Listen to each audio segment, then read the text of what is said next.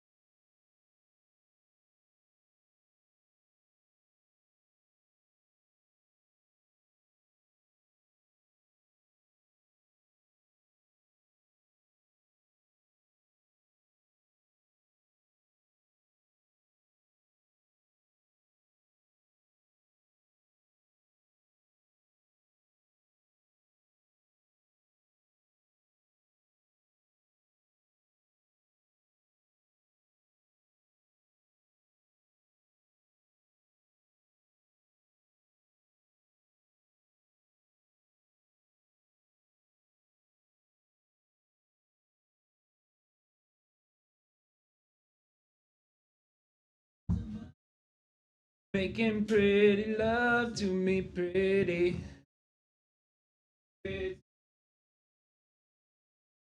Girls often pretty love to me, pretty.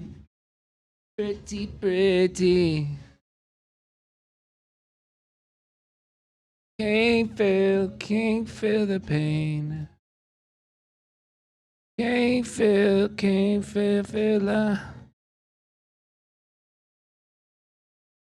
Novocaine. Novocaine for the pain.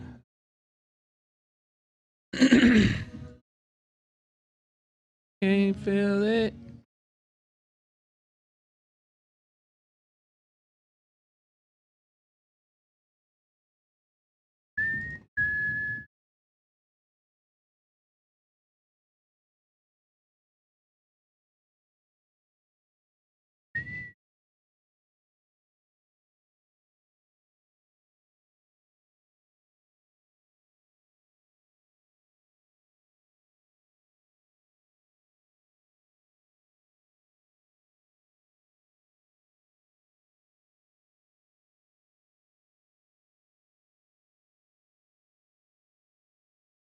Yo, somebody go tell Boy's audience to come hang. They got fucking banned, bro. Somebody go get them.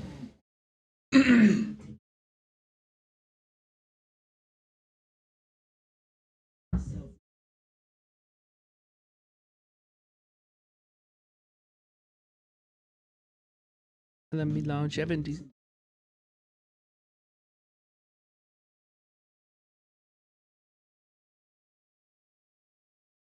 respect. Yes, look at my heritage. We blessed. A piece of pussy.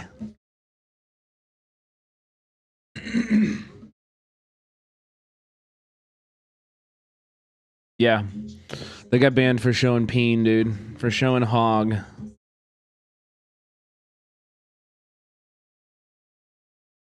Piece of pussy. I go platinum from rapping. I do the company fine. What if I compromise? Said it don't even matter. It's a million.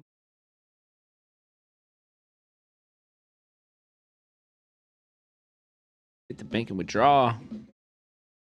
What's up, chat? What up, Prodigy? What up, Cheesy Bread? What up, Beanie Baby? What up, VCC TV? What up, Airy Core? Bill Boneless? What up? Zingius? What up? Butter Dog? Butter Dog? What's up, Butter Dog? What up, Video Game Royal? Fellini? How are you guys? How is everybody today? How are you guys doing? How to what you do? What you say? If I could see today. Bro, such underrated Kendrick. This whole Untitled Unmastered, unbelievable shit. Like, unironically, some of my favorite fucking shit. Anyway, welcome in, everybody. Hope you're having a great day today. Does anybody have any W's today? Any W's? Drop them in the chat. I want to hear about them. I spent the day doing some more planning for some streams coming up, including the gun stream we're gonna do. If you guys missed it yesterday when I announced, I know the crew that comes in on the notifications is not the same crew that's here at midnight or whatever. But I told everybody yesterday we're gonna be doing next Tuesday, we're going to be doing a handgun training stream. So I actually hired a firearm instructor who works with Pink Pistols. And which Pink Pistols, if you don't know, is like an LGBT focused gun advocacy group. They are, they talk about, they're trying to arm the gays, brother. What can I say? I don't know. They're trying to arm the gays and the queers and the trans, Where can I get that hat? Tenemos.bigcartel, I think, .com, maybe. I don't know. So they're like a group. I'm gonna be in Kansas City next week. So we're gonna do a gun safety stream, and we're gonna have a bunch of cool guests. So it's gonna be a very informative stream. If you're intimidated by guns, or you just want to know more about guns and know more about how to use guns and just be safer if you were ever to be around them, it's going to be a great stream for you to tune into. And then we'll obviously have some range time, so we'll be shooting guns, and that's fun. That's always fun, right? And then also, we will be joined by two very special guests on that stream. The first being Joan Adams, the one and the only, the queen, Joan Adams. And then the second queen, Casey Tron, will also be joining us. So it's going to be a really fucking fire stream. Please come. There she is. What up, Joan? How are you? It's going to be a really cool stream. I'm going to try to promote it as much as I can. And get everybody out, because it won't be during my normal streaming hours. I think we're supposed to start at 11 a.m. Central Time. So there's going to be mornings, morning stream. I hope y'all show up. Yeah, Joan. Yeah. Have you met Casey before? Yeah, it'll be fun, man. Nope. Oh, hell yeah. You guys should collab more often. Yeah, exactly. Don't kill people. Check. Yeah, no, these are all really good advice, Prodigy. But it's gonna be an awesome stream. I really hope you guys tune in. I really, really, really, really, really hope you tune in. And maybe I can coordinate with with some other folks, and we can get some fat raids or something like that. Maybe Grim and Mike can raid or something, and we'll figure it out. But anyway, yeah, it's something I'm putting in a lot of work into right now. So I was working on that today, and then what else did I do? I watched a little bit of Hassan. I napped a little bit, and here we are. Dude, can I just say, fuck Benjamin Franklin. Can I just say, fuck that guy forever and ever. Where is he buried? I want to go piss on it, dude. Like, this daylight saving shit. Oh, yeah, Beck, I'll tell you that. The daylight saving shit is so stupid, man. I hate it. It gets dark at like 4:30, bro. And I'm in LA. I can't imagine what it's like if you're further north. Like, oh my God, this shit is so useless. Get us out, man, for real. I hate it too, bro. Okay, anyway, Becca brought up a really funny story. So, for people who don't know, I have a dog, and he is a rescue from Vietnam. He is, he's got screws loose, bro. He's just like fucked up. He's actually just kind of like fucked up. His brain is just fucked up. But he's like usually really sweet, and we've done a lot of efforts to like train him, and so he's pretty well trained. And he's cool. Like, I mean, he's a good dog, you know. We love him to death. His name's Bomi. But part of him being fucked up means that we can't really groom him because he bites. He's reactive, and like if you touch him in a way he doesn't like, he will bite you, and he's very reactive. And so like we can't really groom him or take him to a groomer. And so he has this like beautiful hair, and he's got this part like behind his ears going down his neck that are like, it's like a mane. I don't know how to describe it, but it's like a mane, right? And so last night at 3 in the morning, I hear, like, I kind of wake up. I'm like almost asleep, and I wake up because I hear the dog like walking into our room. But I could tell that his gait was like weird. And I didn't know what was going on. I thought maybe he was like trying to crawl under the bed or something. Like he was dragging himself on the floor on the bed. But no, this motherfucker had gotten his paw stuck in the hair on his neck because he has like dreads in it. So he was like hobbling around on 3 legs with his paw stuck in his hair on next to his face. And so like he comes over to the side of the bed, makes a very loud entrance, wakes both of us up, and then just like sits there and is like looking at us like he's asking for help. And the asshole that he is, like we get up, and if you go near him when he's like this, because he's scared, you know? But if you go near him, he's like, he growls at you and he's like, do not fucking touch me. So we're like, okay, what do we have? What do we do here? Like, how do I fucking deal with this? Sent you pics on Discord? You took pics? Oh my God, it was so annoying. Oh yeah, here's our boy. This is just pics of our boy. Here's the guy. So you can see he's got this hair on the sides, you know?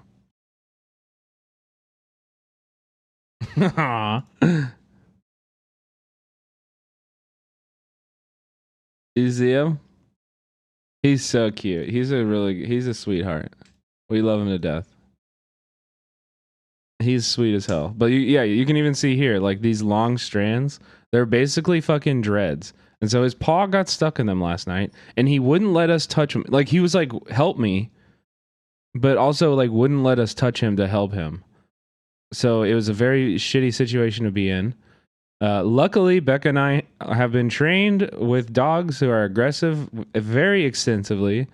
So like we got a muzzle. I had to like stand over him and like put the muzzle on him while he's like fucking trying to eat me. Like he's pissed. He's fighting like as hard as he can, you know?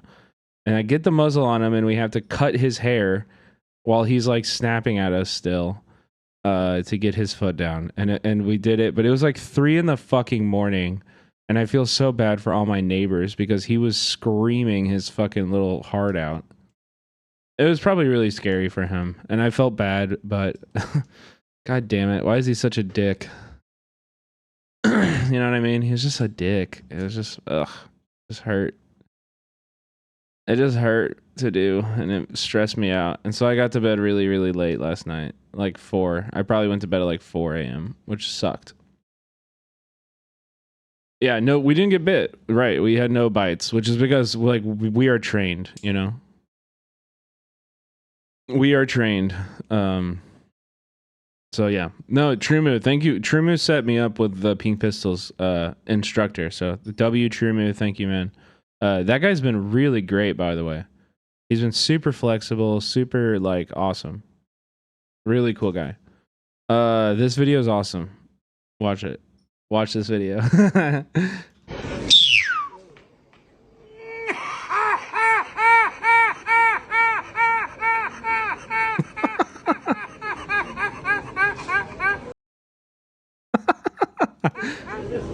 Bro, what the fuck? What is that sound? Did somebody just make that sound with their mouth?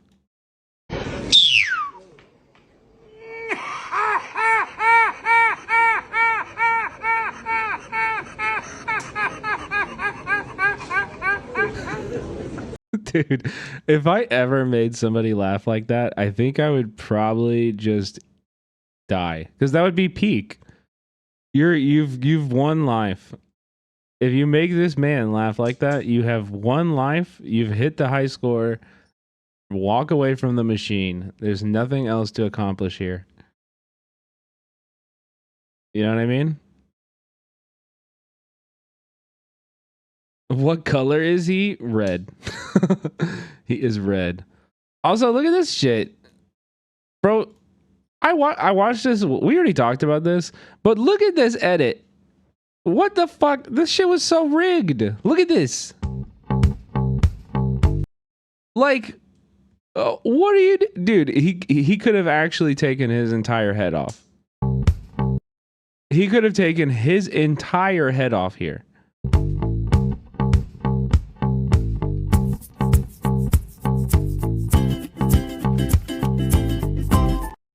And he's like, he just like kind of brings it back in. What the fuck is this shit, dude? He's wide open.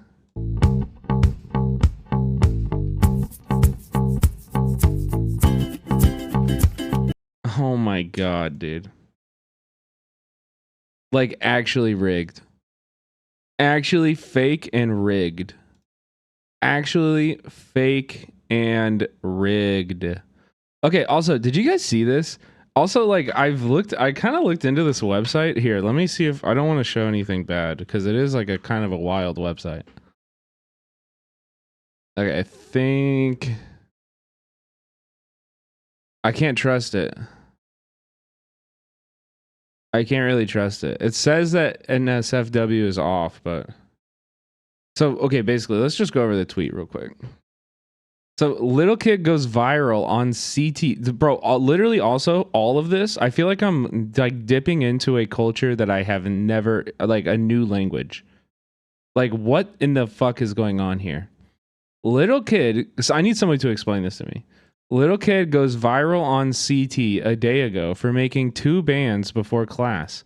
Makes a live pump fun the day after. Full stack Hitlers for 30K, then ends stream. For my next trick, we make him cope. Can anyone explain what any of these words mean to me? Let me just tell you what I understand so far. None of this is in the Bible. I don't know. I've never felt older. Okay, but so apparently this is like a new website, pump.fun. And you can just make your own crypto coin.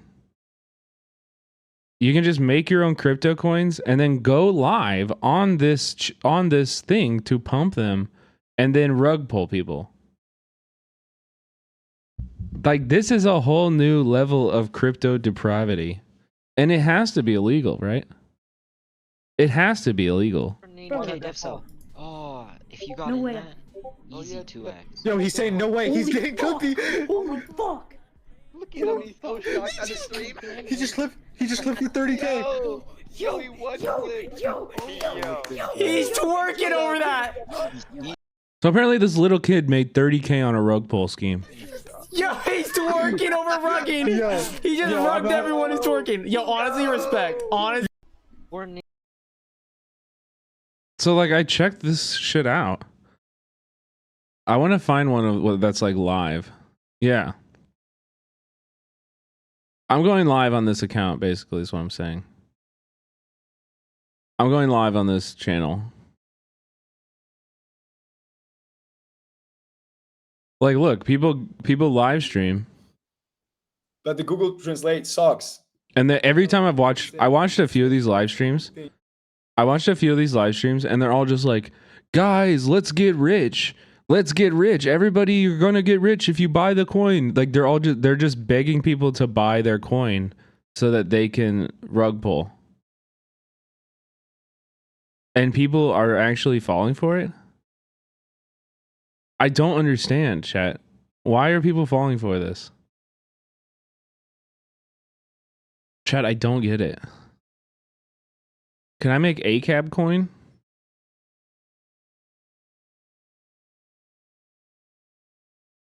ACAB coin? Like, look at this guy. What are you doing?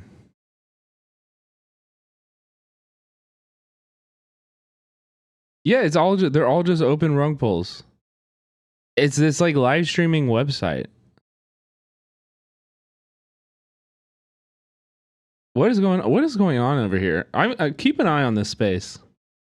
I don't think I'm the person to be able to dive deep into this because I don't know shit about crypto really.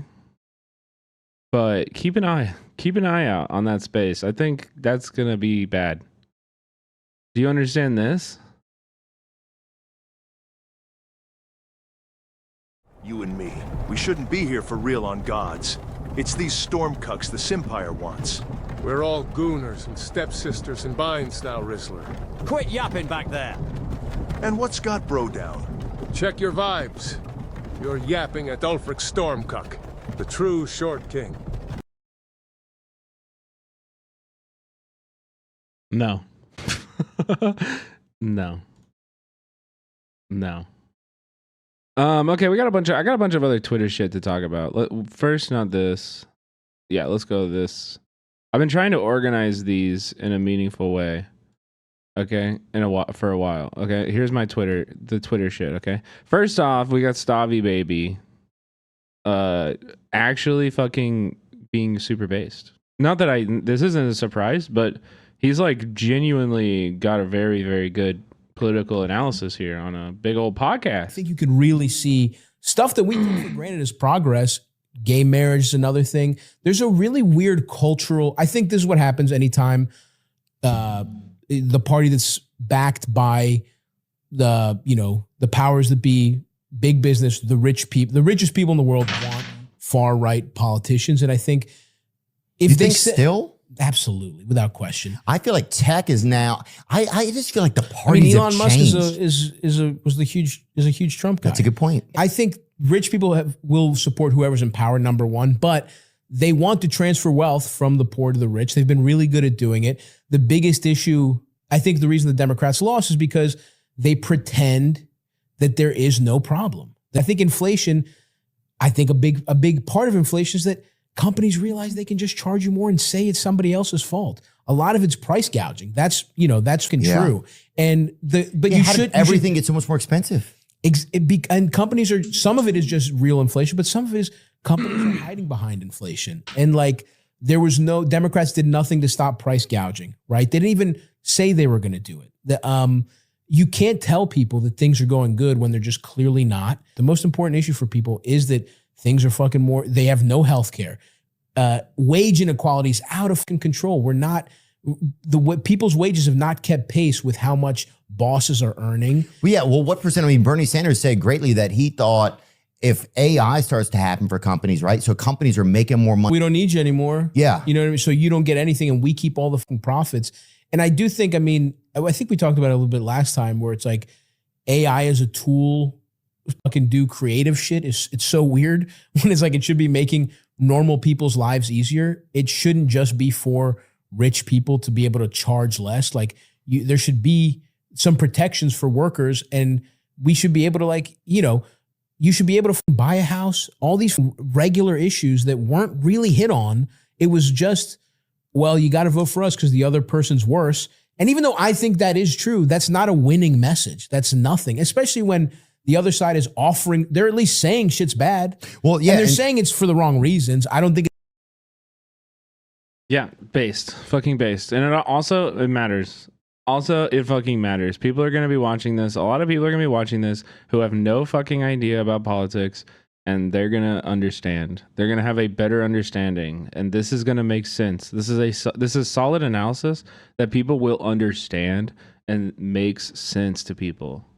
Like, that's the most important thing we have to understand, is that this shit makes sense to people. They're like, yeah, wait, that's true. You know, like, this shit will blow the Elon Musk dick riding out your asshole. You know what I mean? People that things are going good when they're just. It's good. It's good. It's good. Okay, moving on. We're going to talk a little bit about Israel, Palestine today. A little bit of from actually here. Let's start with what's going on actually in Palestine. From Noah Cohen, from an article by Seymour Hirsch, I believe is his name, but yeah, Seymour Hirsch. Here's the article if you'd like to read more, but we're just going to read a snippet for right now. I spoke recently with someone who has a sophisticated on-the-ground knowledge of life in Gaza today, both in the north and the south. This is a current report that goes beyond what even the best foreign correspondent would be able to access. Getting in and out of Gaza is extremely difficult for journalists, academics, and other outsiders these days, involving coordination with the Qatari or the Emirates government. The vast majority of Gazans are unable to get out. Below is the report, which I have condensed and edited. It is not pleasant reading. The conditions in the north of Gaza are Holocaust conditions. We don't use that word because it has a special place in the Western imagination and heart, but this is a Holocaust in terms of collective punishment and dehumanization and the technical tools. But it is a Holocaust 80 years later, being done remotely and on people's bodies. A missile is dropped in a densely populated civilian area, tents mostly, and then you have drones coming in afterwards to pick people off one by one. We didn't have drones during World War II, but we do now, and the logic is pretty much the same. And this is what Israel is now targeting, the vigor of the refugees in the camps. These are the enemies of Israel. The Israelis thought by turning people into refugees, they would break them, but they are actually empowering them. So this is why they are going after the United Nations Relief and Works Agency and targeting the right of return, targeting the refugees, and why the Israelis are constantly bombing, and smashing things. The tents in the refugee camps that are built all over Gaza now, in addition to what already existed. Israel is going after the refugees in the camps because they see, after 8 decades of doing what they did, that these places of memory and history and organizing and identity, and that is what they're trying to smash, right? When you are trying to smash a population from existence, that is what you go after. So the Israelis are not following the logic of war, they're following the logic of genocide. And when we understand that, we can also understand why the bombing is happening the way it is.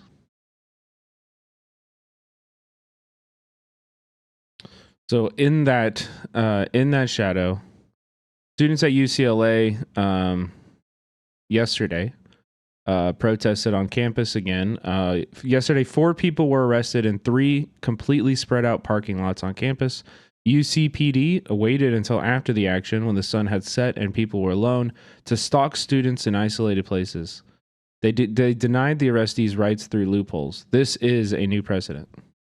UCPD just released a statement on the arrests, yet failed to note that they happened hours after the action in 3 completely new locations as an intentional misrepresentation of their lawlessness. As the administration and UCPD attempts to justify this act of retaliation and student repression, we wanted to reiterate that there is absolutely no cause for what unfolded tonight on the UCLA campus. It seems that the motivation behind these arrests did not have anything to do with legality or safety, but was instead to send a message: we will go to any lengths to protect our investments in genocide. So let's go solidarity with the protesters at UCLA. We got our favorite guy, Shai Davidai, The worst person, one of the worst people, alive, probably. Definitely one of the worst people in New York.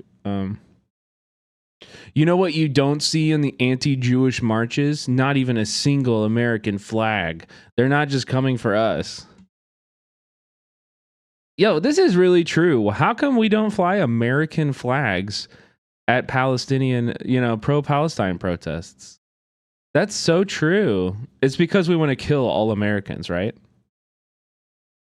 Right? That's why. Oh, I mean, according to Shai Davidai.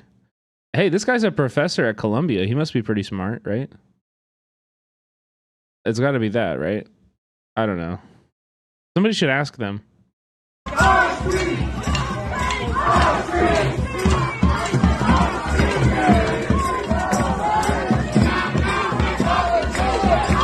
Yo, Sarah Love, thank you so much for the tier 1. If it isn't the blowjob brothers. What did you just say? What did you just say? Sarah Love 24 just subscribed. Yeah, it's not like America has been funding what's going on in Gaza or anything. Yeah, right?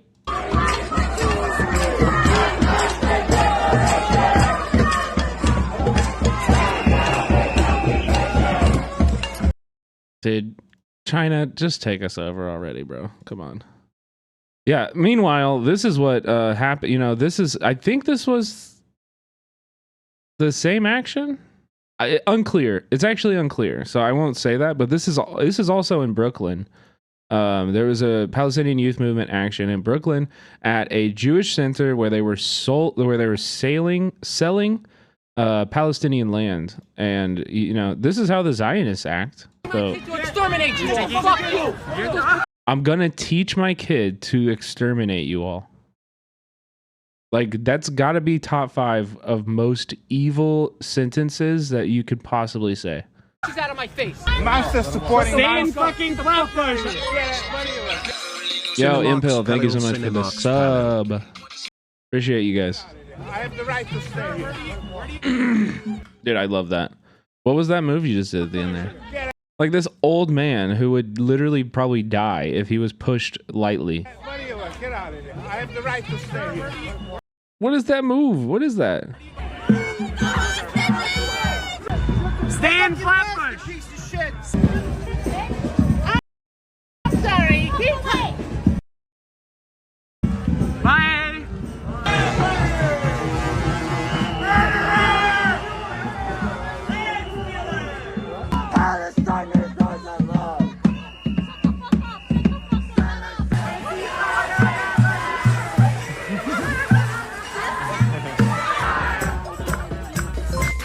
Bohoff, thank you for 5 subscribers.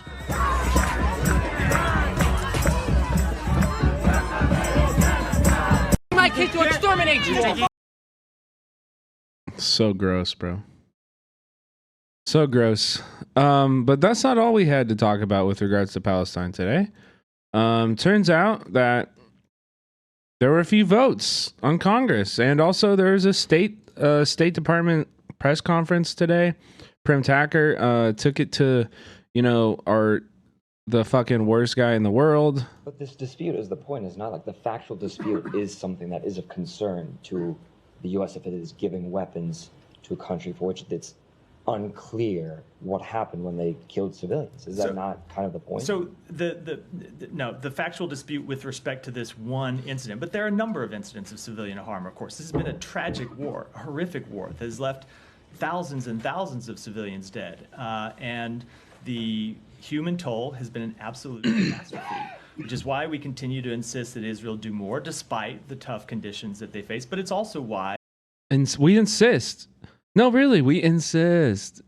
We have put the diplomatic efforts of the United States behind trying to end this war. They voted against the ceasefire resolution in the UN. They vetoed that shit like a few days ago. Miller replied, that's why they've tried to end this war, hours after vetoing a UN ceasefire. And trying to get a ceasefire that would lead to the release of hostages and would lead to an end of the suffering of the Palestinian people. And that's what we're going to continue to try to do, because this human toll has really been horrific, and because we want to see a lasting security situation that doesn't just end the war for a week or for a month, but that provides lasting security for both Israelis and Palestinians. This is like saying, you know, like, I really would like to have a cake, but like, I'm not willing to like buy an egg or like, you know, buy any flour. Like, you're not willing to do the things. You just, you know, so your wishful thinking means nothing.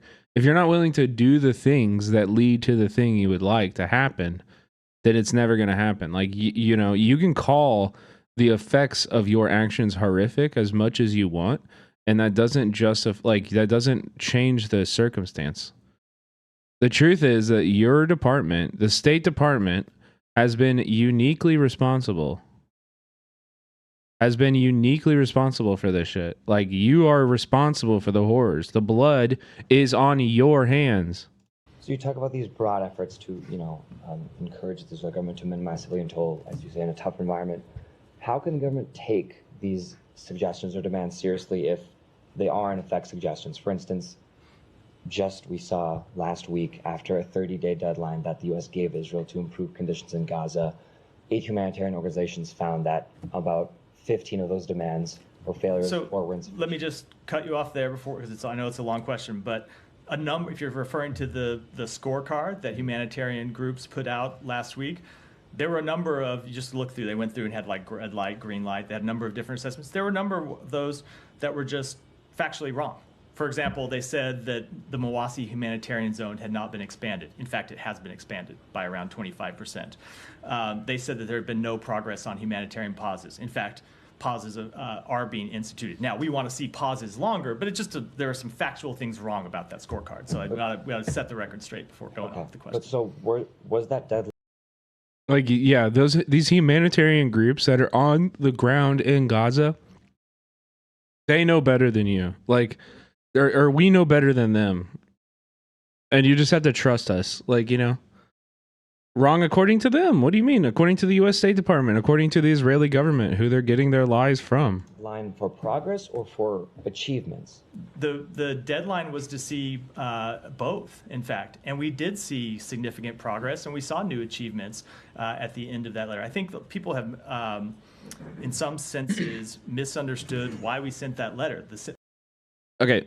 We sent that letter to introduce a sense of urgency to the situation and to produce action, and it has produced action. These are just lies. These are just bold-faced lies. They are annexing northern Gaza right now. They are ethnically cleansing northern Gaza right now. And this is not my assessment. This is from the Israeli government. The Israeli government is saying that we are evacuating the entire northern Gaza Strip so that we can annex it and that we can create and bring in settlers and resettle the land to be exclusively Jewish. The ethnic cleansing is happening now. The IDF has said anyone who stays in northern Gaza will be considered an enemy combatant and will be murdered. You will starve to death, or you will be murdered, or you will leave. These are your only options. This is a war crime. This is ethnic cleansing. This is unacceptable, and our government is lockstep behind it. Fuck that shit. We have seen Israel take steps, 12 of the 15 areas, and I went through some of those the last couple days. I don't think I need to go through all of them here again, though I'm happy to if I need to. And there are other things that we continue to press them to take more progress on. Now, what we really want to see is that progress. Israel would choose the murder path if they get a say in it? What do you mean? They're the only say. You think that the U.S. government is actually influencing them at all? They're not. They're not. They're giving them a blank check. They can do whatever they want. Actually translate to results on the ground, which means trucks getting to people, thank you, Lily. Having to get to people in a difficult security situation. I'll drop that up here. where trucks are being looted, and we want to see it sustained, and that's what we continue to focus on. So for the people in northern Gaza who are on the brink of famine, they're just supposed to look at this progress? So there have been trucks that have been going into northern Gaza because Lies. of U.S. intervention. Lies. In this matter. Because Lies. we sent. For weeks there were. Lies. There were 2 trucks that were allowed into northern Gaza. They set up outside of a school Israeli soldiers burned the school to the ground and the aid alongside with it. This is the truth, okay? Haaretz reported on this. Like, this is the truth. 2 trucks went in. The first 2 trucks of aid in months. It parked at a school that was being used for shelter. The Israeli government came in and burned the school and the aid to the ground. There were no trucks going to northern Gaza. You were correct about that. And that's one of the reasons we sent the letter, because we found that situation to be unacceptable. And as a result of our intervention, Israel began to again allow trucks to go into northern Gaza, including in the areas where there's direct fighting that had been closed off for weeks. That happened because of the letter we sent. Finally, just what does it say that such insistent intervention is needed for a key ally to allow even the potential avoidance of? It says that we need to stick at it, and we're going to stick to it.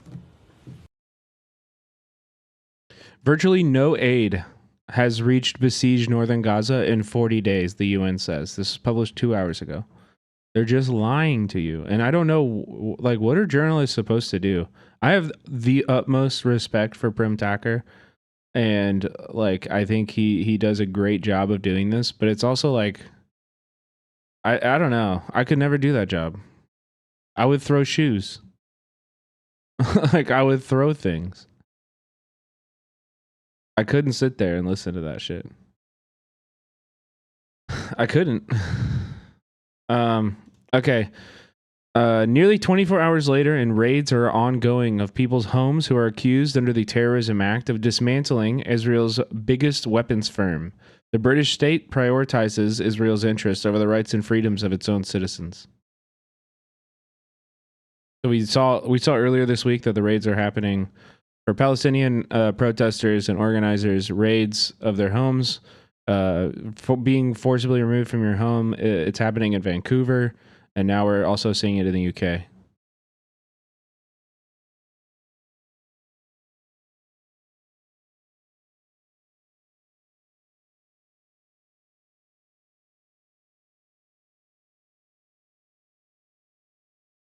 It's important to keep in mind that this is happening because just today,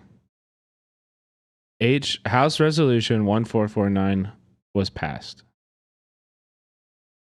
And what is House Resolution 949? Well, don't worry, because I got the text right here.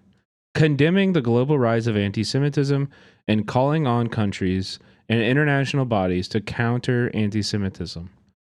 Whereas, in 2016, the 31 member states of the International Holocaust Remembrance Alliance adopted a legally non-binding working definition of anti-Semitism, an important internationally recognized tool to increase understanding of anti-Semitism. If you don't know what the IHRA definition is, let me read it to you.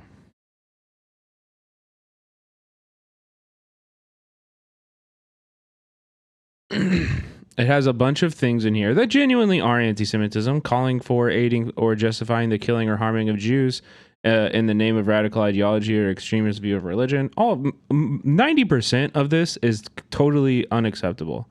90% of this is anti-Semitism and should be fought against wherever it rears its ugly fucking head. Okay?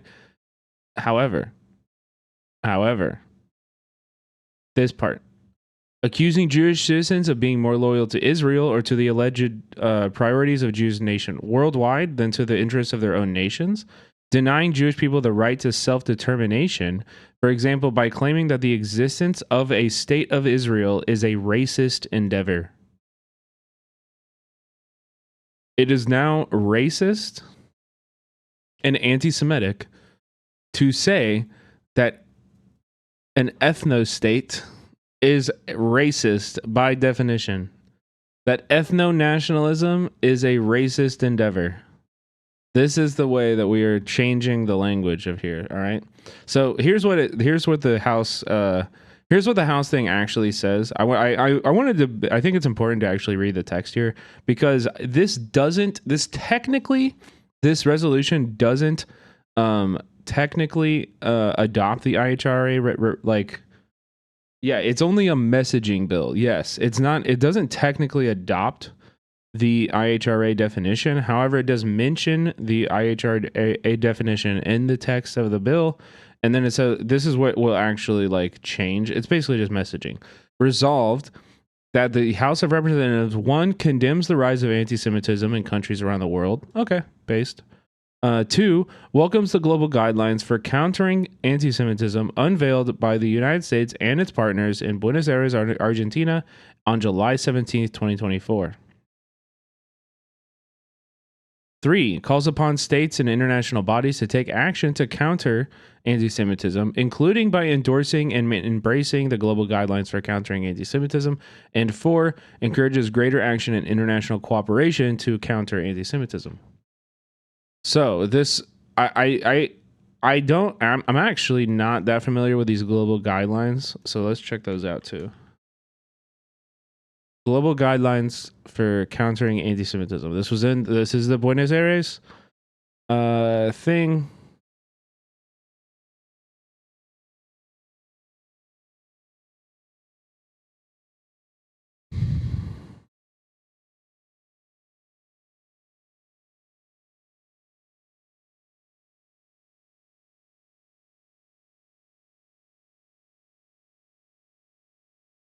Understand and define. In order to combat anti-Semitism, governments need tools to understand its various manifestations. The legally non-binding IHRA definition, working definition of anti-Semitism, is an important internationally recognized instrument used by over 40 UN member states since its adoption in 2016. In addition, hundreds of subnational public authorities rely on it. So this is, to be clear, even these are referencing the IHRA definitions, which dangerously conflate anti-Zionism with anti-Semitism. And so you may be wondering, how did that pass? Rashida Tlaib was against it.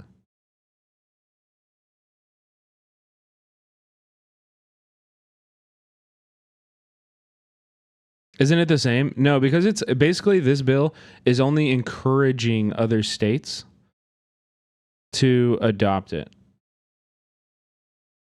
It's not necessarily adopting it for the national government yet. Also, a further clarification, the IHRA definition has already been adopted in most American cities, including in LA. The IHRA definition has been the definition used by the city of Los Angeles for at least the last 2 years. So I think this is really bad. Personally, I think this is fucking terrible. I think like AOC, Greg Cesar, Ayanna Pressley, all 3 voted for this. And this is something that they need to. I need an Instagram live right now. Go live on Instagram right now, AOC. I need an explanation for this shit. Why are you giving the fascists? Why are we giving the fascists the tools that they need to squash our movements before they're even in fucking power? Bowman voted for it too? Oh my God. That's so gross.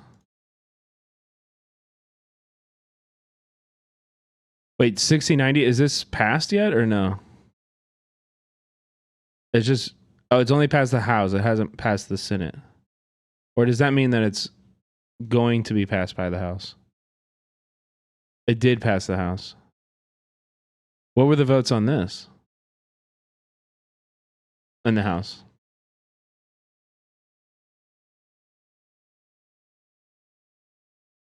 For the purposes of this act, the term definition of anti-Semitism means the definition adopted by the IHRA.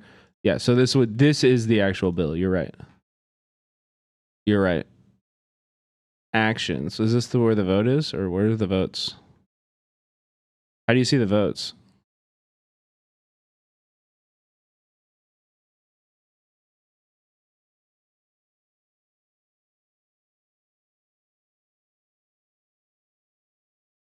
Bowman voted no.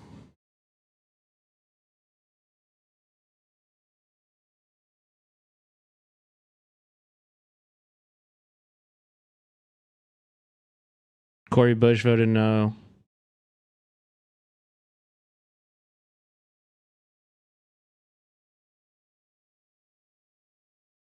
AOC voted no on that too. AOC voted no on that as well, which is good. I don't know, man. I just think it's really. This is Summer Lee? God damn, there's 4 Lees. Yeah. I didn't realize there were 4 Lees in Congress. Yeah, that's really, I mean, I don't know. I just think the AOC voting for that really fucking bad, man. Really fucking bad. But hey, I think these people kind of had something. They understand more than we do. For Trump. Did you vote for AOC? Yes, I did. Explain yourself. She's Spanish, you know, so I'm Spanish too. The United States is not ready for a woman person. Si fuera mí, que ¿por quién iba a votar? Por Donald Trump. Oh, really? Sí. ¿Por qué Donald Trump? Porque me gusta. ¿Por qué te gusta? Me gusta como él. La gente está ahora. AOC's chief of staff said this. This is her chief of staff. I saw this. This resolution does not even come close to adopting the IHRA definition. It literally references it multiple times. It literally does. It not only does like come close, it also like encourages other countries to adopt it and encourages an international like coordination to enforce it. Like we just went through it. We literally just went through it on stream. We went through like every reference that they were doing. You know, like I don't know what to tell you. Like, yeah, it's a messaging bill. I recognize that. It's not the bill that's going to adopt it. I clarified that as well. You know, but the bill does like fucking like reference and like champion the IHR definition over and over again. Actually. This resolution does not even come close to adopting the IHRA definition, which is something she has consistently opposed. It simply states it exists, and that is it is recognized by particular international bodies. No, dude. Like, no. It does not simply state that it exists. It encourages all other countries to adopt it. What are we doing? We just read it. What are we doing? What? It literally, we just read it. She will continue to oppose IRA codification. Yeah, meanwhile, here's Rashida Tlaib's statement. I strongly oppose anti-Semitism, and I have spent my career working against all forms of hate. I oppose this resolution because it embraces the IHRA definition of anti-Semitism, which dangerously conflates criticism of the State of Israel with anti-Semitism. I share the concerns of groups like Jewish Voices for Peace, Bend the Arc, B'Tselem, Amnesty International, and the ACLU that the IHRA definition of anti-Semitism will be used to stifle dissent and chill free speech, especially Palestinian human rights advocacy. The resolution does not recognize that the fight against anti-Semitism is connected to our fight against Islamophobia, racism, white nationalism, and all other forms of hate.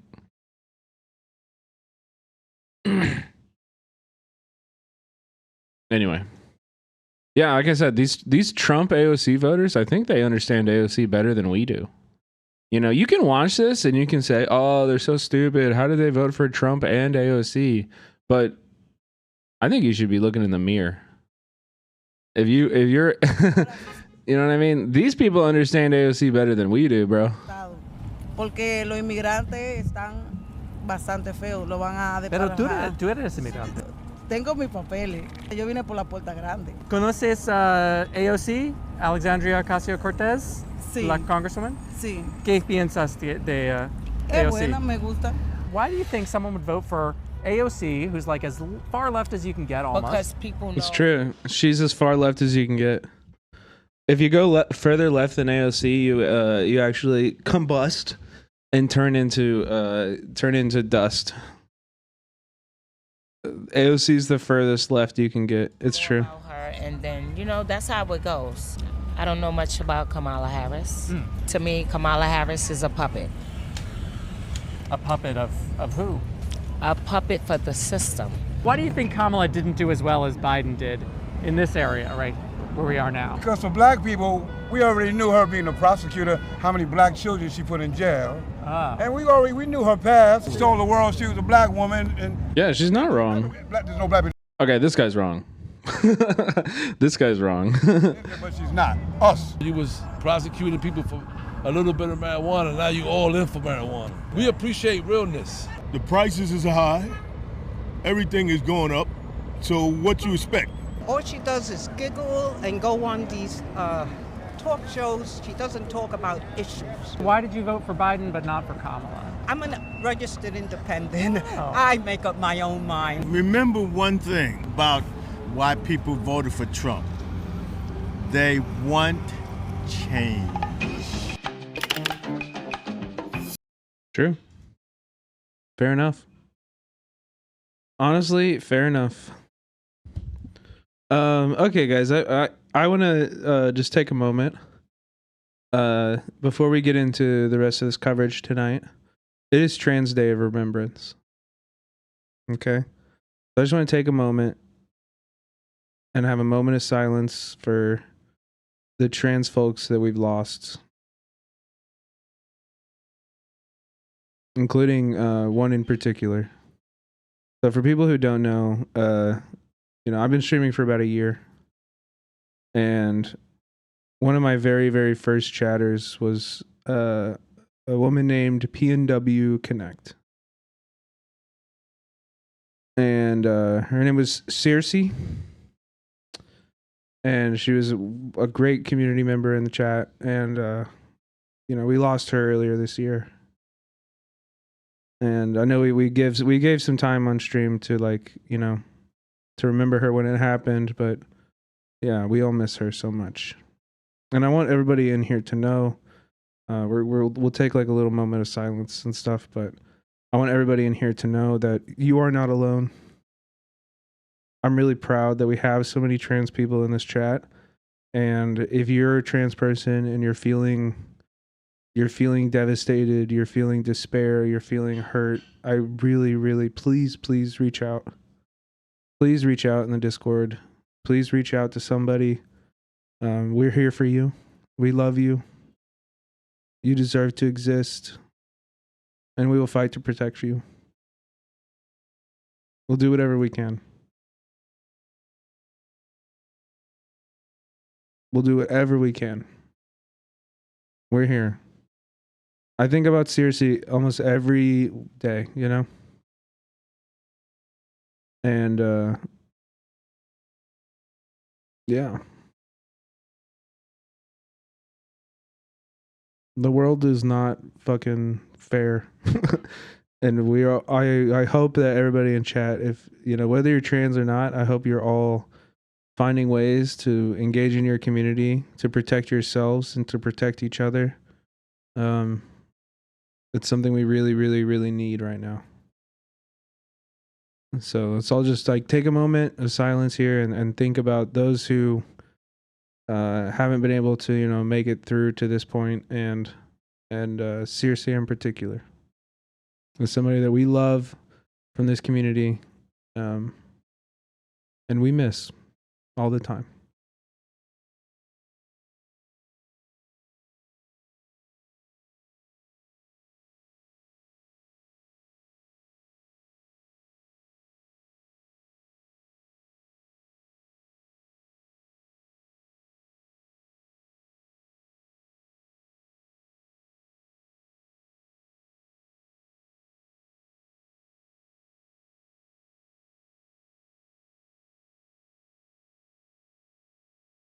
All right, thanks, guys. Thank you, guys. I wish we could, I don't know. I wish we could do more. That feels like kind of corny, but it's important. It's important. Okay, so for the rest of the night, we are going to talk about some trans issues.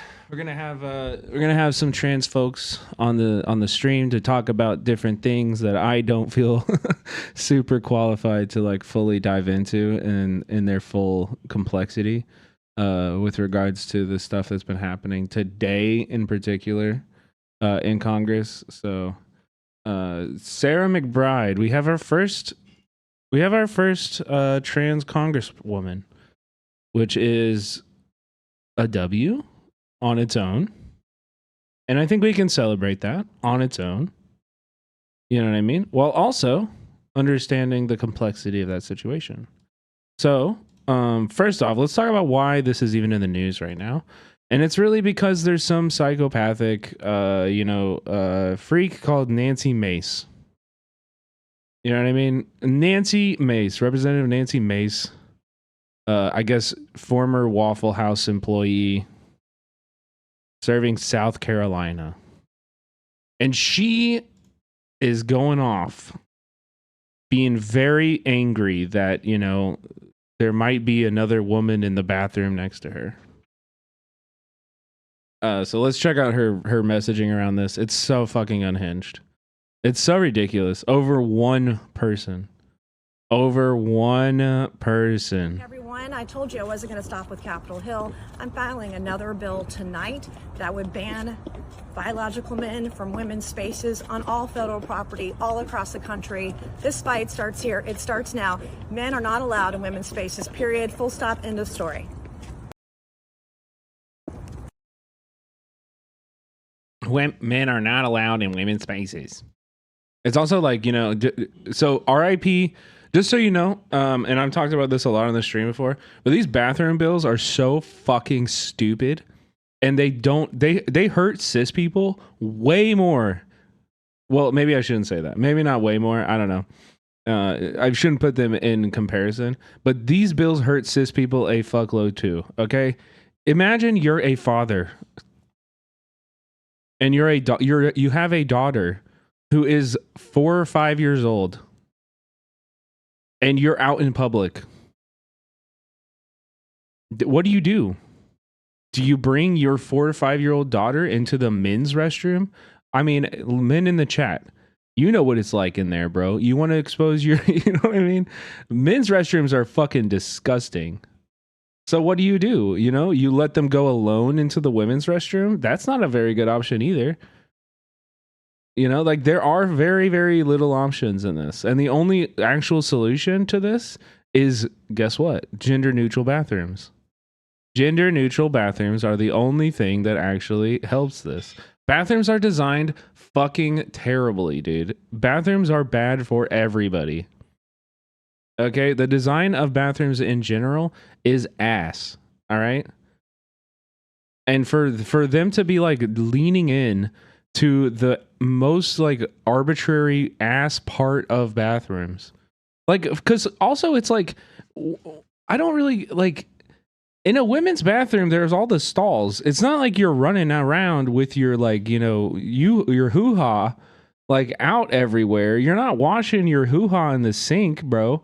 You're in a stall, you know what I mean? Like, you would never take out your junk outside of the stall anyway. So I don't get it. Like, it don't make any sense to me, actually. And that's because, hey, guess what? It doesn't make any sense to anybody. You know why? Because these people are fucking hateful freaks. They're bigots.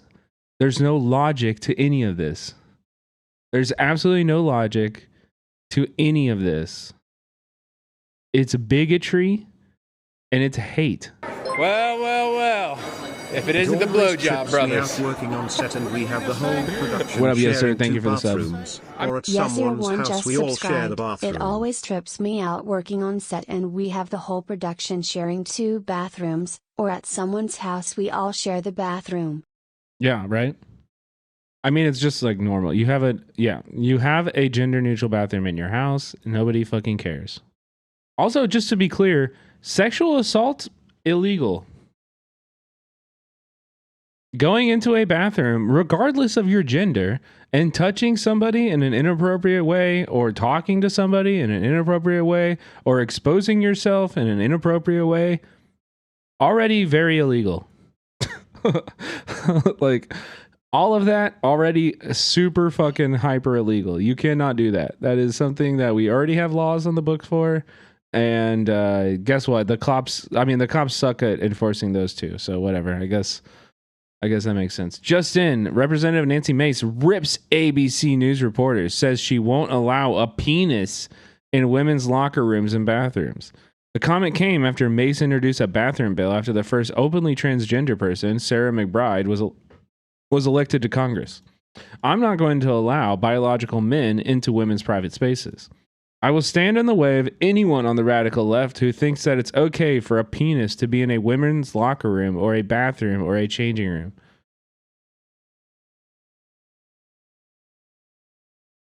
The question is, with your Like, by the way, this kind of, I just want to tell you, this kind of framing of like all men are rapists is exactly what they say. Like that, this is what the Republican Party says is why people voted for Trump.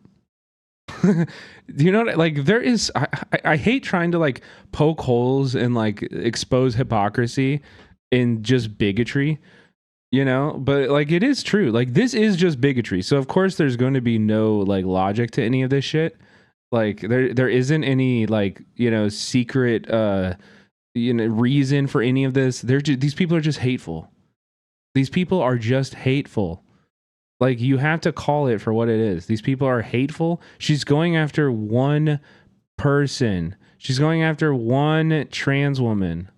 piece of legislation about... Yeah, exactly. None of it matters. At the end of the day, they'll still hate me. Yeah, exactly. It's true. I mean, you know, I don't want to be like...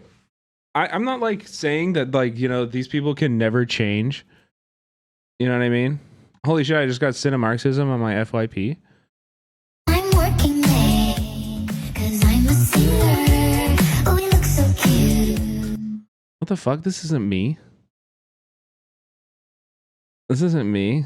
Me, a straight married man watching a Hassan Piker thirst trap all the way through and then liking it out of solidarity. I don't like it out of solidarity, and I'm not straight, and I'm not married. How is this me? What is this? What is this slander? Calling me straight? Calling me straight, bro? Women from using... 100% yes. My question to you And is... it doesn't go far enough. I'll be filing more bills. You have said that it was created in response to Congresswoman-elect McBride. 100%. And But should legislation be created targeted at one specific person? That's a great question. It doesn't mention anyone in the legislation, but You've said it was aimed at her. No, I have. Wait, you're not straight? No, it's... Chat, I have to break something to you. I am attracted to hot people. That's right. If people are hot, I'm attracted to them. It's crazy. I know. It's fucking crazy. I've said it's a result of this. I'm not going to allow biological men into women's private spaces. I will stand in the brink and stand in the way of anyone on the radical left who thinks that it's okay for a penis to be in a women's locker room or a bathroom or a changing room. Hell. Dude, I think we should start cutting off like we should go to butchers. We should go to butchers and just start buying up all the animal penises that they like use, you know? And just start like putting them at their house or something. I don't know. Is that a good action? Yeah, like hog dicks, horse dicks, like cow dicks, you know, like all of these. Just bring all the penises and just drop them in the Congress bathroom. Hell no. I'm not going to stand for it. And the speaker said it would be in the House rules package. If it's not, I'll be ready with a motion, Do they sell those at the grocery store? It depends on what grocery store. motion to force a vote on this. This is not okay. I'm a survivor. I don't know if it would fix shit, but it would be funny. Yeah, it doesn't seem... I mean, I just thought about this and said it out loud. I don't know if it has much... I don't know if it has any praxis. If there's any, like, actual goal. You know what I mean? Rape. I'm a survivor of sexual abuse, and I'm not going to allow any man in any female private spaces. Now, Speaker, end of story. And by the way, I'm getting death threats from men pretending to be women. Why is it that these crazy people, the insanity, the radical left, are willing to kill women over a man's right to be in a women's restroom? Speaker Johnson has said he wants to treat every new member with the words dignity and respect. Wow. Brave. Actually, wow. Forcing this congressperson to go into a male restroom, is that dignity and respect? Forcing women to share private spaces with men is not dignity and not respect. And I'm absolutely going to stand in the way of Anyone who thinks it's okay for a man to be in our locker room, in our changing rooms, in our dressing rooms, in women's bathrooms. And in fact, if you agree with that, you're crazy, because that's not okay. It's not okay. Congresswoman, Thank you, Congressman. Bro, you are going after one single person. We're going to peel away from this conversation, Kira. So a little bit of the context of what we were just talking about, and I'm going to have my cameraman step out of the active driveway here, was that Ms. put forward this piece of legislation. It was aimed, she said, although the name is not in the legislation, at a new member of Congress, Sarah McBride of Delaware, who is a trans. RFK would appreciate the free animal dicks. We can just blame it all on him. We can blame it all on him. Afterwards, when everybody's like trying to point fingers, just be like, it's probably RFK. That guy drops animal parts like everywhere. That guy has animal parts all around the house and he doesn't know where to put them. We're just doing a bear incident again, you know? Transgender woman. She has said that the legislation would prevent women from using male restrooms and vice versa in the United States Capitol. Speaker Johnson has said, he made a statement earlier today where he said he believes a quote, man is a man and woman is a woman, but he also called for, as you heard me ask the congressman about, dignity and respect for new members of Congress, and that would include this new member of Congress, Sarah McBride from Delaware, who is a transgender woman. All of that to say, this is now an issue that Congress is forced to grapple with here, and one that they've never been forced to grapple with before. I mean, it's just so disheartening and sad that we're genuinely having separate but equal conversations. I mean, they're not even saying separate but equal. We're not even just separate.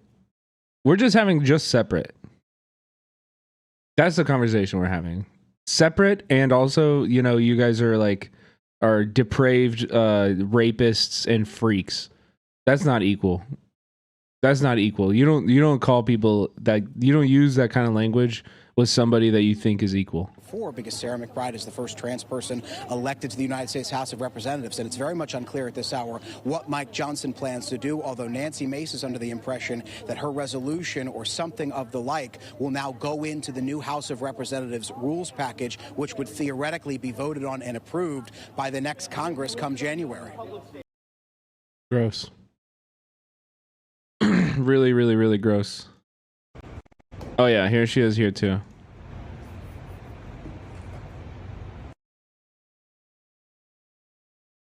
Like, bro, this woman has been absolutely going the fuck off on this shit. She's been going the fuck off, okay? It's very annoying. It's very frustrating. So who is this all about? Let's just talk a little bit about who this is all about. Also, yeah, thank you, Lily, for sharing this. I'm sorry I was kind of in my own head when we were talking about that earlier. But everybody, please check out this list that Lily posted of people for Trans Day of Remembrance. And also keep in mind, you know, like we're not just talking about bathrooms. This is not just like a hot point cultural issue. This is whether or not people feel welcomed and accepted. This is like children in schools who feel like nobody loves them. This is just like being validated in the most basic way. Okay, this is like it feels petty because the people doing it are petty and bigoted and hateful, but it is actually incredibly critically important. Okay, and Sarah McBride, we're gonna talk about here. This is by Drew Burnett Gregory, who is a trans writer here. So I don't feel genuinely. I feel like, you know, my instinct here is to protect Sarah and protect Sarah's rights to do this. However, it's a much more complicated conversation, unfortunately, which is why also I wanted to have some trans folks on to kind of have that conversation with me. Because I don't want to, like, I don't think it's really like my place to be like critiquing Sarah on this shit as she's being attacked for her identity. I stand in solidarity with Sarah through these attacks. However, I do want to kind of give you an idea of who this person, Sarah McBride, is and why, you know, you shouldn't expect for her to be somebody, you shouldn't expect for her to be somebody that is like, you know, gonna be a part of the squad, or maybe not even necessarily fighting the fight for trans rights, possibly. I don't know. I guess we'll see. Nancy Mace implied last year implied Matt Gaetz is a pedophile and called him a fraud. Nancy Mace today, I support Matt Gaetz for Attorney General. We all knew that Matt Gaetz would never let the vote get to 18.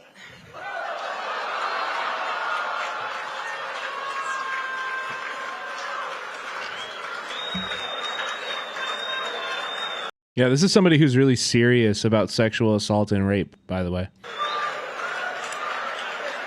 I hope that C-SPAN has a buzzer or a bleep because this shit is about to get real, okay? It only goes downhill from here. I do have a message from Matt this evening. He really, really wanted to be here tonight, but he couldn't find a babysitter. Matt Gaetz is a fraud. Every time For his girlfriend? Kevin McCarthy last week, he sent out a fundraising email. Support all of Donald Trump's appointments that he is seeking, including Matt Gaetz. This is someone who's been very good on civil rights and civil liberty issues. He's good on cannabis issues, something that I'm very passionate about. He's someone that believes in the Constitution. And I think that's really important when you're looking at who's going to lead in that department. Hell yeah, Maya. So we're going to have Maya and Jaina on. But I want to read this article first by Drew Burnett Gregory. Because I read this earlier and I thought it was a very, very good article. So let's read this first and then I'll bring you two on. Last Wednesday, as the reality of a second Trump's term settled into our guts, queer people were understandably eager for good news. One such story, oft repeated, was Delaware State Senator Sarah McBride becoming the first trans person in Congress. During an election cycle where trans people were one of the primary scapegoats for Republicans, and post-election for Democrats, there's a comfort in knowing actual trans individuals are still breaking barriers and fighting for our rights. But McBride is more than her trans identity. It's possible to celebrate this milestone while not stopping at that celebration. As an elected official, McBride deserves a thorough examination of her beliefs and values. She is more than her first. She also notably believes healthcare is a human right. She advocates for universal coverage with guaranteed paid sick leave, paid medical leave, and paid family leave. Her healthcare advocacy also includes an important focus on reproductive care. She lists the environment, criminal justice reform, gun safety, and workers' rights among her other priorities, with various degrees of specificity and commitment. While her alignment with the Biden administration likely played well for her campaign in Delaware, it causes me concern. Will McBride be an exciting young voice in Congress or just another mainstream Democrat who lacks the urgency to meet the moment? There is one issue on which McBride is eager to assert her commitment. That issue is Israel. McBride is certainly not unique among Democrats. Her beloved Biden administration has unequivocally aided Israel in its increasing violence against Palestinians over the past 400 plus days. But her beliefs are even more Zionist than the congresswoman she's replacing. Representative Lisa Blunt Rochester called for a ceasefire in March, saying the ongoing death and destruction in Gaza shocks the conscience. It is simply untenable. As the humanitarian crisis in Gaza worsens, we must move swiftly to end the violence and this war. Meanwhile, in April, McBride tweeted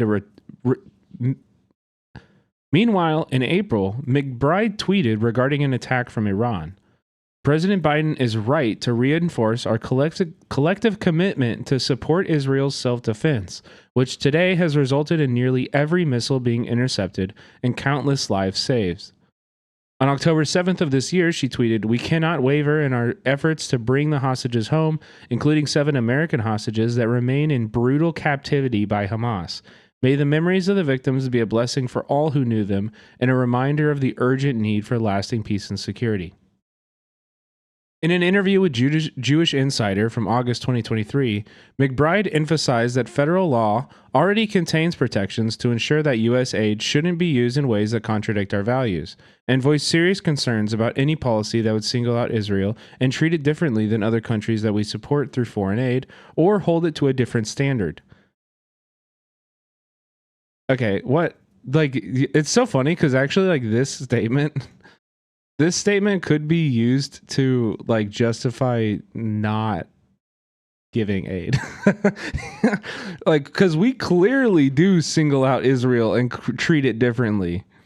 If there was, bro, you think if fucking Azerbaijan, or I don't know, what other countries do we give any military support to? You know, like in the same like realm as Israel, there are none. So the scale of the aid is huge. Not only that, but like, yeah, we obviously hold them to a different standard. They're allowed to do a fucking genocide. Like, yeah, that's quite a different standard, bro. They're allowed to break our own laws, the Leahy laws. Like, yeah. Egypt is the only other one, and it's literally related to Israel. No, I mean, it's more so like related to the Palestinians, right? The Saudis, yeah, right. Okay, well, actually, yeah. Now that you mentioned the Saudis, I guess we do have consistency because we did allow them to do a genocide also. So she went on to espouse support for the 26 Memorandum of Understanding for U.S. military aid to Israel, a document that included an $8 billion increase of aid. During the Delaware debate for Congress, McBride said, "There is a global struggle between authoritarianism and democracy that's happening right now." This was in reference to Ukraine and included the U.S., but seemingly did not include Netanyahu's leadership in Israel. Instead, she asserted her support of Israel with only vague qualifiers about wanting peace. Well, first off, I, like many Americans, have been heartbroken by what we are seeing unfold in the Middle East over the last year and a half in particular. The conflict, as you mentioned, is complex and not new, but the last year of the conflict has been particularly tragic, from the October 7th terrorist attack that resulted in the murder of 1,200 innocent civilian Israelis. Okay, dude, you're just lying now. Like, literally nobody is saying this. Nobody is saying that 1,200 civilians were killed on October 7th. Jews and Muslims alike, 400 were active IDF at least. Jews and Muslims alike, to the unfolding hostage crisis, to the war in Gaza, to, as you mentioned, the war in the north against Hezbollah. And Israel, without question, has a right to defend itself against a terrorist attack like we saw on October 7th, to protect its citizens. And in fact, it has a responsibility to protect its citizens. But it also has a responsibility to do that in the context of all applicable laws. Dude, that's such a bad statement. I can't even start. I am desperate to not only see an end to the violence in its current form, but also a lasting and durable peace, which is why I've been so supportive of the U.S.-led efforts to secure a ceasefire that stops the violence, releases the hostages, and creates a bridge to a more durable peace. Because let's be clear, any ceasefire is inherently temporary until and unless we have a permanent holistic solution. As a member of Congress, I would continue to speak out not just in support of U.S.-Israeli relationship, but for a two-state solution that guarantees a safe and secure Israel and a safe and secure Palestine, where Palestinians have both safety, security, economic security, and the right to self-determination. So do they have a military? Do Palestinians have a right to defend themselves? Do Palestinians have a right to defend themselves, Sarah? It's a testament to the activism of so many over the last year and decades that McBride, like the Biden administration, now feels the need to say even the last part. But when moderators followed up to ask what this looks like in terms of actual funding, McBride did not waver. So I absolutely think, now more than ever, that the U.S. has to stand with its allies, and particularly its democratic allies, not just in the Middle East, but around the world. I believe right now we're at an inflection point, a critical point with the conflict in the Middle East, where you have not only an emboldened Iran, but emboldened proxies that are being funded by Iran that are inflicting harm on innocent civilians, Hamas, Hezbollah, and the Houthis. And I think if the United States were to turn its back in this moment on its allies, my concern among many, my main concern is it would be an open invitation for Iran to escalate its attacks not only on Israel, but other U.S. allies in the region. Do you have any evidence to support the claim that that's what would happen? Iran has been incredibly measured in its military responses to Israel's constant escalations. Like, there is absolutely no evidence to suggest that if the genocide stopped, Iran would escalate its attacks. There's zero. There is zero. With the death toll in Palestine since October 7th, 2023, now over 40,000, this emphasis on Israeli safety, empty platitudes about peace, and the pivot to fear-mongering about Iran is morally repugnant. There has never been an ethical justification for Zionism, but it's especially blatant now when many of McBride's colleagues are being pushed beyond these Zionist talking points towards meaningful change in the U.S.'s unequivocal support of Israeli violence and genocide of Palestinians. Sarah McBride's memoir, Tomorrow Will Be Different, was released about a year after I came out and began transitioning. I read the book and was moved by her story. Her lifelong commitment to public service, her T for T marriage with her husband who died from cancer. Aw. I also understood even then that McBride's politics would be far more aligned with the mainstream Democratic Party than my own. But there's a difference between being a pragmatist, a politician, and being an active voice encouraging one of the party's greatest ongoing sins. I do not expect McBride to be the trans woman congressperson of my dreams, because the federal government is so far from any dream I might have for our world. But there's a line, and for me, she's crossed it. That's such a good... I love that paragraph. I love that paragraph. Even if Sarah McBride accomplishes other positive changes in Congress, even if her presence as a trans woman counteracts the rising transphobia in our country and her party, this will be tainted by her stance on Israel and the violence against Palestinians. I understand wanting a piece of good news after last week, but as long as McBride remains steadfast in her Zionism, I'll be looking elsewhere. So, great article. I really like that. Oh, sorry. Here, let me link it to you guys. I really like this article. And here's Sarah's stance on... Here's Sarah McBride's stance on the bathroom bill conversation that's happening right now. I'm not here to fight about bathrooms. I'm here to fight for Delawareans and bring down costs facing families. Like all members, I will follow the rules outlined by Speaker Johnson, even if I disagree with them. This effort to distract from the real issues facing this country hasn't distracted me over the last several days, as I've remained hard at work preparing to represent the greatest state in the union come January. Like, dude, that fucking hurts. I'm not even trans, and saying like this is a distraction from real issues, that hurt. That hit me like a fucking punch in the gut. Like this, I'm sorry, it is petty, but it is a real issue. Like, this is a real issue. This is a very fucking real issue, and you should know this. Serving in the 119th Congress will be the honor of a lifetime, and I continue to look forward to getting to know my future colleagues on both sides of the aisle. Each of us were sent here because voters saw something in us that they value. I have loved getting to see these qualities in the future, I have loved getting to see those qualities in the future colleagues that I've met, and I look forward to seeing those qualities in every member come January. I hope all my colleagues will seek to do the same with me. So we had two really good takes from both of our guests that we're about to bring on.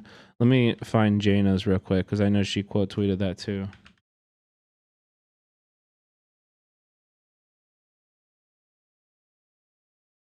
Okay, so Maya said, trans people deserve better representation than this. I am never going back in the men's bathroom. You know this doesn't stop at bathrooms. Don't be a fucking coward and stand up for yourself. And then Jana said, this is not the trans representation we're looking for. On Trans Day of Remembrance, Sarah McBride surrendered her own autonomy.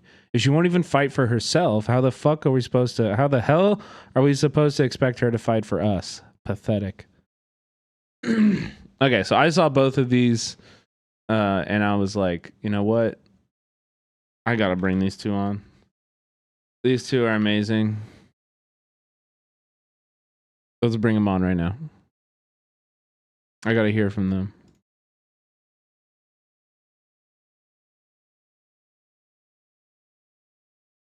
Hi, Maya. Hold on one second. Gotta disable camera in there. And then, hey.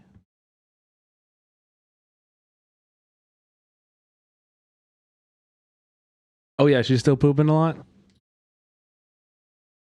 Okay, hold on. Oh, sorry, we can't hear you. 1 second. Can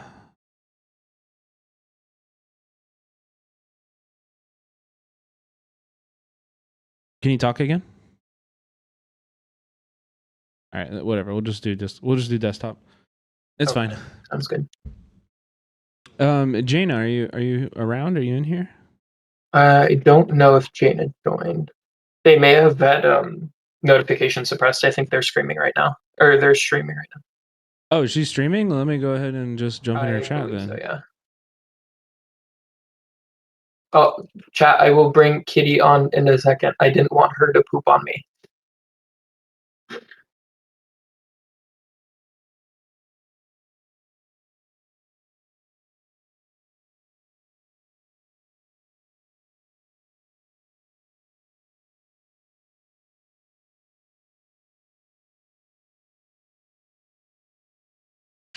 Bellini, calm down. I see you, motherfucker.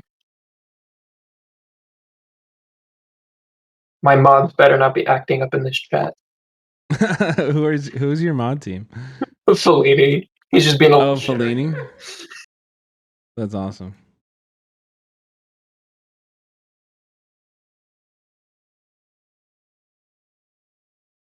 Okay, chat. Please go follow Maya and Jaina tonight. Is a really important thing that you need to do.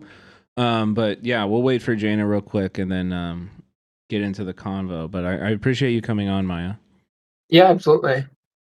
It I don't know if you brought it up or not, but this, especially with some of the trans people that have passed away this year, Yeah. this kind of statement on Trans Day of Remembrance feels like a giant middle finger from the first elected trans official to the Congress. So that really kind of sucks. For chatters who don't have Congress, there was a non-binary high schooler who was 16 who passed away earlier this year. Their name was Nex Benedict. Yeah, Nex. And they went into the bathroom that corresponded with their quote unquote biological sex per state law, and they were beaten to death by their classmates. So to have Sarah McBride roll over on this bathroom issue, which many of us, and including Sarah, should know, the bigotry and oppression and stripping of our rights does not stop at bathrooms, is a giant fuck you to every trans person that has passed away this year. No, yeah. I think like we just read the statement that she put out, and one part that like really stuck out to me was like, I'm focused on real issues. Like this is a distraction, and that part to me just felt like a punch in the gut. And I'm not even trans, but as you know, yeah, like it was just like I understand that this is really petty, and like these people are bigoted, and like you know it doesn't matter to them, you know. Like so I get it. It is like I gotta do some tech support. Yeah, you're good. No worries, Jana. Oh, sorry. Yeah, regardless of whether or not trans people make up less than 1% of the population, or there's 40 athletes who compete at the NCAA Division I level, it doesn't matter. We're still a group that the Republican Party spent $215 million campaigning against, regardless of whether or not it was an important issue to voters. It's a fucking problem. Yeah. No, I mean that is so true. 2 seconds to basically tell Nancy to basically fuck off and don't be weird. 2 seconds. And instead she drafted a statement and rolled over and basically put a sign on her back for the entirety of her tenure in Congress that says you can walk all over us. Yeah, I would have. I mean, I would have liked to see a little bit more like, even just like bringing it back to like the like people, the other people that aren't her that are going to be affected by this. You know, like universalizing that struggle and being like, yeah, like this might seem like a small issue to a lot of people who are not trans or people who are like, you know, like auxiliary to this, who don't know a trans person. You know, like the majority of Americans probably just don't really have much of an opinion on this stuff, you know. But I think like what we, or I guess what let me just ask as a question, like what would you want from a statement like that, you know? Like what is like what do you think is like the better way to like bring that issue, to like talk about that issue and to fight for that issue? I think anything else, like all she had to say is don't be weird. You can take the position that Tim Walz was taking during the campaign and basically be like, hey, why do you care? This decision is between the patient and the doctor. Stay out of it. It's not your business. Like, unless Nancy's going to be crouching in the stalls of the bathrooms of Congress, like inspecting every woman's like genitalia as they walk in, why the fuck does she care? And if she is doing that, then I think there's other problems that need to be addressed. Yeah. Yeah. Yeah, like literally, I just really, yeah, anything other than just like, just surrender, giving up before like the battle even begun on it. Like, I mean, like, and it's also just like, I don't know. I think it's indicative of the kind of new Democratic Party line post-election, where it does seem like they're just going to abandon trans people. Yeah, where trans people are disposable. Yeah. So, that, and, she's a Democrat from like, the business state. So like, she's not going to fucking, she's neoliberal to the core. Yeah. So she's going to also take that like super pragmatic, realpolitik approach. And, it's really frustrating. I just, like it could have, anything, literally anything other than just being like, this doesn't really matter. It's just like, what do you mean? Like, at least, like, do you, like, this is like some like real, there are some other, there is a older trans woman who has a habit of talking down about herself and the rest of our community. I'm sure lots of us know who this person is on Twitter. And it's just like, why are we taking like her example? Why are we taking Brianna, who's lead here, in terms of like just like being like this self-censoring appeasement and just like sucking up to people who like are not your friends. This just like the classic Democrat bipartisanship, like, well, we got to reach across the aisle. Like, even if like we knew some of the liberalism was coming. She's worked with Biden's family for forever. I believe she's worked with Beau Biden closely when he was alive. So it's like, it's not surprising, but to sacrifice your own community on the fucking altar on like day 3 is insane. Yeah, before she's even sworn in. I mean, yeah, it's like, cool. You've been the senator elect for Delaware for a week and a half, 2 weeks, and you're already throwing your own, not even constituents, but the entirety of other people like you who don't feel represented in any facet of their life. And regardless of whether or not they agreed perfectly with her politics, trans representation in Congress is a big fucking deal. Yeah. We've seen it a couple times on the state level with Zoe Zephyr and some other people, but like to have her actually walking around the halls of Congress was supposed to be an incredible thing for us. And instead she spat in our face. And it's sickening. Yeah. It's very frustrating. Yeah.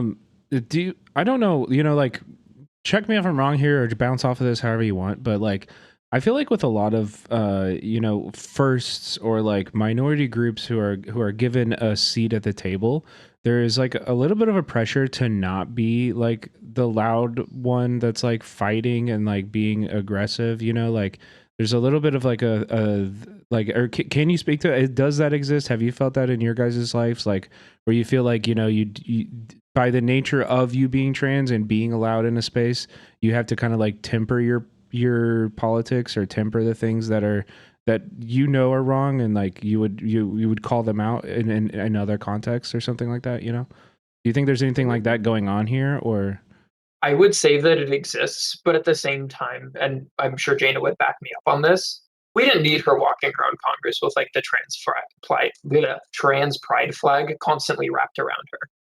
We didn't need it to be the central point of everything that she talked about. We just needed her to not do what she just did. that like the bar was so low. Like, be an insane liberal, be a Zionist. I fucking hate it, but at least you're not throwing fellow trans people under the bus. Mm. And that's exactly what she did. Yeah, because I mean, liberals are gonna love that, right? Like this is the I don't know if you've read the comments under her post. They're eating that shit up. They're praising her for it. exactly. Like, And every trans person is crying. Like, what the fuck are No, you just shut doing? up. Just shut up and get in line. yeah, right, yeah. No, I mean, in that way, she's fulfilling like the role that, like the neoliberal establishment wanted trans people and Arab people in the United States to do in the election. Just shut up and vote for us, because why I oughta, Yeah, and none of us, like, in the three of us, like Kamala Harris, but like this election would have been a clean sweep if all she said was, "I'm going to put an arms embargo on Israel and don't touch trans people." Like, 2 points. You honestly don't even need to do the latter as much as I would have liked it, and it would have been a clean. I was gonna say, I genuinely, I don't even think the trans thing would have, like, I think like it Personally, wouldn't have even mattered. I would have appreciated It would have been wouldn't nice, mattered, but I I would have don't. Yeah, appreciated. it would have been, it would have been nice, but like, it is very clear that they're tired and they don't really care, because a lot of these people are old and they don't fucking get it.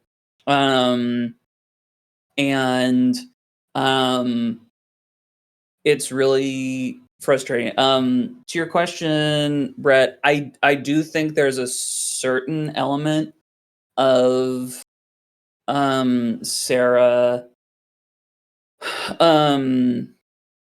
playing it like super safe. But like, yeah, I mean, she has been very clearly groomed for a while now to be like a very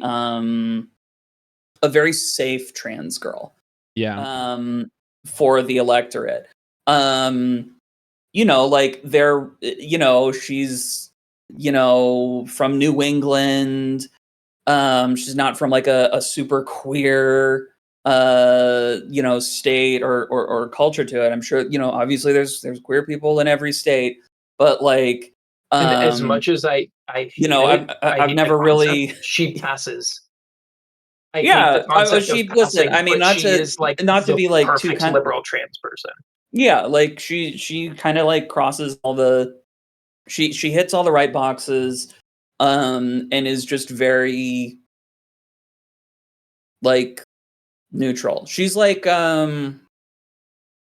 if like Stacey K was a politician, just like a kind of like down the road liberal, doesn't really want to rock the boat, just wants to live, which like I guess on like a certain level I understand. It's just that like she's like we'll listen. She hasn't even been in office yet. We'll see how she votes. She's already started below the earth. We'll see what happens. Yeah, like based on her background, I think we kind of can get a pretty good idea of how she's going to vote, and she's going to have to earn trust back, from the trans community, from trans people. Yeah, it's like she instantly has put herself on the back foot with like her own people, and it's like I don't know. Yeah, I think there's like there's always like this dynamic, right, of like do I do what is the just thing to do and like fight for what will actually bring me and my people like liberty and dignity and justice, or do I do what will like make me what will get me closer to the like levers of power You know, like I think there's like a lot of politicians like ride this line and like play this game where it's like a, you know, they're like they're taking like L's in order to make some like hypothetical big W in the future, right? Like I think we see it with a lot of politicians, and yeah, I don't know. I just big W's most of the time never comes. And to right, Sarah's point in chat, like she has her own bathroom. Like yeah, it's an annoying bill to pass. She has her own bathroom, but the people that get the most affected are the trans staffers that work for both the Democratic and the Republican Party. Yep. Who are now just having to deal with like what the fuck? Like so I saw Blue Room said in chat, like we don't need her to get censured. We don't need her to start parading around. But we just need her to not bend the knee before the fight's even started. It's not. I would say that is just as productive as getting censored in a lot of places. Yeah, like have some fucking respect for yourself. Yeah. You know, like that's kind of it. Is just like have some fucking respect. You know, like make like it's like, like it's it's not like it's also not all on her because like, you know, Jeffries and the rest of the party like have done nothing. Yep. You know, there's been like what 2-3 representatives in the House who've said anything about this. Mm-hmm. I mean, they're cowards as well. And it's just it's frustrating that like I guess there was a report where like, you know, Sarah was advising Democrats like, hey, just don't talk about this. And it's just like, again, it's like, you know, like what does that accomplish? Yeah, again, it's just like have some self-respect. Like as Chelsea just said, Mike chat, it's like at least like AOC like stands on business, you know? Yeah, she plays like, the game, but she knows when to put her foot down when it fucking matters sometimes. Yeah, like there's certain things that like you should emphatically put your foot down and say like, no, this is fucking bullshit, you know? Like, I mean, like, or I think even at the very least, like if Nancy Mace, you know, started trying to segregate the water fountains, right? Yeah. I'm pretty sure that like, you know, members of the Congressional Black Caucus wouldn't just like, you know, same day just be like, well, you know, we're here to deal with pocketbook issues for the voters. I mean, I do think, to be fair, I think some would. You know, like I think enough would put their foot down. Yeah, there would be others. There'd be like, at least you know, one. Jamal Bowman would say something. Yeah. He would whip the other people into shape and being like, guys, the fuck are we doing? Yeah. Don't do this shit. Yeah. Yeah. I mean, I think like the you know, I think there's like another point here about like with that statement is that even if you don't want to like, you know, you can even say, in my opinion, you can even say like, listen, like this is not, I don't want this whole like fight to be happening around me, but also at the same time, like tell the story and like give Americans insight into the trans experience and to like the you know, like the thousands of trans people are out there and how these kind of bathroom rules and bathroom you know, bills, like how do they affect people? Like even if you're like, as a trans woman, you're like, you know what, I can deal with that. Like, you know, I can use the men's restroom, like whatever. It's not, if it doesn't bother you personally, at least that you should bring attention to like how it affects and like the ways that it, you know, it rears its ugly head in other situations and like affects like trans people as a community of people, right? Like not just you personally, like, you know. I would make the argument then, it's like, then let someone else from Delaware run for Congress. You've got 100 people from Delaware who have a nearly identical platform to the one she does, but she decided, and yes, she happens to be trans, but then it's like, you, intentionally or not, are the face of trans people in Washington right now. You put yourself in the position to accept that role. Time to step up to the plate. Mm. And she struck out before a pitch was thrown. Like, yeah, I also like, I find it frustrating because, like, as Nancy said in that ABC interview you were watching earlier, Brett, she said, like, this is just the start. Yep.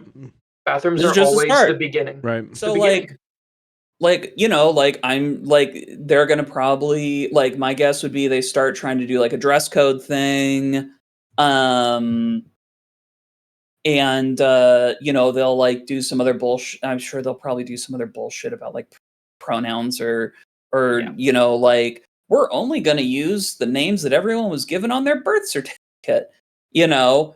Or just like some stupid bullshit, but it's just like, again, like, it's just like the fact that she immediately capitulated, like, it does not bode well for like future battles, where it's just like, you okay, like, so like, what's it gonna take? Where's the line for you where you Yeah. stand up for yourself and for like your fellow trans people?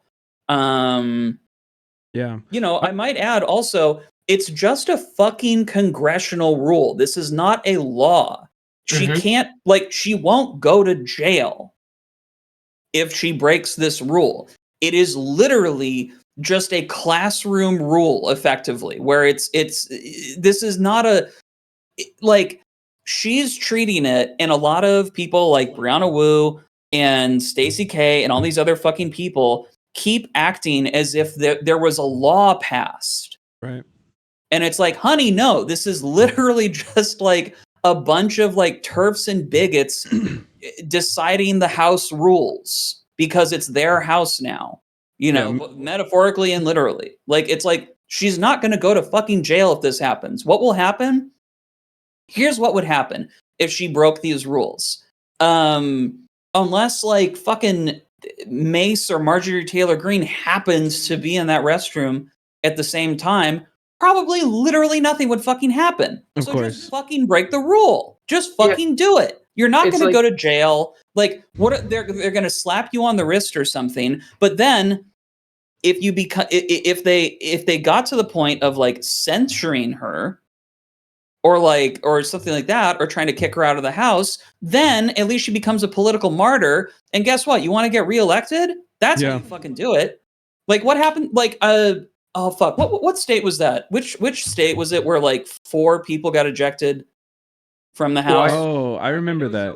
And like every single fucking one of them won the special election or re-election to get back in. Like, I'm sorry if I'm forgetting the state right now, but like, it's like, do you want to win? Like, do you want people to want to vote for you again? Was it Tennessee? Yeah. Okay. Yeah. And it's like even if she stands on business and they pass it any way, what the fuck is Nancy Mace gonna do? Attack her in the bathroom? Yeah. The fuck is she planning on doing? Right.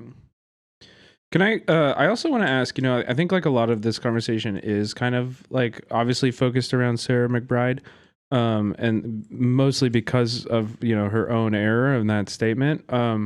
However, I think like, you know, I also do want to like kind of bring it back to like, there are however many Democratic Congress people that are cis right now.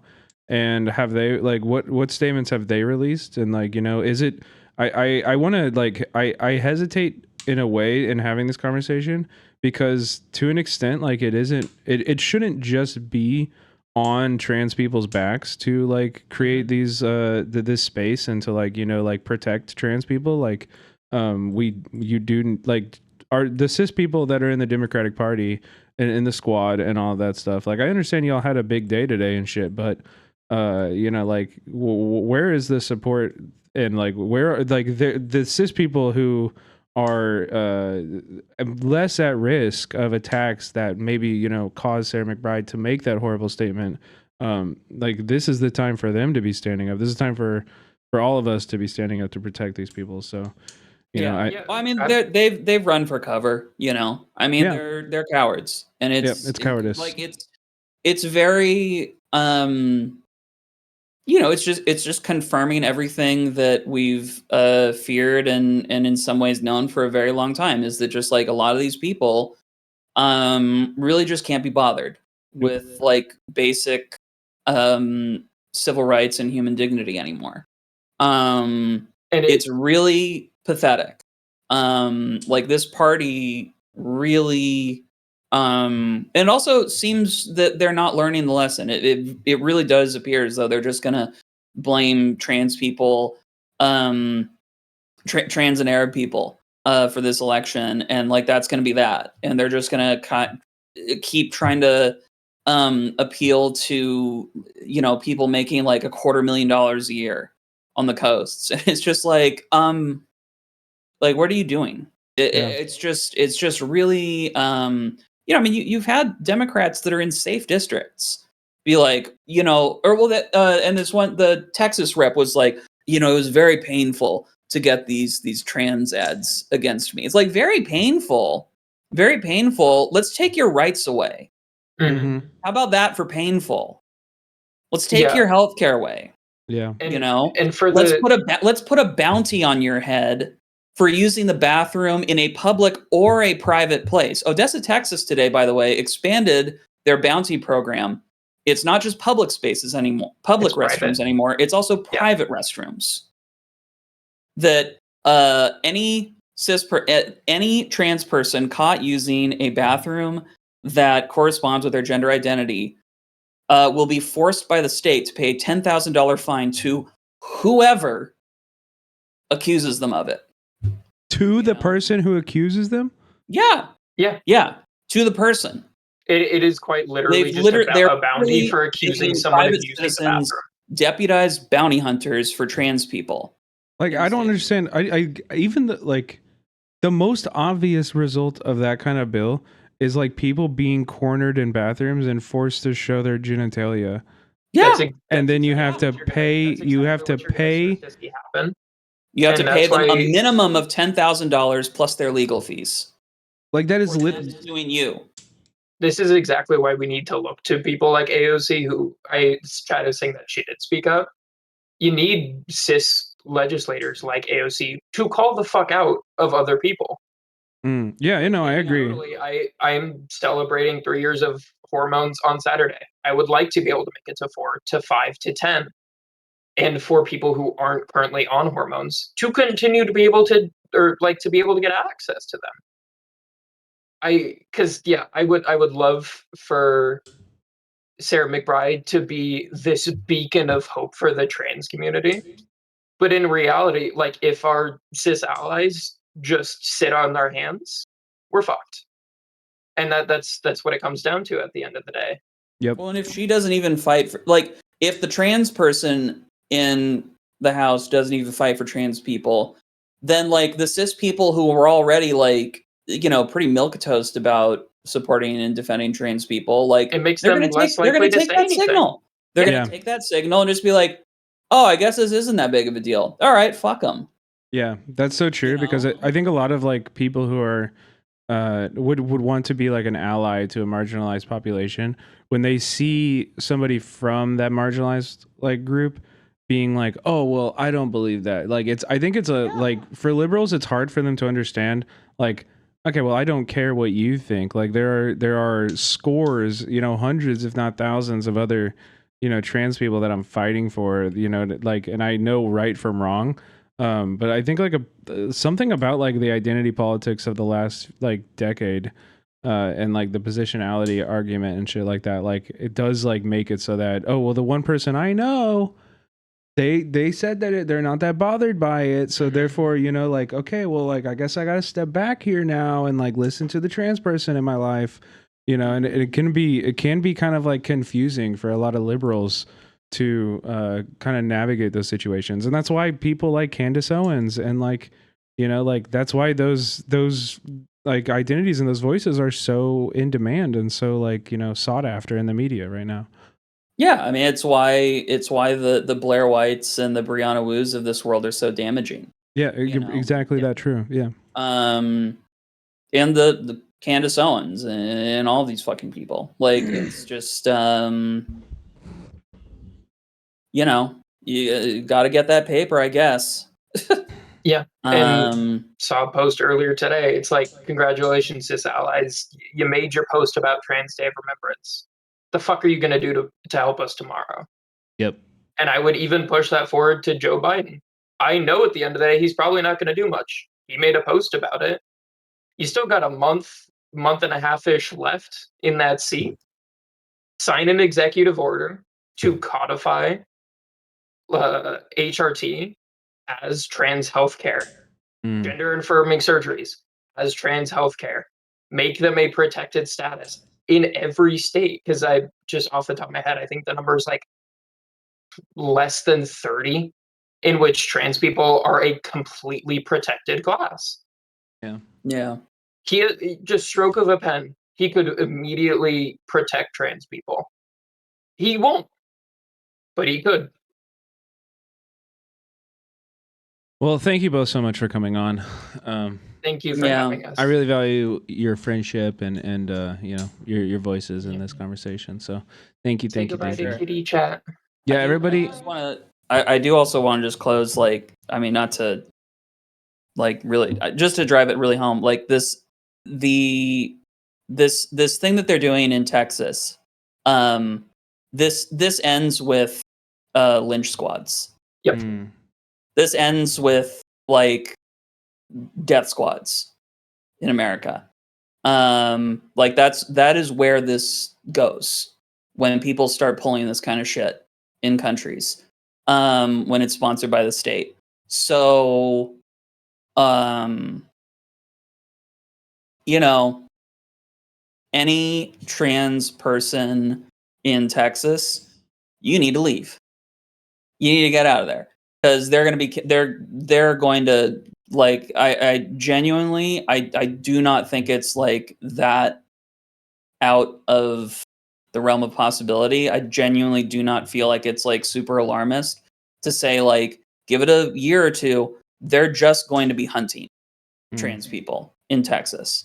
And they will be celebrated for doing so. Yeah, and listen, if they start doing it in Texas, they'll start doing it in Florida, and every other fucking red state in this fucking country, because that's what happens. I wouldn't even restrict it to red states. And they move out. Like genuinely, I don't think that we can count on like state Democrats to be protecting us either. You know, like we No. have, yeah, like we, No. yeah, like it's gonna. You're right that it's gonna happen first there, and if you know, if you're affected by that and you live in those areas, you definitely should be like having hard reflections on how to keep yourself safe. And making plans and plan B's and plan A's and plan C's and D's and to Z, you know what I mean? Yeah. But yeah, you're right. Yeah, because these people, like, part of the reason they're doing that bounty program in Texas is because, like, they know trans people need money to get all of our gender affirming surgeries and all this stuff. Like, they're trying to bankrupt you so you can't do what you want. So, like, it's one of those things where, like, if, like, in a trans person's head, if they're like, oh, like, it's so expensive to move, like, they're gonna take your money. And then you're just going to be trapped in a red state with no fucking money. So, like, it is a tough and hard sacrifice to make, to say, like, hey, like, guess what? You're going to have to push back, you know, gender affirming care or something like that, you know, like a surgery or something. But, like, make sure that you get to the point where, like, you can have it, you know, make sure you stay alive. That's the plan for the next 4 years. Stay the fuck alive. Yeah, and for every trans person in chat, regardless of your situation right now, please do not give up. Please stay alive. Okay, chat? Also, people on the left need to start evaluating their views on the Second Amendment. Agreed. Have you got it with you right now? Pull it up. I'm not able to get mine for. Oh my god, it's so cool. Because of other reasons, but yeah. It's so cool. Fuck yeah. All right. Well, thank you for having us, Brett. Of course. Can you show us? We got Jaina showed us her toy. Let me see the kit. Let me see your toy. She's falling asleep. That's the plan. She's falling asleep. Oh, here for Twitch. It's empty. It's empty. No shooting here. Jaina is Ein anywhere nearby? No, it's like cold now here in Minnesota. So he stays this time of year he tends to stay upstairs because there's more blankets. Yeah. And for all the chatters that have been asking, I did officially decide her name is going to be Faye after Faye Valentine. I thought that was pretty perfect for Rescue Kitty. It's so cute. Yeah, I love it. Yeah. Anyway, well, yeah, thank you guys. Thank you both for coming on. I really, really appreciate it. Thanks for having me. Jaina, also, you got to tune in next Tuesday in like the morning. I'm going to be doing a gun safety instructional stream. I'm hiring a firearms instructor from Pink Pistols. And I'm gonna do it with That's Joan. awesome. I was actually thinking I might be taking over the Pink Pistols chapter here in Minnesota. Oh, I think that's a great idea. Yeah, I'm excited to learn more about the org and stuff. So, but yeah, we're gonna be doing it with Joan and Casey Tron. So it's gonna be a really fun stream. Make sure you tune in. Will do. All right. Have a good night, y'all. Take care. Thank you. Forever. Yeah, solidarity. W's chat. And we're back. W's chat. All right, let's check out what AOC had to say about this because I haven't seen this yet. So let's check this What out. Nancy Mace and what Speaker Johnson are doing are endangering all women and girls. Because if you ask them, what is your plan on how to enforce this? They won't come up with an answer. And what it inevitably results in are women and girls who are primed for assault because people are going to want to check their private parts, suspecting who is trans and who is cis and who's doing what. And so the idea that Nancy Mace wants little girls and women to drop trow in front of who? An investigator? Who would that be? In order because she wants to suspect and point fingers at who she thinks is trans is disgusting. It is disgusting. And frankly, all it does is allow these Republicans to go around and bully any woman who isn't wearing a skirt because they think she might not look woman enough. What Nancy Mace... True. And we take our AOCWs with the L's, I guess. I really do appreciate this being said. And I think it's critically important for us as cis people. It's critically important that we are the ones fighting for this. Do not fucking sit here, chat, and wait and think that you need to have a reason to protect your trans friends. You don't. The reason is enough because they're fucking human and they deserve dignity and respect like all humans do. Stand with your homies. Fight for justice. This is important. Never stop fighting. It's true. Okay, I'm gonna get up. I'm gonna grab some food. I'm gonna go pee, refill my drink, and I'll be back. But we're gonna get into this Piers Morgan. Emma Vigeland was on Piers Morgan today, and I wanted to check it out because they were having some of these same conversations.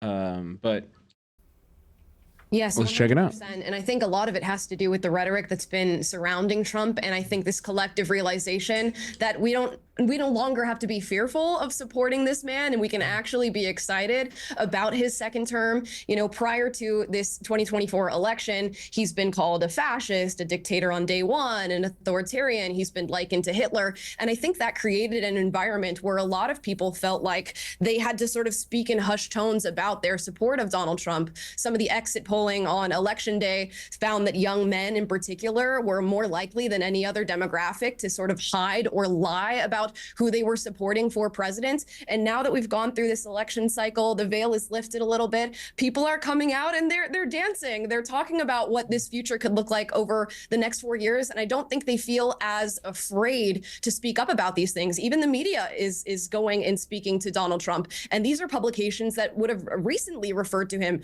as Hitler or a fascist. So I think the tables are turning a little bit. Well, they're even heading down there to kiss the ring, which I never thought I'd see from some of the MSNBC anchors. Luke Beasley, are you joining in the dancing? Are you secretly bopping away there to Young Man by Village People? Absolutely not. I think You've got to laugh at that. So I mean, before I let so... you go, before you start, you have to laugh at the irony that the guy that everyone on the left calls the biggest bigot in America chose the #1 gay anthem as the one he would dance to on stage. Yeah. I mean, come on, it's funny. Heartwarming. So here's what I wish some of you would engage with, which I haven't heard.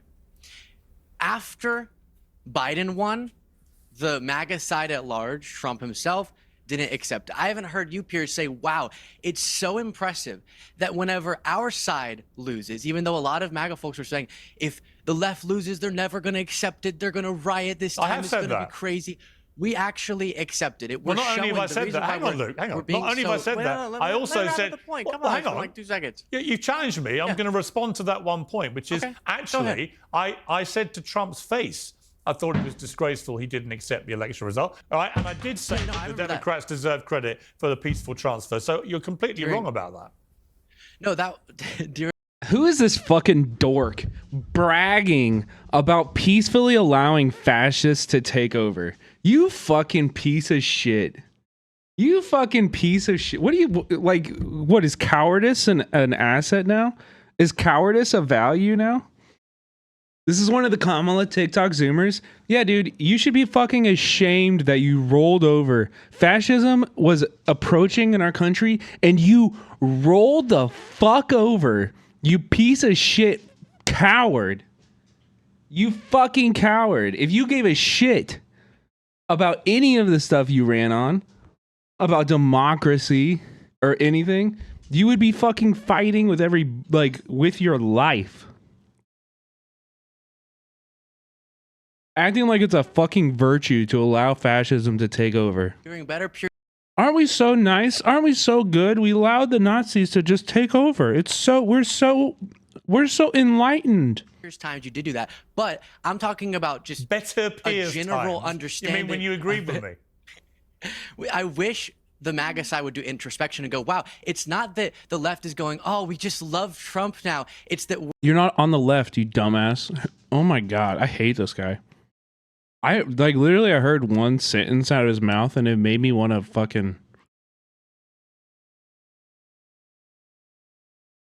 Oh, you couldn't hear the beep, but I beeped it. We're demonstrating to you what acting like an adult looks like and not lying about the election, not crying for years and years about it, and instead going, even though we still believe Trump has these fascistic tendencies, I still believe he's a threat to our democracy. I'm going to show you what caring about democracy looks like. That's what Biden has. Oh my God. Caring about democracy? Caring about democracy means when people vote to eliminate it, we go with it. Like, you sound so ridiculous. Why are they letting children in on this? Like, what's this guy? He's like the lead of his debate team at his high school. And now he's on fucking Piers Morgan. Let me respond. That's what Kamala Harris has done. Let me respond. Go for it. When you watch this guy be 36. Not crying about it. I think in general, people who are evil and like ugly inside like this, they usually look older than they actually are. That's where I was going from. You might not be, but all I've seen in the last 2 weeks are people, women in particular, all over TikTok, screaming, cutting their hair off, saying they're never going to have sex with the Trump voter again. And now there's a mass exodus from X because Elon Musk owns it and he's next to Trump. From people like Bette Midler, Barbara Streisand, Don Lemon, you name it, off go the lefties. So I'm afraid there is a massive amount of toys out of the stroller going on. So, you know, you can say all you like. You say all like what great losers you are. All I've seen is a lot of squealing and resigning from platforms because they lost. You're doing a huge disservice to your audience. Oh my God, dude. Audience putting on the same Luke Beasley, that's this guy's name. Welcome to my shit list, Luke. Oh, babe, he's got a whole ass YouTube channel. Wait, this is the guy that interviewed those two? Oh my, wait, this is the guy that did the interview. Oh. Okay, yeah. You know when you like when you like meet your like your long-term partner and you just like know. Like it's like hate at first sight. You know what I mean? I feel like this is a special moment. I'm gonna hate this guy forever, you know? And it's gonna be fun. It's gonna be a good time. My shit list, it's gonna get more. It's just. Are you dumping me for him? No, Becca. You guys occupy opposite sides of my heart. Discussion, trying to overthrow an election, putting together fake electors to prevent the peaceful transfer of power, trying to get local officials to find fraudulent votes. Yeah, what up, Maple? Maple Takes just subscribed. Hate at first sight. That don't exist. You're putting that on the same in the same category as people just being upset, like has happened every time people lose, always, in a way that's completely peaceful. And I've gone through this before on this show specifically, which is you have to look at people in positions of power to really get a sense of the significant responses we're seeing to certain things. So when you look at powerful Democrats, I told you before, Vice President Harris, Biden with character and integrity respect to these results, whereas Trump, him being the person in a position of power, not some random person on TikTok, didn't do that. I agree. Listen, you know what, Luke? I agree with you. I totally agree with you on that. So, just for what it's worth, I agree with you. Let me bring in Emma, because I want to play a clip. This is of this big Nancy Mace row. She's obviously introduced a bill to bar transgender women from facilities on Capitol Hill. This is a week after the Republican-elect Sarah McBride made history by becoming the first openly transgender person elected to Congress. Let's take a look at the Nancy Mace explanation as to why she's doing this. This effort in response to Congresswoman McBride's coming to Congress? Yes, and absolutely, and then some. I'm not going to stand for a man, if someone with a penis is in the women's locker room, that's not okay. And I'm a victim of abuse myself. I'm a rape survivor. I have PTSD from the abuse I've suffered at the hands of a man. And I Okay, here's the question though. You're so obsessed with like penises, right? Greg Abbott's penis don't even work. So what is he? Does this count? Like, what's the take on that? Greg Abbott basically doesn't even have a penis. Like that thing is just dangling. It's just sitting down there dangling. So what does that mean for him? What bathroom is he supposed to use? Know how vulnerable women and girls are in private spaces. So I'm absolutely 100% going to stand in the way of any man who wants to be in a... Yeah, she's decided to cynically weaponize her abuse for political clout. Genuinely gross as fuck. Yeah, you're right. Also, just like for anybody who doesn't know, American law, maybe you're not familiar, rape and sexual assault already illegal. And it turns out it's illegal in bathrooms too. Who would have known? Who could have known that, Who could have fucking known that? In a women's restroom, in our locker rooms, in our changing rooms. It's so gross. They're fighting you every step of the way. Now, Emma, Sarah McBride replied by saying this is a blatant attempt from far right-wing extremists to distract from the fact they have no real solutions to what Americans are facing. To which I say, well, I'm not even vaguely right, and I think it's wrong that biological men who've become trans women should be in women's spaces. You're not vaguely right, Piers. No, I'm I actually. just listened to a I segment would say I'm in where the center. you agreed with Glenn Beck, No, one I would of say the that. furthest Yeah, right exactly. commentators in the country, but repeatedly. Apparently, something. Get him, Emma. Let her out of the cage. Happening hang on, I haven't finished Bill yet. Maher and Haven't someone finished you yet. saw on TikTok. I haven't finished yet. Let me ask you a is question. being hysterical. Go ahead. Shut the fuck up, Pierce. Let me ask you a question. Yeah, go ahead. I do not identify, and I know you believe a lot in self-identity. I do not identify as conservative. I don't know what that means. I'm like Bill Maher. I'm just completely bemused by the woke left and how nuts you've all got, right? And Oh my God. Well, hang on, let me finish. I haven't asked you a question yet. I mean, let me ask you a question. Sure. Right? Here's my question. If I, as a man who identifies as a liberal, if I can see why it's so wrong for biological men who have now become trans women to be in women's spaces, to be in women's sport, to be everywhere in women. Well, can you describe to me why it's wrong? Like, what about it is wrong? You can see that it's wrong, but you're not like, what is wrong about it? What do you? Yeah, like what is wrong? Because you're just a transphobe. You're just it makes you feel icky. I know, dude. Yeah, like women's lives. He's like, I know when I look up trans porn on my phone that it makes me feel wrong in a way that I like. And it makes me pee-pee hard. And so that makes me very uncomfortable. And I wouldn't like those women to be in other spaces. Where they historically were not biological men supposed to be. Why are you not as exercised by this as a woman? I don't get it. Why? You're all about women's rights. First of all, You're all about women's rights. So why don't you shit on and take away rights from trans women? Absolutely. I host a sports podcast. I care deeply about sports, and I believe that anybody that identifies as a woman should be able to participate in the sport as long as it abides by the particular bylines or guidelines. You know it's wrong. You know it's unfair. Said sports league, but actually we're talking here about Nancy Mace, who loves a camera in her face and loves attention wherever.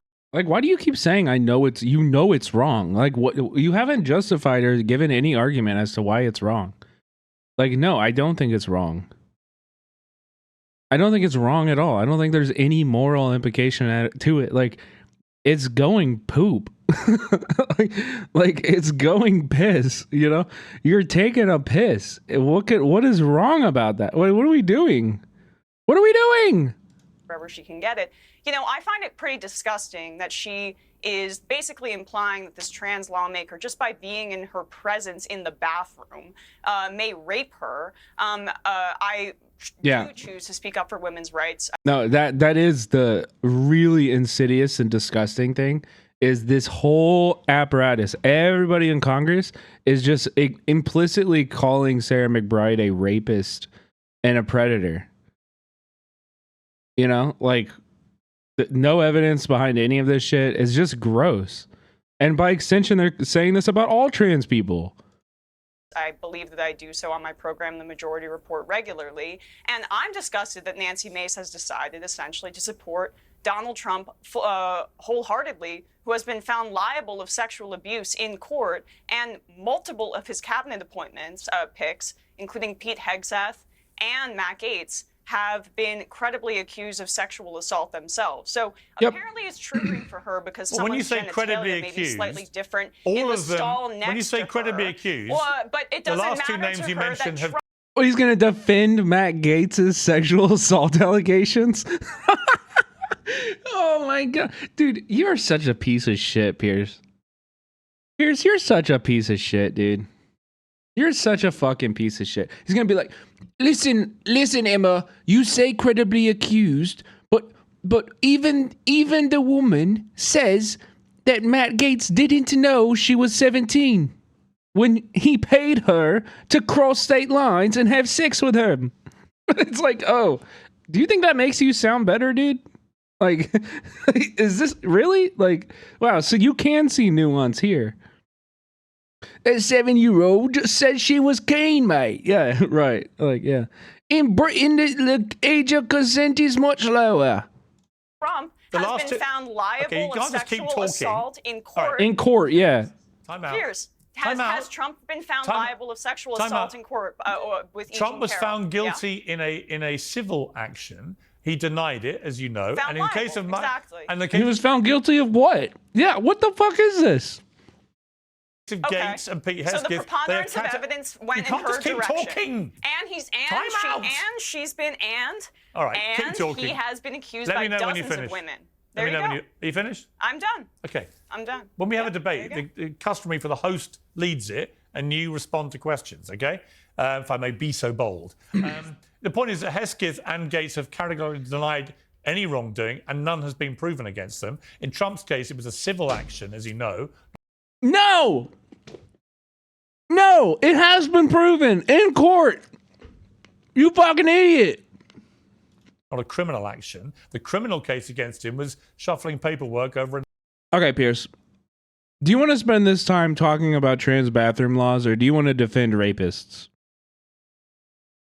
This is really easy. Like, do you want to spend this time defending rapists, or do you want to like you're really showing the like vapidness of your interest in this by defending actual rapists.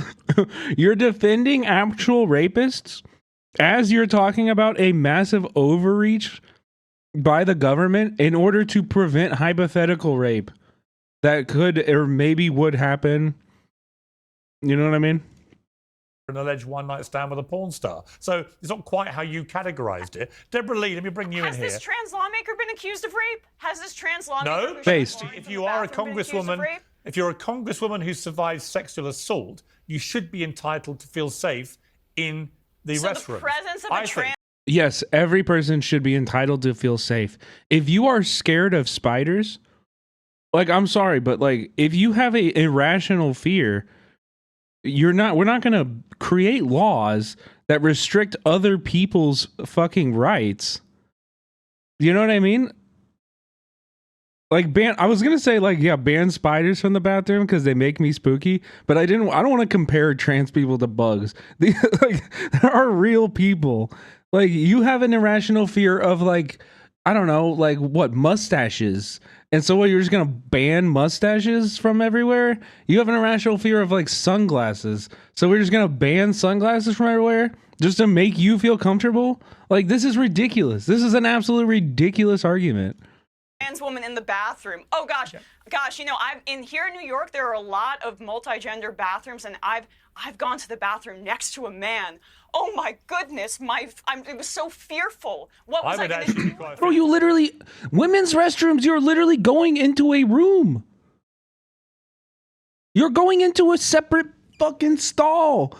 When you're taking out your junk, again, nobody's washing their fucking hoo-ha in the sink, dude.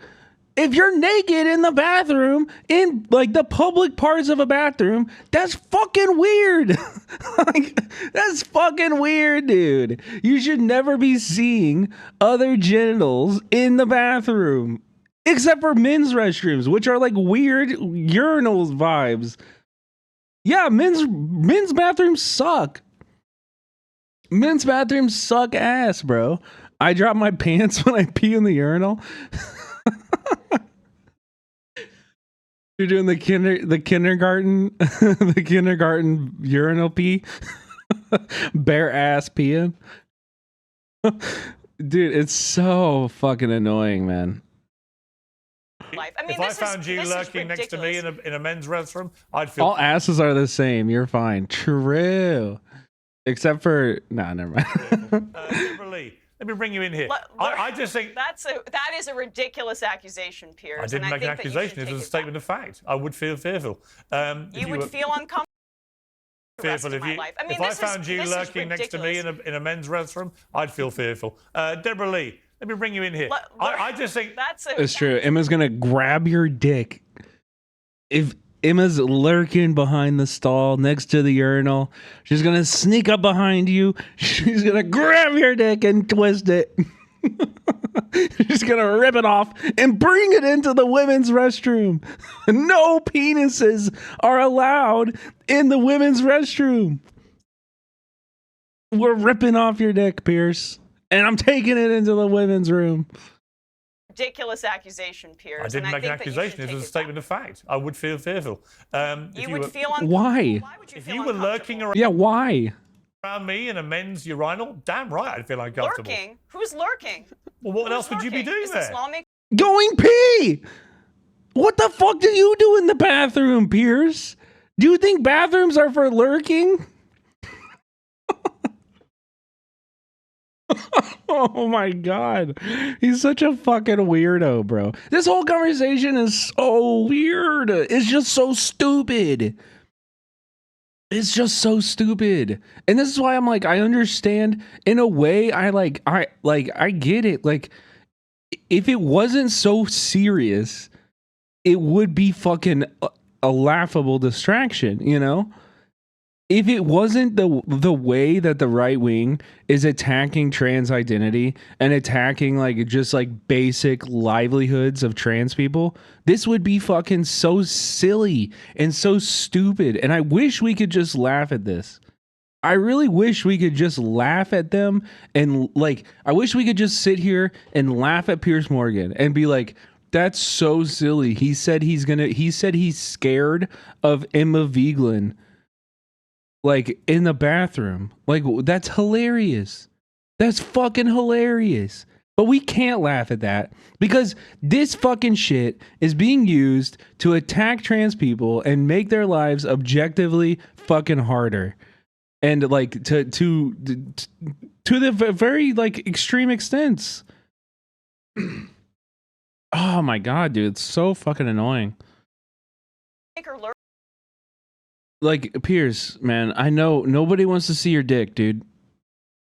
Like, nobody wants to see your dick. Nobody's lurking around you in a bathroom. Nobody cares. I swear to God. Lurking? What else would you be doing there? Going to the restroom. I don't want you going to my restroom. Stick in your own restroom. For my safety, never mind yours. Okay, but would a man be lurking? Would a biological man? Yeah. Yes, that's the whole point. Why is there? That's the whole point of a bathroom. That's literally the whole point of a bathroom is to lurk. Is he coming out right now? Is he coming out right now? Because I think I've been to the same gay bars that he's been to, where men be lurking around the bathrooms. You know what I mean? I think I'm understanding Pierce's like bathroom vibe right now. Okay, I think I'm getting it. He's like, oh yes, that's the fucking point of the bathrooms. You lurk around it and you wait for somebody to offer you poppers and then you follow them into the stall. That's the whole point of a bathroom. It's like, what? It's like, that's not really for most people. For most people, that's not, but I get what you're saying. Yeah, my accent is fucking ass right now. Why is there something inherently perverted about going to the bathroom? You right-wingers, and yes, I'm including you in this with this classical liberal BS, are so bad faith. It's incredible. You are linking sexual abuse and sexual assault to trans people inherently, and that is a bigoted statement. I want trans people out of nothing. I want them to have fairness and equality like the rest of us, just not really erodes women's rights. But Deborah Lee, you've been listening to this patiently. But separate but equal. Emma, separate but equal. We're four right people. No, yes. I said this earlier too, because it's almost like separate but equal, except for they are explicitly saying you are not equal. They're explicitly saying you are a rapist, you are a threat, you are you are predisposed to sexual assault. Like that's not equal. That's not equality. That's not you treating me as equal and wanting us to be separate. That's not that at all. It's not separate but equal. It's separate and you're a piece of like you're a rapist. That's not fucking equal. I would like to respond to this. Deborah, your response. Hey. As somebody who grew up as an athlete, I would have been terrified if there was a man in my sports, in my leagues, playing against me. My own brother, who's 2 years older than me, anytime we would play basketball against each other, you would knock. Dude, again, yeah, Emma's great. Just laugh at these fucking losers. Just laugh at these losers. There is nobody on planet Earth that is advocating for grown-ass men to be playing in like little girl soccer leagues or some shit. Like it's so bad faith and shit. It's so fucking bad faith and ass. It's so shit. These are children who are looking to make friends, looking to participate in a community, looking to play sports for the same reason that every other child wants to play sports. Like you know how many people we're talking about sports, all right? Like 90% of the kids who are playing sports are fucking ass. Like, have you ever been to a fucking children's sports games? They fucking suck at sports, dude. Men, like boys and girls, they fucking suck. They're shit. They're children. They're just doing something fun. They're just doing something fun. What are we doing? They're just trying to do something fun, make some friends, get the pizza at the end of the summer, bro. What are we doing? Also, like, what full contact sport is this bitch even playing? That a man, quote unquote, a man being in her league would like fucking threaten her physicality. She's gonna be like, I played chess as a child. And having a man playing with other girls in chess would have been awful. It would have been just terrible. Me down, and you say that you speak up for women's rights, but have you heard about the case in Virginia where a man put on a skirt even though he went with male pronouns and went into the bathroom and sexually assaulted a 15. Oh, so this wasn't a trans person. So you're saying this person wasn't trans. This is just, yeah, so this is a criminal. 15-year-old girl, and now the parents are suing the school. Wait, is that legal? Wait, is that legal? He got away with that? Oh no, all of our laws appropriately responded to that kind of harm? Wait, that's crazy. So what do you want to happen? You just want exactly what did occur to occur. Interesting. School because they tried covering it up. You want to protect women. We're not saying that every single trans person has violent tendencies, but it's opening this up that any single person, if there's no checks on this, any man can put on a skirt, say, I'm a woman, and go into the bathroom, and it's paving the way to make it easier for predators to attack women. And I don't know why you're so offended that women want to be able to use the bathroom without men in their presence. That is something that is totally normal and fair to ask. I just find it amazing. Honestly, I find it amazing that on the left, if we talk about abortion, all hell breaks loose. Women should be protected. Women must feel safe. Women must have rights. Women should have autonomy over their bodies. And yet when it comes to sport, you're quite happy for biological... Actually, we use the term birthing person. ...males or... Let's put it this way. You know what? Put it this way. But hang on. You've got to let me finish a question. I think it's a little different. You've got to let me finish a question. In parking lots because they can't get their health care. Emma, you really are not familiar with how these things work. No, Piers. What did you just say, Piers? Is Piers really trying to take the stance that he's more familiar with women's reproductive organs and rights than Emma? Is that really what we're doing? Is that really what we're doing, Piers? Hang on, you've got to let me finish a question. I think it's a little different. You've got to let me finish a question. In parking lots because they can't get their health care. Emma, you really are not familiar with how these things work. No, Piers. You have to let me ask a question. Should Yao Ming have been banned from the NBA because he's too tall? I mean, we've got to make it be fair in competition. I tell you what's not fair. He towered over these when other you have players. when you have a boxer in the Women's Olympics boxing winning a gold medal who has male chromosomes. She was a woman. And who beat up one of his opponents. Okay, based on a Russian. One of his, dude. Are you serious? She's a woman. You're using a pronoun that she has never used in her entire life. One of his opponents, her opponents, whatever you want to call this boxer. That is what they determine. Please stop talking when I'm talking. It's so boring for everyone watching. They can't hear us if you do that, right? I mean, this is your whole shtick. I mean, you've been doing debates about the genocide in Gaza. Am I going to have to mute you? Because honestly, everyone is sick of this now. Just please conduct yourself properly in a debate. Otherwise, we get nowhere, right? Let me bring in Amala. You've been waiting patiently. What do you think of this? Yeah, I mean, I just have a question. How many more anecdotes do you need of women and young girls being assaulted due to these laws and regulations for you to actually care about it? I've heard many stories. I'm in Los Angeles. Dude, abolish men. I'm sorry, you're right. Let's fucking fix it. Let's fix all sexual assault. Let's fix all rape. Abolish men. Fuck it, I'm saying it, dude. You know what? You're right. Let's fix this once and for all. Let's round everybody up. Let's do the penis checks. They're gone. Shipping them to Mars. Or where did the boys go? Girls went to Jupiter to get more stupid. Where did the boys go? They're going to Venus to get more penis. Yeah, send us to Venus. Until you Here give in me a Wiesbaden, Los statistic. Angeles, we had a grown man. Here in Wiesbaden, Los Angeles, we had a grown man actually go into the women's locker room at a spa, expose themselves to all. Oh yeah, let's talk about Wiespa. Ooh, good. Let's talk about Wiespa. Let's talk about Wiespa. Let's talk about the fascists.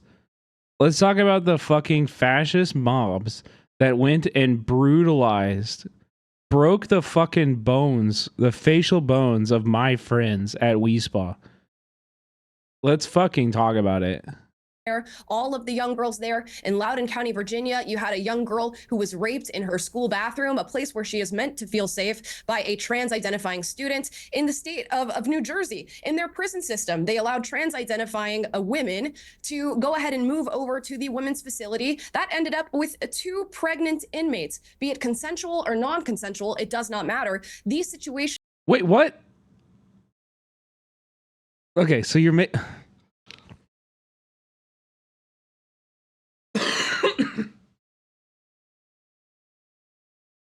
We're talking about sexual assault, and this woman literally just said, consensual or non-consensual, it does not matter. That's literally what was just said. Those are the words that were just said.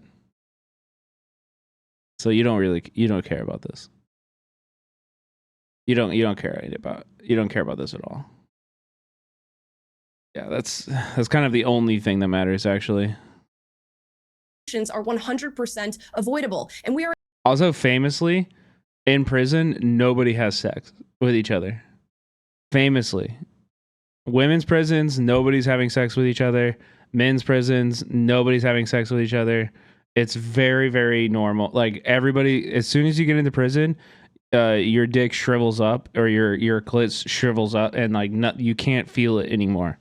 Nobody ever experiences sexual enjoyment in prisons. It's just, hey, I don't make the rules, bro.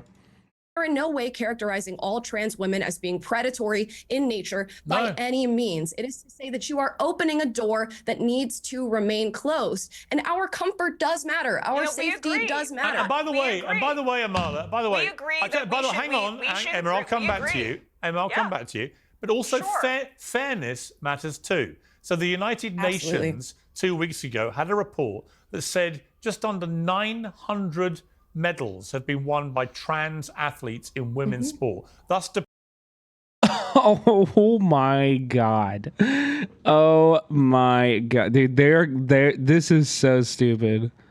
They're literally counting. I promise you, in this, they're literally counting like the trophies you get at the pizza parties. They're counting every trophy and every league that's ever been given out. Like, what the fuck? Depriving biological actual women from winning medals because they are literally not as strong, not as powerful, do not have the endurance of the trans women athletes because they have male physiology. How? No, dude, that's true. In fact, I'm not as strong, I'm not as tall, I'm not as talented as LeBron James, and we gotta fix that shit right now.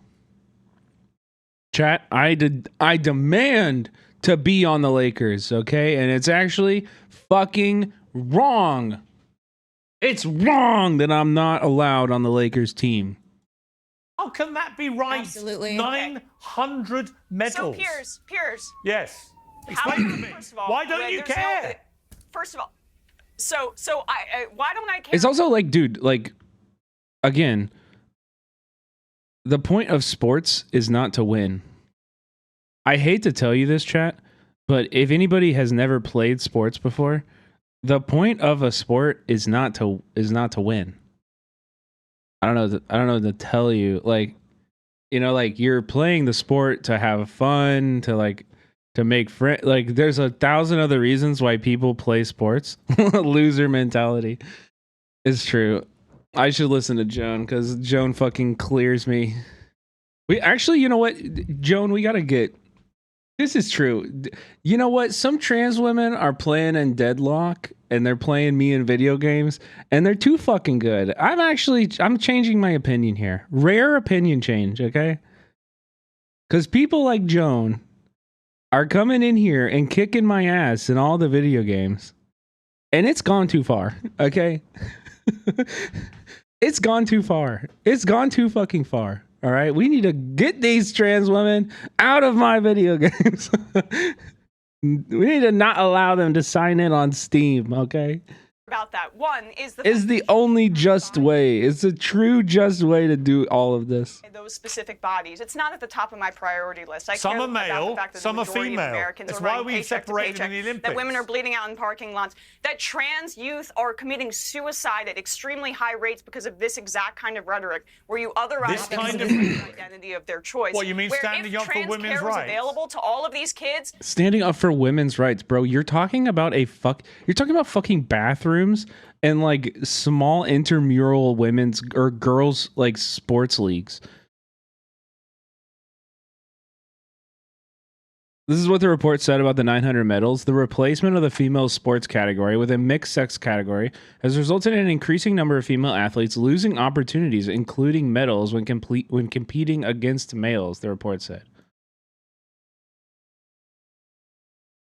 Wait, what? So they're mixed sex? So they're actually competing against like men. Like not even trans women. It's just men. It's just cis men. if trans care was available to these kids, they would develop in the exact same way where none of this would even matter. And so back to what was being said before about these assaults on other people. Back to what was being said before about assaults on these people. I think they should be prosecuted, and definitely I'm of course against the idea that we should let someone slide just based on their identity if they assault somebody, which is why I'm sure everybody on this panel that is obsessed with this issue has been talking repeatedly over and over again about the rape in male prisons, male prisoners repeatedly again. I don't know. I don't think I understand what this is saying, and it maybe this is like useful to like, you know, trans pill some like liberals or people who are not fully on with it, but I do think we should stray away from this kind of like rhetoric. Trans people deserve rights whether or not they pass, and trans people, you know, trans people deserve to use whatever bathroom they choose, regardless of how they look or whatever. You know what I mean? Their same. But I get it. I understand. I understand why that kind of rhetoric and that tweet can be very obvious to people who are not fully on with it yet. But I think as we develop our understanding of trans issues, we should move away from using those. And just advocate for trans people in general. You know, people don't have to look exactly like what your understanding of a cis woman or a cis man is in order for them to be treated with dignity and respect and protected and safety. You know, like wrong too. Gender. Some cis women don't pass. One here and also fucking here, dude. I'm sorry, Matt Gaetz is clockable as fuck too. So, it is. Right. So how many? But you know what you don't. You know what you never hear, Emma. You know what you never hear. You never hear. You never hear. Not about this Emma. You never hear about a trans man having an unfair advantage in male sport. Why is that? How come we never? Because you don't. Because no. What, dude? You're the one bitching. He's like, why don't other conservatives ever acknowledge trans men? And it's like, dude, why are you asking me? I'm not the fucking person that's bringing this shit up. Yeah, because this is a you problem, not a me problem. The fuck are we doing? Who's that Texas wrestler? By the way, wrestling is a great example. I'm glad you brought this up. I wrestled throughout all of high school and middle school. I was a big wrestler. Wrestling was like my shit. Okay, women wrestled against men. Girls wrestled against boys, and there are some girls who have won state competitions in their weight classes against men. It's co-ed. Like, the reason for that is because they're fucking weight based. Like, you already have a weight restriction. You're wrestling somebody that is around your same size, around your same muscle mass. And obviously there's going to be differences there. Like somebody who's 6'3" is going to have a different weight distribution than somebody who's like 5'6" at the same weight class. So there is going to be differences, but that doesn't necessarily mean that either one of those people are like have an advantage. Being tall has advantages and disadvantages. Being a short and stocky guy has advantages and disadvantages. And in general, wrestling is still primarily about technique. It's still primarily about technique. And women do, like girls do wrestle against boys and they win. It's just like, this is so silly. I hear about it. There are trans men that because you know why? Amplify You know why? Because they don't win. Moral panic, they don't just win like it was because with they have inferior physiology. School, just like it was about how seductive. You don't hear about it because it's not an issue. Because they can't win. Inferior physiology. Let me bring in Luke. These are issues. Inferior physiology. Yeah, woman defender, by the way. Mask is coming off. Mask is coming all the way off. That are tittillating to white liberals and or titillating. White, How weird you would say titillating. Suburbs. It's ridiculous. Yeah, what's ridiculous is that you. For you, it clearly is. You're not focusing on the more systemic rape issue in our prisons and in our. You haven't asked me about that. Our facilities you in this haven't asked country. me about that. But I just did. Why haven't you been talking about male rape and male prisons? I think it's terrible. Way Shameful. more likely to occur than a trans Luke, jump in. Then dedicate more segments to it. Then dedicate more segments to it. I'll take your advice on what segments we should be doing. We are the fastest growing YouTube channel in the world, so we're probably getting it about. Oh my God! No fucking way. All right, Luke. Okay, yeah. So. Yes. Yes. Let's bring in Luke. My man. My man. What's up, Luke? Drop it on us, Luke. I do think we, with all these things, even the Lake and Riley case as an example, we always want. Ooh, I love it. Bring it, baby. That's so sick, dude. I love that you brought that up so quickly.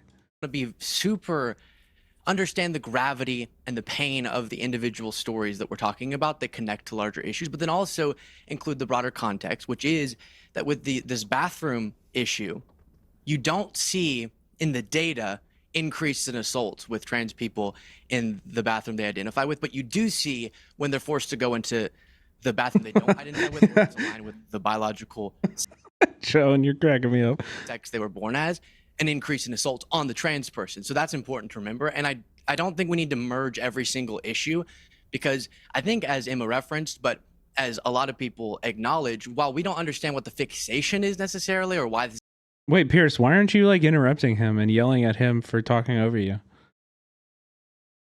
That's so crazy. Why aren't you doing that? is used to distract from all these other more consequential issues. I don't think most people have an issue with leagues, especially professional leagues, implementing restrictions to make sure things are fair. Sometimes that's, have you transitioned enough where you don't have the edge or whatever it might be. It's fine for those leagues to make sure that it's fair. And I don't think that debate is actually going on like this program might make it out to be.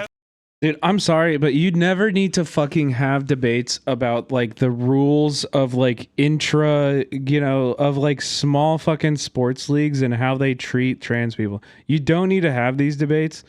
Just fucking ignore this shit or call it out as what it is that you're a fucking bigot and you're using women's sports as the way to express your bigotry. Like, we can just say this. You're a fucking bigot. You know, like, you're a bigot. Trans people make you uncomfortable. Probably trans women more than others because they make you kind of horny and you don't really understand why. And that makes you feel like kind of gay or something. And I don't know, like you don't have the capacity emotionally to process that feeling, or admit it to yourself. But you're just a bigot. Let's just be honest.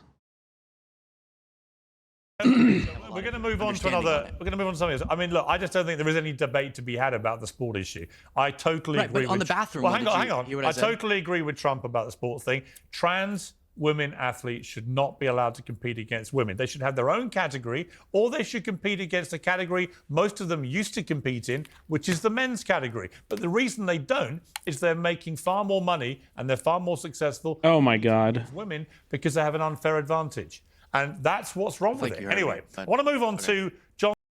Money. He's talking about money as if these fucking, money in women's sports. Exactly the point I was about to make. Like, as if these women's sports, like boxers, like, what are we talking about? What are we doing? What are we talking about, man? None of these athletes in any of these leagues are making any fucking money. What are we doing?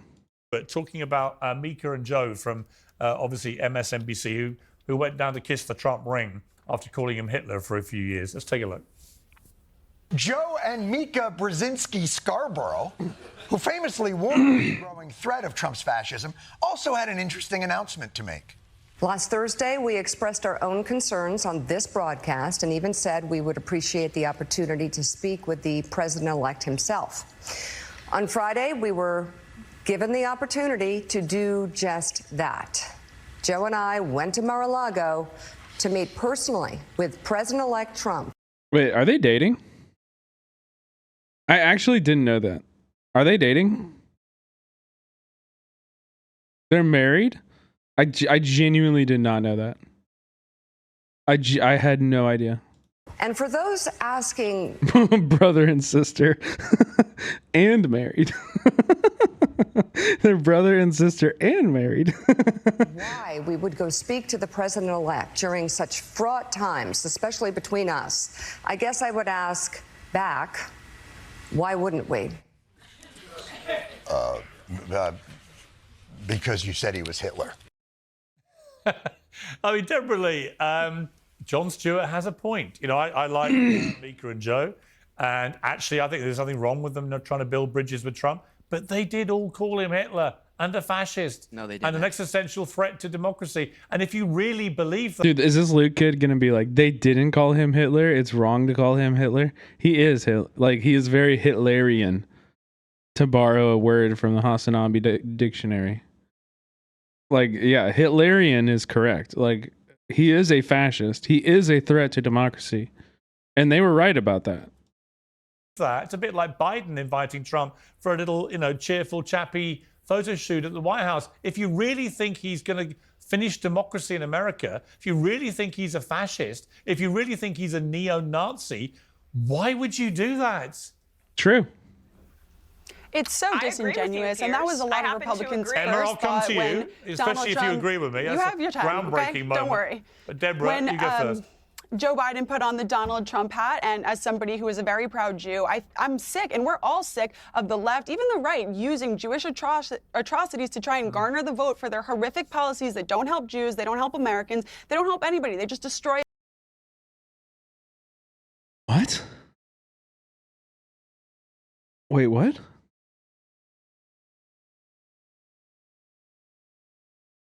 I don't understand what? What does that have to do with the Trump hat? Wait, is she saying that Trump is Trump is anti-Semitic? That's what she's saying? I mean, I agree. I do agree. He is an anti-Semite.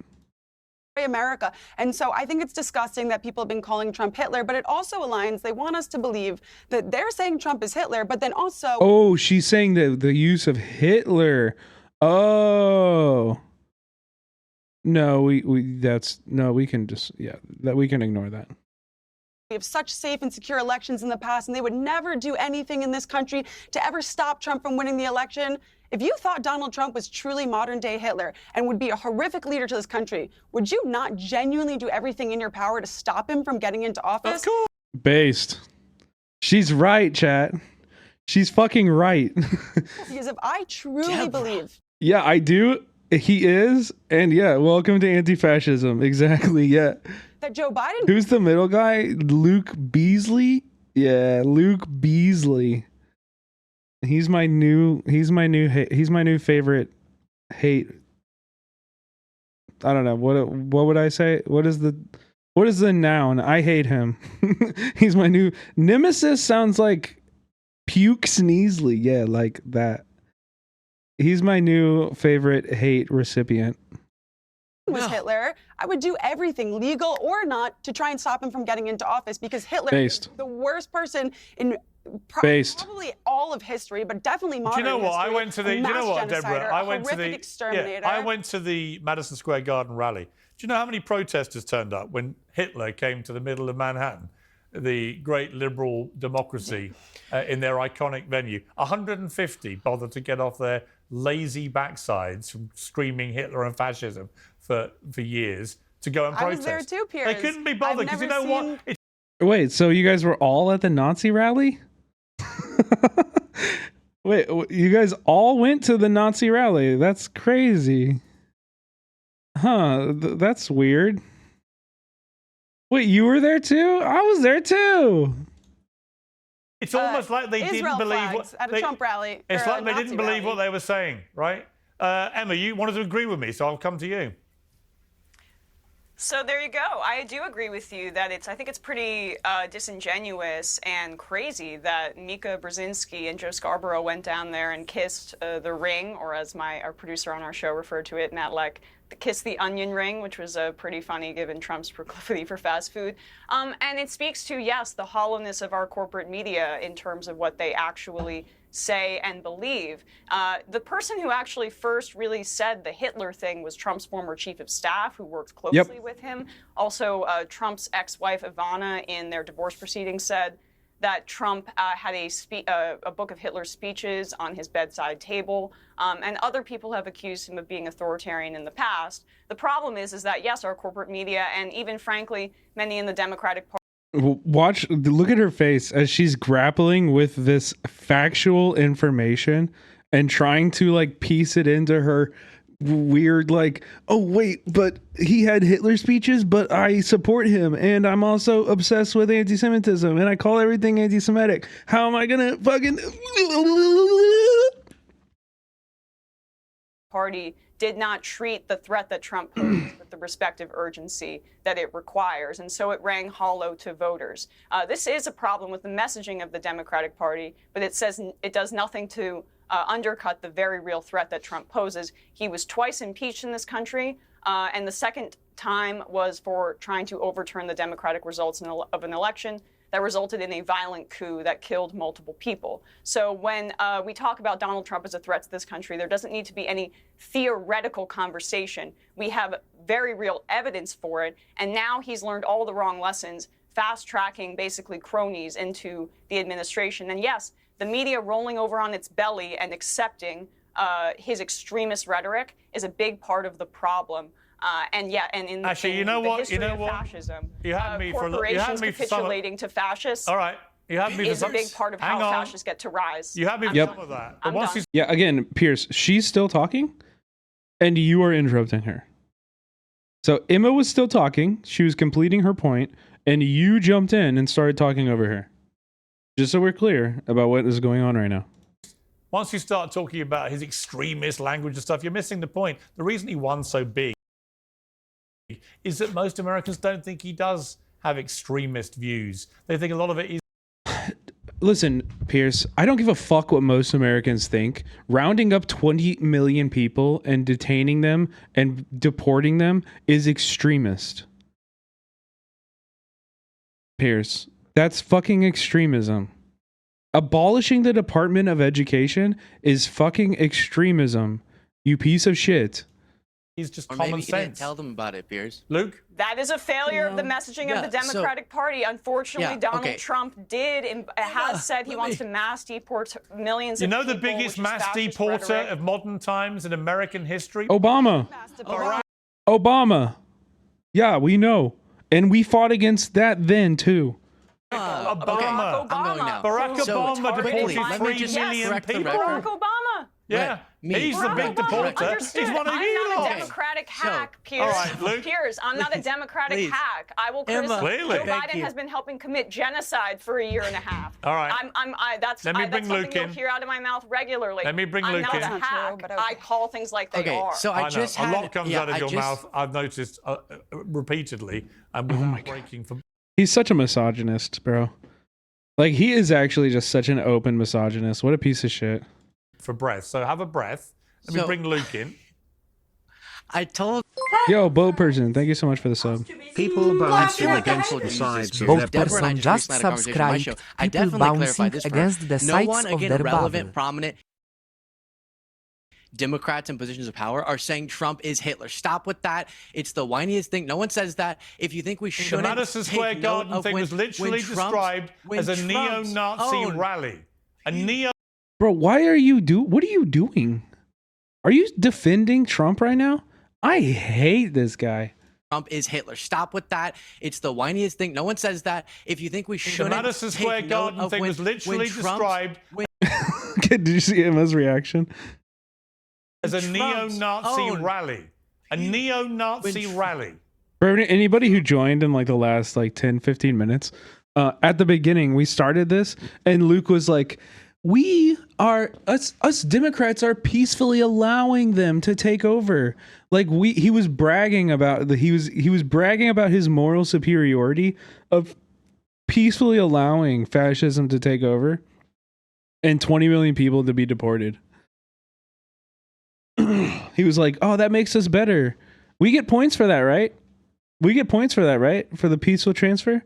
Wait, we don't? Wait, no? It was full of Jewish people. There was a Holocaust survivor in the I front haven't row. called it that. I haven't called it that. Can I please finish the dang point? The point that I don't really care about the Mika Joe thing is just, sort of cringe, but much more Like, dude, this guy has appointed like multiple people, at least 2 people, to his cabinet that have repeated great replacement theory, which is explicitly anti-Semitic in nature. Like, what are we doing? This guy's an anti-Semite.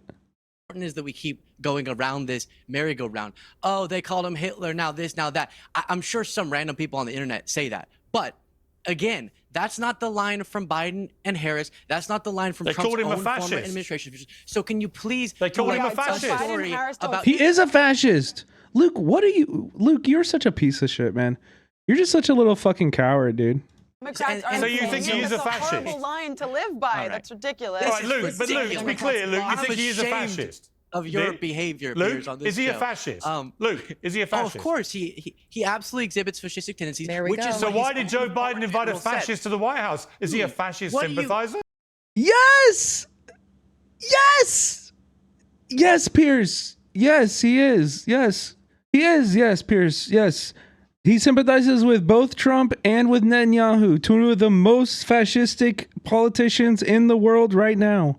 Yes. Unironically, unequivocally, yes. Because, I wanted to mention that from Deborah's point. If you respect democracy first and foremost, You let a then the fascist in the democratic room? will of the people, the democratic will of the people is more important than what you feel about the ideology. Oh my God, you're so fucking stupid, bro. Like you're you have a toddler's understanding of politics. Literally, holy shit. I'm gonna run that back. Listen to this fucking dumbass. Listen to this fucking dumb. I love him. First point, if you respect democracy first and foremost, You let a then the fascist in the democratic room? will of the people, the democratic will of the people is more important than what you feel about the ideology. And it's important to Dude, that's such an awesome take. That's such an awesome take. If you love democracy, you will let a fascist take over and eliminate it. That's so cool. That's so cool. I love that. This is such like smooth brain, like, dude, go back to making Play-Doh monsters or something, bro. This politics shit is not for you.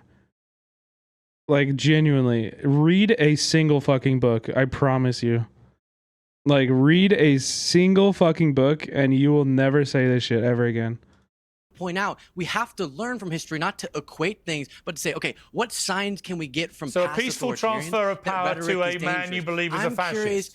I'm curious what you would describe, you, Piers, what you would describe trying to illegally stay in power despite losing an election. What do you call that?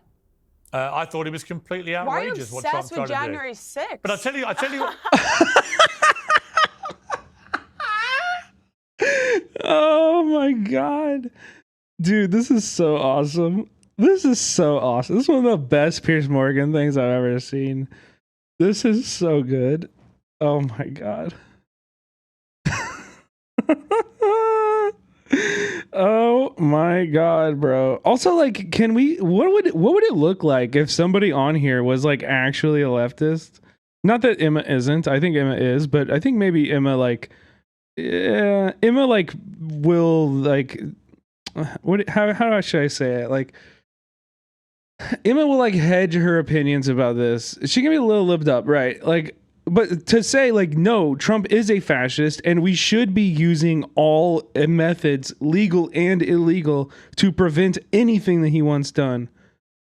Like, yes, that is a moral imperative for any person who believes in democracy, who believes in individual rights, who believes in, like, you know, people being treated with dignity and respect, who believes in love and compassion. It is your responsibility to fight back hard with no guardrails at all. Fuck this shit.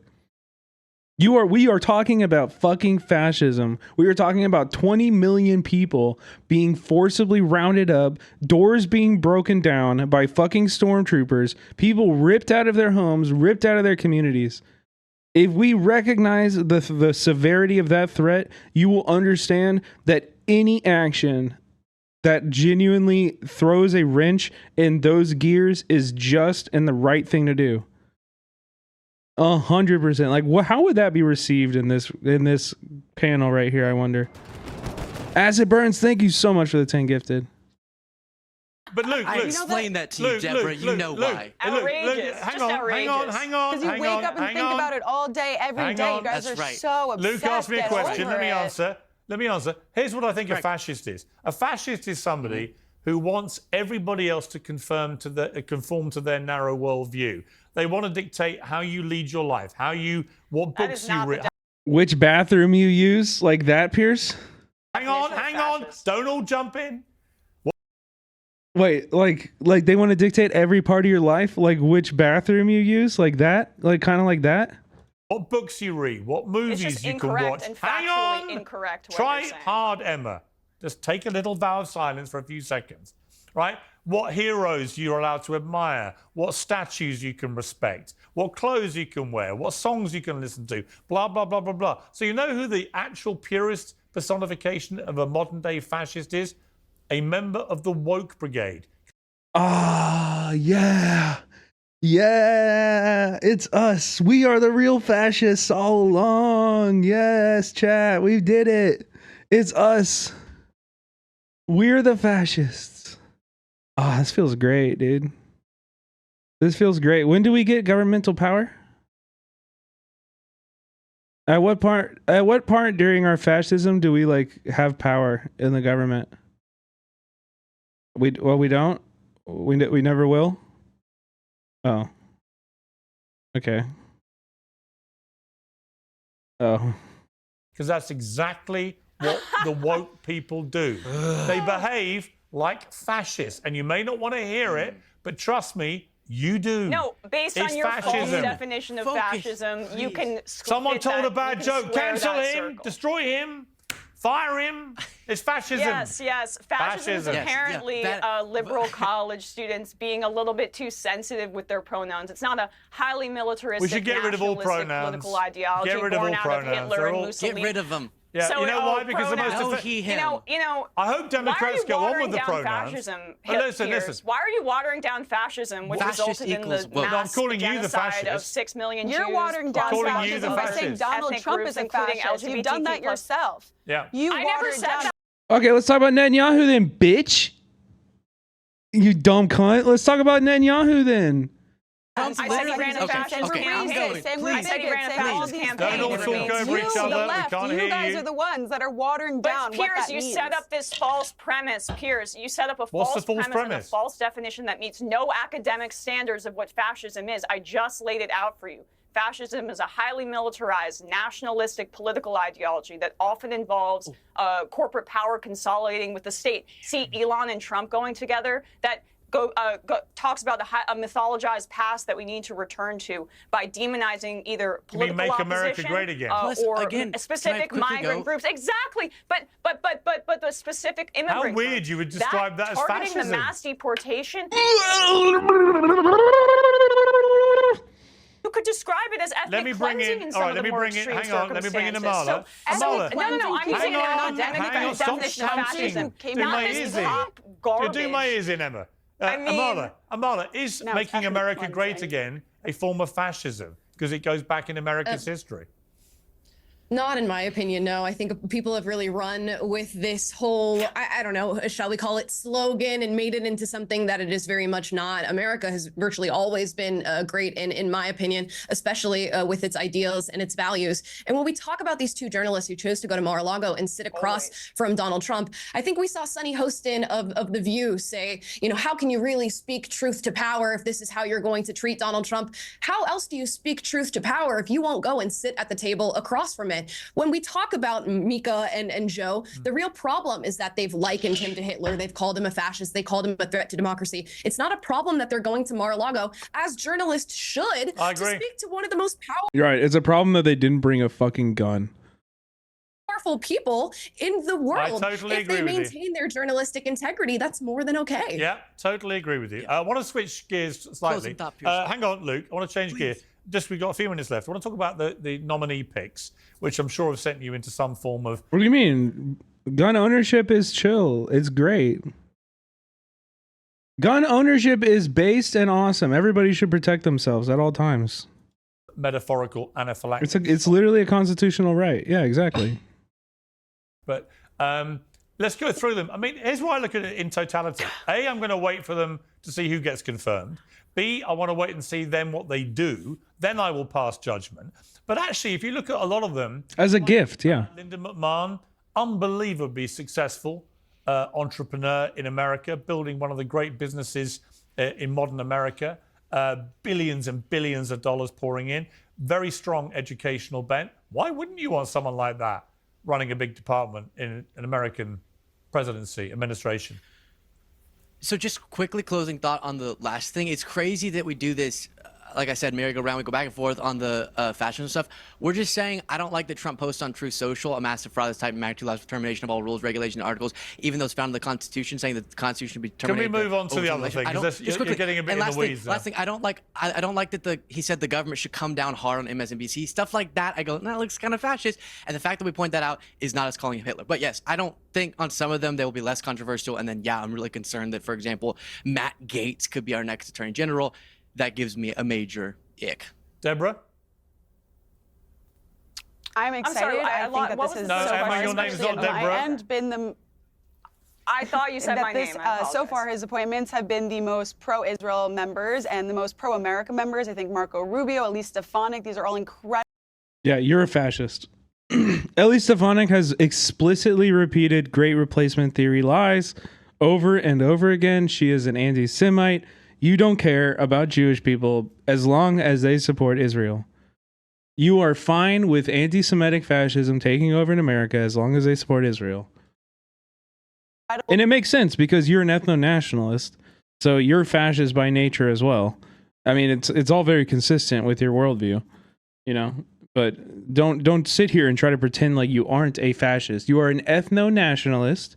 You sit here and you advocate for every race, but mostly the Jewish race, to be fully segregated from all other races in society, and that needs to be achieved through violent and brutal oppression of any other race that would dare to fucking live within the borders of Israel. You are a fascist. Like, you are a fascist. Ethno-nationalism that you support very proudly is definitionally fascist. People that I have looked up to for a long time, good, true leadership, and I'm so excited. I think that this is the dream team, and we're going to make America. I agree with Amla, of course. America has always been fabulous, but we can always improve and get back to the great values like freedom of speech, like protecting women, protecting children, having fair, free economy, and supporting small businesses, and everything that truly makes America the most fabulous, amazing country in the history of the world. So I'm excited. I think this is going to be even better than the last administration, and we have a lot of work to do, and having the House and the Senate, hopefully that means that we can really just knock out legislation and take back this country to what we know it can be, which is a great free light that the rest of the world looks at and wishes they could be us, which they still do. All right, but Deborah, Matt Gaetz, Attorney General, really? So on that one, there was an article put out by Matt Gaetz loves Israel. What can I say? Listen, my Zionist daddy, he told me I gotta support everybody who supports Israel. Fox, where they I have no other morals. I have no other convictions. It's just what it is. It is what it is. I wear it on my sleeve, you know? Where they were saying that they don't believe that he's going to get confirmed, that they're not going to confirm him. What do you think? So like you, Piers, I'm also waiting now. I'm not so sure that they will confirm him, but at the end of the day, if we do have a majority, I could see it happening. Do I think I should confirm him? Personally, I do not. I think that it's important for me to have strong leadership and people who can be examples. And while I do believe, I don't just think that we should believe all women who make accusations. I think it's important to elect people who young men and women can look up to and really feel confident in. So I would prefer somebody who was maybe a little bit more experienced, maybe somebody a little bit less controversial, but I do like the things that he says. I think he's funny, and I think he would do a good job as press secretary too, because he doesn't care. He knows exactly what to say, and he's 100% Matt Gaetz, which I respect. Okay, Emma, I assume you hate all of them, so let's just choose the 3 you hate most. Oh gosh, I mean, I'll just essentially say that I think the Linda McMahon point is really unfortunate. I don't really care if somebody can make a lot of money, specifically the McMahons did on union busting their workforce. I care more about if they care deeply about education policy and making sure that we don't gut the Department of Education, which has been a stated goal of the Trump team. I'm deeply concerned about hang on. administration's plans to gut the administrative state, Let me come back to you on education.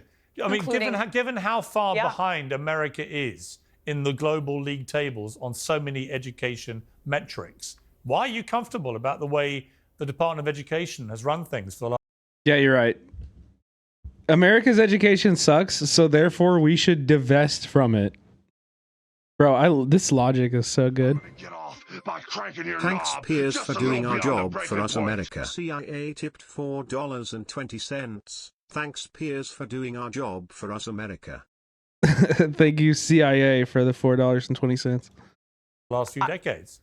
They're I getting am absolutely not comfortable with it. I believe China and countries like that. Well, in part due to Republican policies, including Betsy DeVos and other Republican states furthering voucher programs that suck public money and funnel them into private institutions. So. What about the 8 years of Bill Clinton, the 8 years of Barack Obama? The Biden administration what about did the 4 bit years better. of Joe Biden? I did not agree. Don't just blame Republicans. I mean, yes, unfortunately, voucher programs were a little bit more bipartisan back during the Obama days, but we just saw it got rejected in a red state. Dude, this is like the smooth brain shit from people like Republicans, which is like, Emma, oh, you must support Democrats. What about, you know what I mean? Like all of this shit. Like, no, we don't. I stand for a well-educated, effective, good, like solid education program. I don't stop bringing up like I'm on one side of this. That's the side I'm on. Okay. I stand with teachers. Yeah. I'm like on that side. I stand with teachers and students. The elimination of the Department of Education is going to be abysmal for poor children across the country. When you can't afford to go and to pay for your kid to go to the nice fancy school, you're fucked. What are you going to do? You're fucked.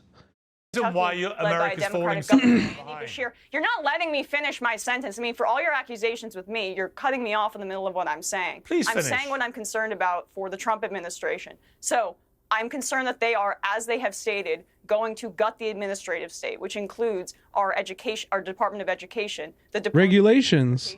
All of these things that make the government function. His essentially stated goal has been to do away with them. The Republican Party also has for the past 100 years, been trying to gut Social Security. I believe that they also want to cut into Medicare and Medicaid when they talk about raising the retirement age. That's essentially a cut.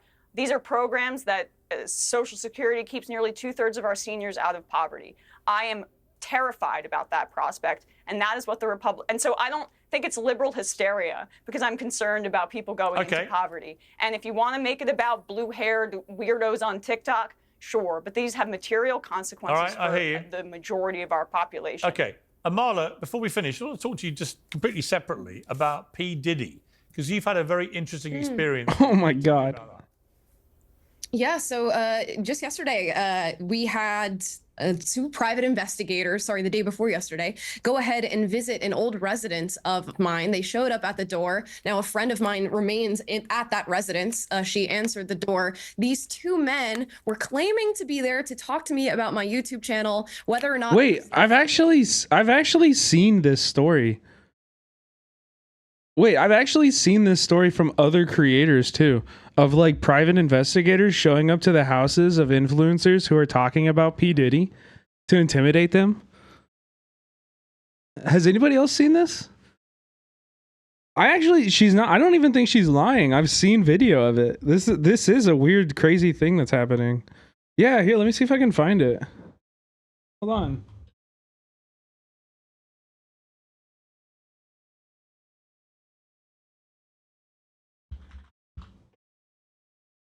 Yeah, here.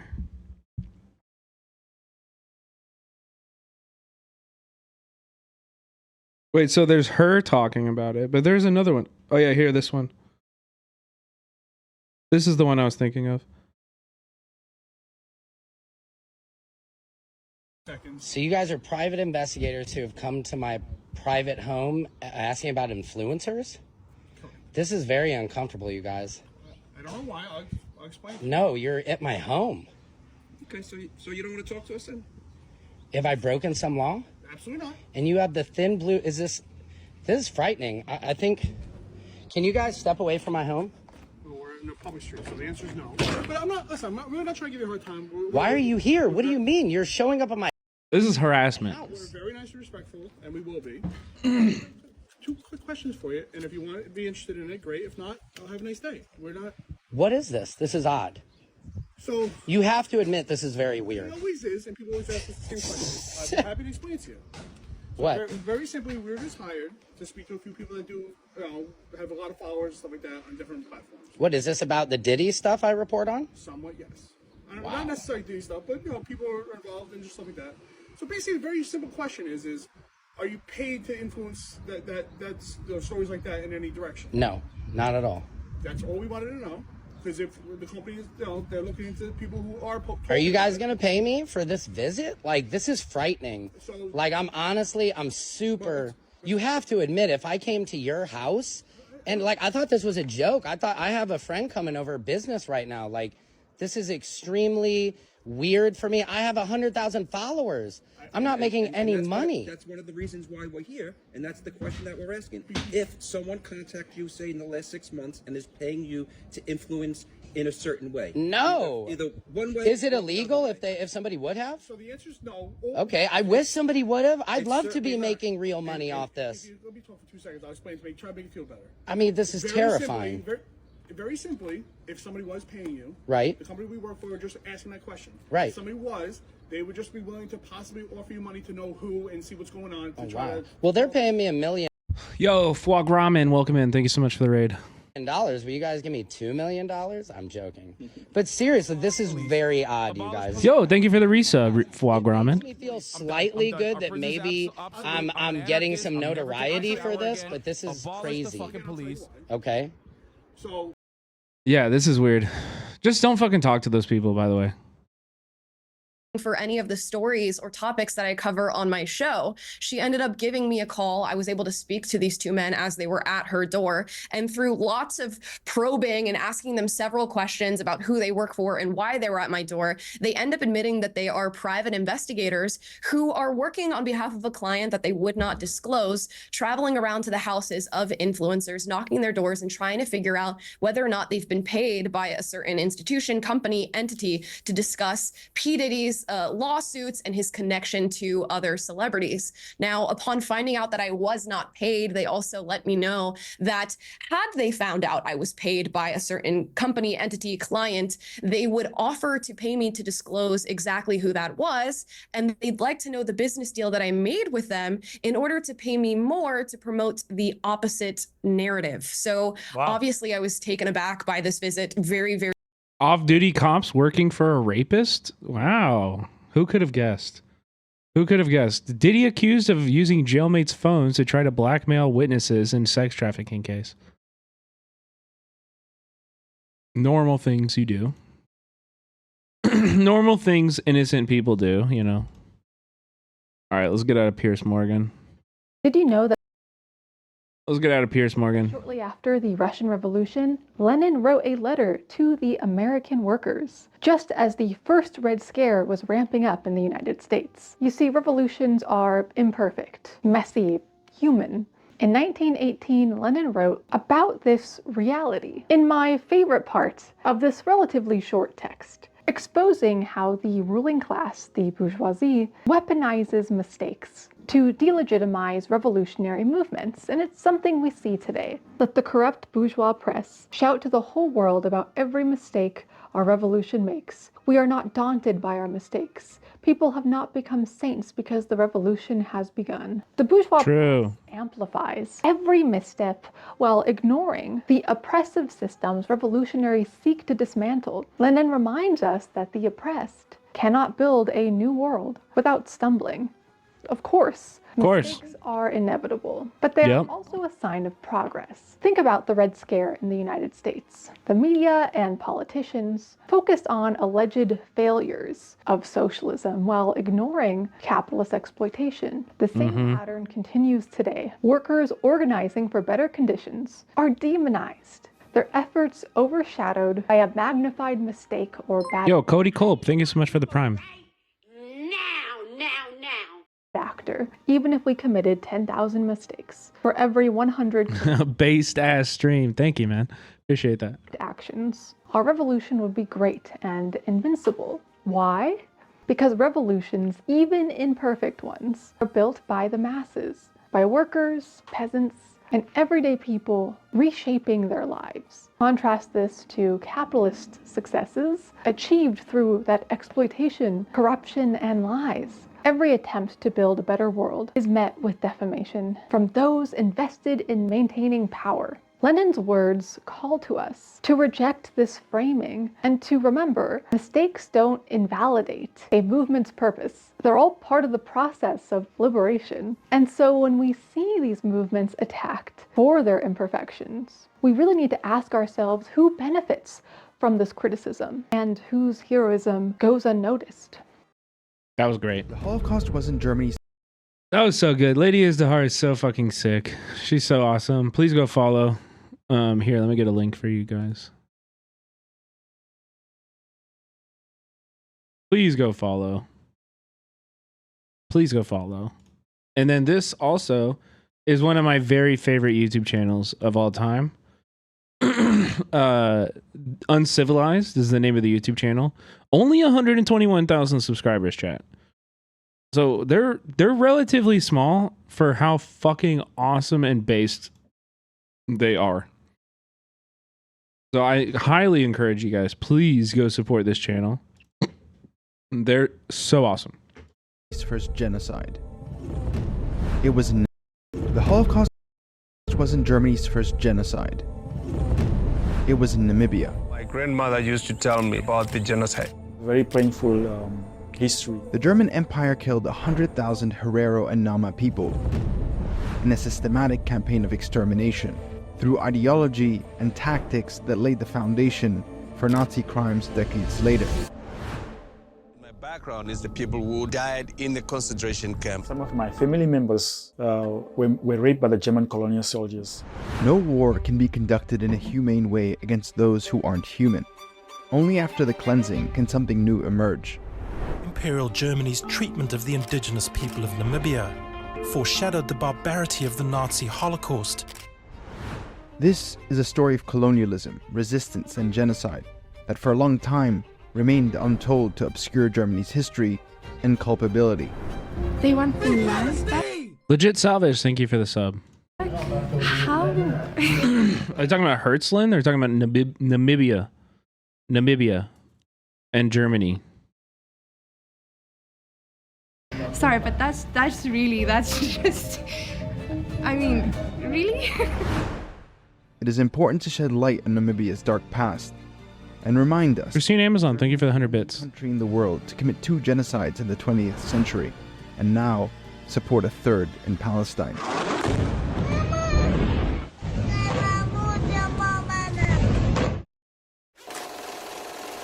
In 1884, European powers divided up Africa at the Berlin Conference, and Germany received 6 colonies, including Southwest Africa, what we know today as Namibia. Driven by the concept of Lebensraum, Germany's colonial expansionism sought living space for Germans as a necessary part of the nation's growth, survival, and prosperity. This was fueled by a deep racist nationalism and imperialism that was also at the heart of Nazi thinking. Settlers, accompanied by an army and mining companies, arrived and took over the land by forcibly removing the indigenous Herero and Nama people from their ancestral territories. It started with land deals and treaties that were never honored by the settlers, because ethnic cleansing was always the goal. One local newspaper wrote, "The country must be settled by white settlers. Therefore, the natives must disappear or place themselves at the disposal of the whites." The Hereros were sent to these remote areas to serve as a labor pool for the white communities. The German plan was to move the indigenous people into reservations and use them as labor. And to rule, they used cruelty, violence, and exploitation through a system of racial segregation. From the onset, the indigenous people resisted German colonialism, but things came to a head in 1904. Take care, Kraken. Led by Samuel Herero, the Herero launched their liberation struggle against the Germans, joined by the Nama shortly after. Through a series of well-planned large-scale attacks, they were able to push back German positions and kill 123 settlers. This was a big blow to the colonial regime, because they believed the natives had fully submitted, and never thought people who were racially inferior were capable of this. Oh, you're saying Herzl. Herero and Nama didn't achieve a decisive victory. The Germans sent in 10,000 reinforcements under the leadership of Lothar von Trotha. He believed this was a race war, a common idea held by many. I mean, the truth is that like Theodor Herzl's like opinions on colonialism were not rare at the time. You know what I mean? Like that was actually kind of a prevailing attitude towards the global South and like a lot of the Arab world in general. That it was something to be taken, you know, like the people there were subhuman and you didn't need to account for them when planning your big conquests because they can just be squashed and murdered. Like this is just the way that leaders thought during this time, you know? There's nothing like unique about Theodor Herzl's, like, you know, I don't know. I think a lot of what you can read in Herzl's writing, you can read in probably like fucking, you know, a lot of the French imperialists writing about the Vietnamese or the German writing about the Namibians or like, you know what I mean? Like it was British people about India, like, you know, it's colonialism writ large, you know, and the thing that's different is that is the ethno-nationalist aspect of the Zionist project, but also like the recency of it that they were like kind of the last colonial like conquest to occur, like they're the most recent one, and that they still exist and are still actively doing the colonial ethnic cleansing, you know, like because everybody else moved on to like neo-colonialism. Like everybody else moved on to just like, you don't need the state to do it anymore. We just have corporations, you know, we just have corporate forces that are global, that are not governed really by any state. And they're the ones doing this, like these horrors and this colonialism rather than like a government of a place, you know? What up, trans women? How are you?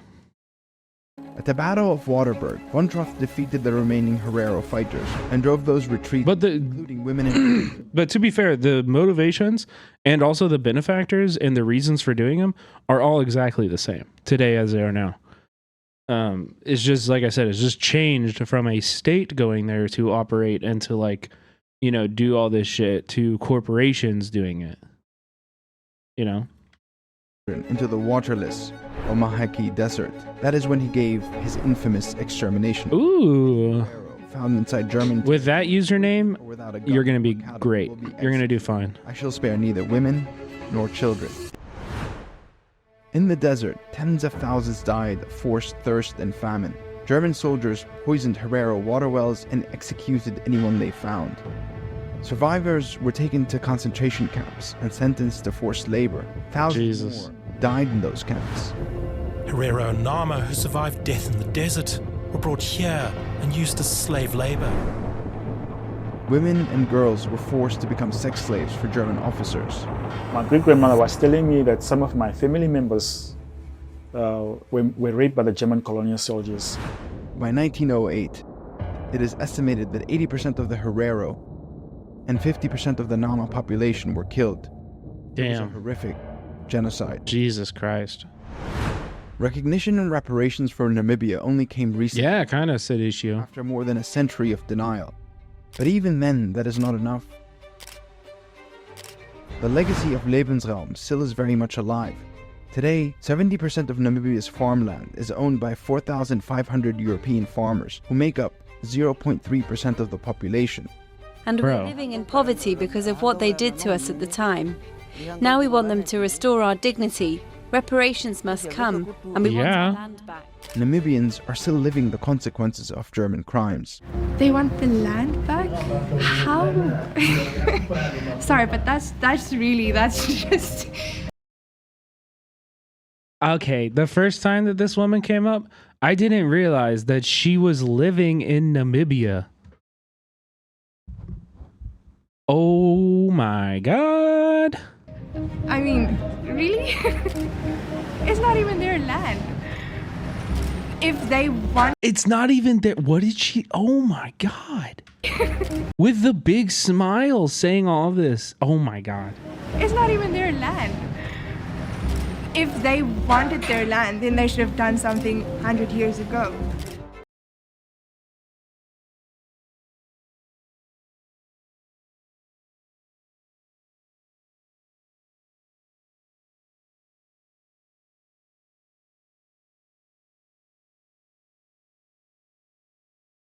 Okay, bro.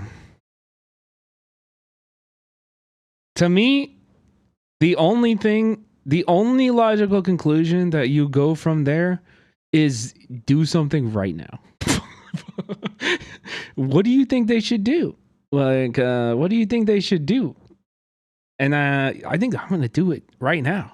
I feel like I want to do it right now. Oh, by the way, pick completely unrelated. Pick completely, totally unrelated. The genocide of the Herero and Nama people was the precursor to the Holocaust. In Namibia, Germany created a methodical system that combined technology, bureaucracy, and ideology to annihilate a people they saw as inferior. Everything from racial supremacy and Lebensraum to concentration camps, forced labor, and extermination laid the foundation for what was to come in the future. To give you a sense of these links, Herero and Nama prisoners were taken to death camps on Shark Island, where doctors would conduct experiments on them. They would then export Jesus Christ for further research. These doctors would later serve the Nazis and use the same methodology on Jews in the Holocaust. Oh man. Death camps started in the colonial world and were exported back to Europe. And in many ways, Shark Island was the precursor of Auschwitz. Damn, bro, I love this channel, and this is why perfect way to tie this all together. Historical example of this being used against us colonizing forces own civilians, and then this is why we always say what happens in Palestine is happening to all of us. This will come back. In America, the lessons that they're learning, the AI that they're using, they will use it against us 100 times. You know what I mean? I love this historical example. We have to take fucking deep attention to this. Genocide and the Holocaust are not two separate events in German history, but part of a historical continuum.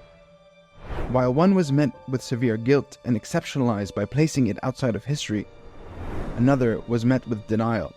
These extremes offer an insight into the German psyche and their ability to contend with their past openly and honestly, and not just performatively.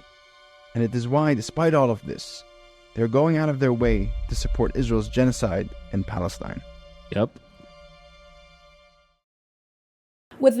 Jesus, bro. They're so fucking good, man. They're so fucking good. I love this YouTube channel. I'm about to fucking send an email, bro. I'm gonna email them so fucking hard, dude. Can we collab? Can I shoot for you? Can we make stuff? Where you living? Where you live at? Where you live at? I'm moving there. You know what I mean? I fucking love this guy. Dude, chat, this Vietnam video, I'm gonna link it right here. If you're going to sleep tonight and you're looking for something to watch, like this Vietnam video,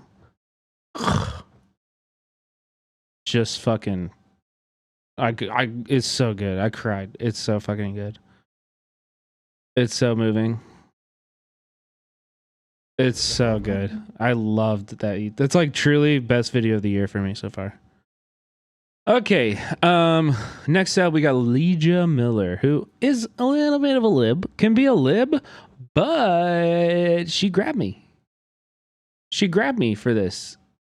How to fight fascism in America.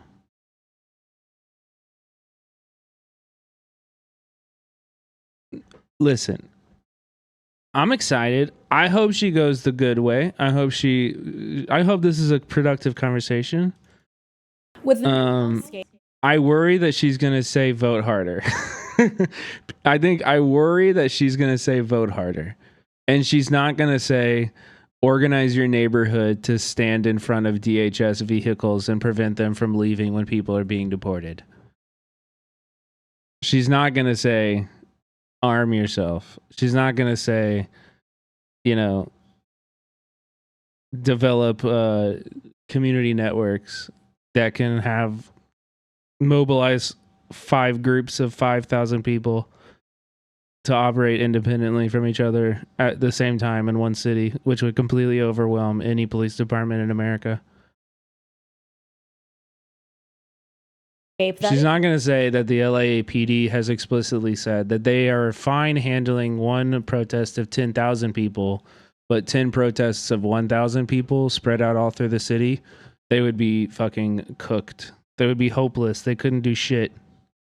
Is the U.S. government under an impending Trump presidency, there is no shortage of things for me, a leftist news commentator, to be screaming about at this point. Yet somehow, only 2 weeks into this post-election world, I'm already feeling overwhelmed. Not in an I'm gonna give up kind of way, but more in a screaming about every little thing seems like not the best strategy kind of way. And while I vow to continue screaming like a banshee on this channel, especially given the new report that Pew just dropped, showing that most news influencers that have a political affiliation are right-leaning, and women are outnumbered 2 to 1 by men in this category of content, which makes me feel like... I mean, that's super true. That's super true. Obviously. That's why I love my girls that are doing this shit, bro. For real. Tofu Goes. Shout out Tofu Goes. Shout out Joan. Although Joan doesn't even really... John, have you had the politics stream or the politics like content classification on your stream yet? You know what I mean? Shout out Tofu. Shout out Amy C3. Shout out Complainy Laney. Shout out Denims. You know what I mean? Like, luckily, honestly, on this platform, I cover politics on occasion, but I know you do cover it, but I was just wondering if you got the content classification. Caroline, thank you. Yeah, Caroline, gotta get a shout out too. Vio doesn't do politics, but I fucking love Vio. Shout out Vio. Fuck, dude. I haven't gotten flagged yet. Okay, dude, base. Nice. Nice. Yeah. Luckily, on this platform, on Twitch, in our community, we got some decent representation, you know? I said Doodleburb first. Luna too, of course. Yes, Luna too. My voice as a leftist Shout woman out. is at least somewhat important in But there's still more men than women doing it on here, for sure. Like, by a long shot, you know? the cacophony of internet noise. But I do pride myself on being a big picture person, and I refuse to let the onslaught... No, not Luna. Oh, a Mexica Luna. Mexica Luna. The mod in the chat right here. Go follow Mexico Luna. Ooh, Adrian, yeah, thank you. Right-wing bullshit. Ariana Jasmine also. bigger picture and the strategy. So instead of discussing Matt Gaetz' scandal or the unexpected appointment of Linda McMahon to Secretary of Education, y'all were pissed at how I said her name last time. Reminder that these people, I don't care. Also, some of you in my comment section misspell my name even though it's literally on the screen in front of you. So I think Wait, we watched that on stream and everybody were making fun of her about that shit too. It is funny, dude. She was saying McMahon.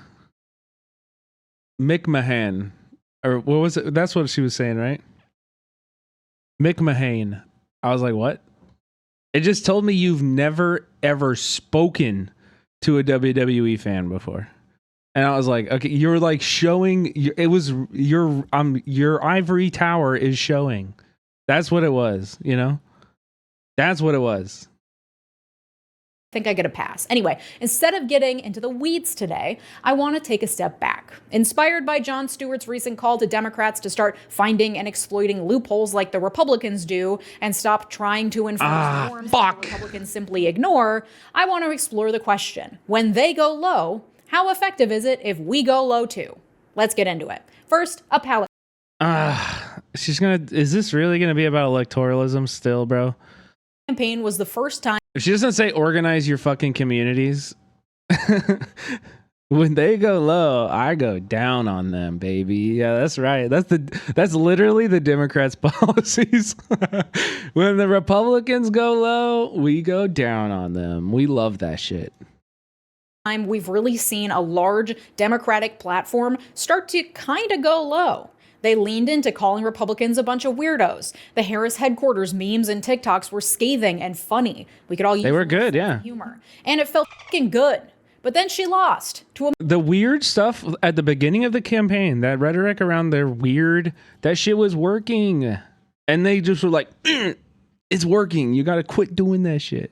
Man holding lackluster, half-empty rallies who'd outsourced his ground game entirely. Why did they drop it? Because they became obsessed with courting Republicans. Instead of motivating their own base, they took it. They thought, we got the base. Don't worry. You know what I mean? We got that. Don't worry. All we have to do is get Republicans to vote for us. Which is so stupid. Like, yeah, so stupid. There's a report that Biden advisors asked her to stop. Okay, well, Biden advisors should not be considered their opinions should be discarded in the garbage can instantly as soon as they come. These people supported a man whose brain was leaking out of his ears and led him up to a debate stage for him to dude, they practiced, bro. They literally practiced at Fort David before that debate for a week, okay? And then, imagine what that is. Like, full days, every day, this is the only thing on the menu. We're going to be practicing the debate. And then Biden gets asked about abortion. He gets asked about abortion. And his response was about migrant rape.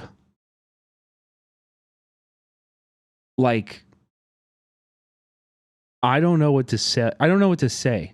If he did that on accident one time during practice, you got to pull the plug instantly.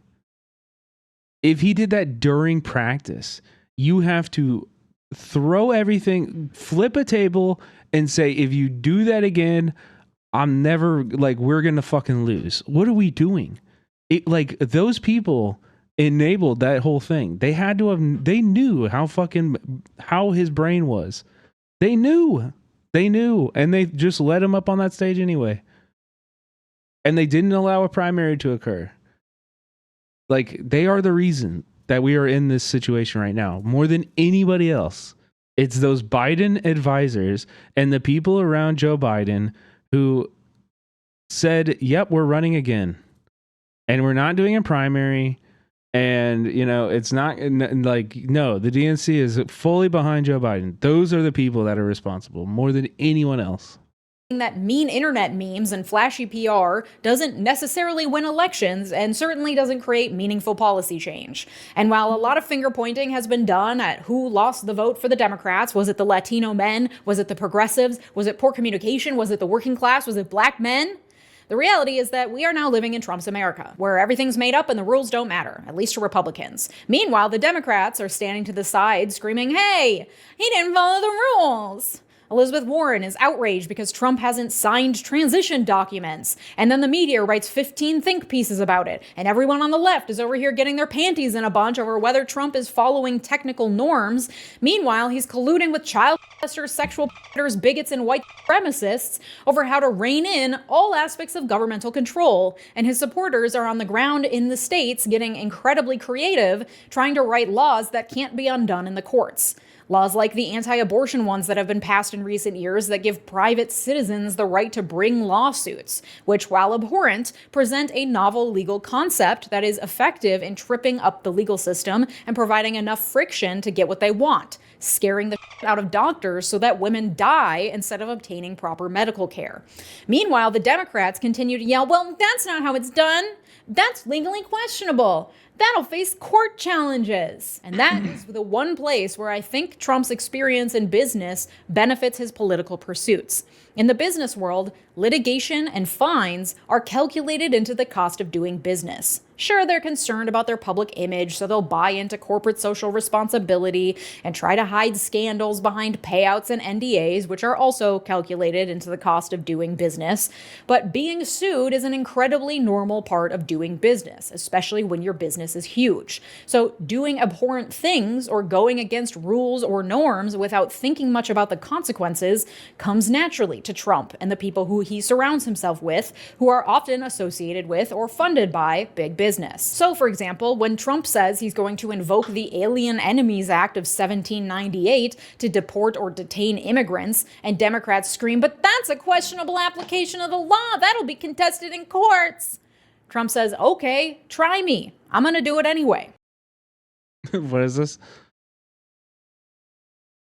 The last decade has been the Democrats clinging onto the rule book and going, "But the dog can't play basketball," while a dog fucking dunks on us over and over. Yeah, this is a great tweet. This is a great tweet.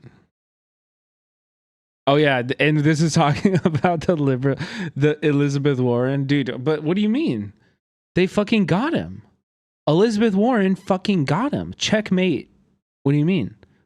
This is it.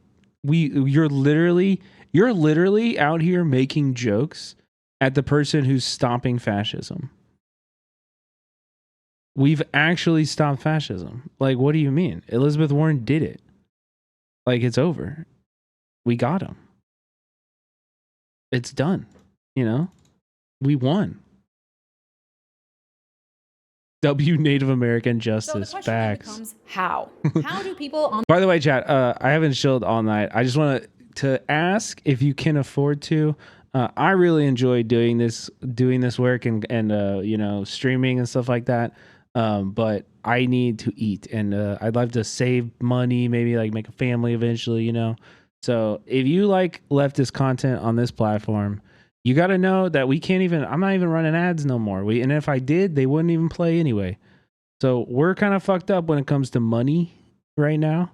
And if you could help by supporting a streamer that is doing politics on this platform, it means the world to us.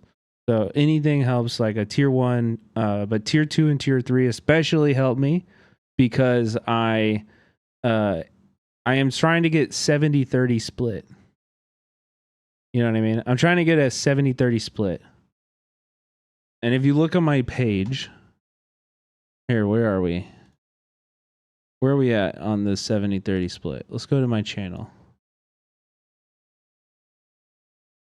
If you scroll down on the page you're at right now, eventually it'll pull up right here. So I'm at 205 out of 300. And I got to get this for this month and next month. And then I'll get a 70-30 split on all my revenue. It's actually a huge fucking deal. So that's why I need you know, people to sub. Tier 3 really helps a lot, for sure. It really does, yeah. Anyway, that's my show. If you want to sub, please do. Appreciate it. on the left go about shifting from enforcing norms on Yeah, once I get 70-30, it'll last for a year. That's right. Questioningly and clutching their pearls over rule breaking into finding and exploiting the loopholes that serve them along the way. And how do we do it in a way that doesn't turn our government and democracy into anarchist chaos where the new norm is to never respect any rules at all? Because I'm not an anarchist. I'm not interested in a complete demolition of the system. We've talked about this before. The people who would be hurt most in that scenario are the ones who are already most vulnerable in this one. And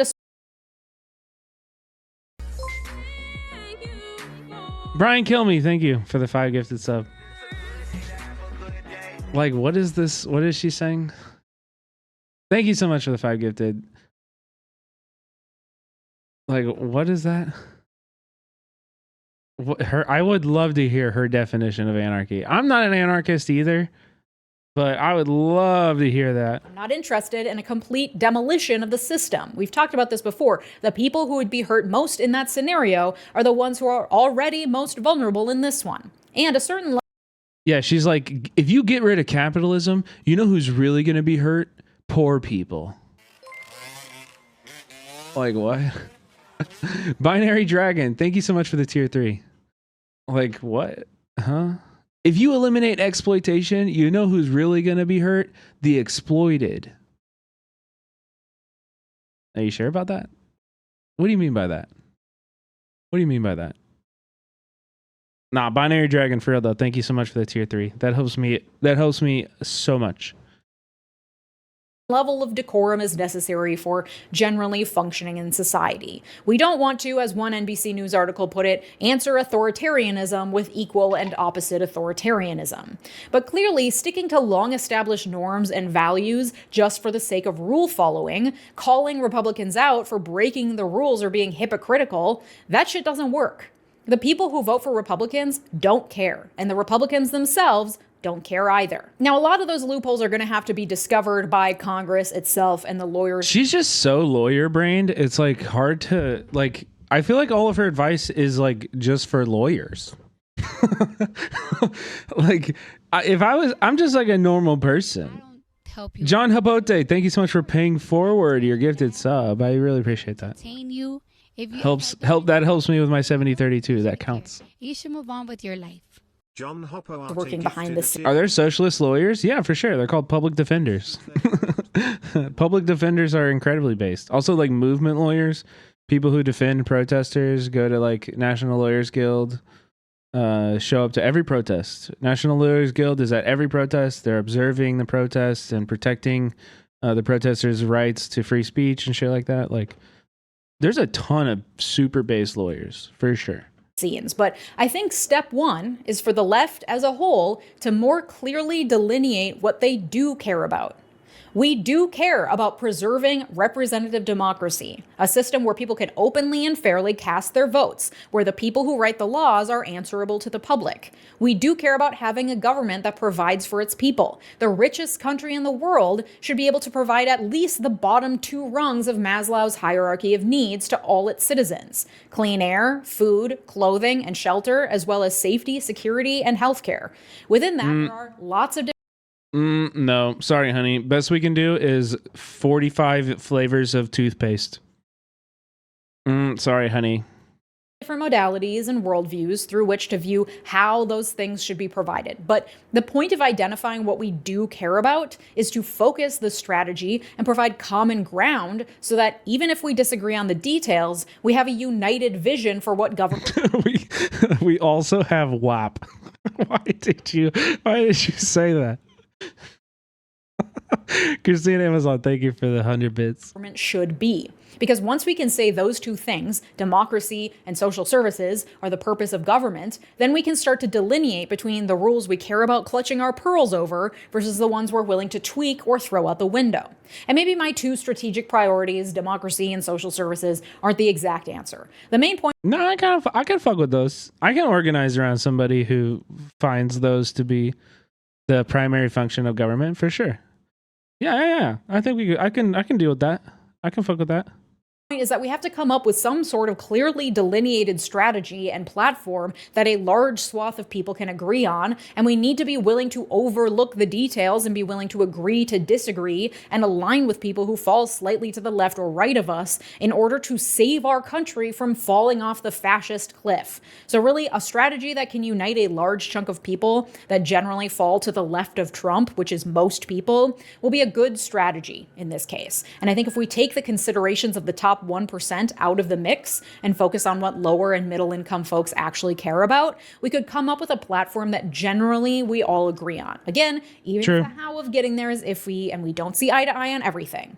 But to provide a jumping off point, I propose the government's role should be fortifying representative democracy and providing the basic requirements for life to its citizens. So that's what we should be most concerned about. Because Republicans have done this. They have their goals, and they won't let norms or rules or I mean, yeah, I don't really have a problem with anything that she's saying, and I do want there to be people that are fighting to preserve like the social systems that we have in place. Like, I don't want Medicaid to be fucking gutted by Dr. Oz. You know, I hope there are people fighting against that, and we need lawyers for that shit. However, if you think that the lawyers are going to save us, or that this is like the answer, like, because at the end of the day, her answer is just like sustain. You know, so far, this is not an answer. This is a reaction. You know what I mean? Like, this isn't actually an answer. This doesn't tell us why this happened. This doesn't tell us like how to prevent it from happening again. This doesn't tell us like, you know, like if you're not a lawyer, what do you do? Like, I guess her answer is literally just like vote for people who will do what I'm saying. If you're just like a working class person, you're just supposed to like vote for the right judge or something. I guess. I don't know.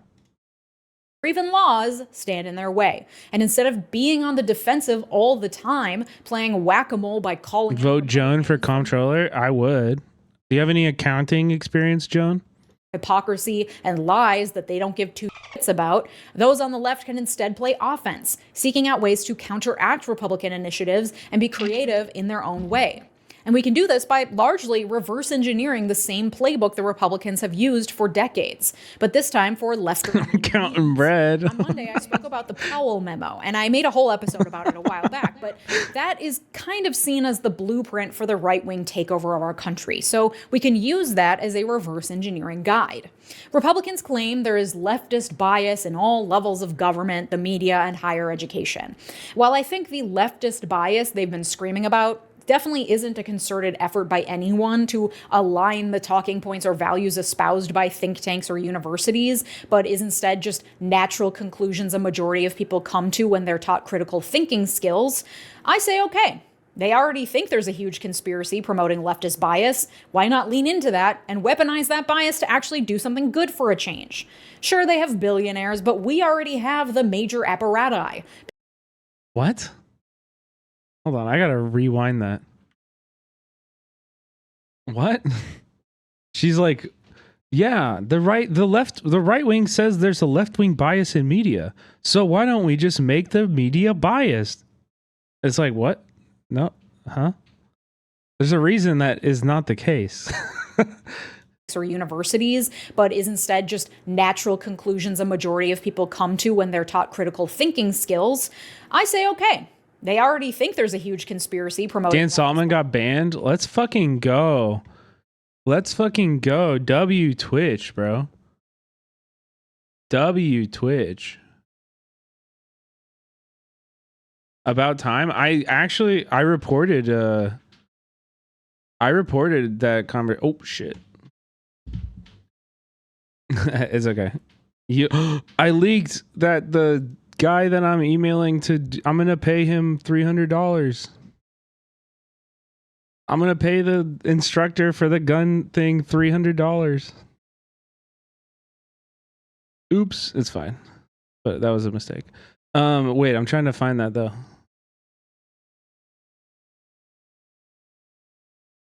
To do what? To teach you guys all how to shoot guns, baby. Wait,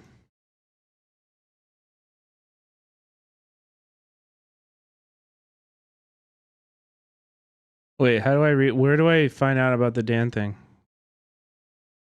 I'm interested in that. Is he bitching about it on Twitter or something?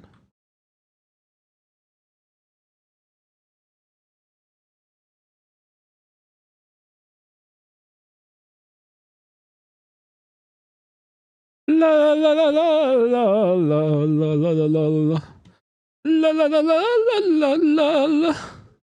This is sucking funny. Twitch finally has had enough. Went to do a data request in preparation for deleting my account.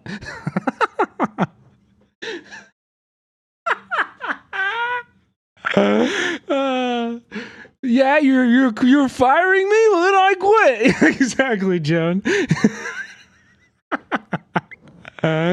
You can't fire me, I quit. And then the company's like, okay, like, easy, bro. Now we don't have to pay unemployment insurance.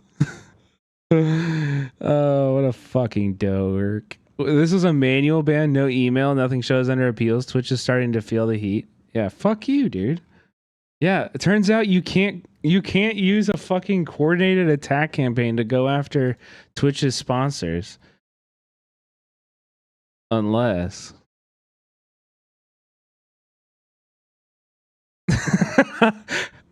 unless hey everybody, go sign this Twitch user voice to end Twitch's partnership with Chevron. No, I mean, bro, we've never I've never asked people to fucking send emails at like Chevron. You know what I mean? That would be stupid. I don't give a fuck about what Chevron thinks. I give a fuck about my community and Twitch and what they think, you know? I give a fuck about Twitch. I want Twitch to change their policy with regards to Chevron. Show up oiled. I show up oiled like the boys. The boys to Chevron HQ. Yeah. That's awesome. I'm glad he got banned. That guy fucking sucks. Rip bozo nerd.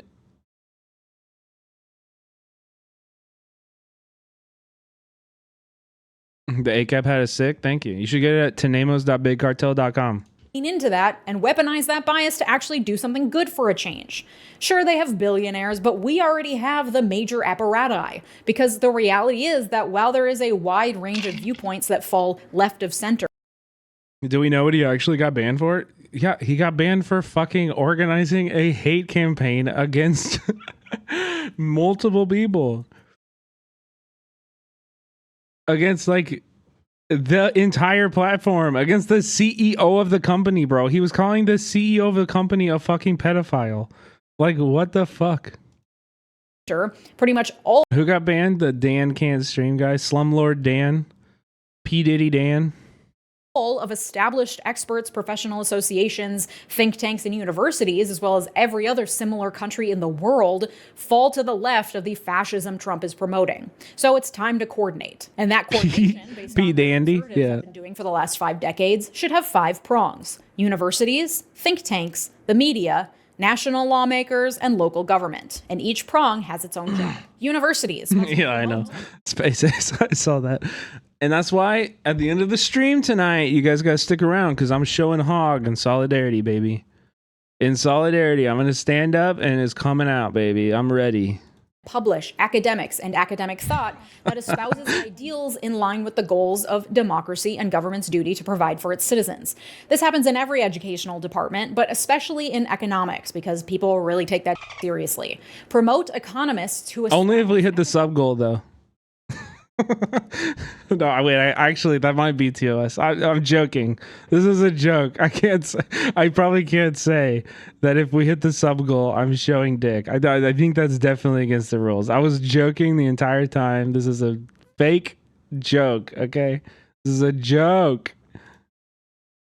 Economic theories that go against the established neoliberal libertarian free market bullshit, because in the 40 years since Reaganomics, we can tell that isn't working for 99% of us. Promote economists whose theories espouse ideals that would benefit the 99%. Bring them in as speakers, publish their articles, hire them and give them tenure, allow them to Yeah, they meant to be. Yeah, Pikachu. Pikachu's one of Boy Boy's mods. Boy Boy's ban was kind of deliberate. I asked Alexa if it was planned. He said the fake cock was planned because they wanted to push limits during their last stream, but they weren't expecting to be banned. That's a bummer. I'm low key sad that they're like not gonna be on Twitch. You know, they were cool. I like the Boy Boy guys. I wish we could have collaborated more. You know, it's a bummer, but also that's a lot of viewers that aren't got something to watch. That's a lot of viewers that ain't got something to watch during my time slot. You know what I mean? So everybody in here right now, go tell a Boy Boy fan about me. Go tell a Boy Boy fan to come in. If you like this stream, go tell a Boy Boy fan to come watch this. Generations. Promote law professors who teach creative lawyering and who espouse theories that promote our end goals of greater democracy and a government that provides. Oh shit, now they can't be on Hassan's stream. You're right. No, they said it was their last stream because of the adpocalypse, because they weren't making any ad revenue, and so they're just like, this isn't worth it for us to be here, you know? In honor of Dan's ban. Man, we cannot stay on this Legion video. Where's your superior culture now? One less Nazi. One less Nazi. One less Nazi. One less Nazi. One less Nazi. One less Nazi. One less Nazi. Let's go. Get the fuck off the platform. You don't belong here. Provides for its people. Because you're a dick. Okay, is anybody actually listening to this? Because you all keep distracting me. I thought we were watching this, but nobody cares. Run ads, fuck it. Okay, but look, nobody's going to get an ad. It won't let me.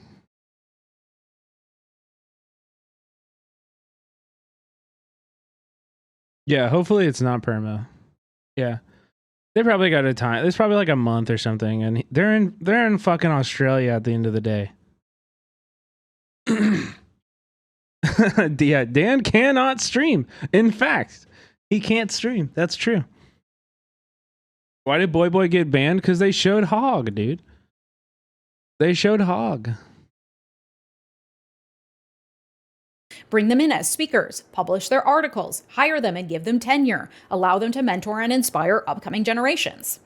Think tanks, a category into which I think nonprofits generally can be included, provide jobs and funding for those academics and lend their work greater legitimacy by publishing their reports and pushing them as experts to the rest of society. No, John. They just like stood up and he was just like out. It was obviously a fake dick and balls, but it was just out. he stood up. His dick was just out. These think tanks. If you go to my Twitter, I quote tweeted it. My like most recent thing. If you can find the picture of it. If you want to see the fake dick, go to my Twitter. They're experts to the media, to talk at universities, to speak before Congress and local government bodies, and to not be afraid to act as lobbyists. Link it is right there. What do you? It's at the bottom. Their work. These experts should be in the ears of every lawmaker. They should be making public appearances, not just hiding in back rooms analyzing research. Think tanks should be pushing the work of the experts coming out of the universities that espouse the theories and ideals of democracy and government that provides for its people. There should be a constant revolving door between Washington, D.C. and these think tanks and universities, so those... Bro, what? Bro, what? With expertise are advising. This is your solution? This is your solution? What? Elected officials, writing policy and laws, becoming elected officials, and building a strong network of people within all of those spheres who believe in these ideals. They should have a team of communications experts. Also, bro, by the way, these think tanks and NGOs, I just wanted to share like a funny exchange I had like a few weeks ago. So I signed up for like a reproductive rights like text group, like an action text group. And like, you know, it's Repro for All is the name of the group, right? And so they would text me like every few weeks and be like, hey, or like, you know, every few days and be like, hey, like, you know, are you registered to vote? Like, yada, yada, like, and would like give me action items that I could like do to like fight for abortion in Missouri and stuff like that. And they texted me recently on November 12th and they said, hi, purple heart emoji. I'm one of the Reproductive Freedom for All volunteers who texted you about voting. Last week was tough and I wanted to check in. How are you? In parentheses, I'm a real person and I'm here for you to respond. End parentheses. And I said, hey, I'm working hard to stay hopeful. Does Reproductive Freedom do any clinic defense in LA? I did that for a few years when I lived in Chicago and it was very rewarding. I've already been trained and I'm ready for everything. Like, I was like, can I do clinic defense? Like, you know, I know this exists. I did it in Chicago where you like wear a vest and you literally just go up to a car and you protect them from the psychos fucking attacking people. Like, you know, like I was like, do you guys do this? Do you know of any orgs that do this? No response. I didn't get a response. Who are you? What does it exist for if not for people like me? You know what I mean? Like, what does this org exist for? I'm literally like, hey, can I get more involved? And then I don't get a response. I was like, what the fuck? It was wild. I was like, what the fuck is this?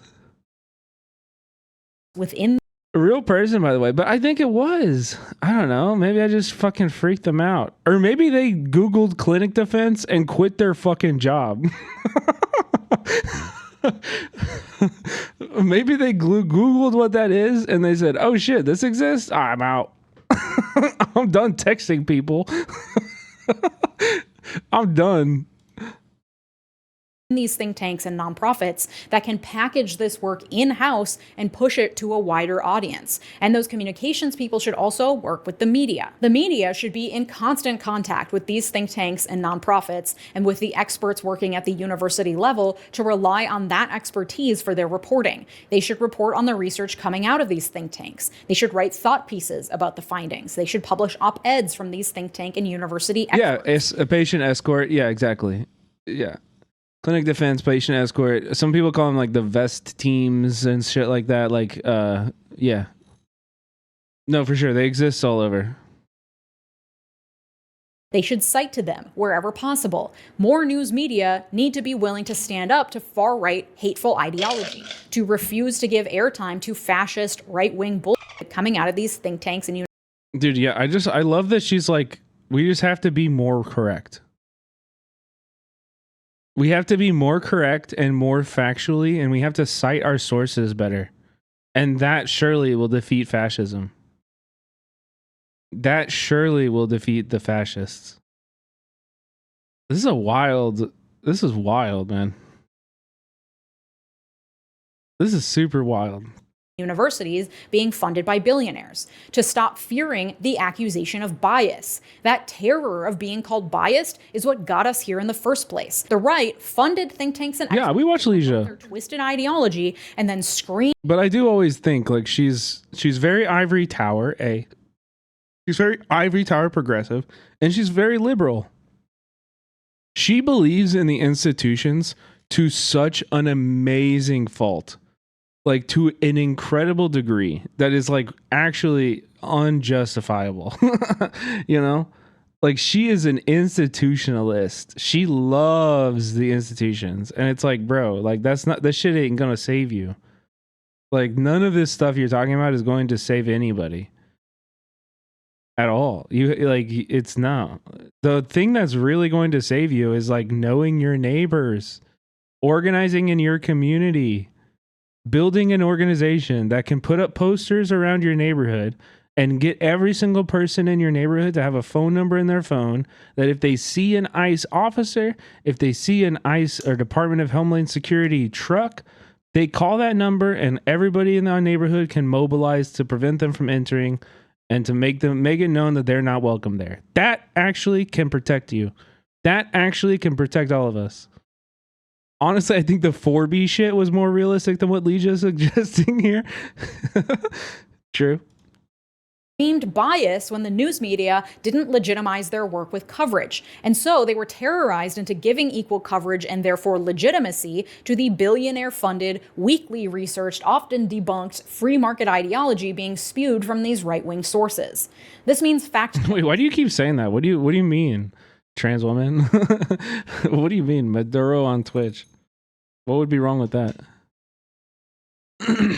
It's honestly hard being on the more revolutionary socialist side. Because all of this just sounds like pure stupidity. We've gotten smoked at this game in the last 40 years, so let's just get smoked a bit more in a more convoluted way. I mean, the truth is that people like this have gotten smoked for the last 40 years in this, like, even more than we have, bro. Like, you know what I mean? Like, I don't know what to tell you, dude. Like, they've had to mobilize massive, like, federally coordinated mass violence campaigns to squash our movements. You know, they beat the fuck out of teenagers on American campuses all across the country last year. You know, like we're still fighting. We're still fighting, and we're still organizing, and we've never had institutional power. These people like Legia have had institutional power for the last 50 years. And they've gotten us into this mess. Not us. Like, genuinely. We are not really... I find it very hard to blame the left for any of this, because we don't have any fucking... Ain't nobody listening to us, bro. If they were listening to us and, like, our policy was given a chance, I think it would work. That's why I fucking advocate for it.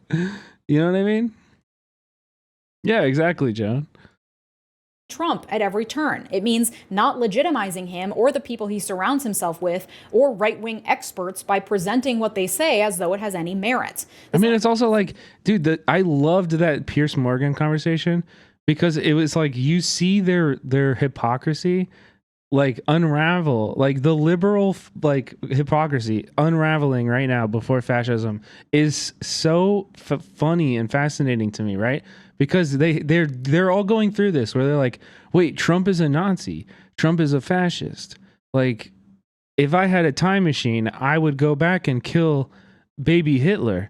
So, like, therefore, should I be killing Trump? You know, like, this is you have to have cognitive dissonance, because now they're like, oh, well, I support the institution of democracy.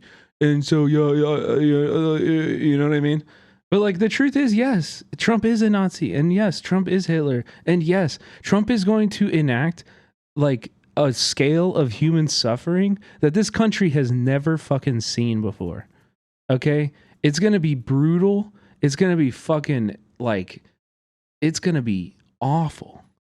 Like, people's lives are going to be irrevocably ruined and changed, and people are going to suffer and hurt so bad.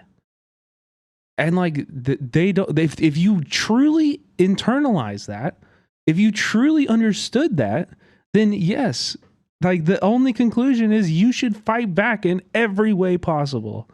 The only conclusion to that is to fight back in every way you possibly can. And they don't want to do that, so they got to figure that's where it stops. So now they got to come up with all these other all these other things, these institutionalist, like, ways of fighting back. They got to come up with, you know, oh, well, Trump isn't really a fascist. Nobody's really calling Trump Hitler. We don't really believe that. Like, they got to come up with all this other shit to justify the place that they started from, and, like, the inherent contradiction. You know what I mean? Like, this inherent contradiction that they are dealing with right now is never going to be solved. And that's why we can't look to them for our solutions. We have to build our own solutions. Genuinely, we have to fucking make this shit happen on our own. We can't count on anyone else. You got to build it in your community. None of this is inevitable, all right? None of that suffering, none of that hurt, none of that heartbreak is inevitable. If we wanted to, we could stop that shit. If we wanted to, and we organized and we fought for it, we could bring Trump to his fucking knees. We could bring the entire government to their fucking knees in a day. It could happen. That's just the truth. It could happen. It's all, none of it is inevitable. Supporting and building news organizations with an explicitly left-leaning bias. People on the right have no qualms about presenting Fox News as fair and balanced, despite the fact that, as we discussed on Monday, from the very beginning it was founded to be explicitly right-wing and political. People to the left of Fox News are terrified of appearing biased, and there absolutely does need to be journalistic standards of fact-checking and integrity, but expressly left-leaning media needs to be prioritized as well. This needs to happen in every form: written, social media, video, podcasts, talk radio. One can be a critical thinker and biased at the same time, and our feverish obsession with remaining unbiased or only consuming that which we perceive is unbiased means that we've lulled ourselves into the... Who's funding liberal media? Good question. Who's going to fund left-wing news networks? True. Good question. That's so true. Sub right now. Sub right the fuck now. That's why you gotta fucking sub. That's so fucking true. Who's gonna do it? Who's gonna be the name that's gonna do it right now? Who's gonna fucking do it? Who's gonna fucking do it? Humans are capable of... Top of the hour ad breaks? You fucking wish. There's no more ad breaks for us. There's no more ad breaks for us out here. We are all adding our own personal spin to the stories we tell, whether we have an audience of millions or an audience of one. Media literacy requires that we reckon with that instead of trying to place our faith in the idea that there is one beacon of unbiased truth out there. That's not really how life works, and that's not the reality we're living in. Everything has a spin, and the right-wing media landscape spin is winning. The federal government, lawmakers, and federal workers, and everyone in between needs to be infiltrated by people left of Trump. This means prosecutors who won't go after immigrants or seek harsh penalties, Congress members who are products of the university and think tank system, willing to take risks to push the agenda through creative law writing, social media PR, and constant contact with the media, and who have strong connections. This is so bizarre to listen to. This means government lawyers seeking out those loopholes that Jon Stewart talked about and figuring out creative and risky ways to exploit those loopholes. Again, not to the detriment of democracy, but in support of it. Democrats and independents willing to speak truth to power, to get a little rowdy, and to play a little bit dirty. And local government is where a lot of us can really up. This is where the experimental laws can be written and tested. I knew she was going to do this shit. Laws that use creative tactics to promote left-leaning causes, like ending voter suppression, reversing gerrymandering, promoting non-winner-takes-all voting systems, enshrining civil rights, providing universal basic income, graduated taxation, making housing affordable and available, etc., etc. These laws can be ones that have never been tried, but also established tactics, like in the case of increasing voter enfranchisement, universal registration, automatic mail ballots, and other initiatives that make voting as easy. Yeah, vote harder.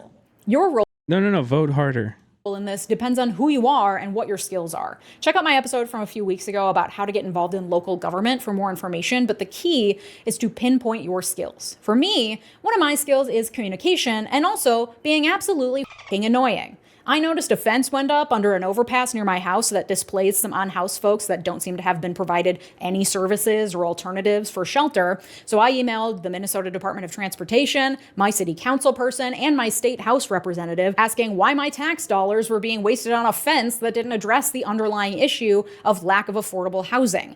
The Department of Transportation email Voting twice, that's rookie shit. My dog voted twice in this state and in Nevada and in Pennsylvania and in Wisconsin. Bro, I voted like 100 times. What do you mean? With the message, can one of you deal with this? Yeah, I'm gonna be a person that my local government has to deal with. Make a fuss, run for office, learn the law, and get I'm still voting, yeah. Don't stop the count, because I got more to submit. I got thousands of more submit. Guys, wait, just wait. Kamala's about to win, everybody, okay? Just wait. Once I get these last ones in. You think you can best up through creative law writing. Take risks. Be willing to make people annoyed at you. Be a little mean for fun. The widening gender gap means a growing portion of the left is made up of women. Women who have been socialized to be as likable as possible. Do whatever you can to break yourself of that habit. Join a coven. Bathe naked in a river. Scream your lungs out at the moon. Shave your head. I don't know. Bro, these are all legitimately like serious things that she's saying before she has said the word union. Before she has talked about like tenants. Like, holy fuck. Holy shit. Whatever speaks to you. Now is not the time to be. That's so wild, dude. This, bro. I wish I was this rich. This would be nice, man. Imagine. Likable. Now is the time to be annoying as fuck for the good of your community and your country. She's like, use our Karen powers for good this time. Call the cops on the cops. That'll do it. White ladies, take your I'd like to talk to the manager energy and channel it towards annoying your elected officials to the literally has meaningful progressive change that this isn't she literally did it. She said exactly the joke I was making. moves the needle towards our shared goals of protecting democracy and providing for all our neighbors. White men, take your mansplaining straight to your city council or your state representatives. Dude, you do not want this. I promise you don't want this. Hold on, I promise you do not want this, okay? And use your place in society to advocate for progressive change. Be annoying. And your role doesn't have to just be annoying concerned citizen. We need everyone. Not mansplain your city council meetings. Leftists and progressives. Oh god, dude, this shit is so funny. Everyone who doesn't agree with the direction Trump is taking this country to look inward at the skills they possess and consider how those might best be used to the benefit of this five-pronged approach. What are you good at? And what do you enjoy doing? That's called your zone of genius. Not just something you're good at, but something you thrive at. How can that be used to f Trump up? Like I said, I love communicating via these videos, providing information and hopefully inspiration, and also being annoying as f. That lends itself well to making these videos and bugging my representatives. Maybe your one true love is getting into the streets and screaming. That's great. Maybe you've got a journalism. That's what she thinks of protest. That's great. Dude, she's actually so fucking patronizing with it. Like, Jesus Christ. Holy fuck. How can you use that? Maybe you're amazing at research. How can you spin that? Maybe you're great with computers. Someone hacked the Gates report and got their hands on some information that hasn't been leaked yet. I'm not Yeah. You should hack the Gates report and then hold on to it.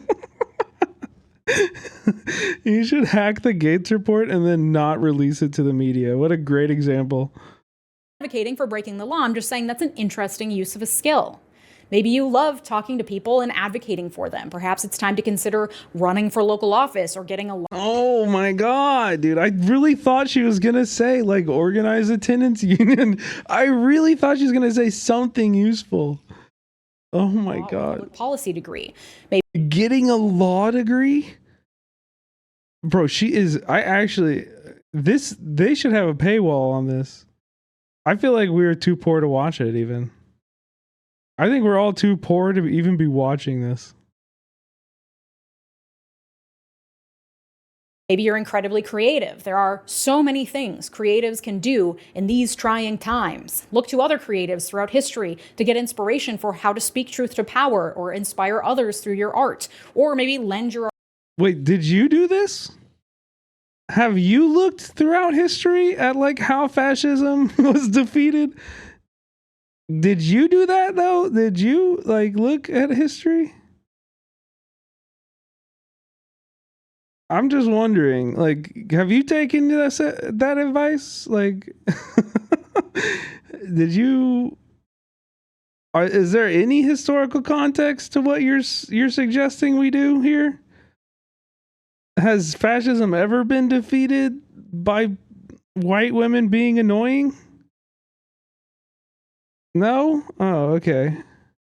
Artistic skills to a cause you care deeply about. Maybe you're a master gardener and you can provide sustenance for your community. Like, truly, What do you thrive at, and how can that be used in favor of one of these 5 prongs of this movement? Focus on that. Let me go crazy reading the news every day and distilling it down for you. I'm here for that. In fact, I just launched a Friday newsletter. It's called Why America, the Newsletter, and you can sign up for it at the link in the description. Every Friday, I'll highlight a story I've been thinking about, as well as other headlines I'm watching this week. It's free, truly just offering social service in these trying times to help you avoid burnout and overwhelm.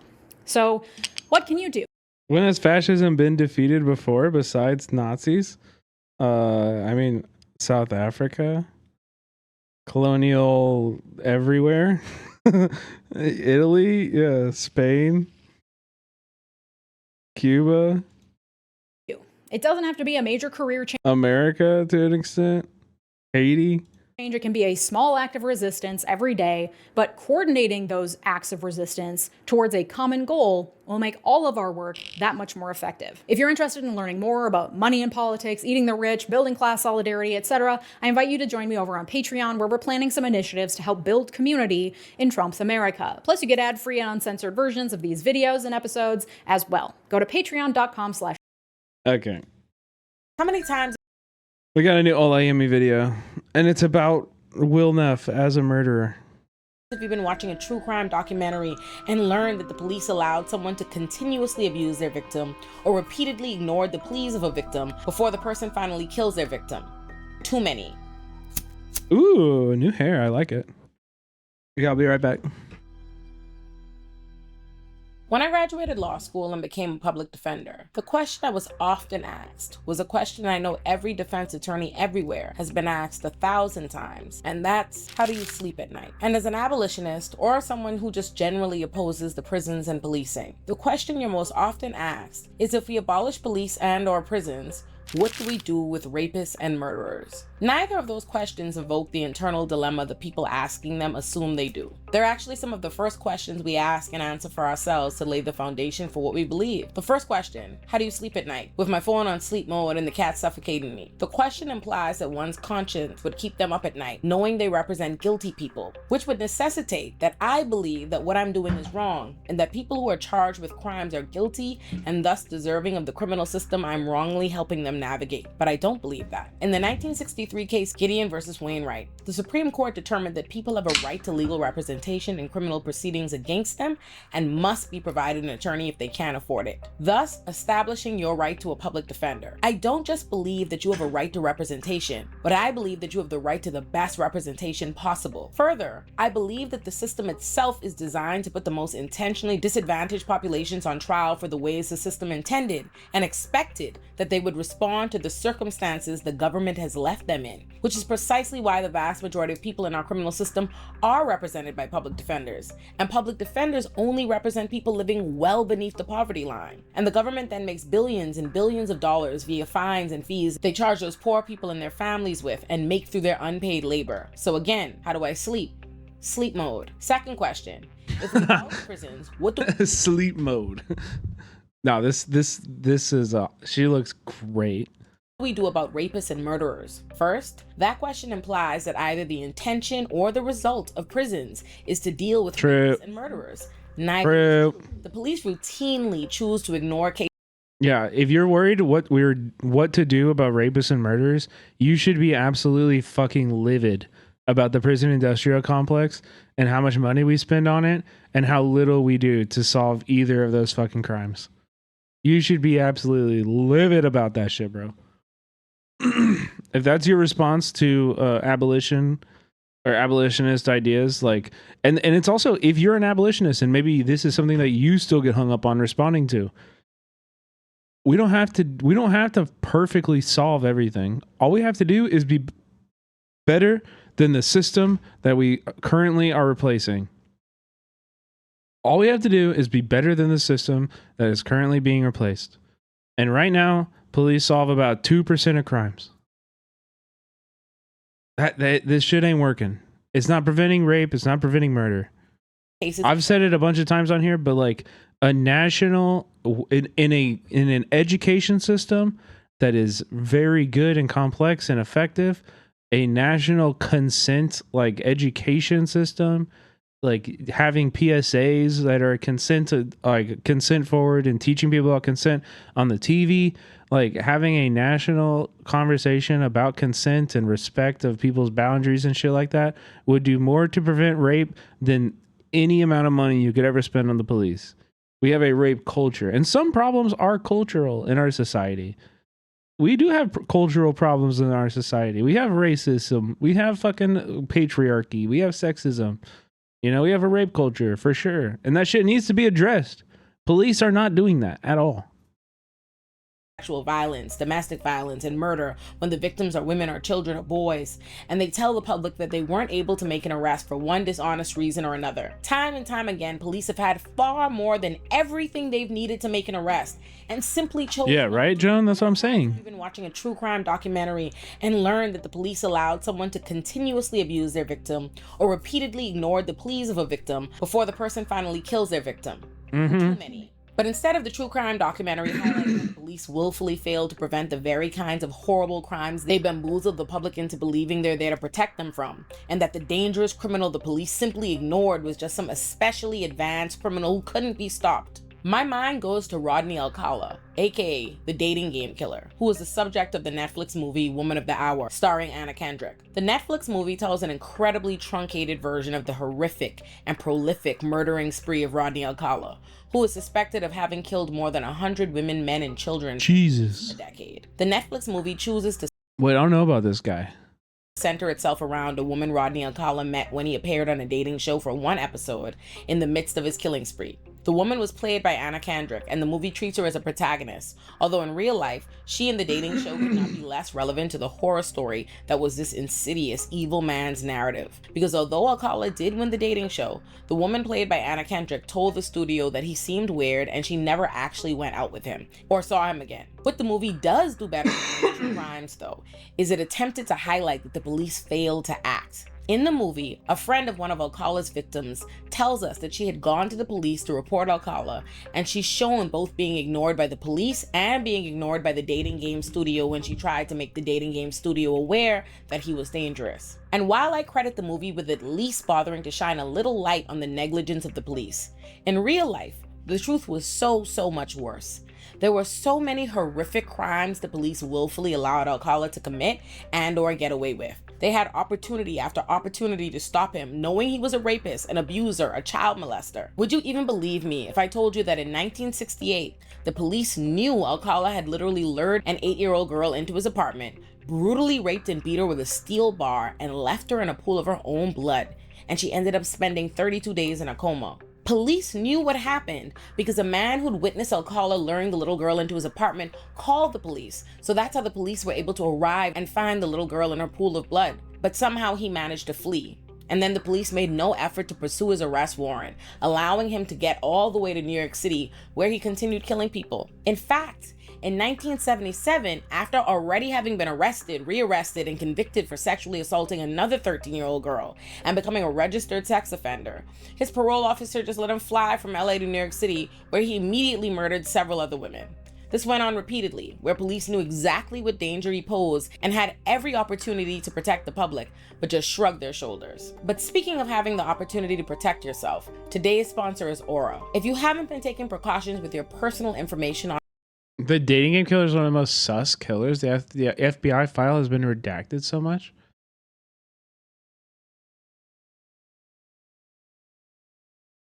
This is just the redactions.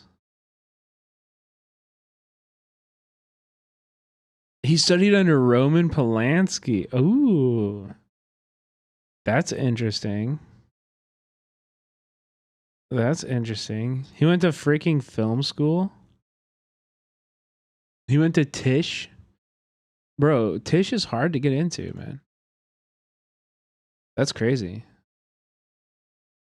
Online before, today is the day to start because you have never been more vulnerable than you are right now. This year has seen a number of We're gonna watch this because I love LAME. I fucking stan LAME. So we're gonna watch this. Also, it's actually a good idea. I'm not gonna lie. Getting I got this. I have this. Getting something like this is probably like a really good idea. data breaches. Like, genuinely. Serious concerns about personal information security. Dell had a breach. United Is this the Ring? No, this is like an online service that scrubs public data like aggregators for your information. Even Ticketmaster had a breach. United Healthcare's breach was literally the largest ever healthcare data breach in US history. Hackers have stolen over 2.9 billion records from national public data, which offers personal information for employers, private investigators, staffing agencies, and others doing background checks. These stolen records include a person's full name, address, date of birth, social security number, and phone number, along with alternate names and birth dates. And members of the hacker group have reportedly released this information for free. That's why you need to use Aura. Aura alerts me if they find my phone number, email, or social security number on the dark web. They're going to let me know as soon as possible if anyone tries to use this information to access my credit or bank accounts. They also provide a bunch of other features to keep you safe online, all inside one app. You do not have to live like this and be vulnerable to hackers. Instead, you can go to my link, aura.com/Illuminati, to try 14 days for free. That's all the time Aura needs to find out if any of your personal data is exposed. I highly recommend you do this right now. So again, go to aura.com/Illuminati to start protecting your information, or click the link in the description below. Thank you for sponsoring Aura. Now, back to the video. And it doesn't even have to be a scenario as dangerous or rare as the dating game killer or a serial killer. The police fail to protect people from far less insidious figures every day. Do you remember Gabby Petito, the 22-year-old woman who was killed by her fiance Brian Laundrie in 2021? Probably. But do you also remember that he had assaulted Gabby the night before he killed her, and police responded to the scene and simply chose not to help her or to investigate? Police don't even just fail to investigate or make arrests in case of abuse. Sometimes they become the abusers. In 2020, a 14-year-old girl was raped by a 17-year-old, and already traumatized, this young girl didn't even want to report it. She just wanted it to be over with. But her mom called the police, and Officer Rodney McNair showed up. He stood in this mother and young girl's living room and convinced them she needed to report it.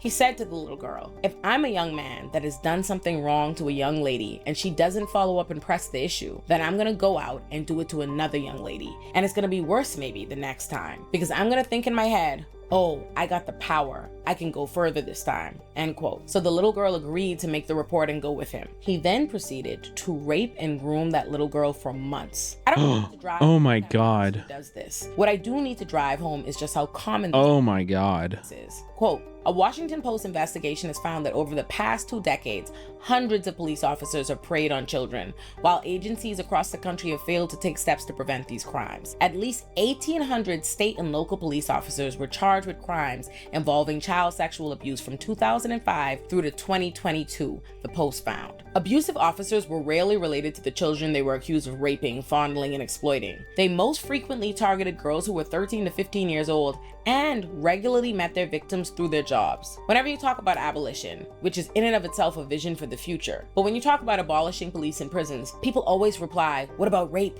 What do we do about the rapists? And I'm always trying to explain to people that the criminal system we have is not about addressing rape. Not only will most victims of rape and sexual assault be the first ones to tell you that they got nothing but compassion and justice when they tried to report what happened to them, but the perpetrators are often the police themselves. I say all that to say, I think a better question I think people could ask defense attorneys and abolitionist types like myself if you really want to tussle and see a difference of opinion. And it's the question I'm actually going to be exploring today, because I think a lot of people and abolitionists actually do struggle with this.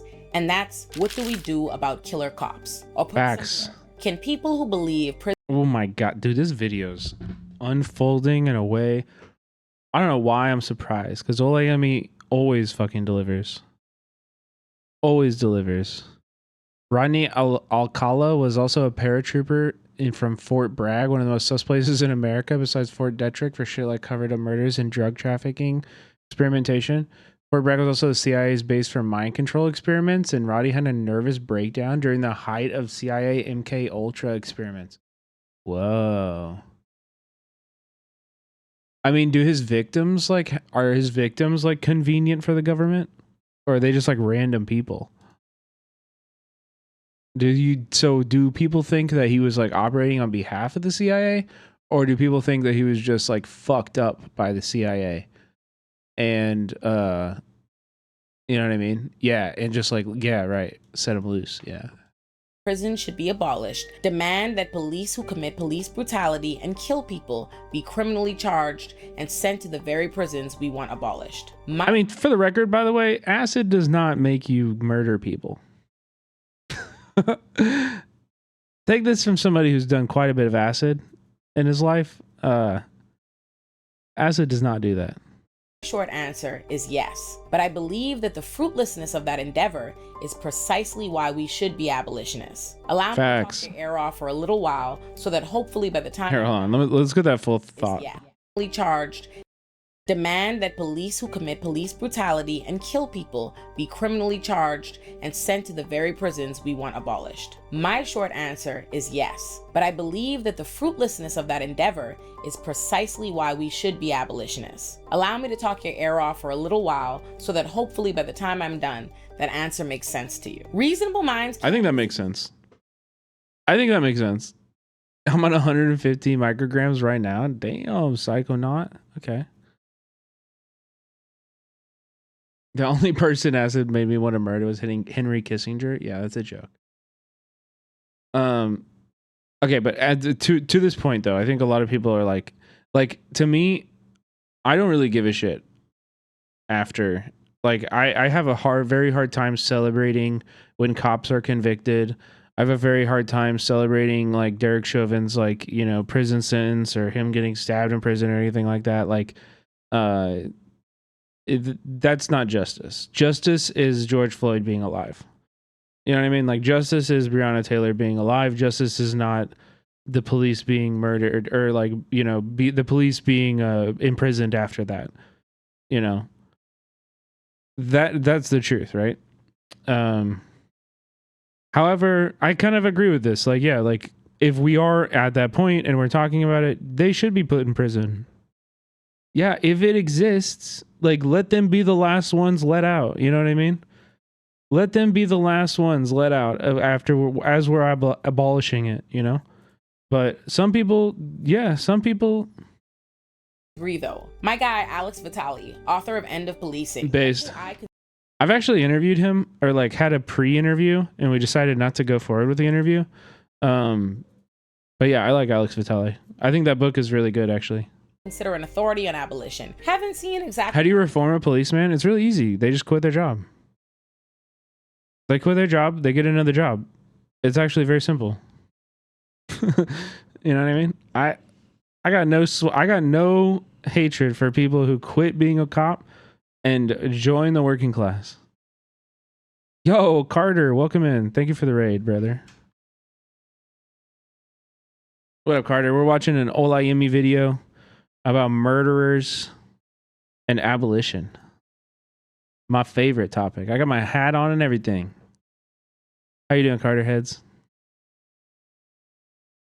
You are now entering a content classified political zone. I know Carter isn't rocking that shit. Have a good stream? Yeah, you too, man. I mean, you already did, but I hope you have a good night or day or whatever.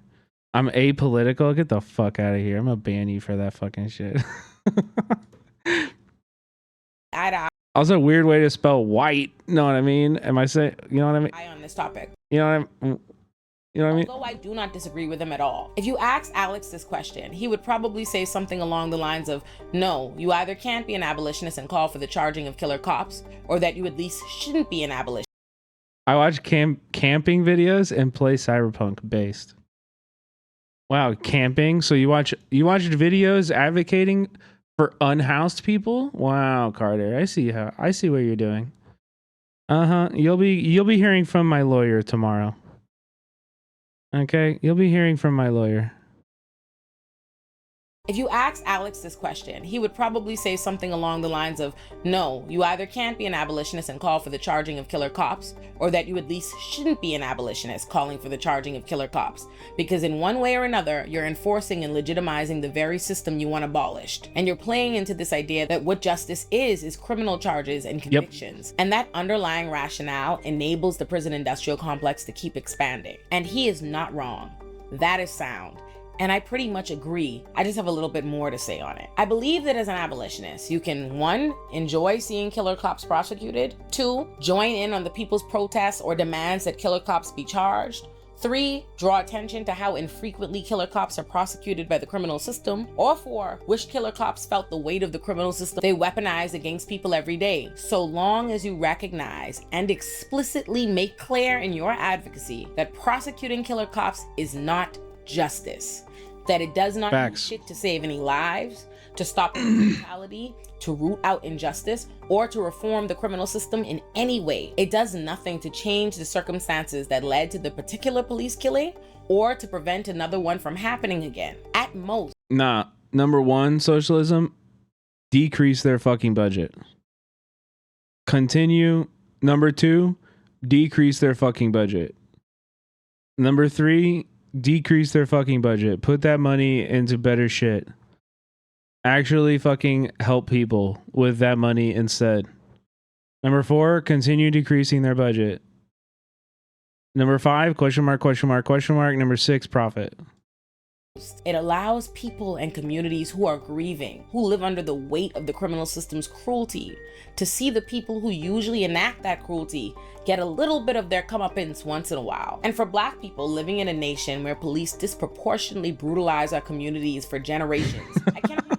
Number 4, make all their outfits breakaway stripper fits so you can pull the clothes off a cop to embarrass him. Okay, I love that. I second this. Number 4. That sounds awesome. That sounds awesome.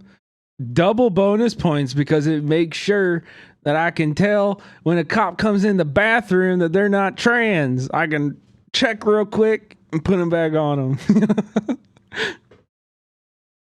Cannot scold Black people or anyone really, abolitionists or not, for wanting to see Let me see your hog, yeah. that very much so still exists. Just once in a while, get the oppressors themselves. For me, I highlight when police kill people, and I highlight when they haven't been charged, and when they're charged but not convicted. I don't highlight that because I believe justice is charging or convicting killer cops. I don't highlight that because I want it to happen. I highlight that because it's proof of precisely why this system should be abolished, because it functions to protect white supremacy. The mere fact alone that police murder people daily but are seldom ever punished at work, let alone by the legal system, is itself evidence of why we shouldn't trust in this system or expect it to protect us. So for me, I point out that killer cops rarely get charged, not because I think they should or shouldn't get away with murder, but because I'm trying to help everyone else see that regardless of what you want, the system is designed for police to get away with murder and general brutality. Because by the way, I have a, hold on one second. I have something here for this story I wanted to read. From Kansas City. He shot my baby. Witnesses detail Independence police shooting that killed mama and baby. Oval Springs Apartments assistant property manager Gavin Delaney was walking through vacant apartments Thursday, checking air conditioning units, when he saw a car racing through the Independence complex. After going to scold the driver, he saw a woman sitting on the sidewalk with one. Okay, this is poorly written. Sidewalk, one of the apartment building. Outside one of the apartment buildings. Jesus Christ, no, my brain just broke. The woman, Talisa Combs, was told Delaney she'd just gotten into what she alleged was a physical altercation with her granddaughter's mother, Maria Pike, and called 911. Independence Police's response to that 911 call ended with the shooting death of Pike, 34, and her 2-month-old daughter, Destiny Hope, who were identified Tuesday by authorities from the Police Involved Investigative Team, or PIIT, a team of Eastern Jackson County detectives called in to investigate police shootings and use of force incidents. Before the fatal shooting, Combs, whose son Mitchell Holder was Destiny's father, told police she would like to press charges against Pike, but Holder refused to open the door when the police arrived, Delaney said. Delaney said she went into Holder's apartment to talk to him, and eventually convinced him to let 2 officers inside. Inside, Delaney said Pike was sitting in the closet holding her infant daughter Destiny, who would have turned 3 months old on November 22nd. She was sitting in the closet holding the baby, Delaney said, but wasn't saying anything, wasn't doing anything. Soon after, family alleged police fatally shot and killed both Pike and her infant daughter, leaving the family in mourning after their calls for help. Independent police have refused to say exactly what happened, refusing to even answer basic questions about the identities of the victims or their causes of death. And the only details about what unfolded in that apartment have come from the baby's family and apartment managers who witnessed the tragedy, raising questions about both what happened and the lack of transparency around it. Holder's sister, Ashley Greenfield, spoke to the Star Tuesday. She said in the aftermath of the deadly shooting, she's become a voice for her brother, who she said refuses to return to the apartment. Holder lives with dissociative identity disorder, she said, and receives disability benefits. Both she and Delaney say the shooting has left him distressed. He's really upset, Delaney said. He wants justice for what happened. Holder's sister said she didn't know Pike very well and had never met her young niece, Destiny. According to Greenfield, after police entered the apartment, Pike and Destiny moved from closet to a bed as police and Holder attempted to take Destiny away from Pike. Greenfield said her brother, who was still inside the apartment at the time, told her that Pike allegedly reached for an object on the nightstand while still holding Destiny when an officer shot the baby in the head and grazed Pike's neck with the first shot. He shot my baby, Holder exclaimed, according to Greenfield. Greenfield said Pike didn't have a knife in her hand in the closet, but thinks she may have reached for a knife when the first shot was fired. What? Pike allegedly attempted to get off the bed. Then a second shot was fired at her, Greenfield said. Independent police have only confirmed that one police officer fired at least one shot. Bro, Greenfield believes police could have used different methods to de-escalate the situation. They could have tased her. She didn't have all that extra stuff They could have did all that extra stuff instead of shooting automatically. Pike is a 90-pound woman. According to Greenfield, Combs made multiple calls to the Missouri Department of Social Services before the shooting. Pike had mental health issues and anger issues, according to Greenfield. Greenfield and Delaney also said a prior meeting with social services was planned, but the family did not attend. Delaney said social services attempted to make a home visit the day before the shooting, but no one answered the door.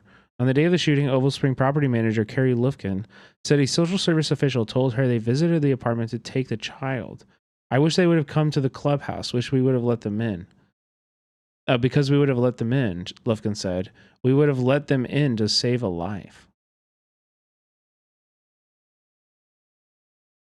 I don't, this is so weird. And why isn't there details? There's no official story. We're just hearing all this, secondhand.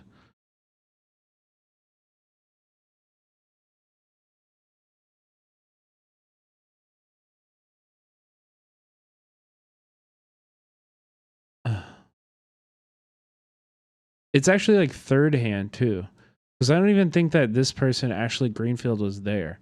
She's recounting the story told to her by her brother. Right?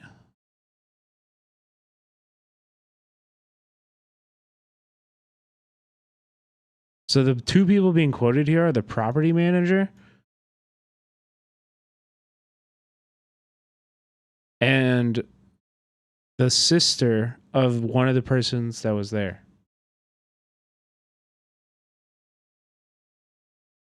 Yeah.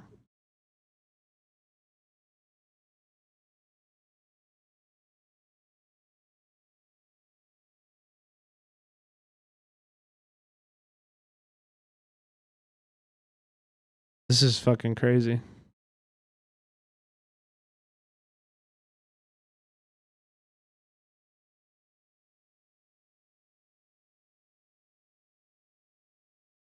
There's a GoFundMe account for the family. Here, I'm gonna drop that in the chat here. They're only looking for 7K. If you can spare some, this is really good.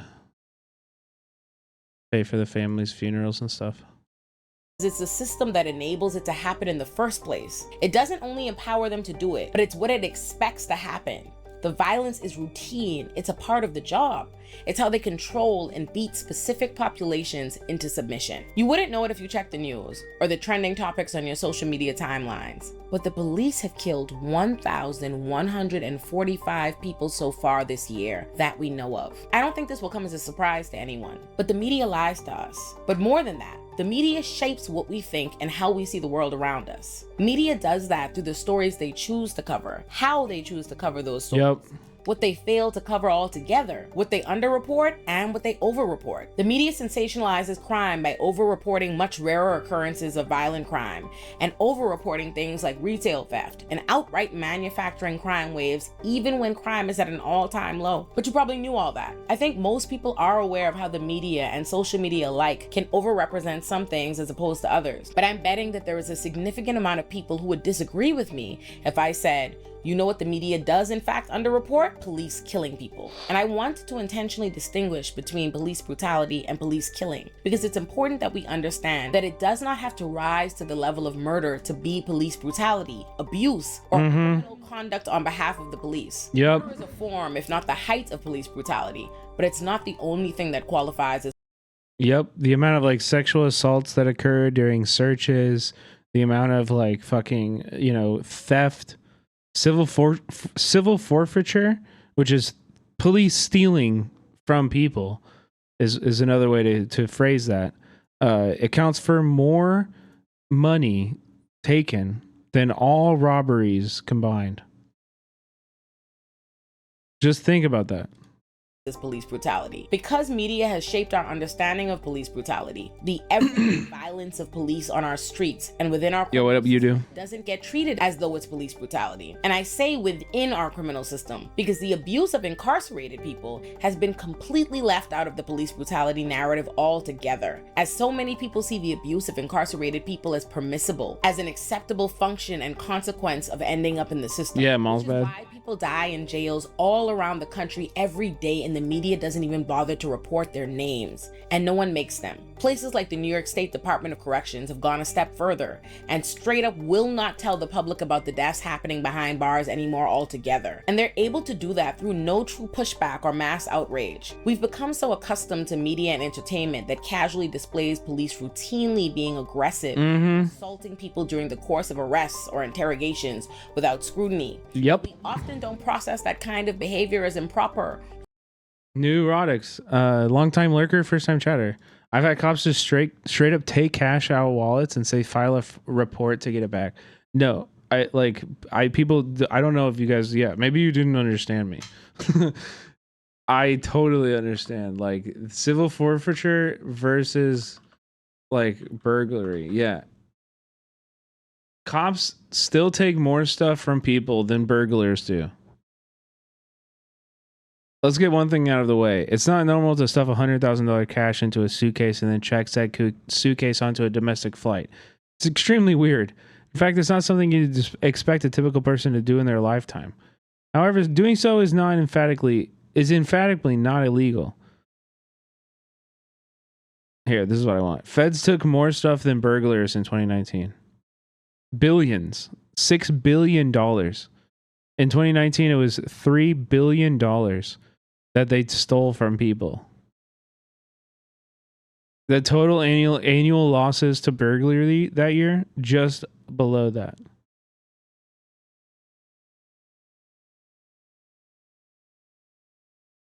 This is from earlier this year.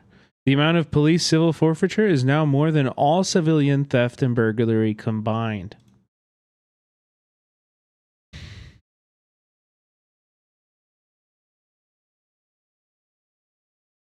Yep.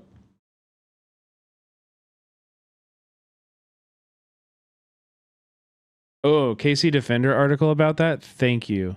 Guys, KC Defender is incredible. I highly recommend you follow this.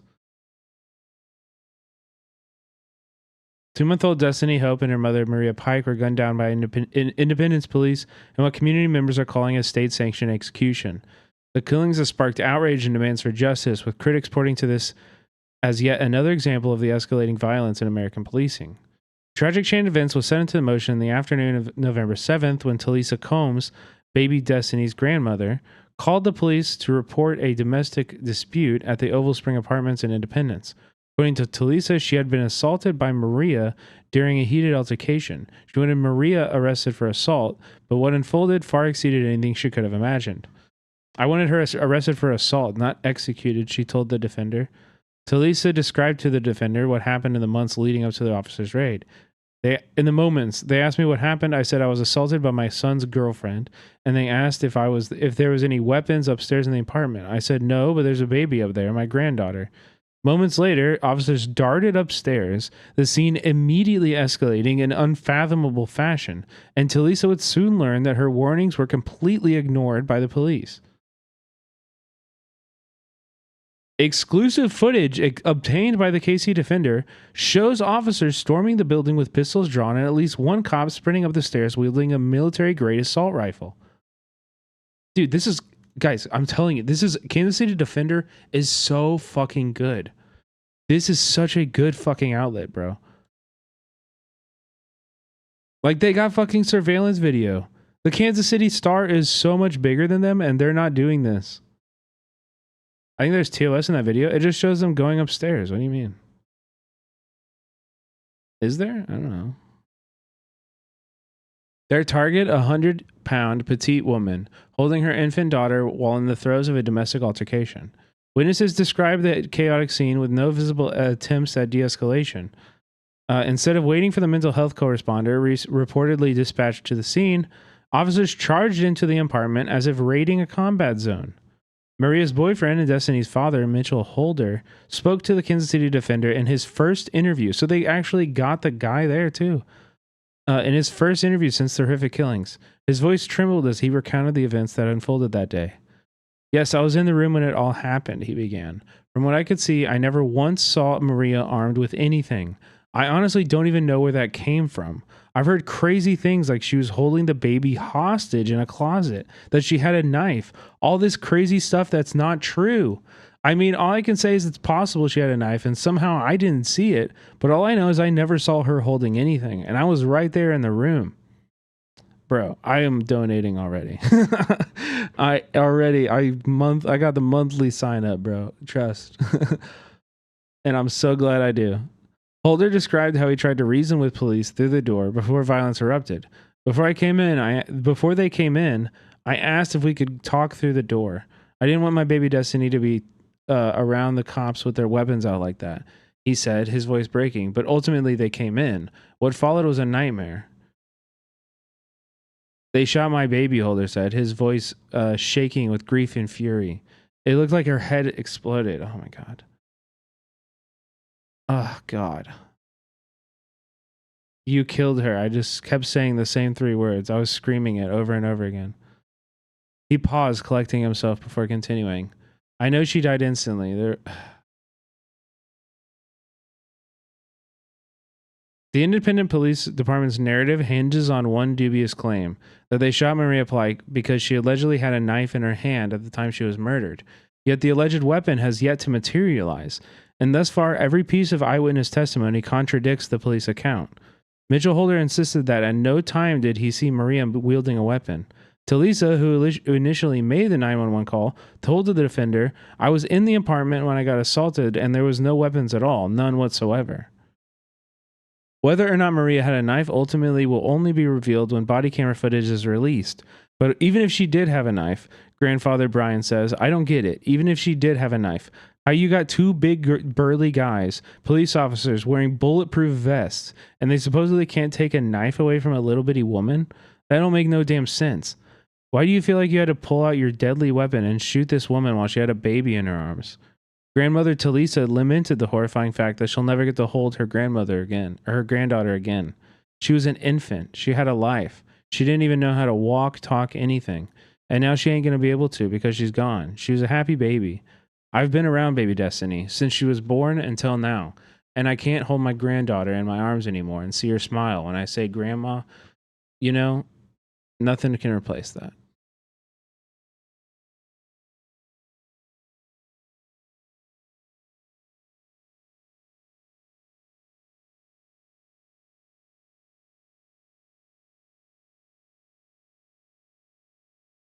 Community members suspect police engaging in cover-up. In the immediate aftermath, Independent Police Chief Adam Dustman convened a hasty press conference that can only be described as a sanctioned disinformation campaign. Standing before the cameras, Dustman confidently asserted that Maria Pike was armed, a claim directly contradicted by eyewitnesses and unsubstantiated by any evidence thus far. When we arrived, officers encountered a female who ultimately was armed with a knife, Dustman said. And as a result of that encounter, it resulted in 2 fatalities, one to the armed female and one to the child. While apparently able to know with certainty within hours of the tragedy that Maria was allegedly armed, he refused to answer the simplest and most basic question. Did his officers kill an infant? I cannot confirm any of that, Dustman stated. I'm not going to identify or get into any sort of ages or anything like that. How could Police Chief Dustman be so certain about the presence of a knife, but refuse to confirm the very basic fact of whether the victim was an infant, despite being explicitly told by the grandmother that a baby was present, and despite an officer carrying out Destiny's lifeless body in plain view? This blatant evasion to acknowledge they murdered an infant, coupled with his willingness to perpetuate an unproven narrative that Maria was armed, is being interpreted by many as an orchestrated effort to manipulate public perception, criminalizing Maria Pike as to appear the cause of her and her own baby's death, and to obscure the horrifying reality of the botched, merciless killing that transpired. Not only did Police Chief Dustman refuse to answer basic questions about the shooting, but he then attempted to paint this as a broader issue of violence against children in our community, as if the officers who slaughtered a baby by shooting her in the head weren't the most pressing example of that violence. Oh, God. This is such a good article. Chat, go support the Kansas City Defender. We read the Star article, right? We read the Star article. Can you just notice how much like a working class outlet like this treats, how differently they treat this shit?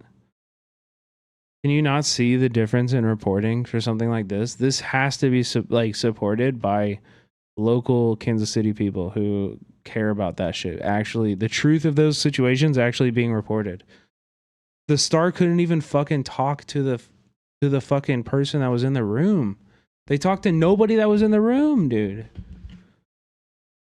Or illegal, or even brutality, because we see it as acceptable policing, which in and of itself demonstrates how inextricable brutality is from policing. I know that the American public, mostly the non-Black American public, right and the left, believes that police brutality is covered ad nauseum, because whenever the media does cherry pick a single murder the police committed, like was the case with George Floyd in 2020, the left complains about ally fatigue, and the right launches campaigns to end the woke mind virus by banning books, taking history out of the schools, defunding education, and ending affirmative action. But despite how much either group may think they're being beat over the head with coverage about police killings, they're maybe being politely tapped on the back of their shoulder once in a while with the occasional chalk-lined reminder that no matter how modern and progressive our world can look, if you're busy staring at the Obamas and other examples of Black excellence, people are being murdered by the police quite literally every single day in this country. For every George Floyd or Breonna Taylor that you hear about, there's a Drayshawn Reed and a Dijon Kizzee and a Dan Roy Henry you didn't. We are 11 months into 2024 and the police have killed at least 1,145 people this year. But how many of those cases have you heard about? How many?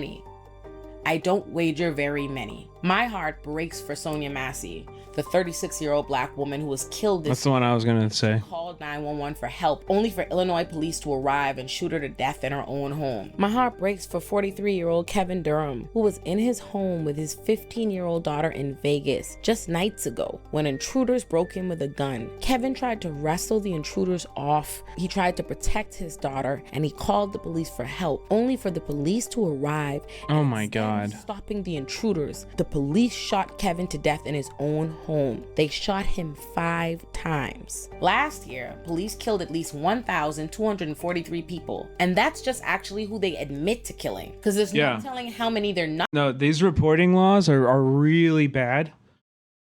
There really is only like a handful of organizations that are doing the work to go through. There is no like federally coordinated like reporting system that has to happen for officer involved shootings.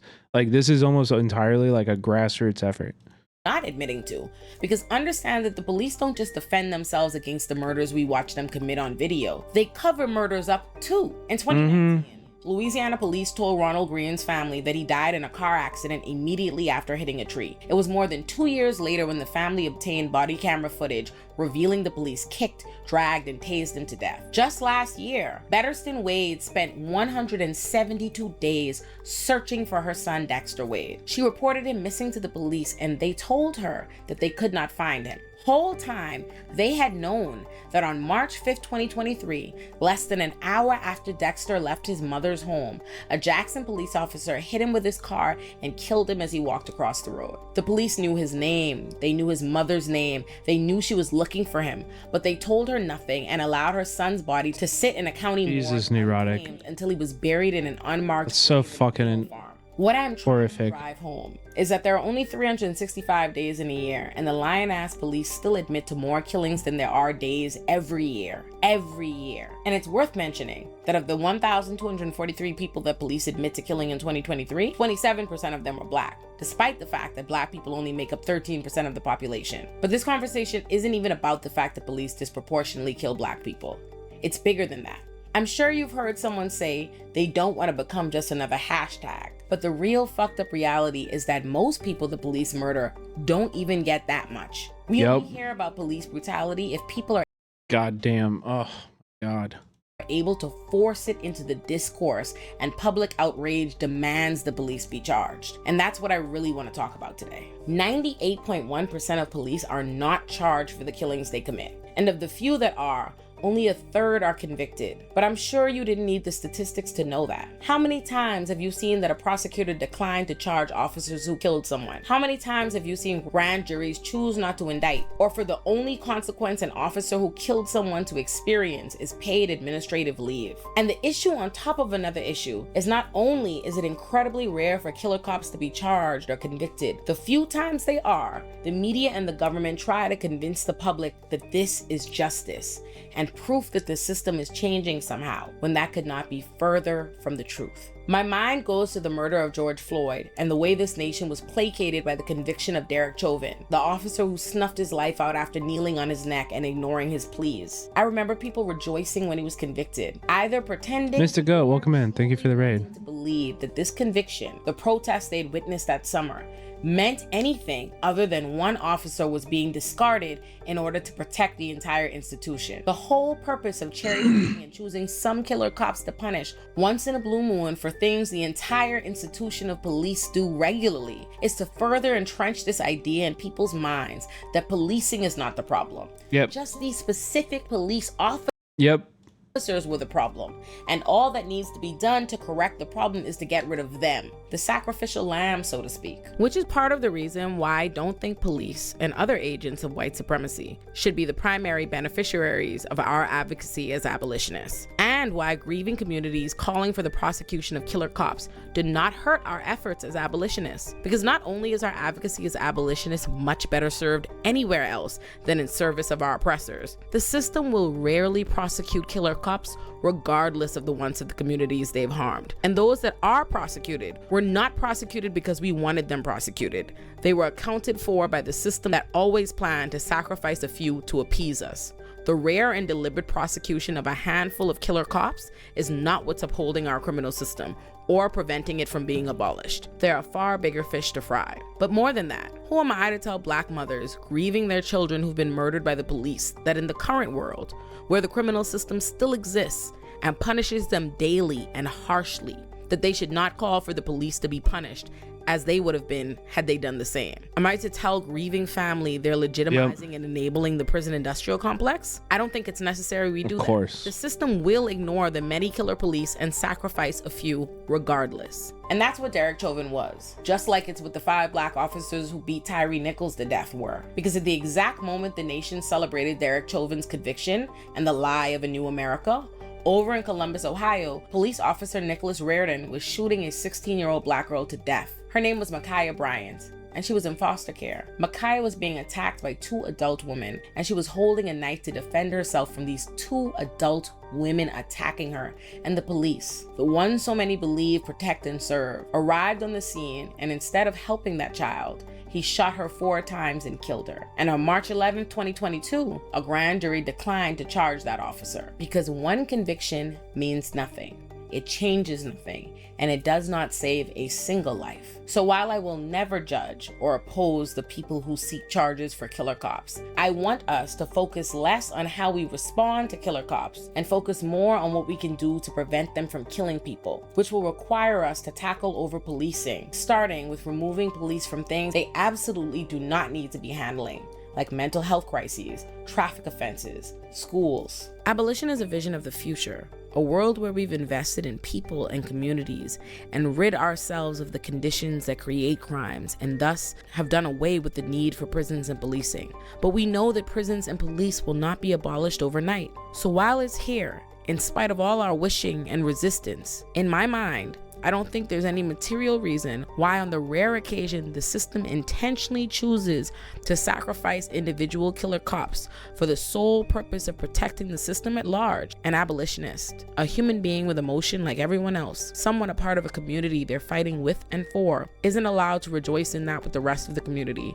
if they so choose, or to simply support their community in that pursuit, because it's how that community is choosing to cope, to grieve, so long as they're clear about what those charges or convictions mean in the grand scheme of dismantling the system and saving future lives, which isn't very much. I oppose the criminal system precisely because it protects and upholds white supremacy. So there's no reason why being an abolitionist would require me to oppose the rare instances when white supremacists who enforce and weaponize that criminal system are sacrificed by that system. You can be an abolitionist and simply not give a fuck what happens to killer cops. Facts. And that's totally my perspective. I don't give a fuck what happens to them.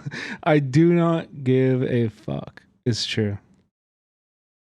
All right, chat. Thank you for hanging out tonight. I know tonight's been a little bit, we're going to turn a corner is what I'm saying. All right. We were a little serious. It got a little heavy, a lot of weight on the heart. You know what I mean? And we're going to turn a corner. Hello, everyone. This is your... We're going to do Daily Dose of Internet. And as we do a new tradition with Daily Dose of Internet, we gamba. We gamba, chat. So let's start the prediction. When will the propaganda occur during the Daily Dose? Daily Dose loves his propaganda. He does. Although, every time we've done this, I have to admit, every single time we've done this, it's been no propaganda. So, when will it happen? We're gambaing right now. Get your votes in. Get your votes in. 30 seconds left. It's an 8-minute video.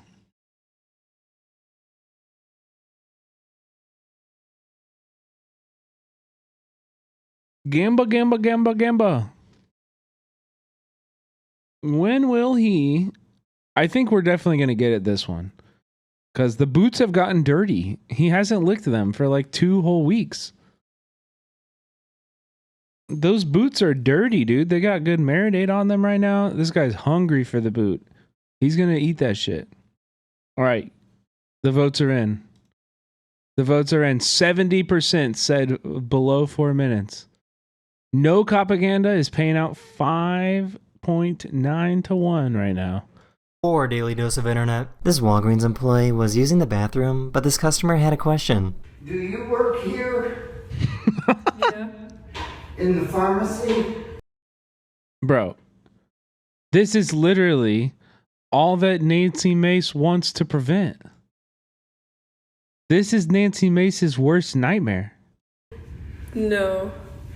Because I'm wondering if they'll let me use my credit card. Okay. No, that's not. That's so fucked up. You should. Guys, That's not okay. That's so not okay. my little sister's here with me, and she has crazy hair. So say hi, Alea. Say hi. Here.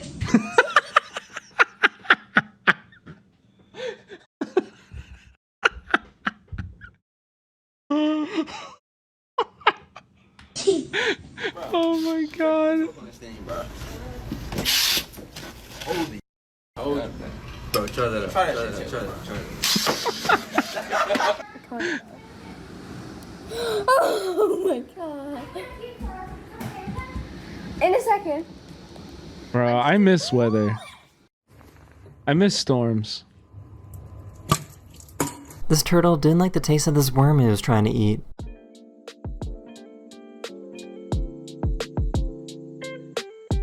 Ew. He smacked him. He smacked him. He said, "Fuck you."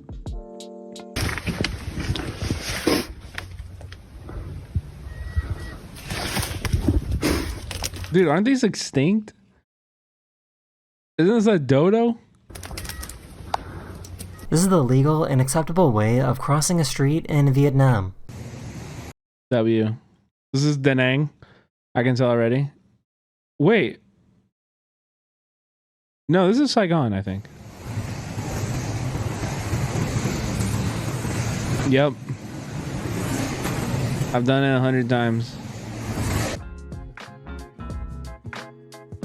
It's actually, I'm pretty sure there's a stoplight here. So this is pretty, you should just wait. There's definitely a stoplight here.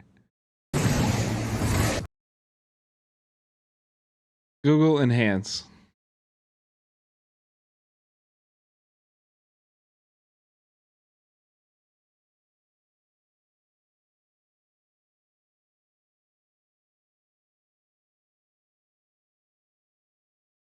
What?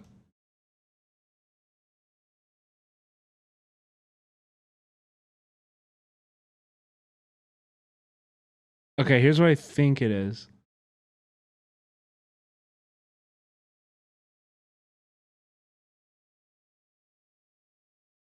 Oh, I fucking nailed it, dude. GeoGuessr fucking king, bro. I nailed it. Look, the exact intersection here. And there's a fucking stoplight.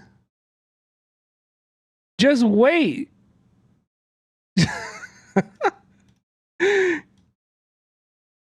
Just wait. Look, she had to cross over. This is explicitly like not a space that pedestrians are supposed to cross. Turns out I'm the cop here. I mean, listen, if you're gonna represent crossing the street in Vietnam, I was like, that one looked like a little dangerous. That one looked a little dangerous.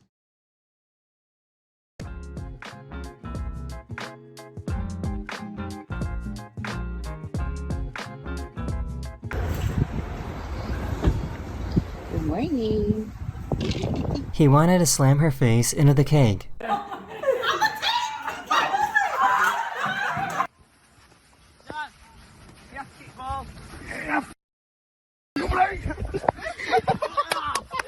I think he took his instructions too literally. You can, if you want, dive into the engine. If you go inside, if you dive inside, you can see some interesting part of the engine. Go inside. Whoever thought of this is a genius.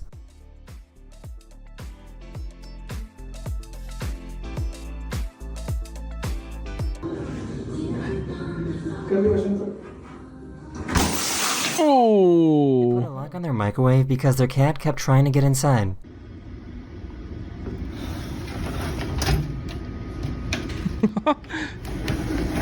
Yo, what the fuck?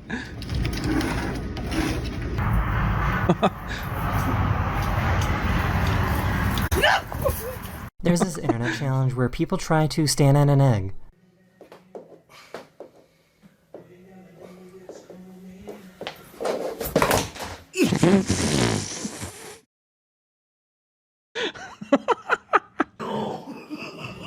This dog can burp on command. Need me a shake? Can you give me a burp? Oh my god. Dude, what? That's so cute. That's so cute. Wait, that's awesome. So nice. Dude, it's true though. Dogs do be golden retrievers they do be burping. Golden retrievers do be burping.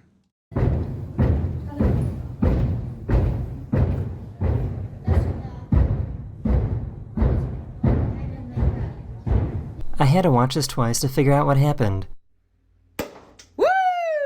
Landed back in my hand. Oh my. This hailstorm in South Africa was absolutely crazy.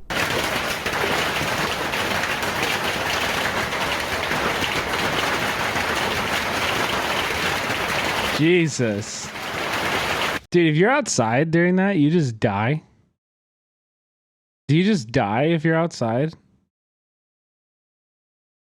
Like before buildings existed, you just died? Everybody just died? I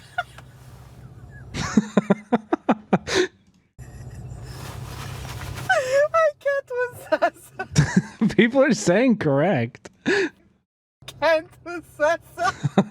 I guess we probably made buildings pretty quick for that exact reason, huh?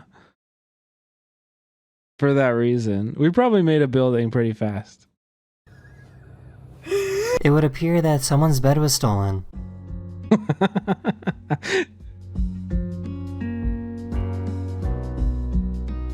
This guy didn't think Nerf guns were strong enough, so It's true, we're past 4 minutes. RIP 70% of chatters. I'm so sorry. he made his own Nerf minigun. That's kind of cool. I bet it takes a very annoyingly long time to fill. Oh my god, yeah, look. You have to fucking put each one of them individually in these cartridges. Oh my god. Dude, that's like the least fun thing ever. And you couldn't find something better to like shoot than that? You spent all of that time putting in these cartridges. Oh my god. Nice and easy. No. No. These fishermen had a close encounter with a bear.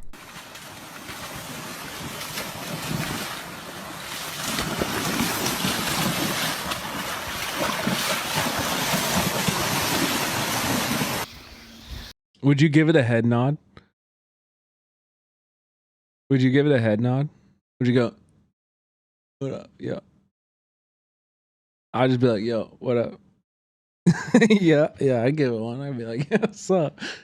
Yeah, what up? When he looked at me, I'd be like, yo, what up? No question. Yeah, you gotta give him a what up, dude? What up? Barbosa says, man, I haven't seen you since the UCLA protest. I've been right here, bro. I never stopped. I've been grinding. I'm still right here, dude.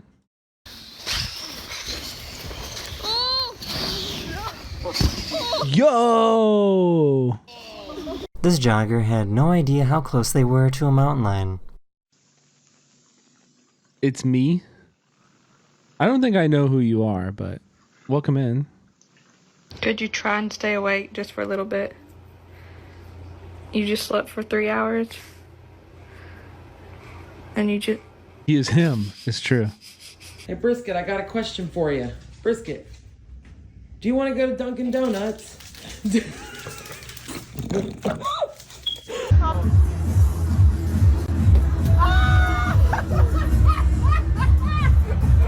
Oh. You're just saying, oh, yeah. Yeah, okay, I get it. These servers My bad. Some people do be coming in here. Okay, I get it. Some people do be coming in here and being like, yeah, yo, dude, what up, Brett? It's me. And I'm like, dude, I don't know who you I don't know. Do I know you? You gotta tell me your name or like message me on Discord. I don't know. Hit me up.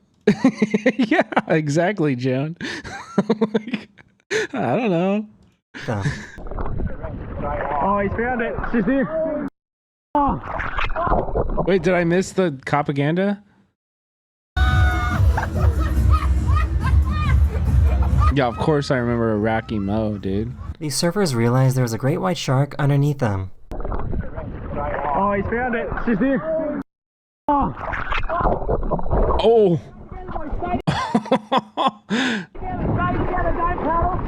I would probably not start screaming and splashing and you know what I mean? That's probably what I would not do.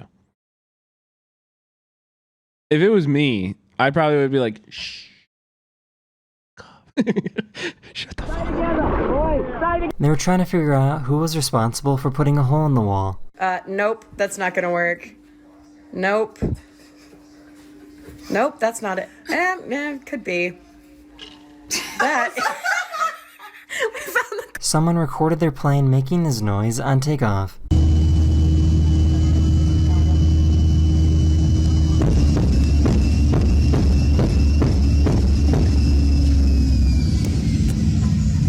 This cat got jealous after... That's normal. That's very normal. Seeing their dad pet another cat.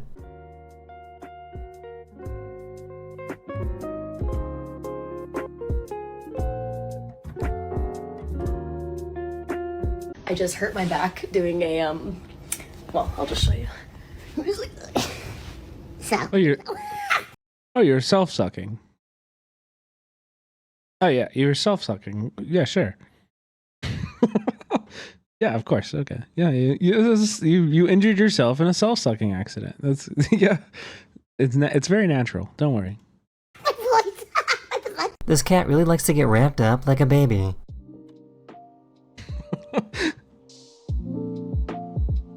Aw, thank you, Barbosa. No, you're fine. It's okay. Yeah, it's chill.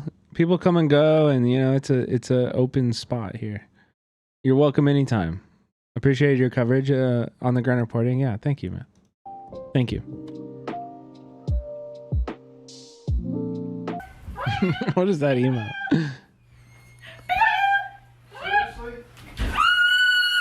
Where do you think this dog is going?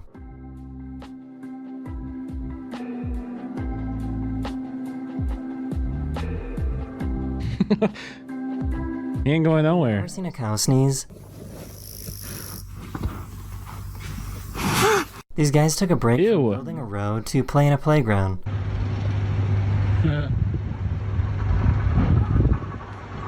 Hey guys, stuck. I'm not sure if this... Dude, is it just me, or as I've gotten older, being dizzy is probably like top 3 least enjoyable things of all time. I fucking hate being dizzy. When I was a kid, I was like, oh yeah, spin me as fast as possible. It's so fun. I want to get dizzy. But dude, I hate being dizzy. I hate it. This is a turtle or a cat. Like, you can miss me with all the spinny rides at everything.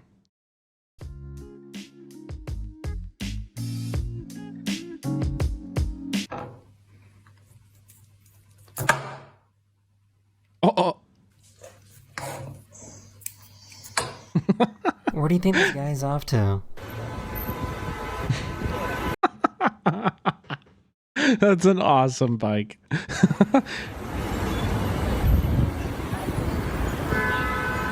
That's so funny. Everyone knows about pancakes, but what about a pan snake? You fit perfect. Should I give you the frying pan? Well, he's just too good of a fit. The static electricity machine is kind of insane. Shake your head up and down all around. Look at that. So why does his head make up 50% of his body? Because he's smart. He's really smart. That is the end of this video, or we hope you enjoyed. God damn. Dude, the cop checks must have not fucking cleared, bro. The cop checks must be bouncing, bro. That's the 3rd in a row. No ACAB. And I'll see you guys again. No propaganda. The 3rd in a, he 3-peated, bro. That's crazy. That's crazy. Okay, chat, I promised. Promises made, promises kept. We're gonna do some debate content, all right, chat? So I reached out to my local Nazi group, and they told me at 12:15 that they were gonna have they were gonna like do some, they were gonna bring on somebody to debate the ethics and the values of their ideology, you know what I mean?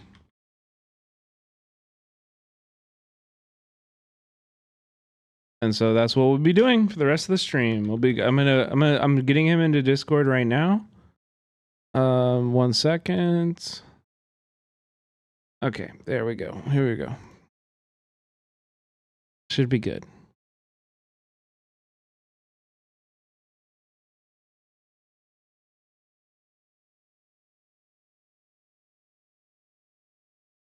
Oh, fuck yeah, I forgot.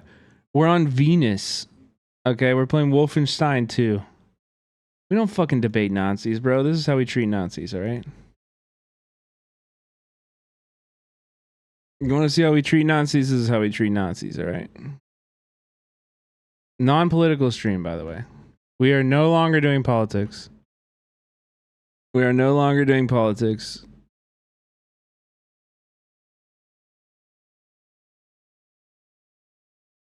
Oh, here, let's see if we can...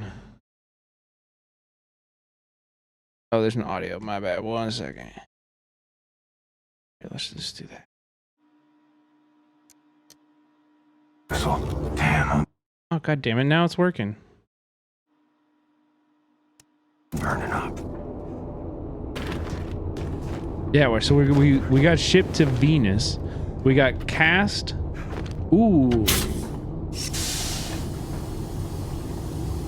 We got cast in a movie. Playing ourselves by Hitler. We got cast by Hitler.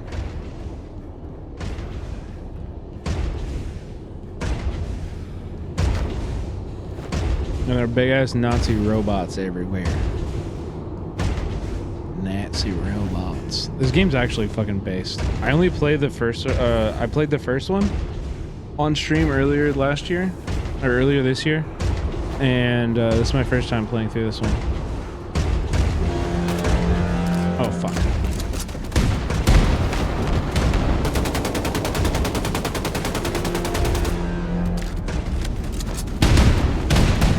Uh-oh. You gotta run at him. This is what you do. Fuck you.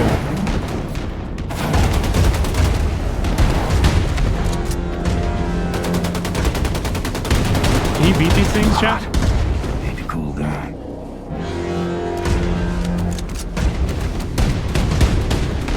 Too hot, can't cool down.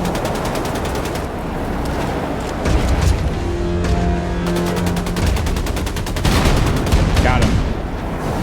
Fuck, I'm pretty low. Oh no, I'm getting burned. I need help.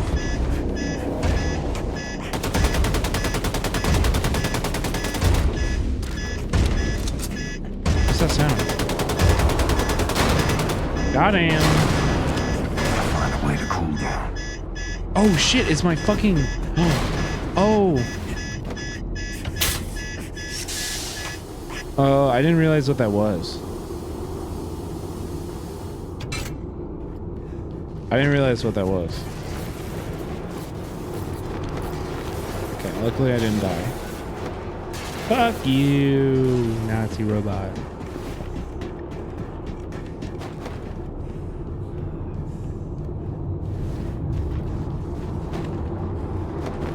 Okay, where am I supposed to go? Enter the Obar Commando. Oh shit. Alright, let's be stealthy.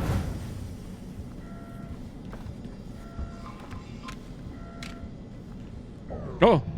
He saw me.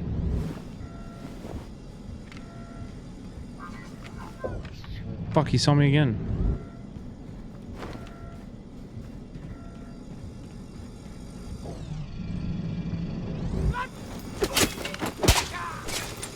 Gotcha.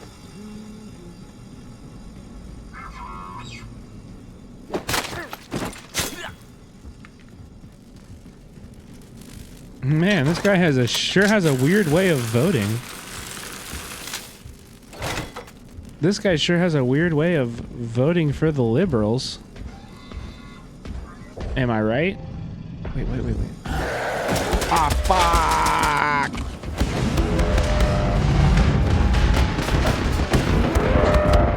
Oh.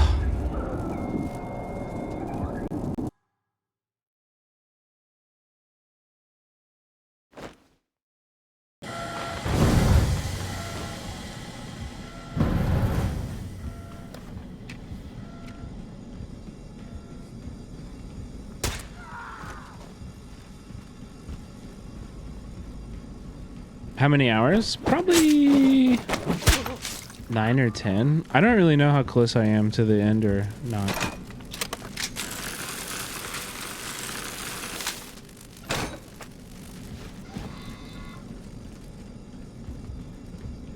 Nah, PC or keyboard and mouse.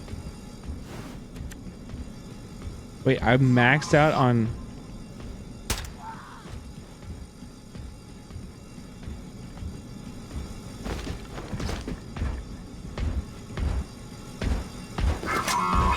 Oh my god.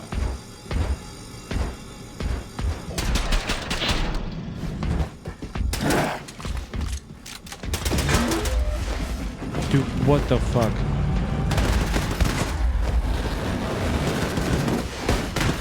Uh-oh.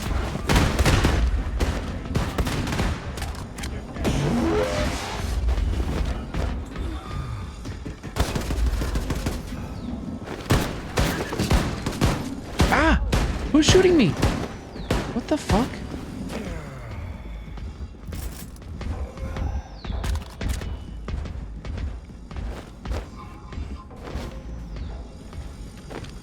Okay, we can't go through there.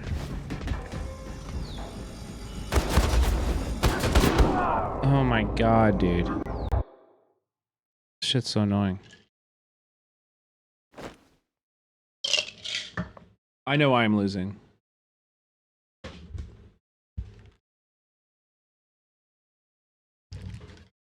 I need headphones so I can hear them coming up.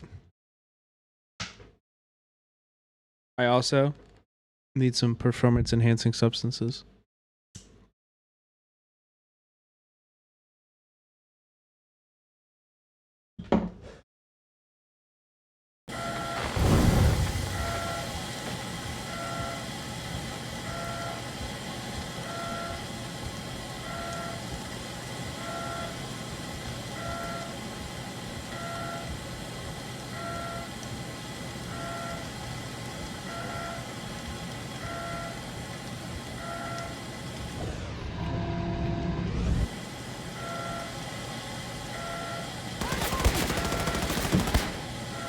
Fuck. They saw me. What the fuck? The door closes now? The door could have closed before, dummy. What the fuck? Did you guys see that guy?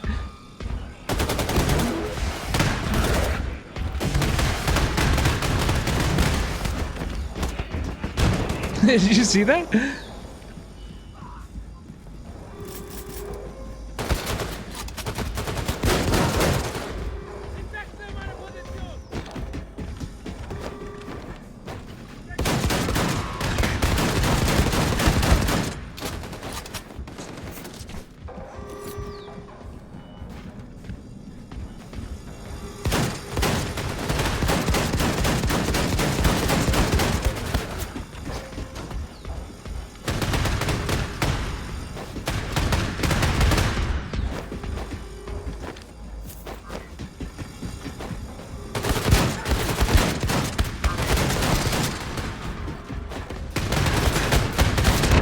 Oh my god.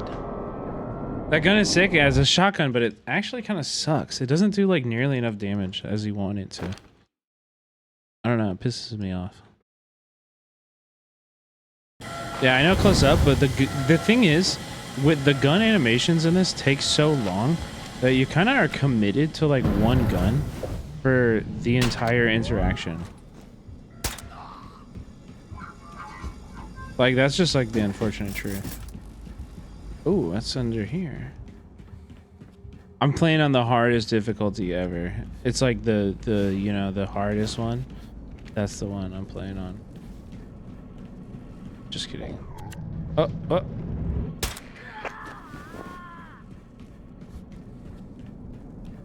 Yeah, the hardest, the like extreme gamer, big tough boy, you know that one? That's the one I'm playing.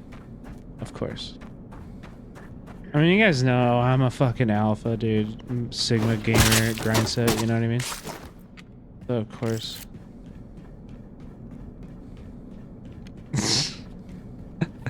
No, I'm just kidding. I'm just playing on fucking, like the normal one. Just normal difficulty. It's easy. You just walk past them.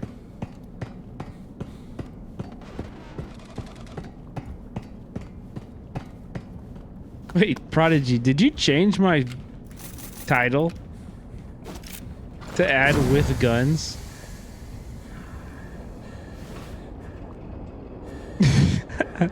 There's that heat again.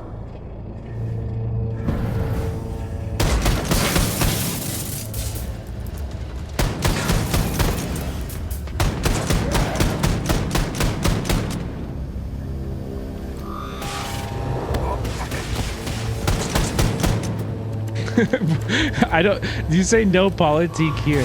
You did that. You think that makes it less political? That's what I'm asking you. I figured that was your reasoning, and I'm wondering why you think that that did the thing you were trying to do. Hey, I'm hot over here, you fucking robot. Get the fuck out of my face.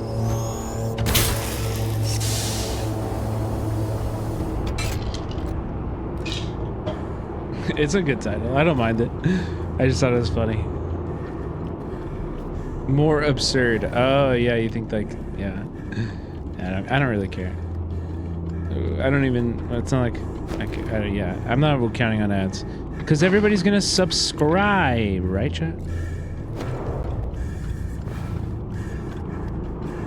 Ingalls is evil in this one? I don't think so. We're in like the 1960s, right? How could Ingalls still be alive?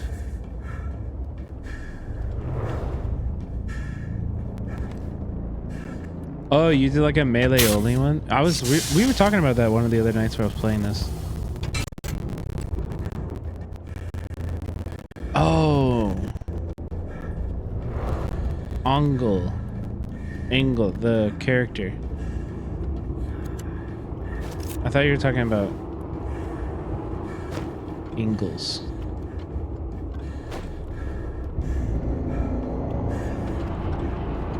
Uh-oh.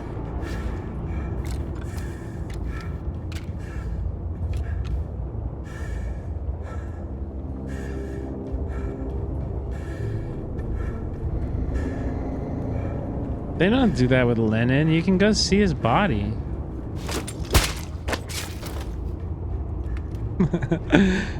I do think that's like genuinely one of the weirdest things that communists do is like the worshipping of like dead bodies.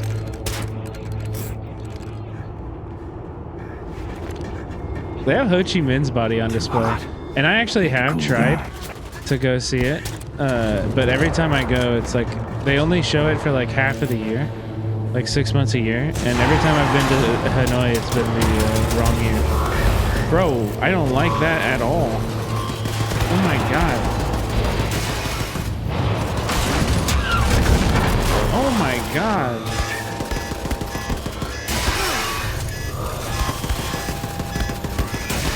Okay, this is the worst weapon for this fight. So I need 2 of them, I guess? Gotta find a way to cool down.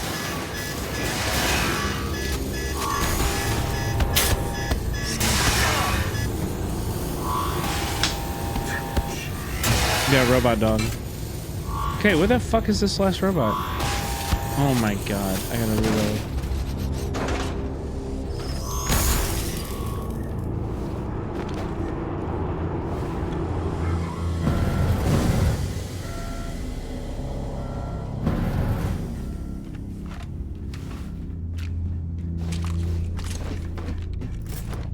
Load me up, load me up, load me up. Give me that, give me that, give me that.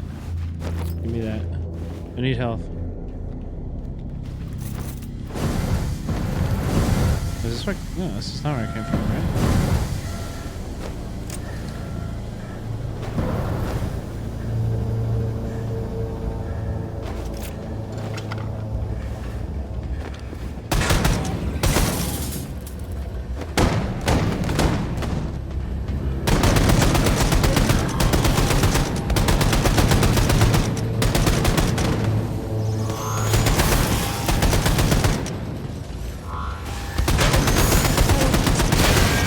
Fuck you.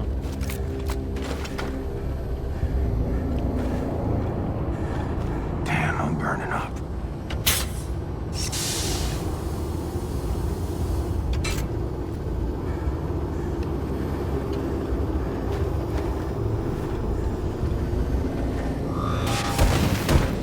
This one's fun too. Fire shooter. Am I going the right way?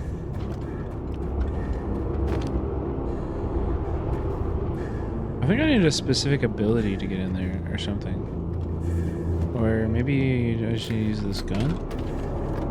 No. Uh-oh, uh-oh, uh-oh, uh-oh!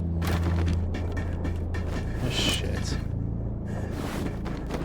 Wait, I recognize this place.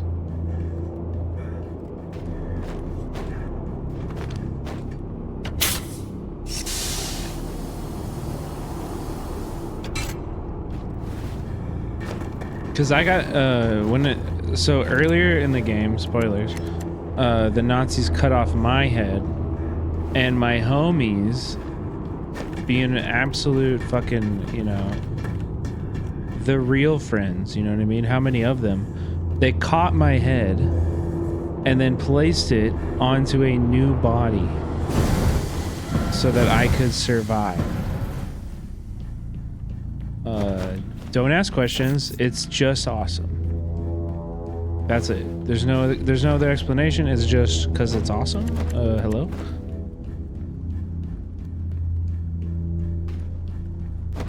Yeah, now I can walk again. My head is all good. Everything rules. And I'm back to killing Nazis. I know I'm on Venus. But the Nazis think I'm dead.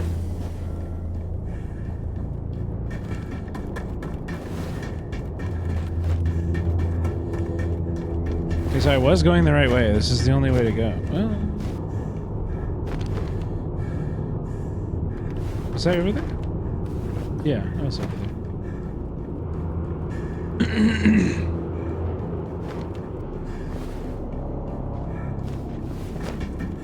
I'm back at the same spot. Yeah, exactly, Iraqi. I think I'm missing something. Did you meet Hitler on Venus? Yeah, we did. He was very pathetic.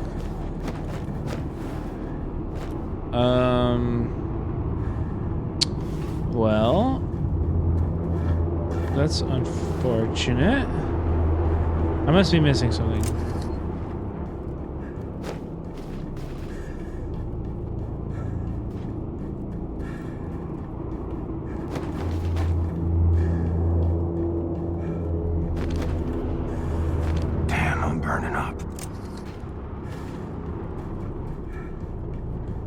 Man's not hot. Man's not hot. No, I've never played this before. What you see is as far as I've ever gotten.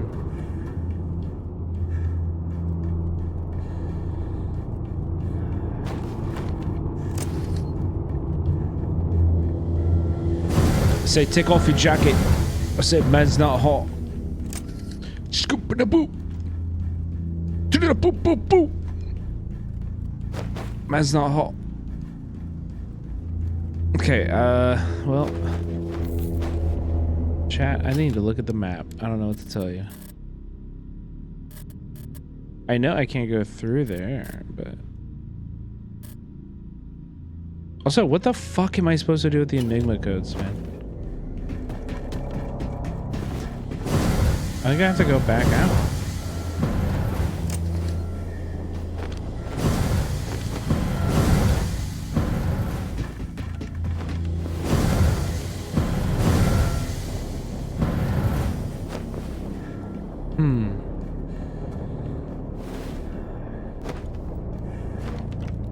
So I'm pretty sure that door up there that we're blocked at,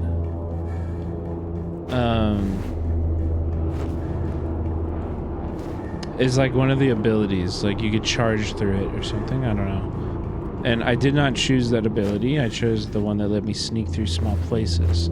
So I think we need to look for a small place for us to sneak through. However, I'm burning up. Not a lot of options over here.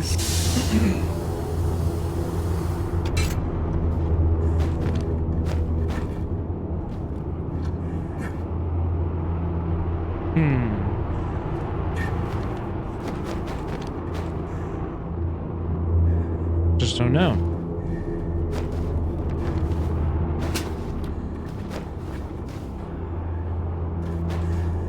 I've already tried that.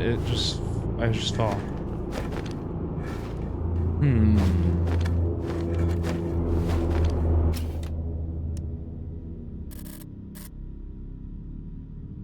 I already fell. I already did.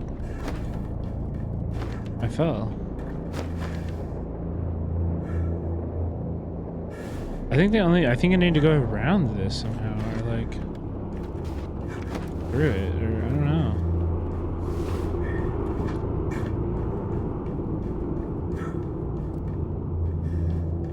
Like I said, I think there should be like another way, but Too hot. Need to cool down. man's not hot.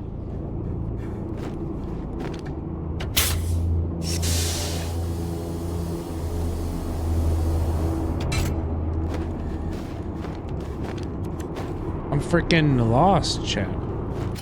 Is there something I can get?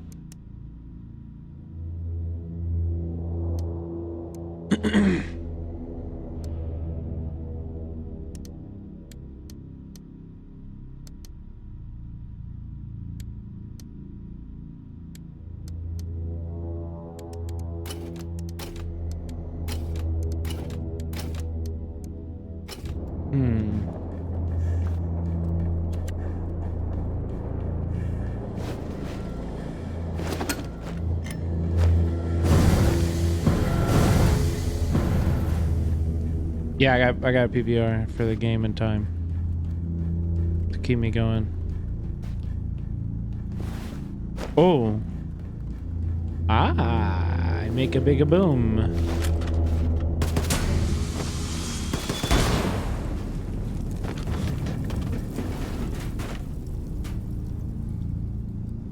God damn it. I thought these would blow up too. I thought that was my way out of here, man. Yo, fuck you. PBR's the shit, okay? I fuck with PBR. Maybe it's because of my time in Chicago, and maybe because I haven't drank it in a long time. So I just bought it. But I fuck with PBR.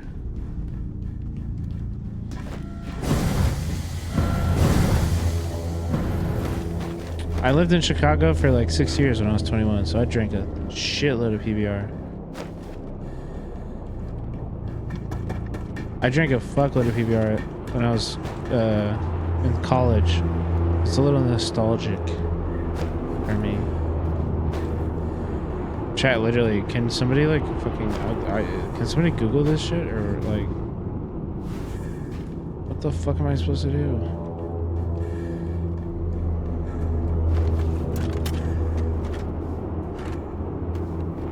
I'm burning up. I'm supposed to go there? I know. No help? You guys like watching me suffer like that? You do? Okay. No, like over there. Oh, okay. Repent? I'm sorry. I know I can, if you do a flip. I feel like I'm supposed to go through here.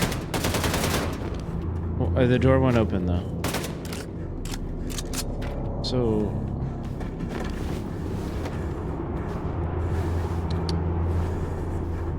I've already been through all this.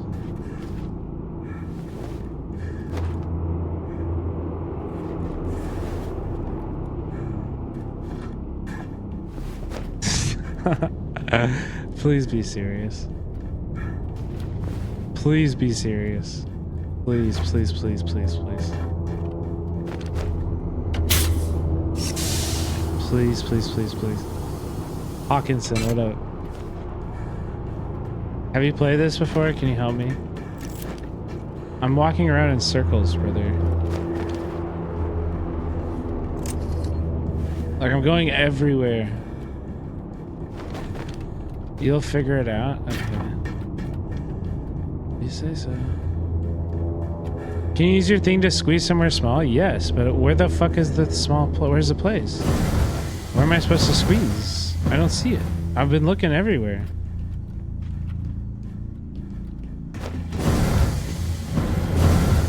I've been looking everywhere.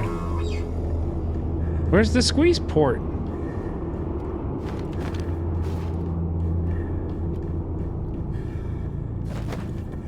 I need more yellow paint, bro.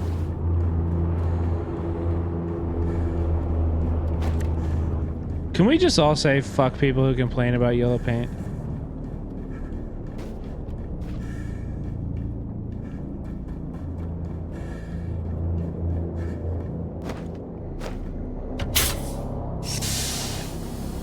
I'm playing Dragon Age. Isn't that game woke?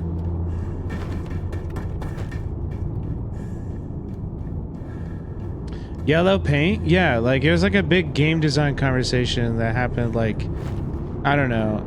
Maybe it's just like a Twitter thing, but it was like all over Twitter for like a few days where people were like they're holding our hands as gamers and they think we're really stupid and telling us exactly where to go. It's like, bitch, I'm not trying to... This is the most boring and like annoying part of video gaming. Yeah, like it's like when you don't know where to go and you're just like exploring a level and there's like no clear way forward. This is like actually so fucking frustrating to me. You know, like I like a level, like give me to the fun shit. I like yellow paint. I like shit that points me in the right direction and tells me I'm doing something right. That's called good game design. Just hold my goddamn hand. Yeah, tell me when I'm a good boy. Pat me on the head, why don't you? You know what I mean? Give me a treat every once in a while. It's not so hard to understand.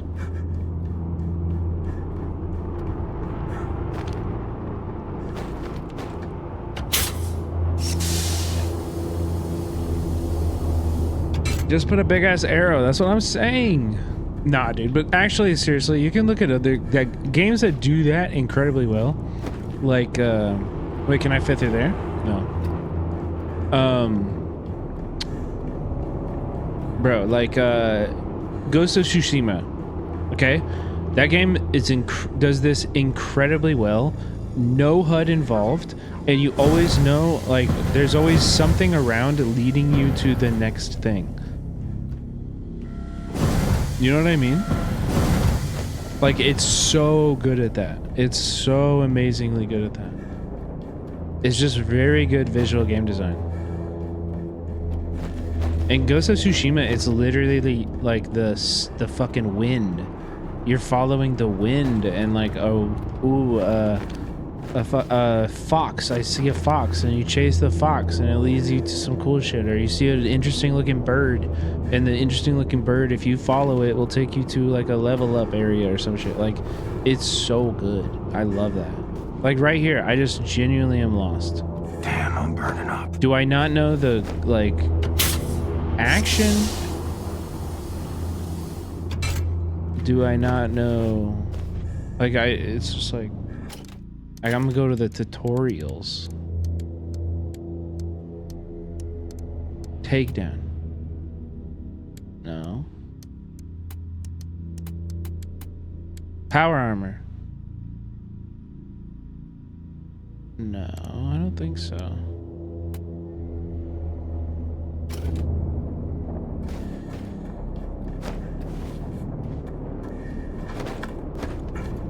Read the sign on the left of the vent. Achtung. Flosig Schwefel Becken.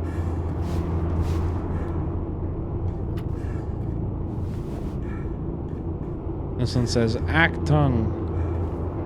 Verben. Okay. Okay. Verbenungsgefahr. Durch Schwefel.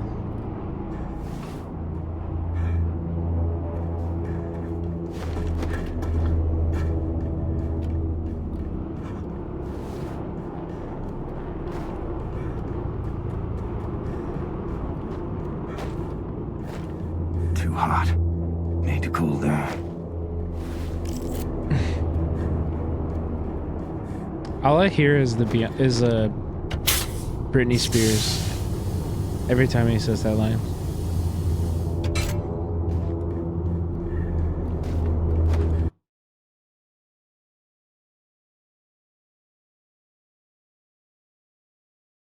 Oh, 1 second, hold on.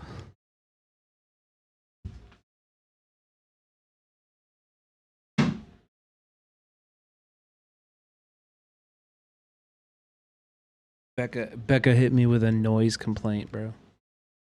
Becca hit me with a noise complaint, dude. Chat, you have to sub.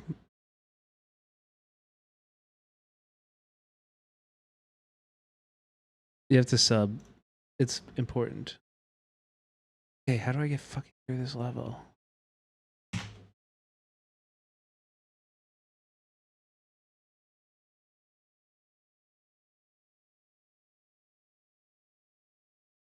Bruh. Need some sound panels? My neighbors would probably appreciate that too.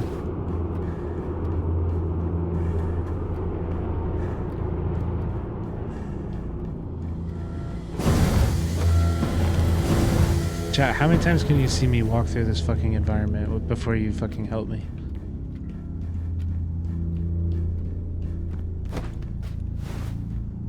Once more? Okay, fine. I'll do it one more time.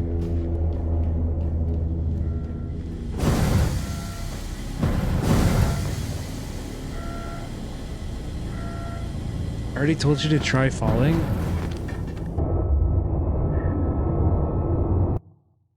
Okay, that didn't work.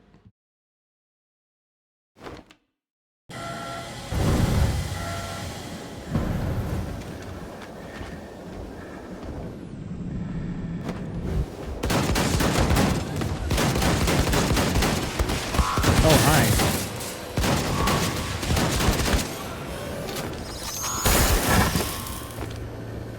What the fuck?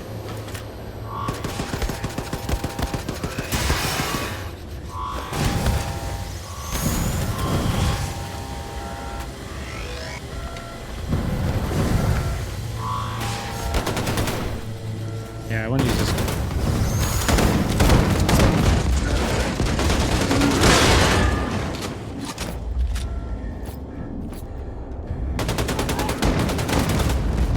Oh shit.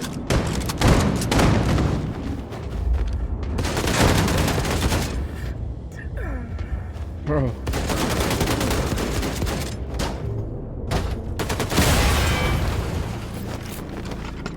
Can't say that. It does sound goofy as fuck. Damn, I'm burning up. But not as goofy as Dutch.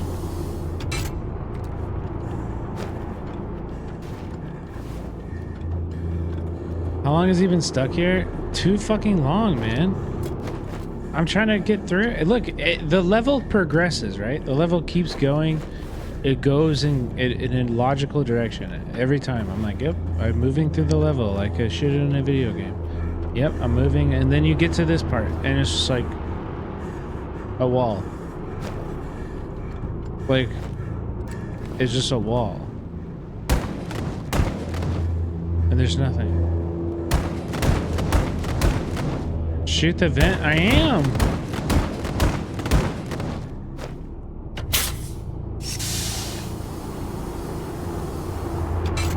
The sides? I tried that. It didn't work. I fell off. Look, you slide off, see? And then you fall back into this other area. This previous area. It's chapter 7, I think.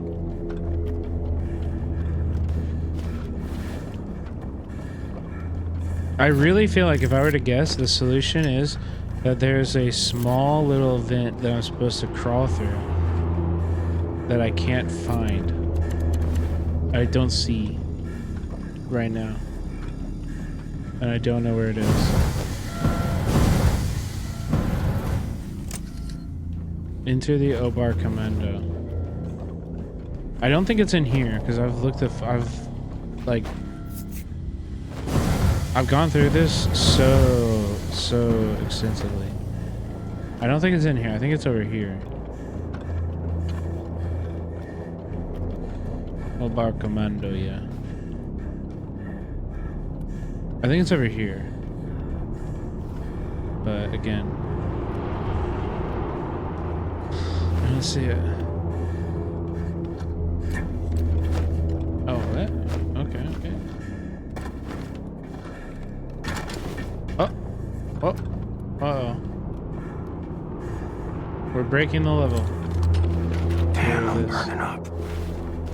I think I'm dead. I think I'm dead.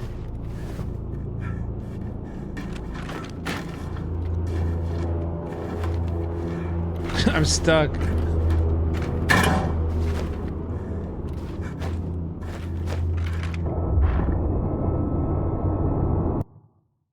I tried jumping.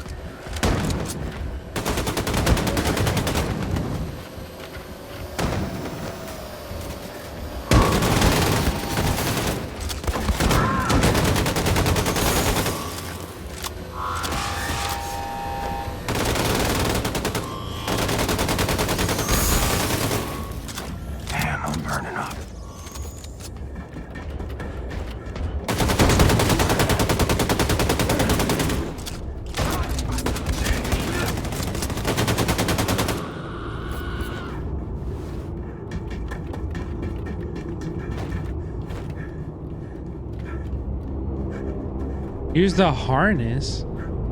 I have no harness. Too hot. Where do I get a harness? Harness. The constrictor harness?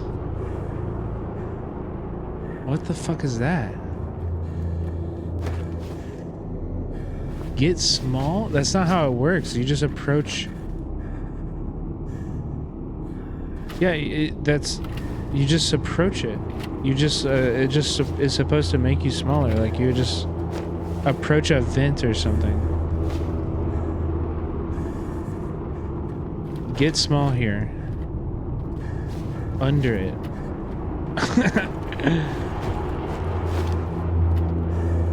There is no constrictor harness button. Like, look, I'll show you. The constrictor harness just activates. It activates automatically when crouching in towards an open pipe or crawl spaces.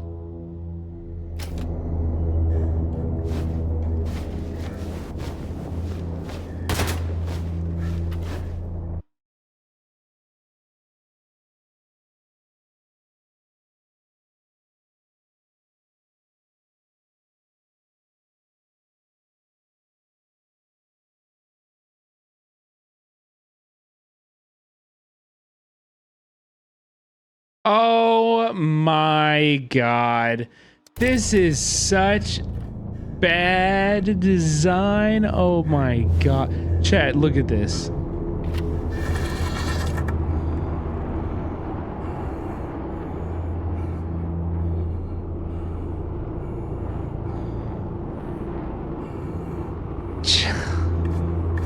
Dude, come on.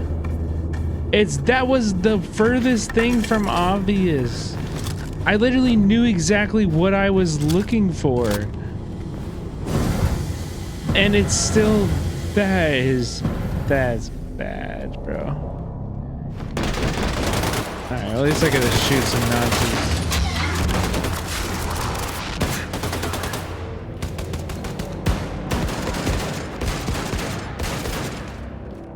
Oh my god, dude.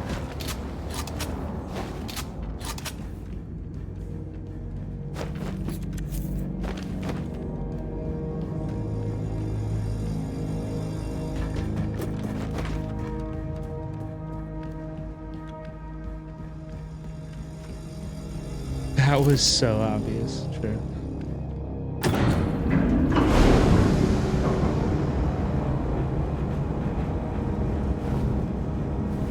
Where you at, Nazis? Upstairs?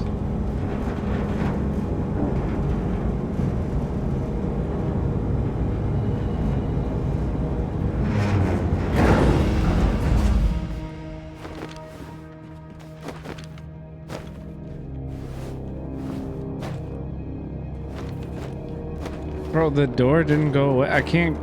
Oh my god. Okay, alright, listen. Listen, okay? We're gonna be gentle. Leftists made this game, okay?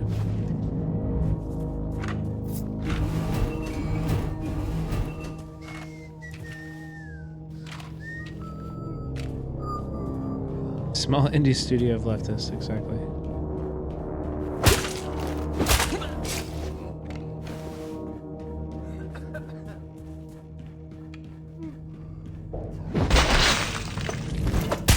That's the coolest one, bro.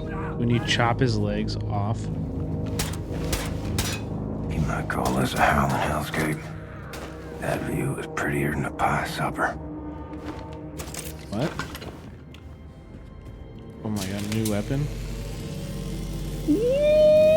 Oh, hell yeah, baby.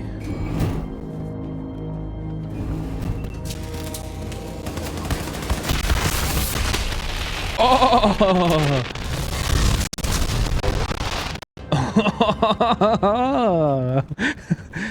Okay, I like this gun.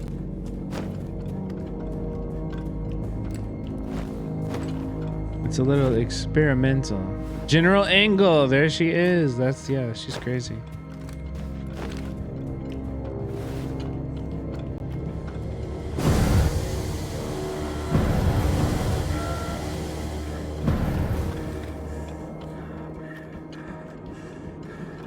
So people have been telling me there's 2 more after this.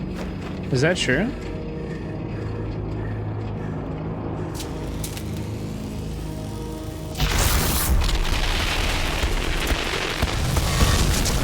Oh shit. Oh fuck. Oh, what the fuck? I shouldn't have done that.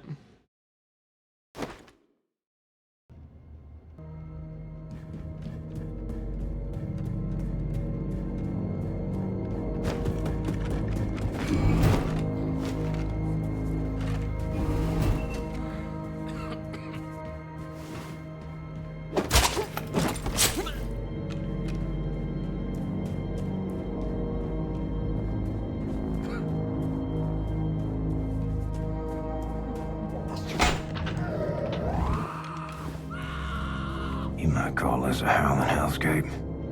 That view is prettier than a pie supper. Pie supper. What view is he even talking about? Is he talking about the gun? He likes looking at the gun?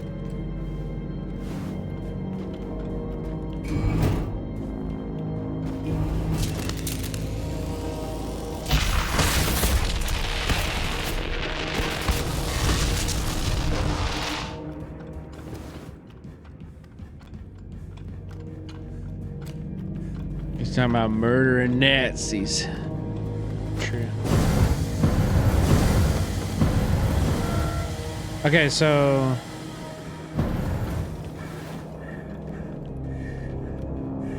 these robots are gonna wake up and kill me, right? Like, oh yeah, like right now. They're killing me right now. As soon as I drop the gun. Grenade. Eat shit.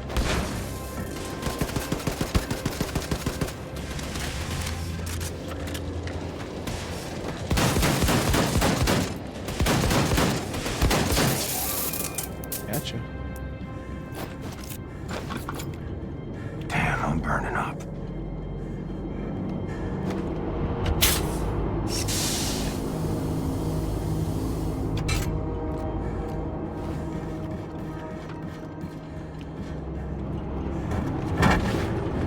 Oh, a slide. Deja vu.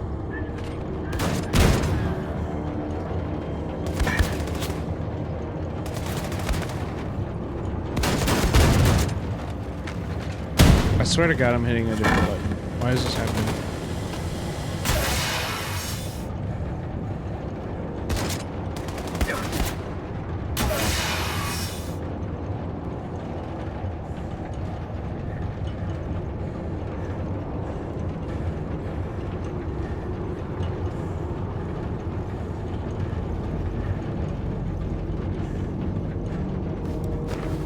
A vape gun? That's kind of funny.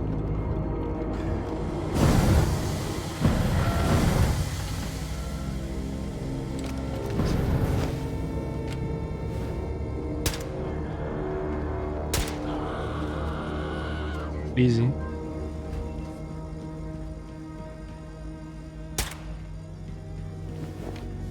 Nice, dude. Put him to sleep.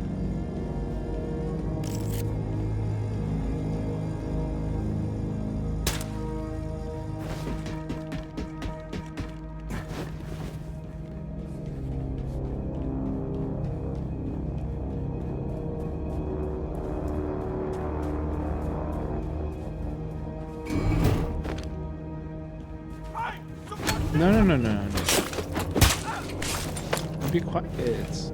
Quiet, little Nazi boy.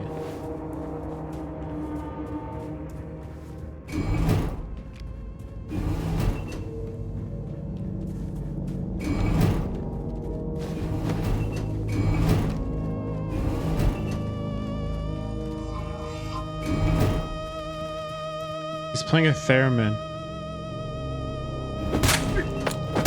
Because nobody likes this. Stop that.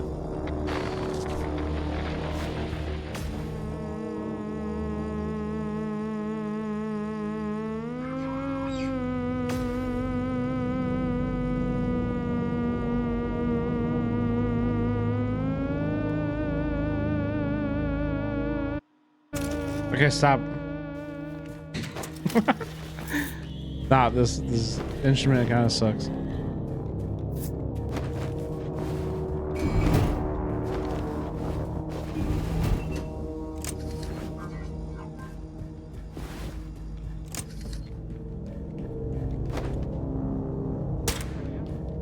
Shit, that didn't hit him.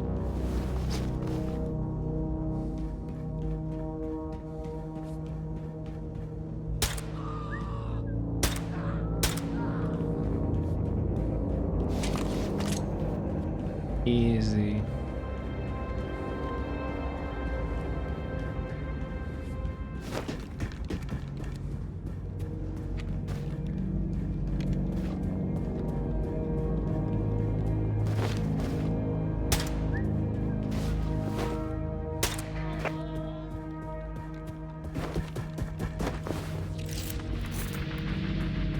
Let's go, we made it, chat. Should explore a little bit, just a little bit more. I want to see if we can get some weapons upgrades or anything cool.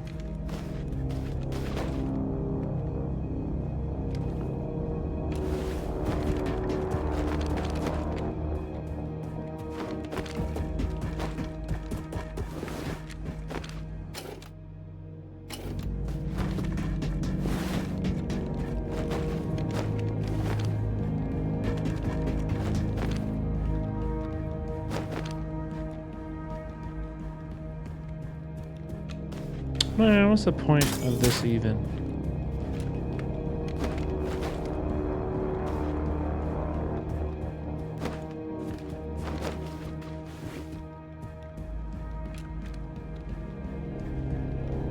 No, I know where the exit is. I'm just looking for like weapon upgrade packs and shit. Like, because the only like real progression in this game is hidden through like finding things in the environment. It'll be like in here, like these that gold and stuff.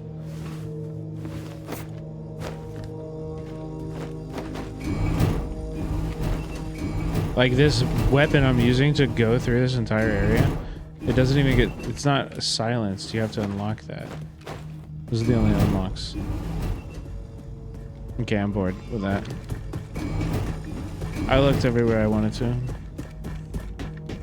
I like that though. Yeah, I mean, it's cool. It's fine. I just think they, you know, like, it'd be cool if there was like something more indicating where they were more, or like indicating that the one was in the area that you're in or something like that. You know? There's like a Geiger counter or some shit, like, you know what I mean?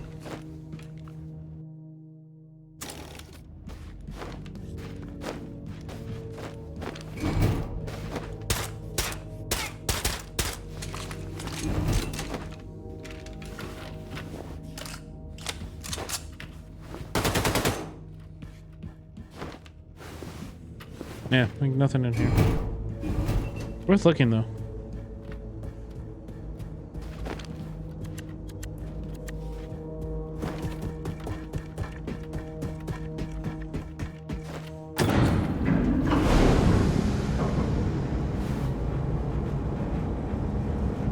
It's fun, Arcane.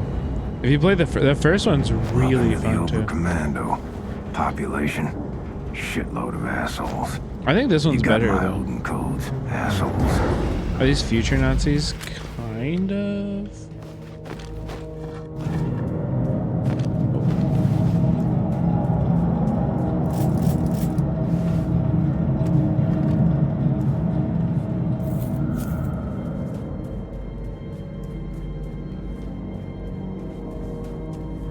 Yeah, alternate reality.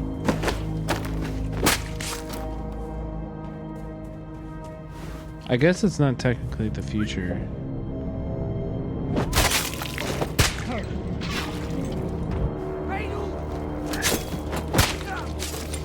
Yeah, Nazis won World War II, exactly. They nuked America and took over. They're taking over the entire world. And also, the entire world and Venus. And the moon. Last game we went to the moon. Wait, who am I being seen by?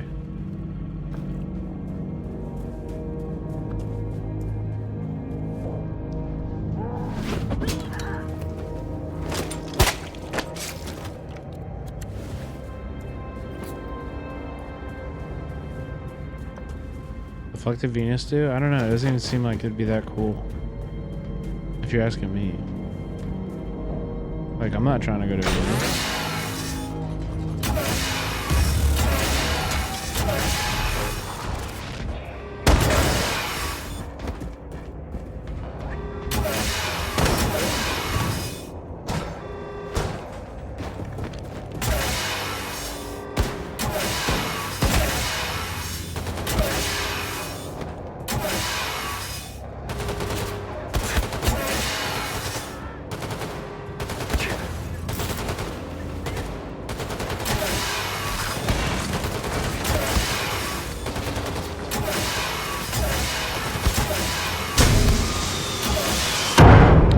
What the fuck?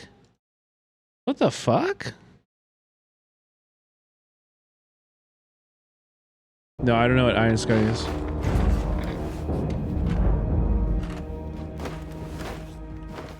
I've never heard of that.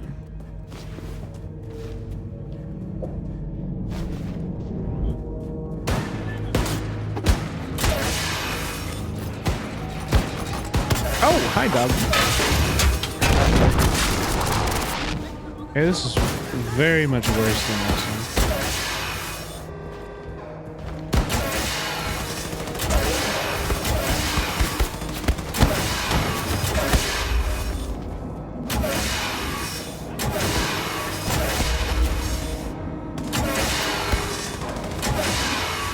Okay, we cleared a shitload of them. I'm really low health though.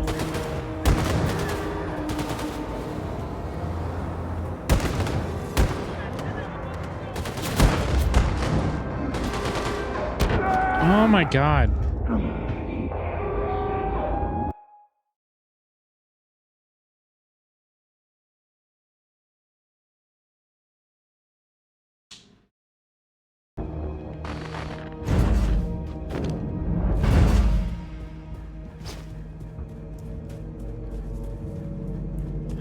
Dude, me when I'm on guard duty, just staring at the wall.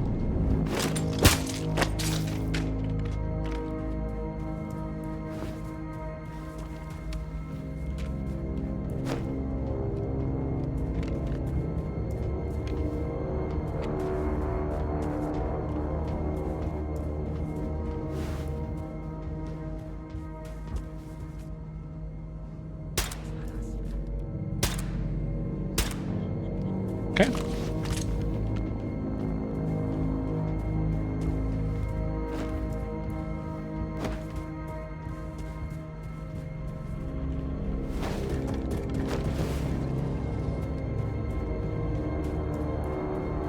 Chat, be quiet. You're gonna let them know.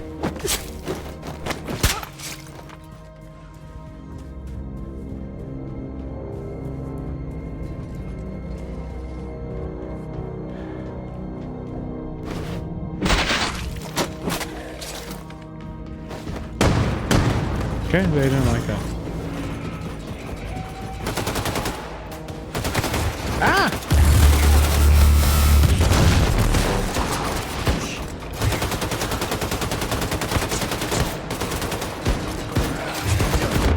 I'm dead. I'm dead. I'm dead. I'm dead. Bro, this is a hard room.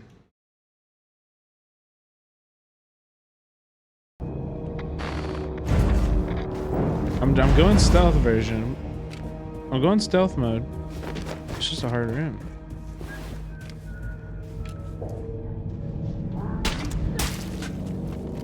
Yo, where'd your head go? That's so crazy. Maybe you should have shut the fuck up. Not been a Nazi.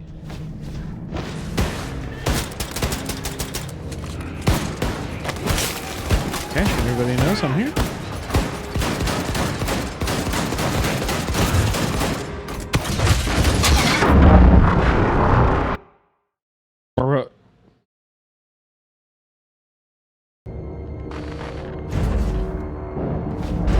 Alright, let's just try to get the fucking...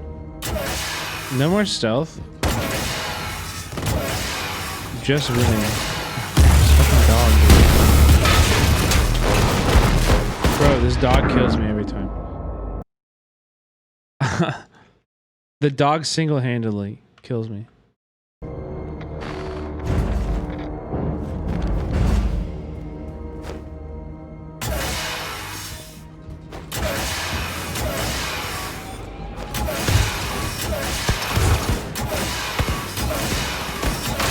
Okay, dog's dead. Oh my god, but the explosion.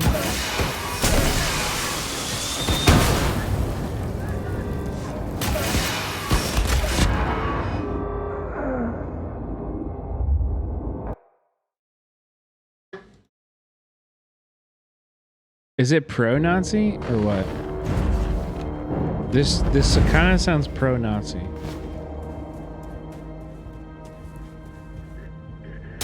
Am I tripping?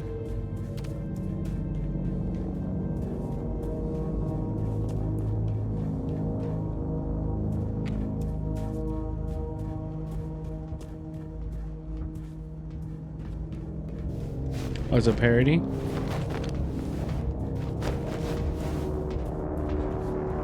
Come and try to kill that guy.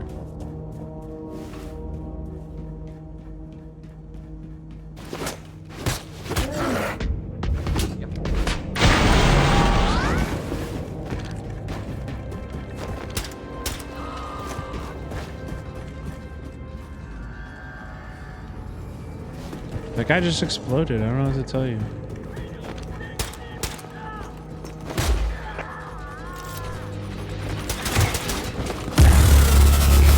Get the fuck up! I'm gonna die.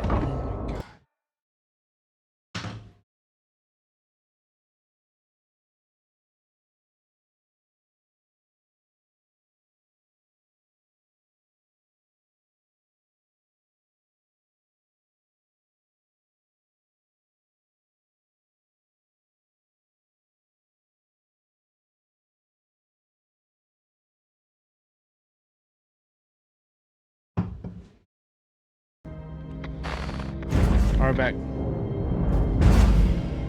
I just need to get another beer. Yeah, hurry up.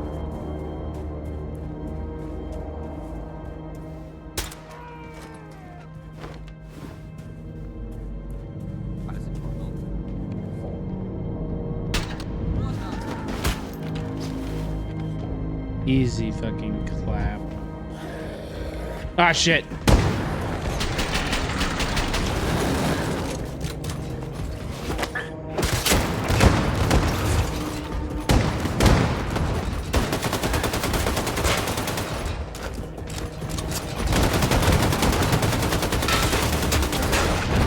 Get the fuck up. Reload your gun. Pick up that gun. Now we win. We actually win right now. Yeah. Welcome to the Oberkommando. Population 0. All right. Now I gotta somehow get to that main terminal and bring home the Odin codes for the Ausmerzer mission.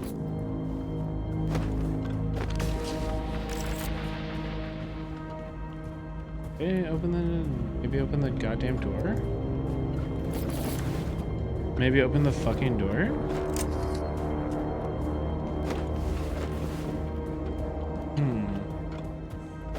When in doubt, start breaking shit.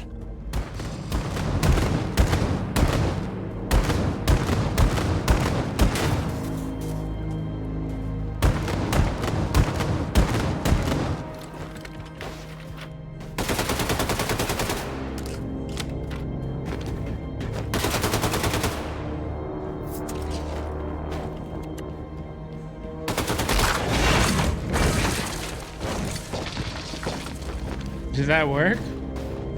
Oh!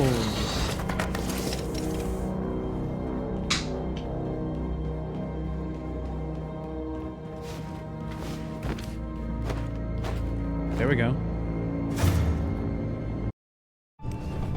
Let's go, cutscene.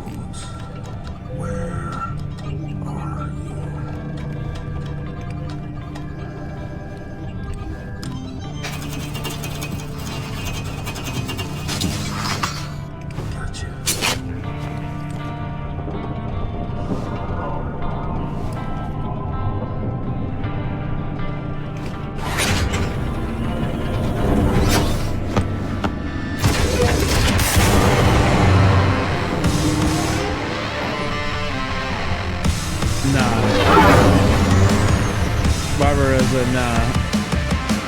I don't talk about vaping like that. Vaping is whack. Don't do it. You like that, bird? Must be on your way now. Bro, what the fuck is that LV emote?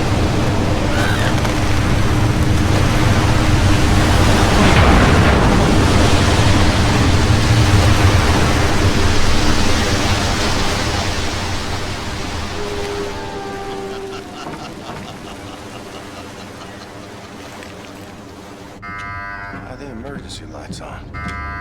Where is everyone? Something is wrong.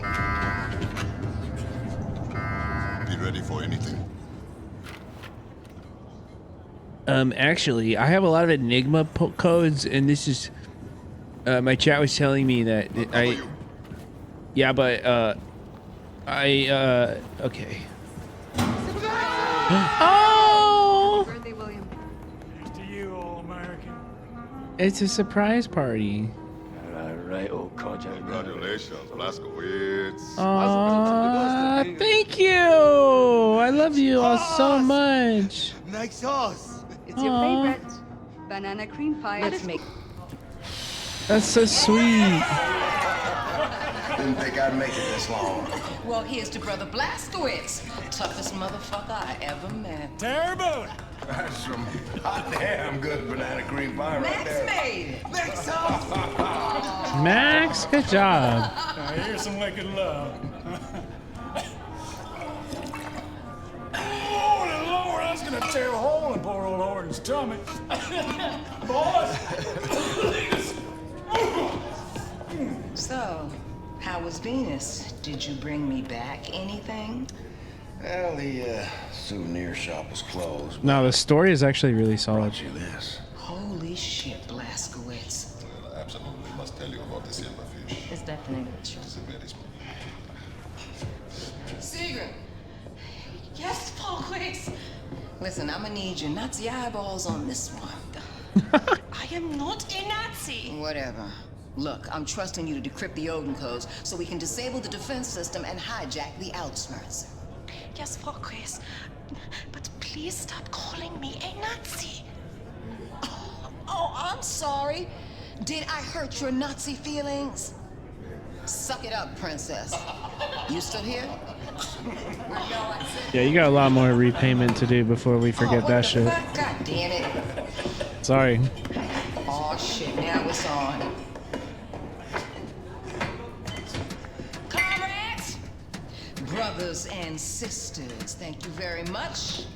Tomorrow we are gonna shoot Nazis until we run out of bullets. But tonight is for Blazkowicz. Yeah, she was a Nazi, but she defected. Because the Nazis were really mean to her for being fat.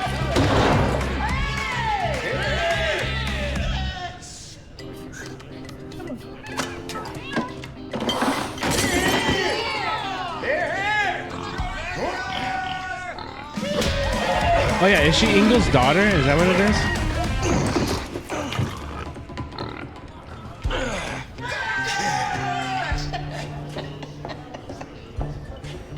Yeah.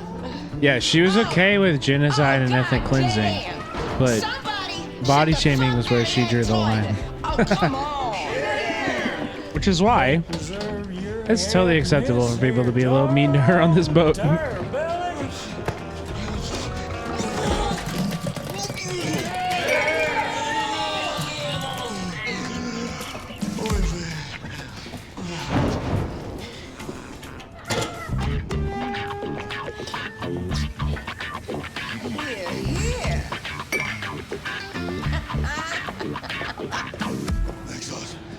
Come on, give him a punch!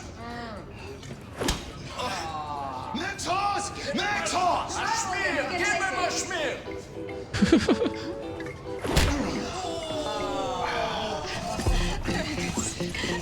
Get the fuck off me, lass!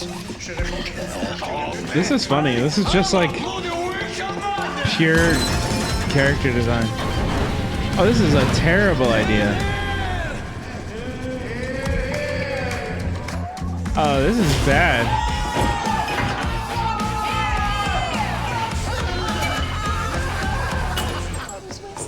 Well, first Horton starts with the corn. And on occasion we've done barley, but I think, well, I like rye, but he usually does corn. And then we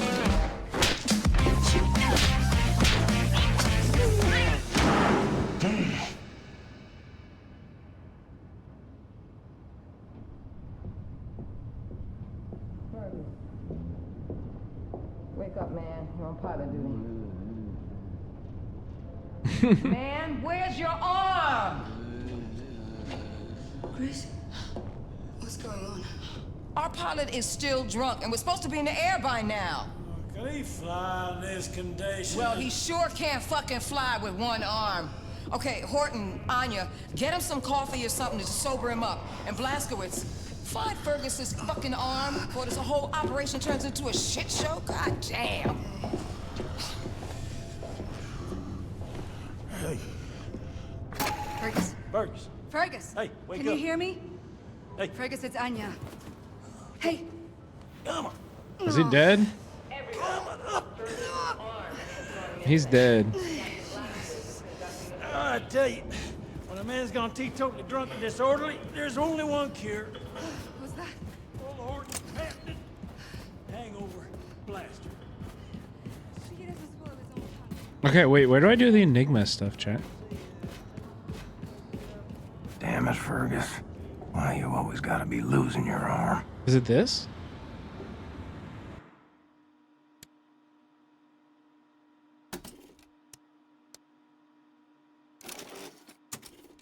Is this it? Oh, these seem cool though.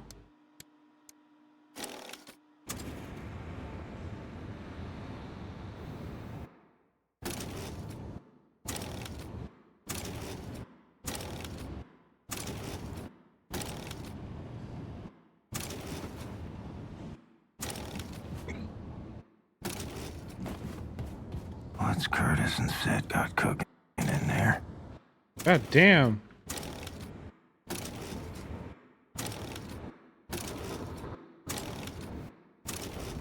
Bro, they just threw all of the writers on the team, wrote all of this awesome stuff, and they just threw it all in this room to be picked up like that. Alors, I have no information about Fergus's arm, Captain.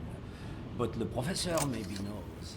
She's reading the book with Max. Fergus's arm. Nope. Can't say that I've seen it. Okay. Oh, Shimshon. Paris Jack told me there was a problem with Fergus's arm. I had no chance to talk to Fergus about it yet. Who the fuck is Paris Jack? Hello, Billy la Terreur. Hey, Blaskowitz. Écoute-moi. You know them busted up ramshackles in Six Lab? I know where you can find them things brand spanking new in perfect working condition. Back in New Orleans, I used to smuggle ordnance through the sewer system beneath the Nazis' HQ, and I saw through the grating they kept some factory-fresh ramshackles there. Might want to take a detour over there and get your hands on them bad boys. I put a full brief on the war map for you. Side quest?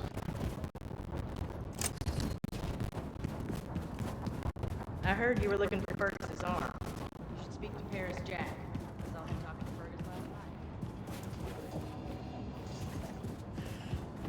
night. Ain't seen Fergus's arm, but when a pig goes missing, first place I look is where the feet is.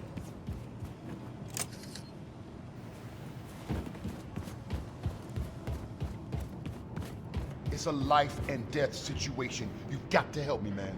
All right, Dick. I was doing inventory in the ammo depot when this gigantic asshole of a rat jumped straight at me like it got rabies or some shit. Biggest rat I ever seen in my life. Big as a dog. If I hadn't been so lucky that a box fell on top of it and trapped it, man, I'm not sure what would have happened. You gotta go to the ammo depot and kill it, man. Nice. I got you, bro. Be careful not to get bit. I guarantee the motherfucker will give you tetanus or God knows what else. I got you.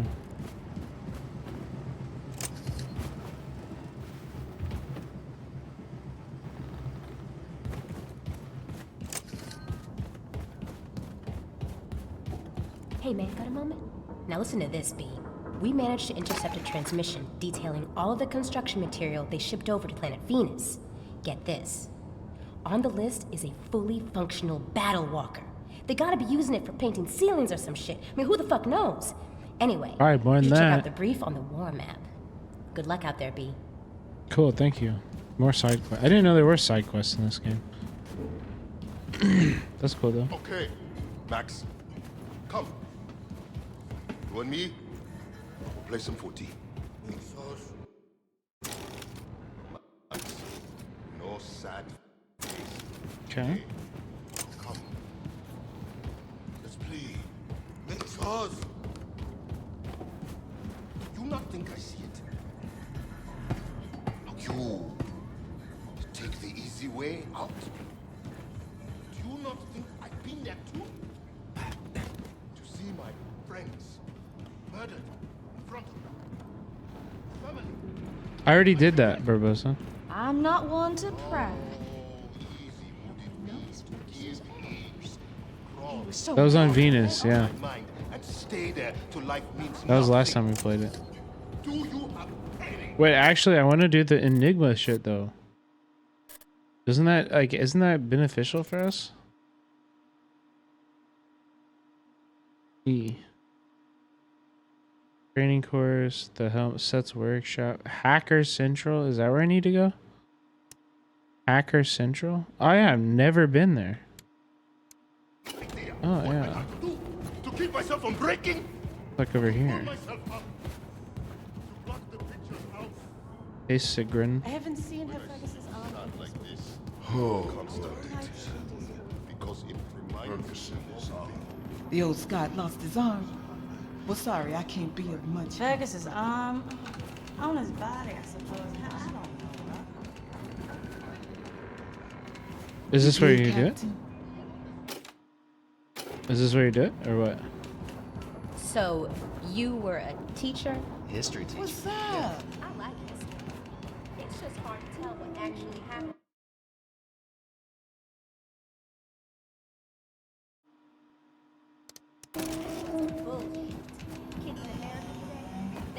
Yo.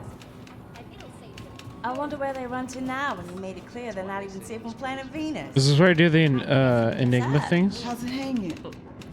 Feels like it should be, but I guess not. Is his arm going AWOL? Hell, rumor has it. Acting like a fucking fool.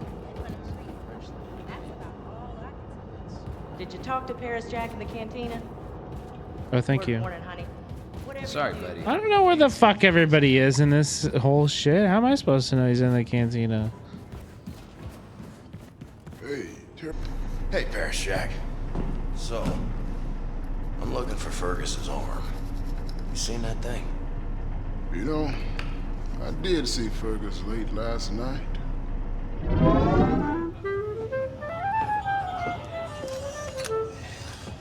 See that lass over there?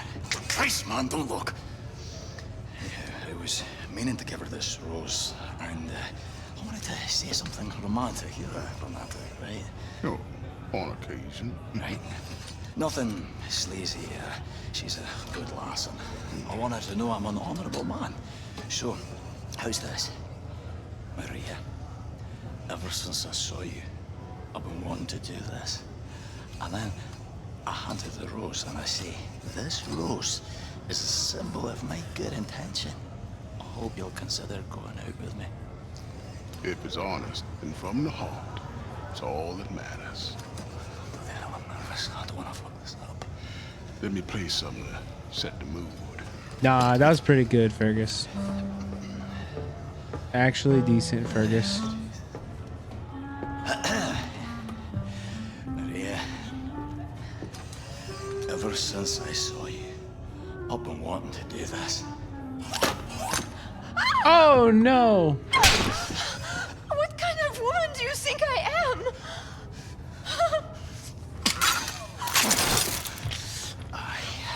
I've had enough of you, you stupid fucking arm. I will teach you some manners.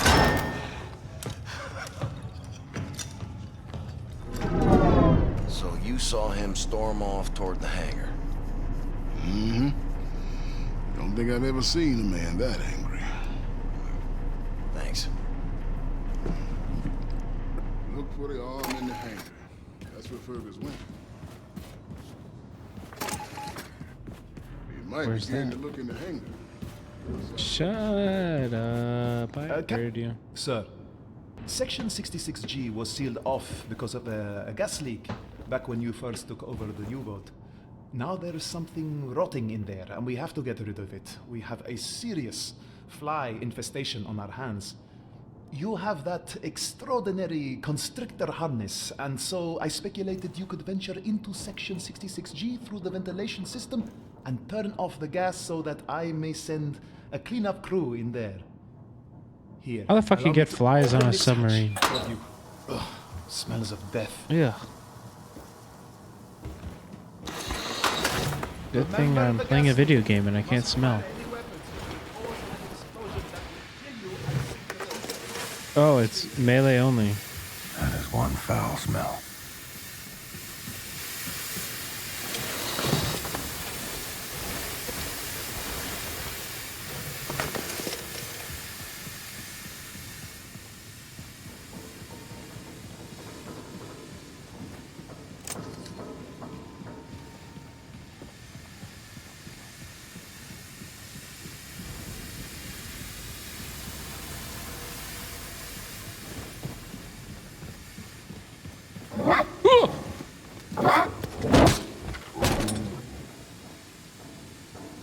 What the fuck are you doing down here?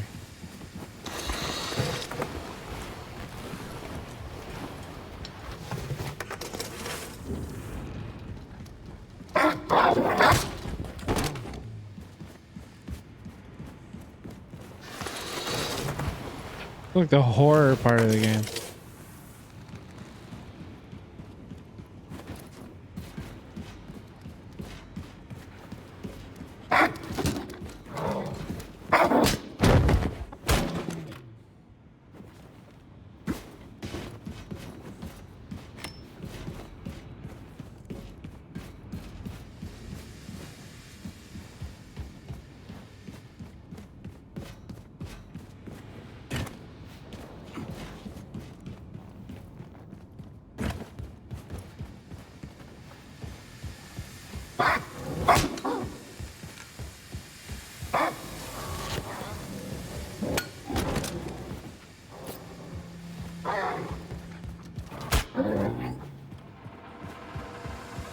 Let's go, melee only W.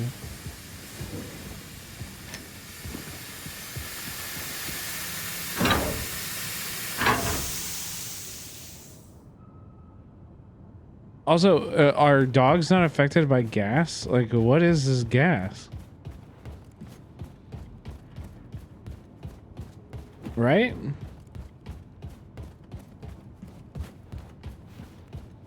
Not Nazi dogs, right? Like, what is that? What is this dogs? Yeah.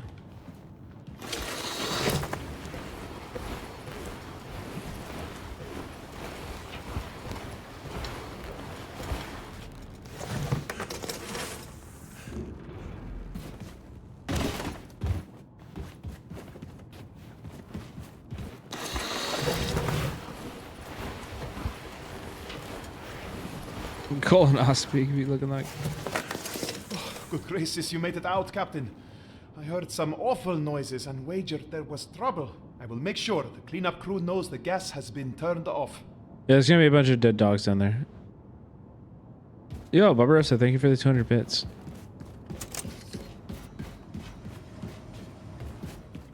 Oh, I got an upgrade. What does that do?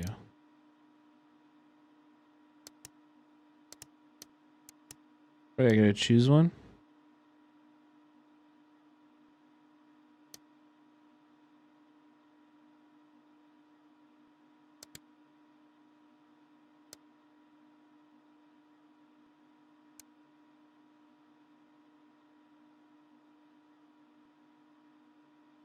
Oh, so those other people were saying I can unlock these, the Battle Walker and the Ram Block. I can unlock these. Oh. I think this one's good. Wait, did I already unlock it?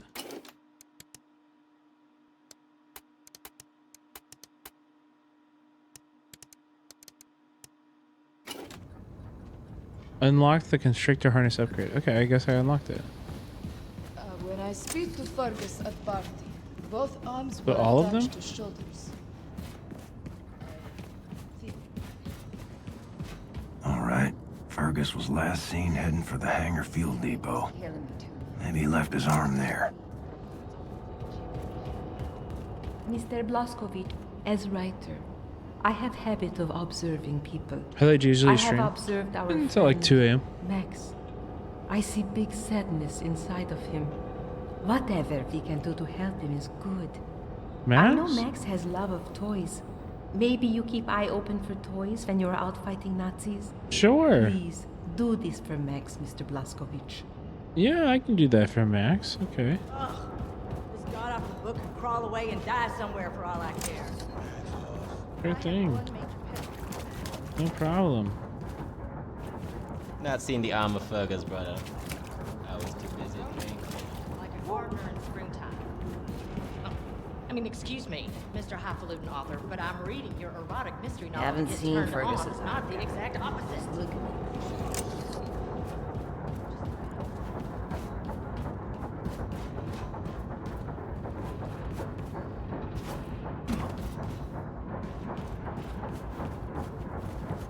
Wait, what the fuck?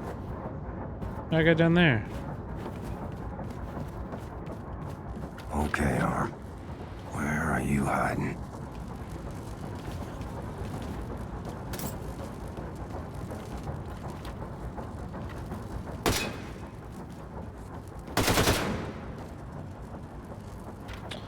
Gotta use the right weapon.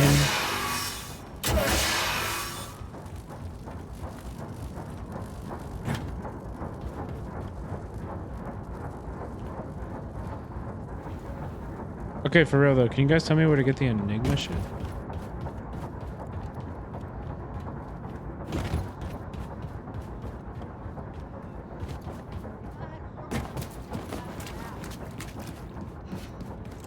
Exos. But Max. Ever feel like everything's... Yeah, I don't want to go through. I don't want to leave this place without doing the fucking...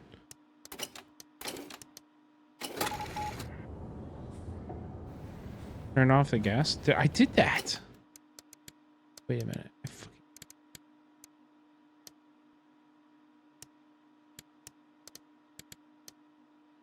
Oh, I did that.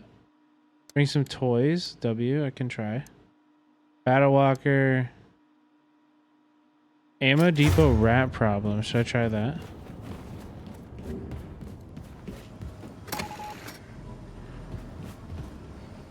Reattach Fergus's arm.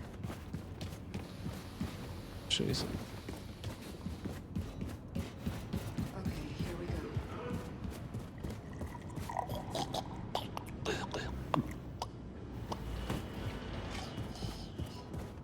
No siree, Bob.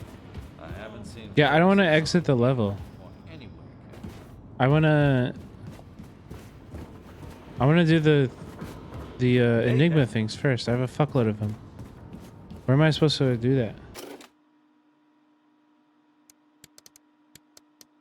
Use the Enigma machine.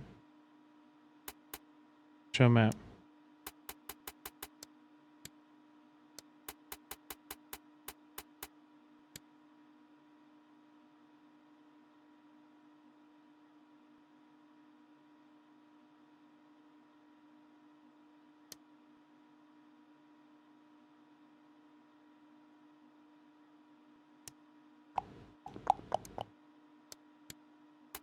It says it's like selected.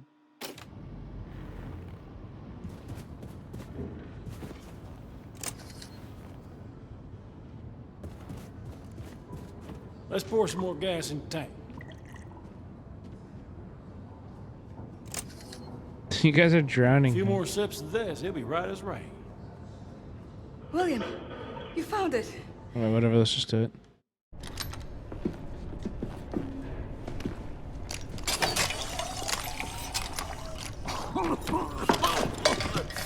Are you trying to fucking kill me?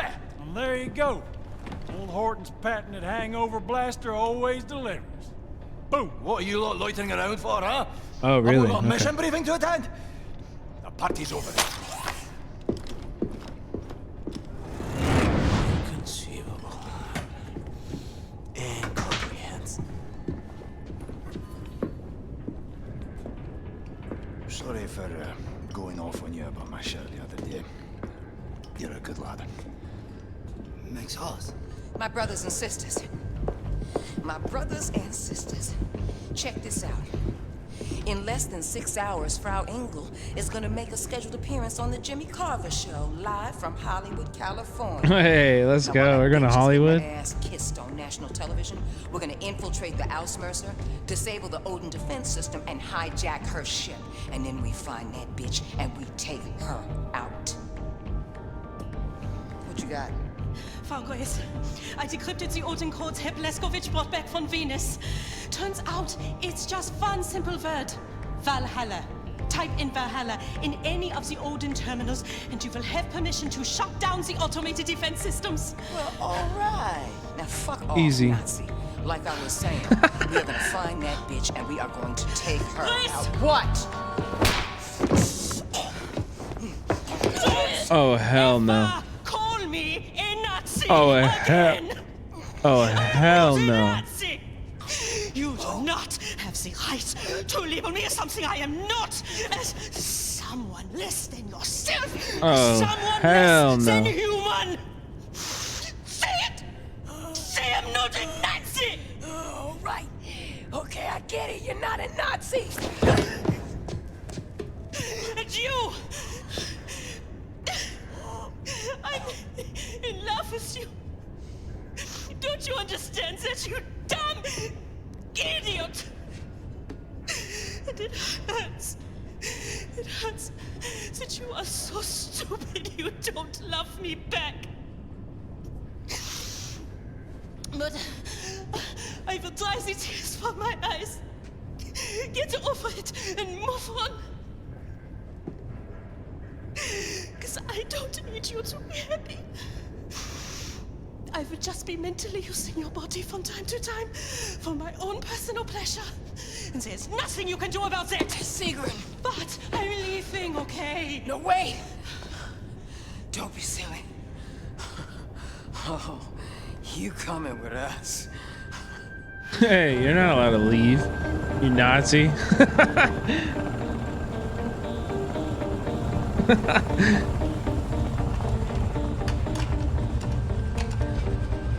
All right, Sig. You're the expert here. Lay it out for us. We have to approach fast and low. That will buy us time before we are detected by Odin's radar. Once we are directly below the Earthsmerzer, we must ascend rapidly and vertically.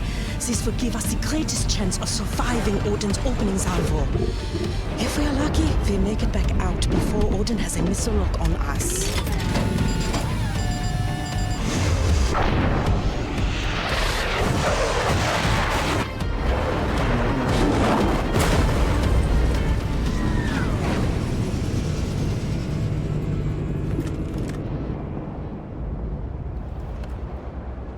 Okay, well, so much for the Enigma pits.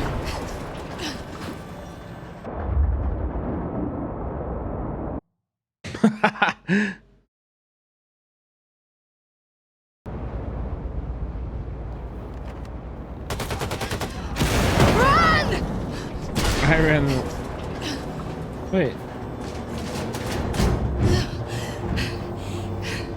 Hold on, William. Goodbye.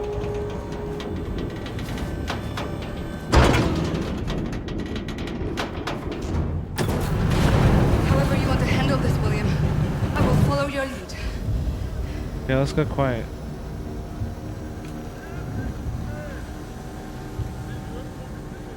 Until we're not.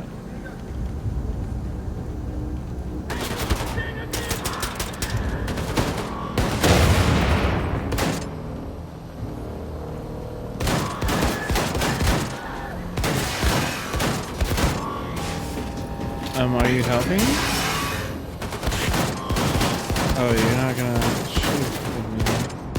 I might have thought I might have had a helper here, maybe. Didn't realize. I'll follow your lead. Doesn't help me at all.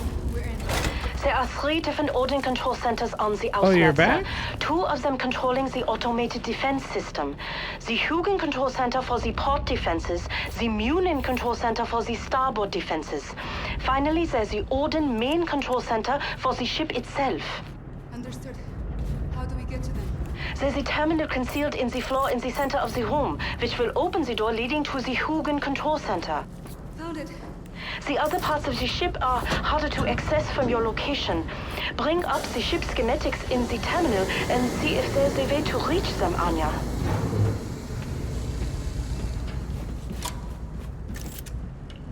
Just to be clear, William, like, she didn't really do find shit. the Hugin control center and shut down the port defense system. I'll stay here and try to figure out our way around this ship. Just to be clear, I did everything. She didn't really do shit for anybody.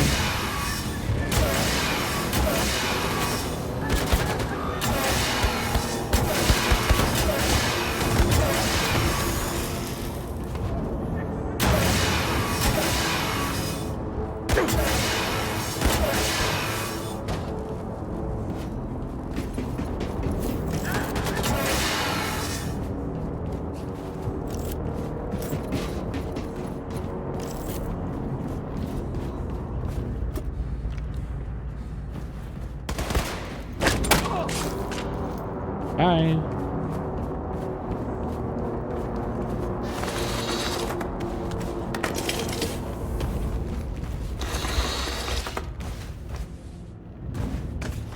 Isn't she pregnant? Yeah. With my baby. Don't you ever forget it.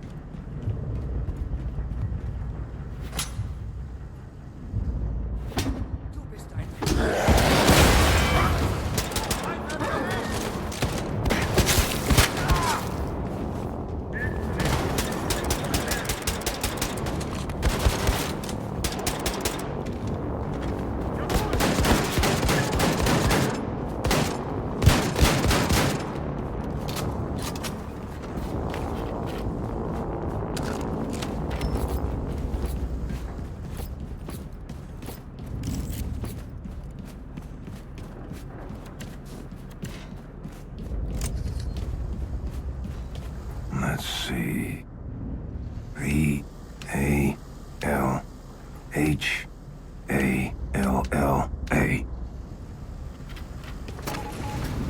Well done, William. The port defense systems are offline. Get back here as soon as possible. I think I found a way to reach our other objectives.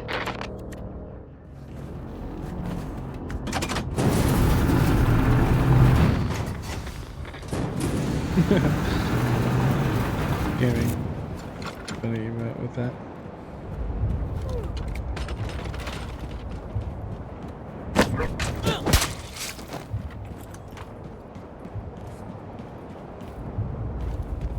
I love what this guy's able to accomplish with just a hatchet. Kind of hilarious.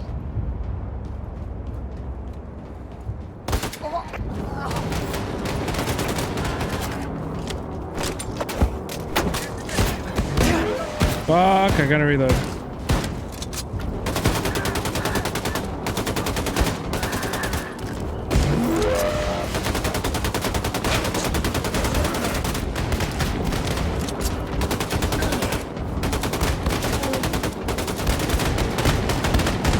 Fuck!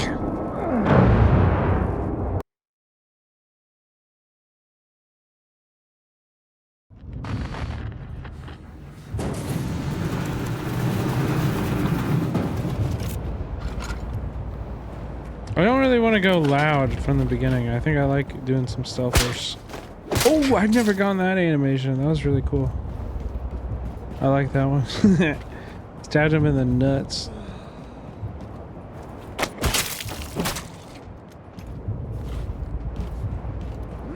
Go down here.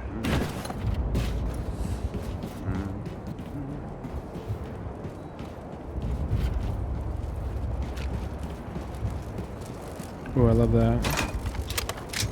Charge me up, Scotty.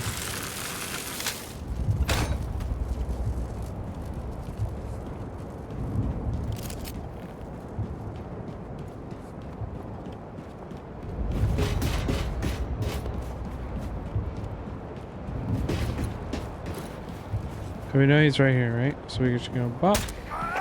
Goodbye.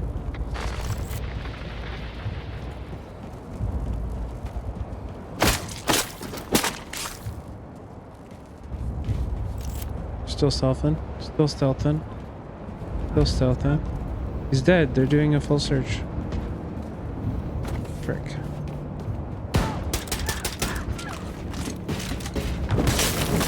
Got him. Ah! Ah!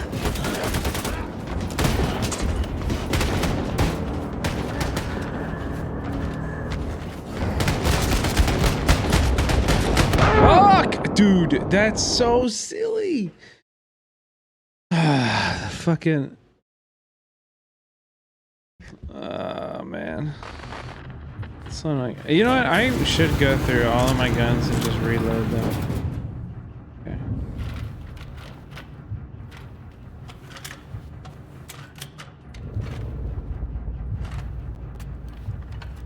Okay. You know what? Nah, dude, we can't. I know he sees me.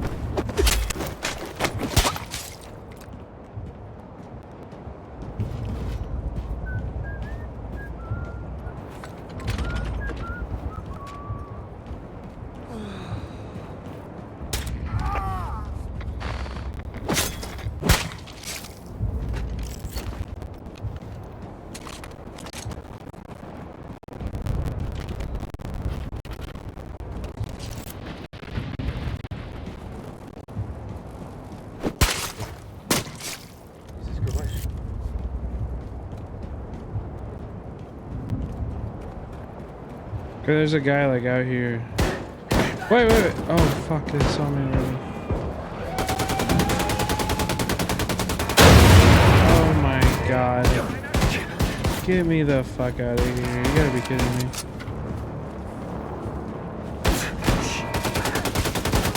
Bro. They make no sound.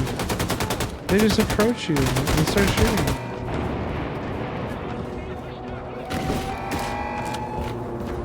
I gotta get this other commander. He's over here. Okay. We're in a better spot now. William, I need some help here. Hurry, please. Oh, I just skipped everybody. Fuck you. Yo!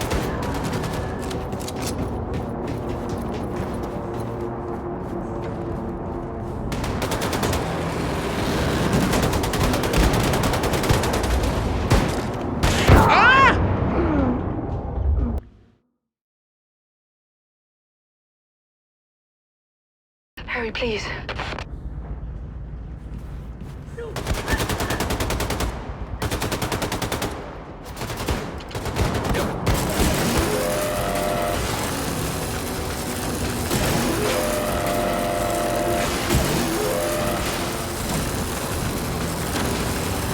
Come on, who wants some?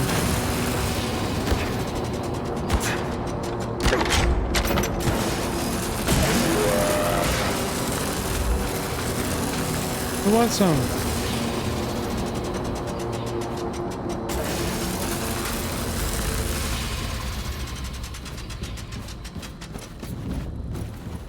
Fucking bring it, dude.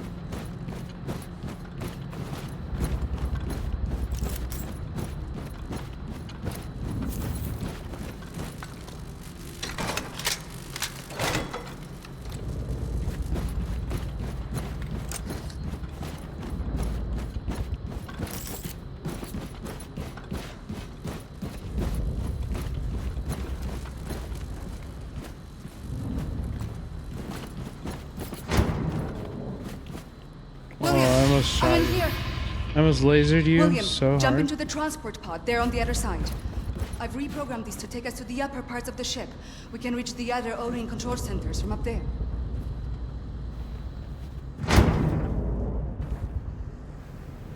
Hold on.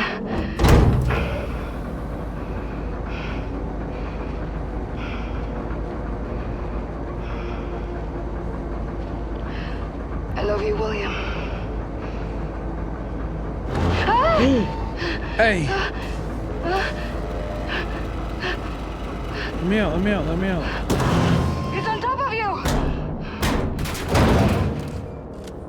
No way I'm reloading right now.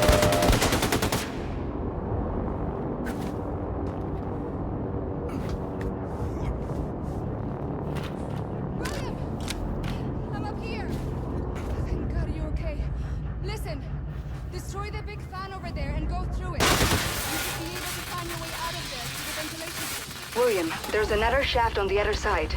You should be able to reach the Munin control center from there. Another what? I need you to go there and shut down the starboard defense system. I'll keep making my way to the Odin main control center.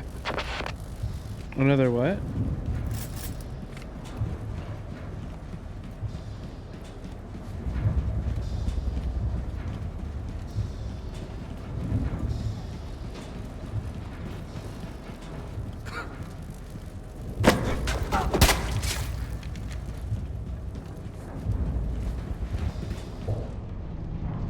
Who sees me? Who sees me?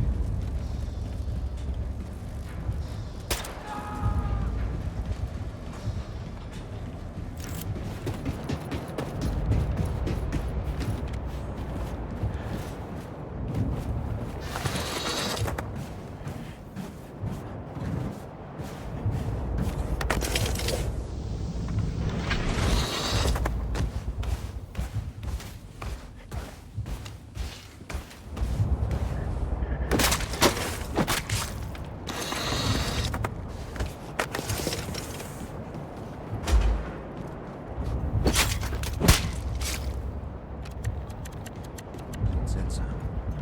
Ich sehe mir das mal an. Jakob hat einen erwischt. Weiter Ausschau halten.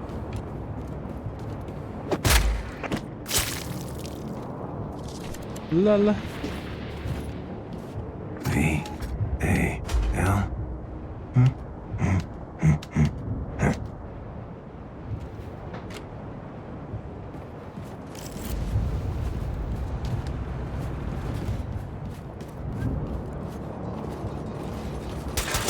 Ah, fuck.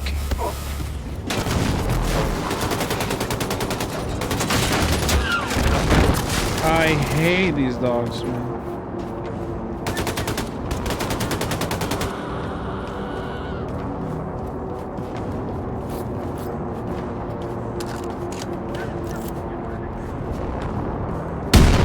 Yo, what? William, now that the starboard defense system is shut down, you can go back out to the troop deployment hall and climb up the robotic deployment arm. I'm outside the Odin main control center. Lots of activity in this place. Get here as fast as you can. I can do what? Where?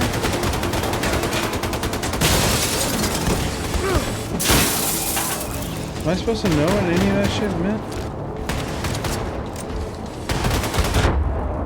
Ah, fuck.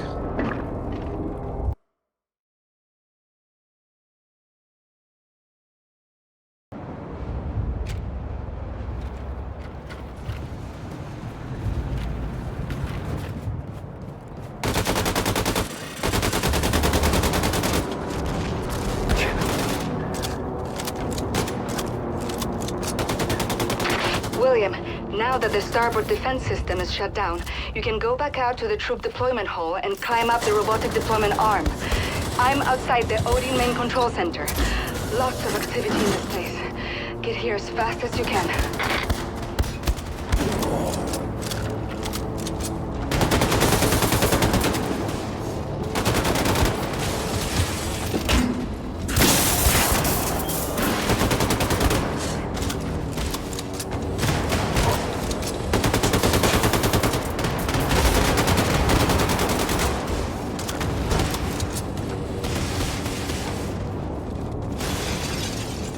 Oh, this is what you're talking about, huh? That's the robot arm I was supposed to talk about? You were yapping about? Must be the Odin main control center. I'm on my way, Anya. Fuck, I'm out of ammo.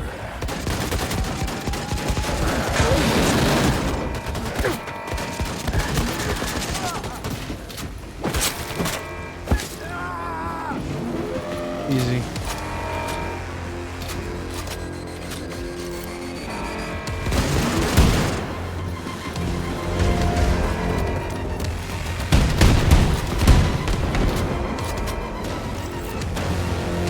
I have no idea where I'm going. Oh shit.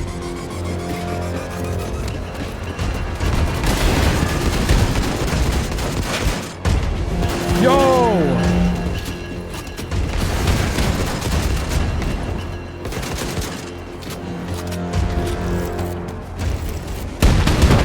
Get up, get up, get up, get up, get up, get up, get up, get up. Oh, god damn it, dude.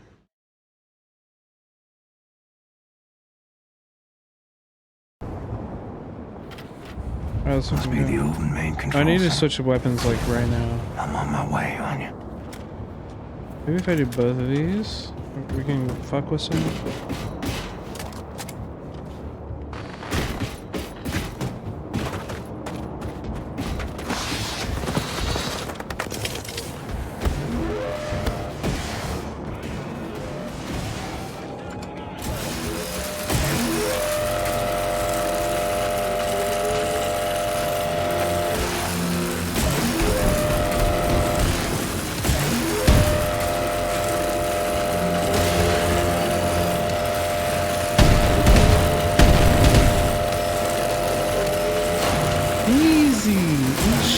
Big ass robot.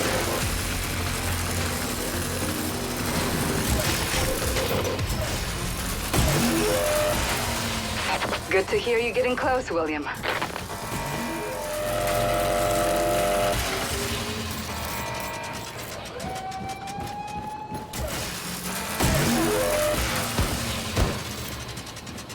All right. Listen, bro, you are not the hero of this story. I'm so sorry. You are not him. You are not him. Oh fuck, this guy might be him. This guy might be him. Hey, I was climbing up a ladder, dude. I was climbing up a ladder. That's pretty whack to start shooting me like that. You can wear ACAB merch on stream? I mean, why would you be banned for wearing ACAB merch? Cops are not a protected class according to any TOS.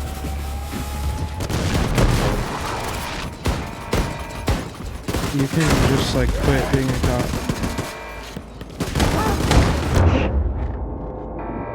Good to know. Yeah, why would you think you would be banned for that? No way.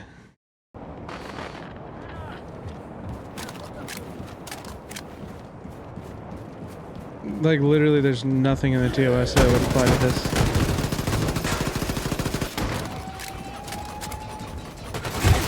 Oh, fuck.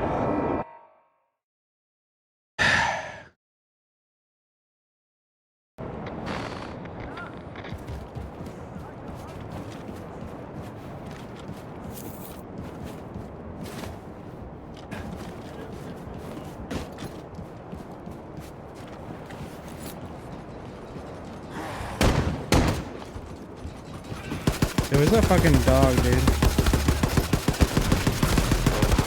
I fucking hate that dog. Another one! Oh, that's a real one. Imagine. Don't give them ideas.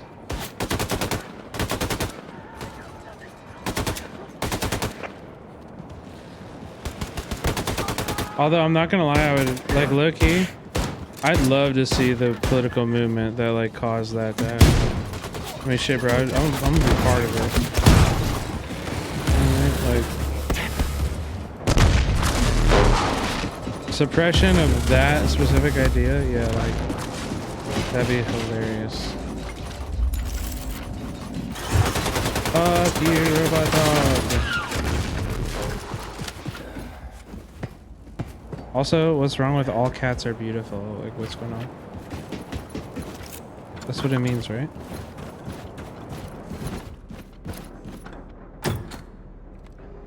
It says streaming together. Oh, is that still going on? That's my fault. Here, wait, let me... Oops. Here we go. It's because I had guests on earlier during the stream, like a long time ago. So thank you for reminding me. No, it's okay. I should take that off. I didn't realize it was still even on there.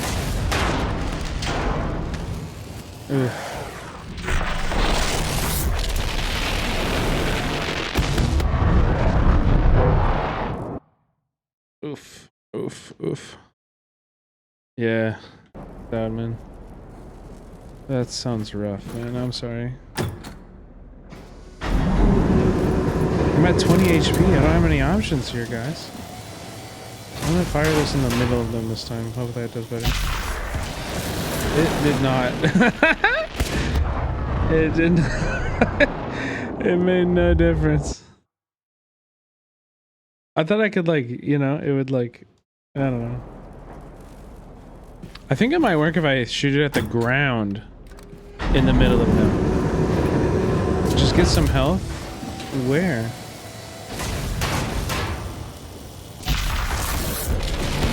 It did not. Okay, kind of.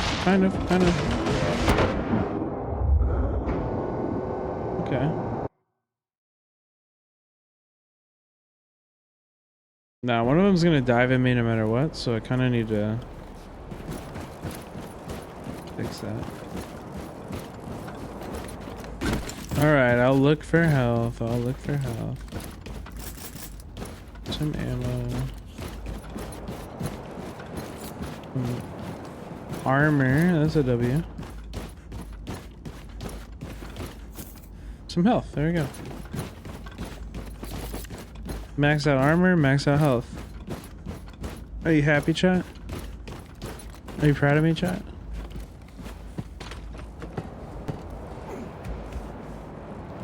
Now we win this.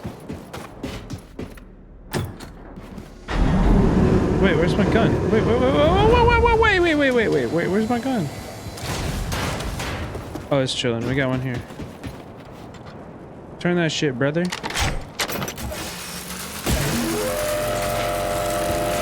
Rip them apart. Fuck you both, you losers. You absolute losers. Well, you got more coming? Didn't I give it?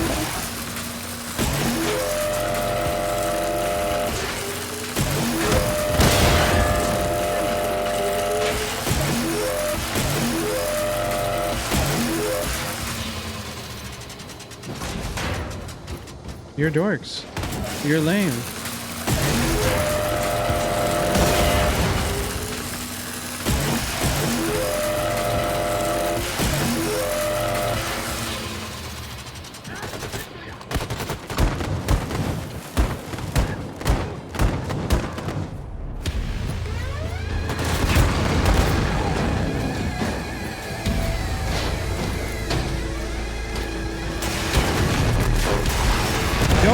Big ass one. Shit, I need to get a good gun. I need to get a big gun, like, right now.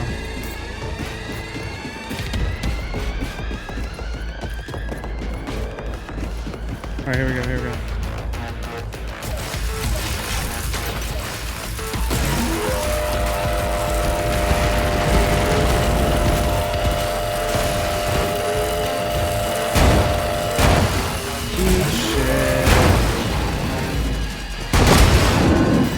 Boss battle my ass. Oh, there's another one. Fuck.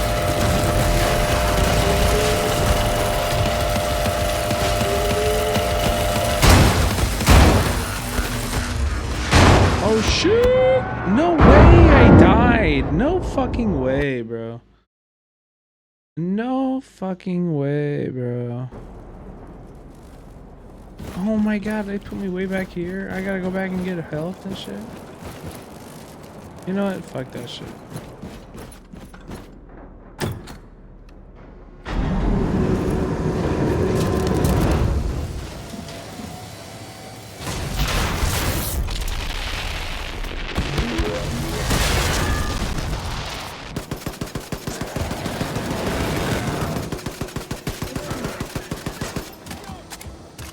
Bro, where is your gun?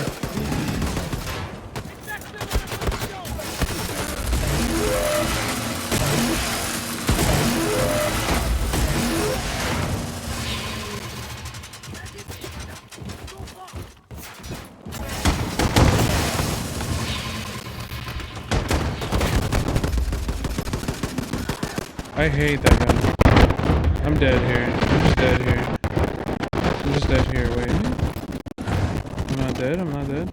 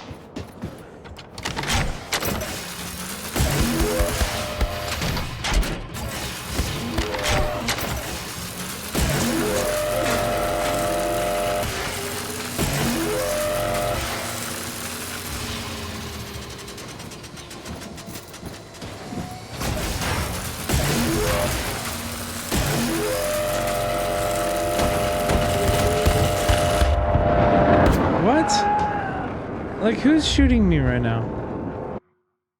Why are you shooting me?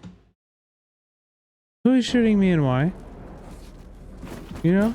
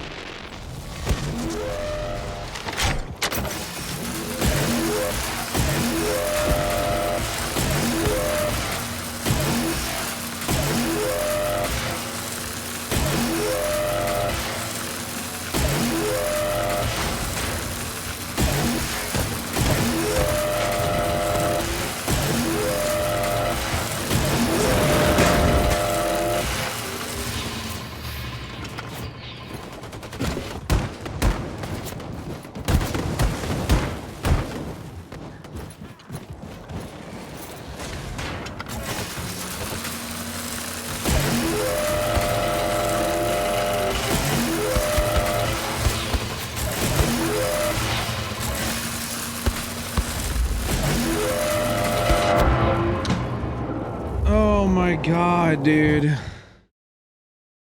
It's so frustrating. I thought I was doing it. Fucking shit, bro.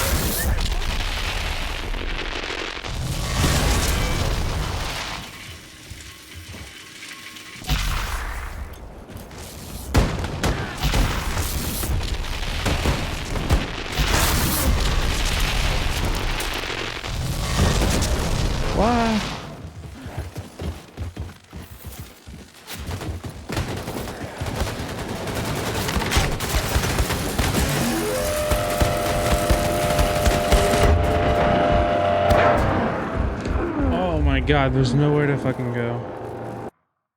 There's nowhere to go.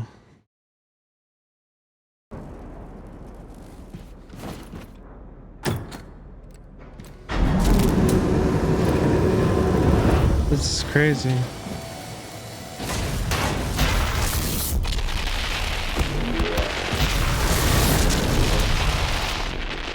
We survived that?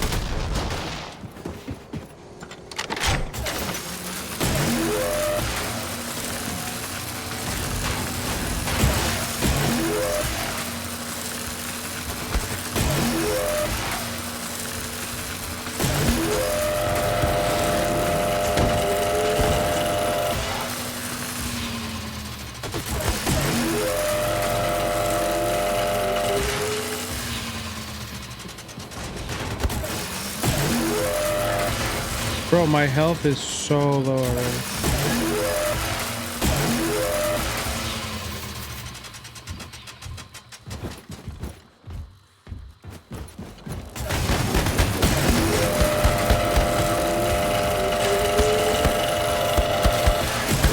Where am I getting shot from? Dude. I don't know. I literally, you look away from one entrance for 5 seconds and a guy appears in that doorway and shoots you. Like, it doesn't make any goddamn sense.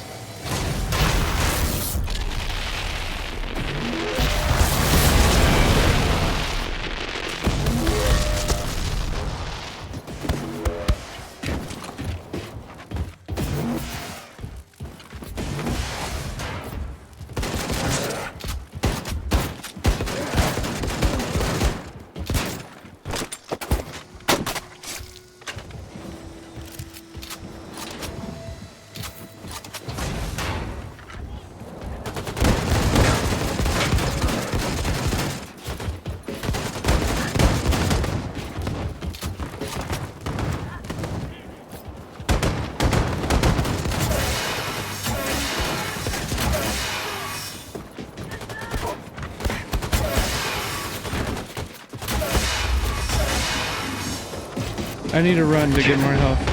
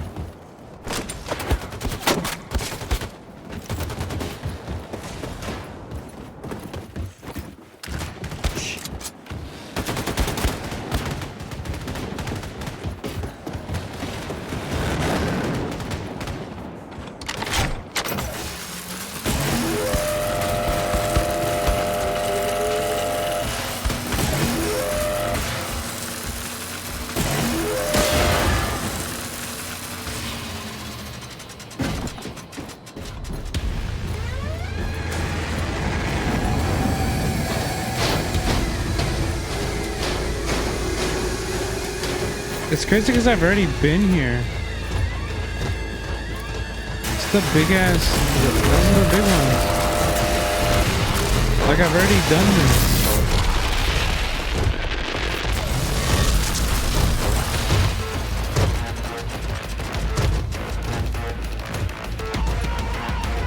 And then I died. We have a sub goal. Just don't have it on the screen. Aesthetics. I don't like having unnecessary shit on the screen. Showtime win. Everybody please sub. If you like content like this on the platform, it's harder than ever to make it, so please support your streamer. Please. Consider subbing tier 1, tier 2, tier 3. Tier 2 and tier 3 really help me a lot right now because I am trying to get...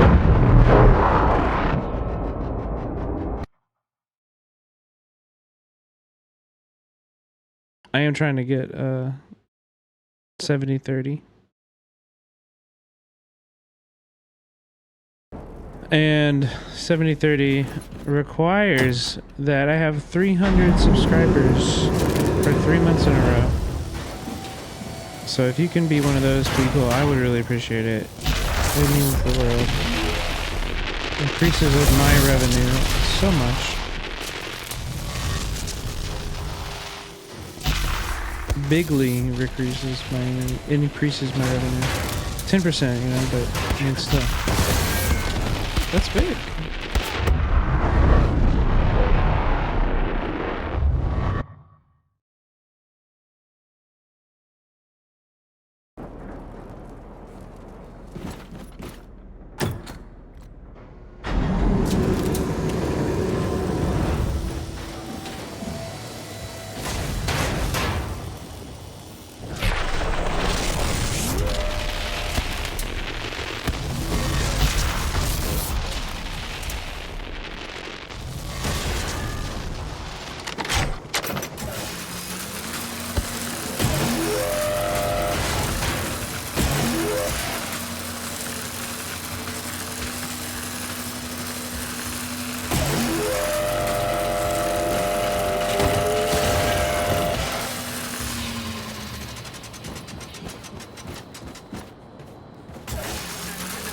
Like, where did you come from?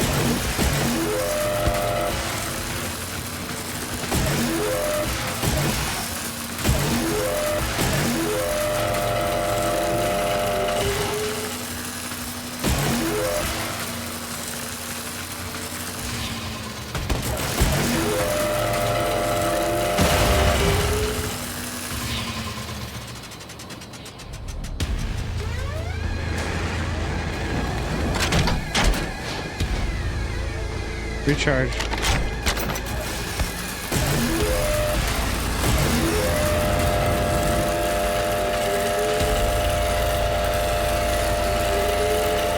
Fucking die, dude.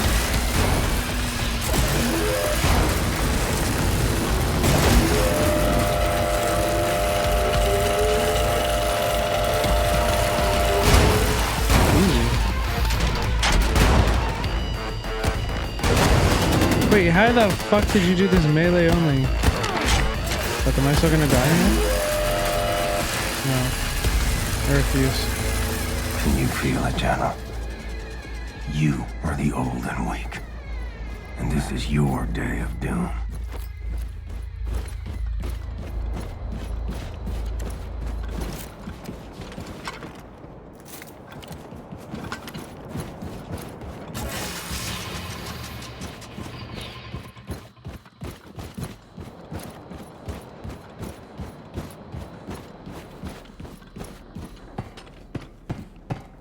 So I win.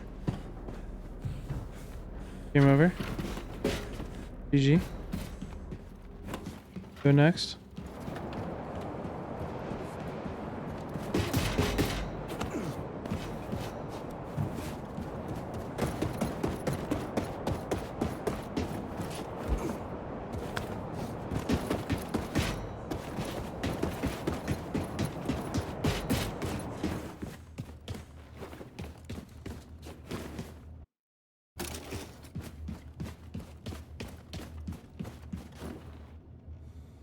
Let's go, we beat the level.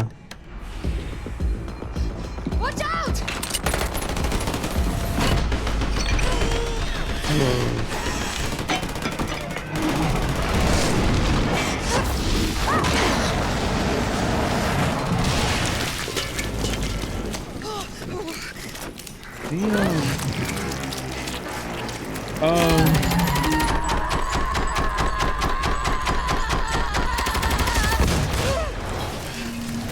Why did she have to strip her clothes off?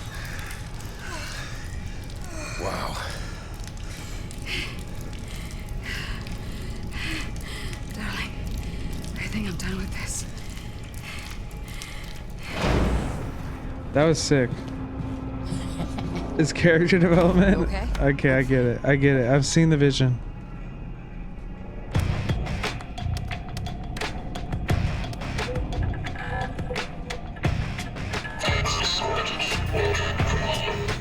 Fuck me. You got your shit, bitch. Look here, Frank. I'm still shooting the shit at the TV.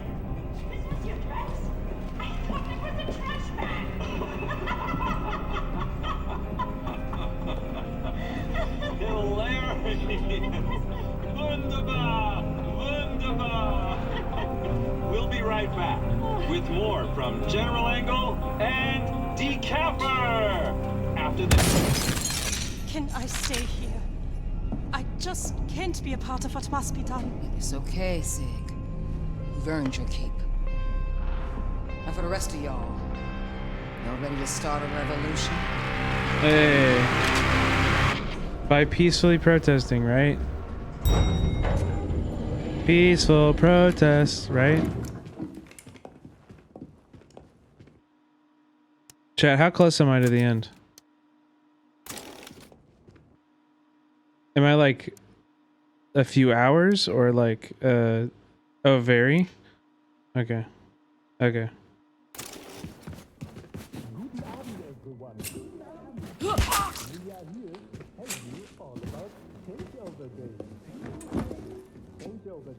Let's do this. Camera 3, truck left for your wide shot. Stop, Gunther. Stand by. What? Look! Stay on the air. Go do what you have to do, darling. Feeling it, General? Doom is coming. This is awesome.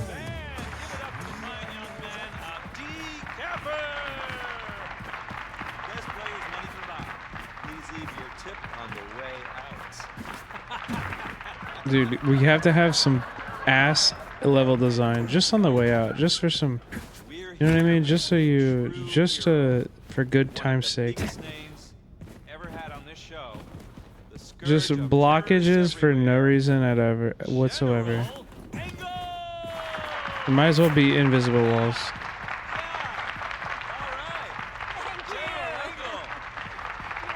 Yeah, guys, this shit hasn't gotten endearing yet. I gotta tell you. Just annoying. Take us through the moment you executed Terror Billy. What was that like for you? It must have been so emotional. Well, Jimmy, I remember. This needs to happen As up I was close. swinging my saber, For you, Caroline. I thought to myself, we are safe now. Terror Billy was a terrible threat to everyone's safety. A demon, disguised. What the hell? You're dead! What I the severed crazy you shit, from your Billy? shoulders! I killed you!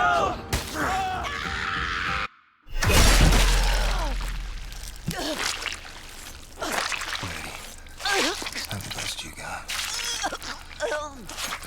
Then your best won't do. You among wolves now. These are our words. Oh, that's ugly.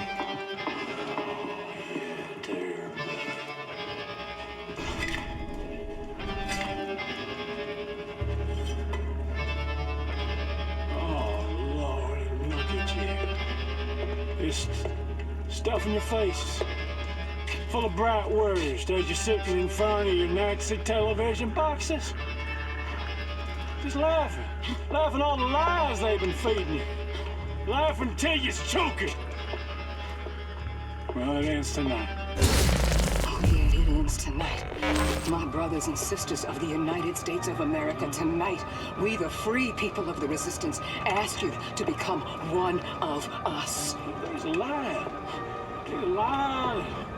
There's a threatening, there's a torturing, there's a killing. They beat you in submission. They beat you. They made your very thoughts to cry. But if tonight you gather, speak freely from your heart, yes, well, you He's one of us. Right on. And if tonight we see you on the streets with a knife or a brick or just your clenched fist fighting the powers that be, then you are one of us. And if for tonight you look down upon your hands and they soaked in the blood of our oppressors, then you. He's one of us. No. Tonight you hold your babies in your arms. I swear they'll grow up to be free people. Then you are one of us. Did you forget? They brought this war to our shores! Yes, sister. And then they beat us! They murdered us. They executed us. But guess what? Tonight, they also find out that they fucked with the wrong country. My brothers and sisters of the United States of America. When we stand together, ain't nothing and no one can take our country from us. Tonight, they burn. Tonight, you are one of us. We're not gonna take it. No, we ain't gonna take it. Fuck yeah, dude. Hell yeah.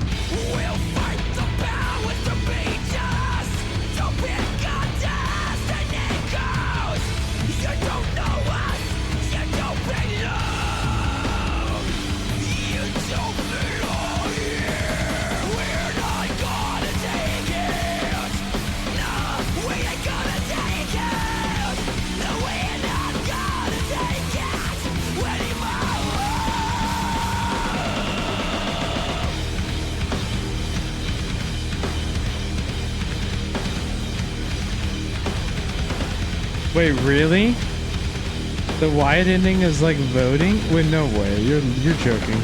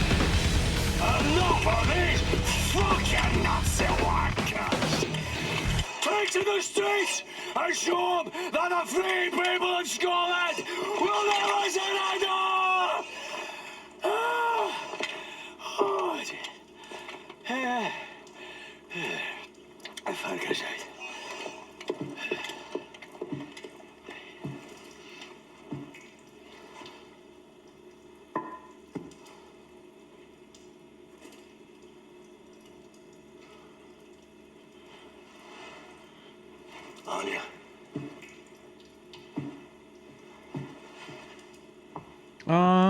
You make me strong and weak at the same time. Will you marry me? William. You're so condescending. Your goal is never ending. We don't want nothing, not a thing from you. Wait a minute, these images don't look like they're of the period. These images don't look like they're of the universe. Interesting.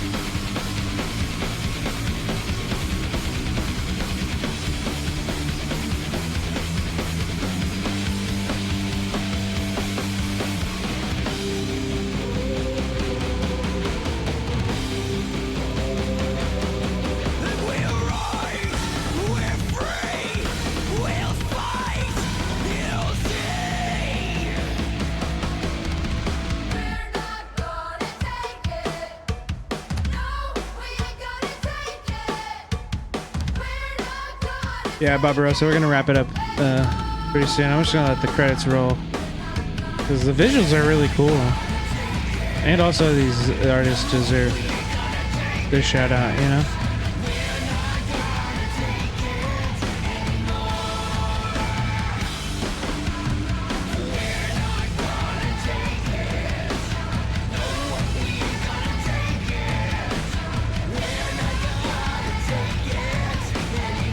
Game review?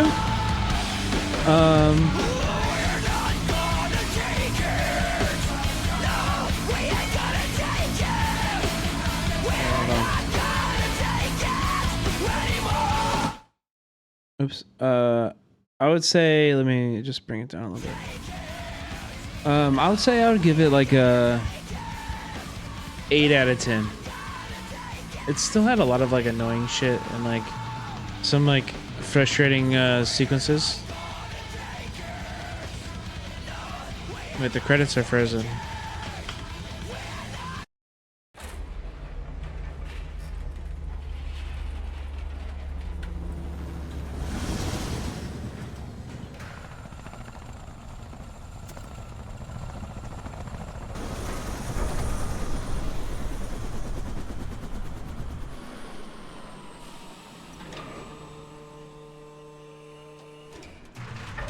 Who's this? Who could it be? Nazi. All right, Blazkowicz. While the guy's off kicking ass and revolutionizing, you and I are gonna type some loose ends by taking out any Uber commanders left on the board. Now get on the Enigma machine and the war map and do your thing. I'll be your comm support. Yeah, what's the Enigma machine? What's the Enigma machine? Excuse me. Oh, here it is.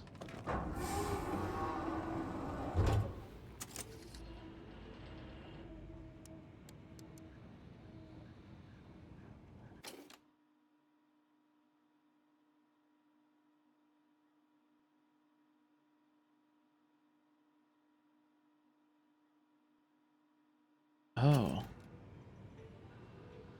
What?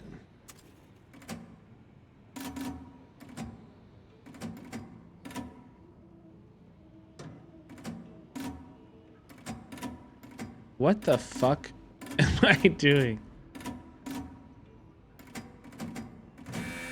Huh?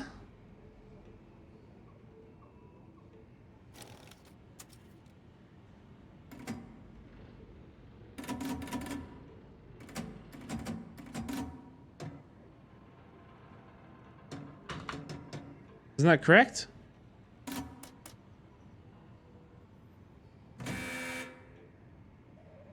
I did it. Wait, what?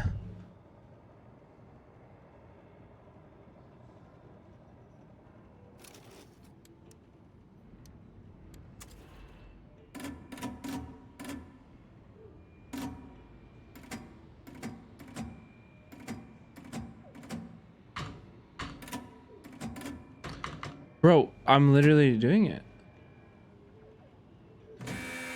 Oh, left one. Okay, so it highlights the middle row. Dude, this is so annoying. Okay, I get it. I get it. I think.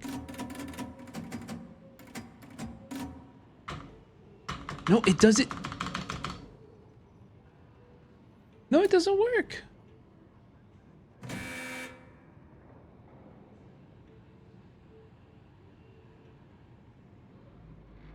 Wait, is it the left one that I'm doing or the middle one I'm doing?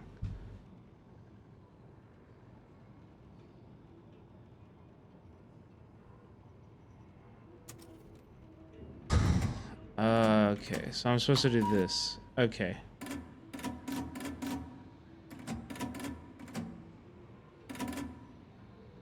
Wait, what the fuck?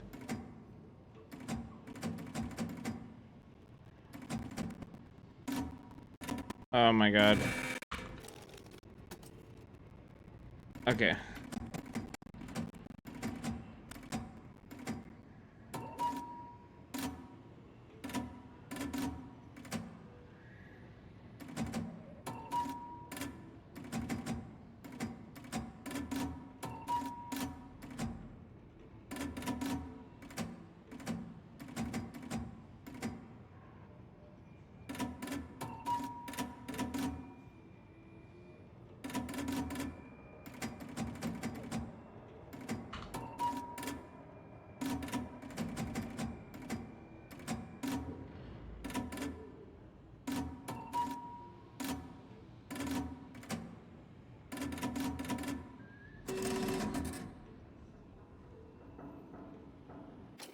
Okay, I did it. Now what? You can go there and assassinate people? Okay, that shit's crazy.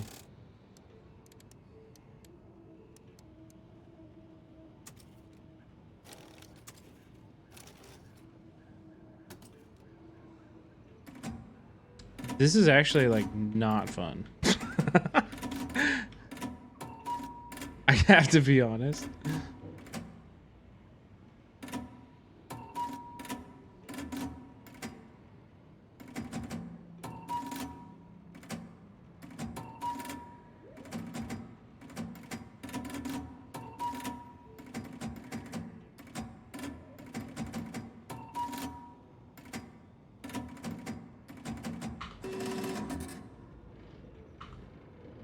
I've played Cyberpunk. It was fine. Okay, whatever. I'm done. Thank you for watching. Save. Interesting. I should have probably been doing that throughout the game, I guess. But oh well.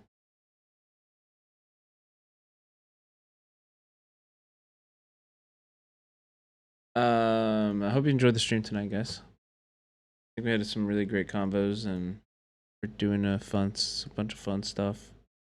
Hanging out. We're gonna raid into Jaina, who we talked to earlier in the stream. If you guys remember, if you haven't followed already, please go follow.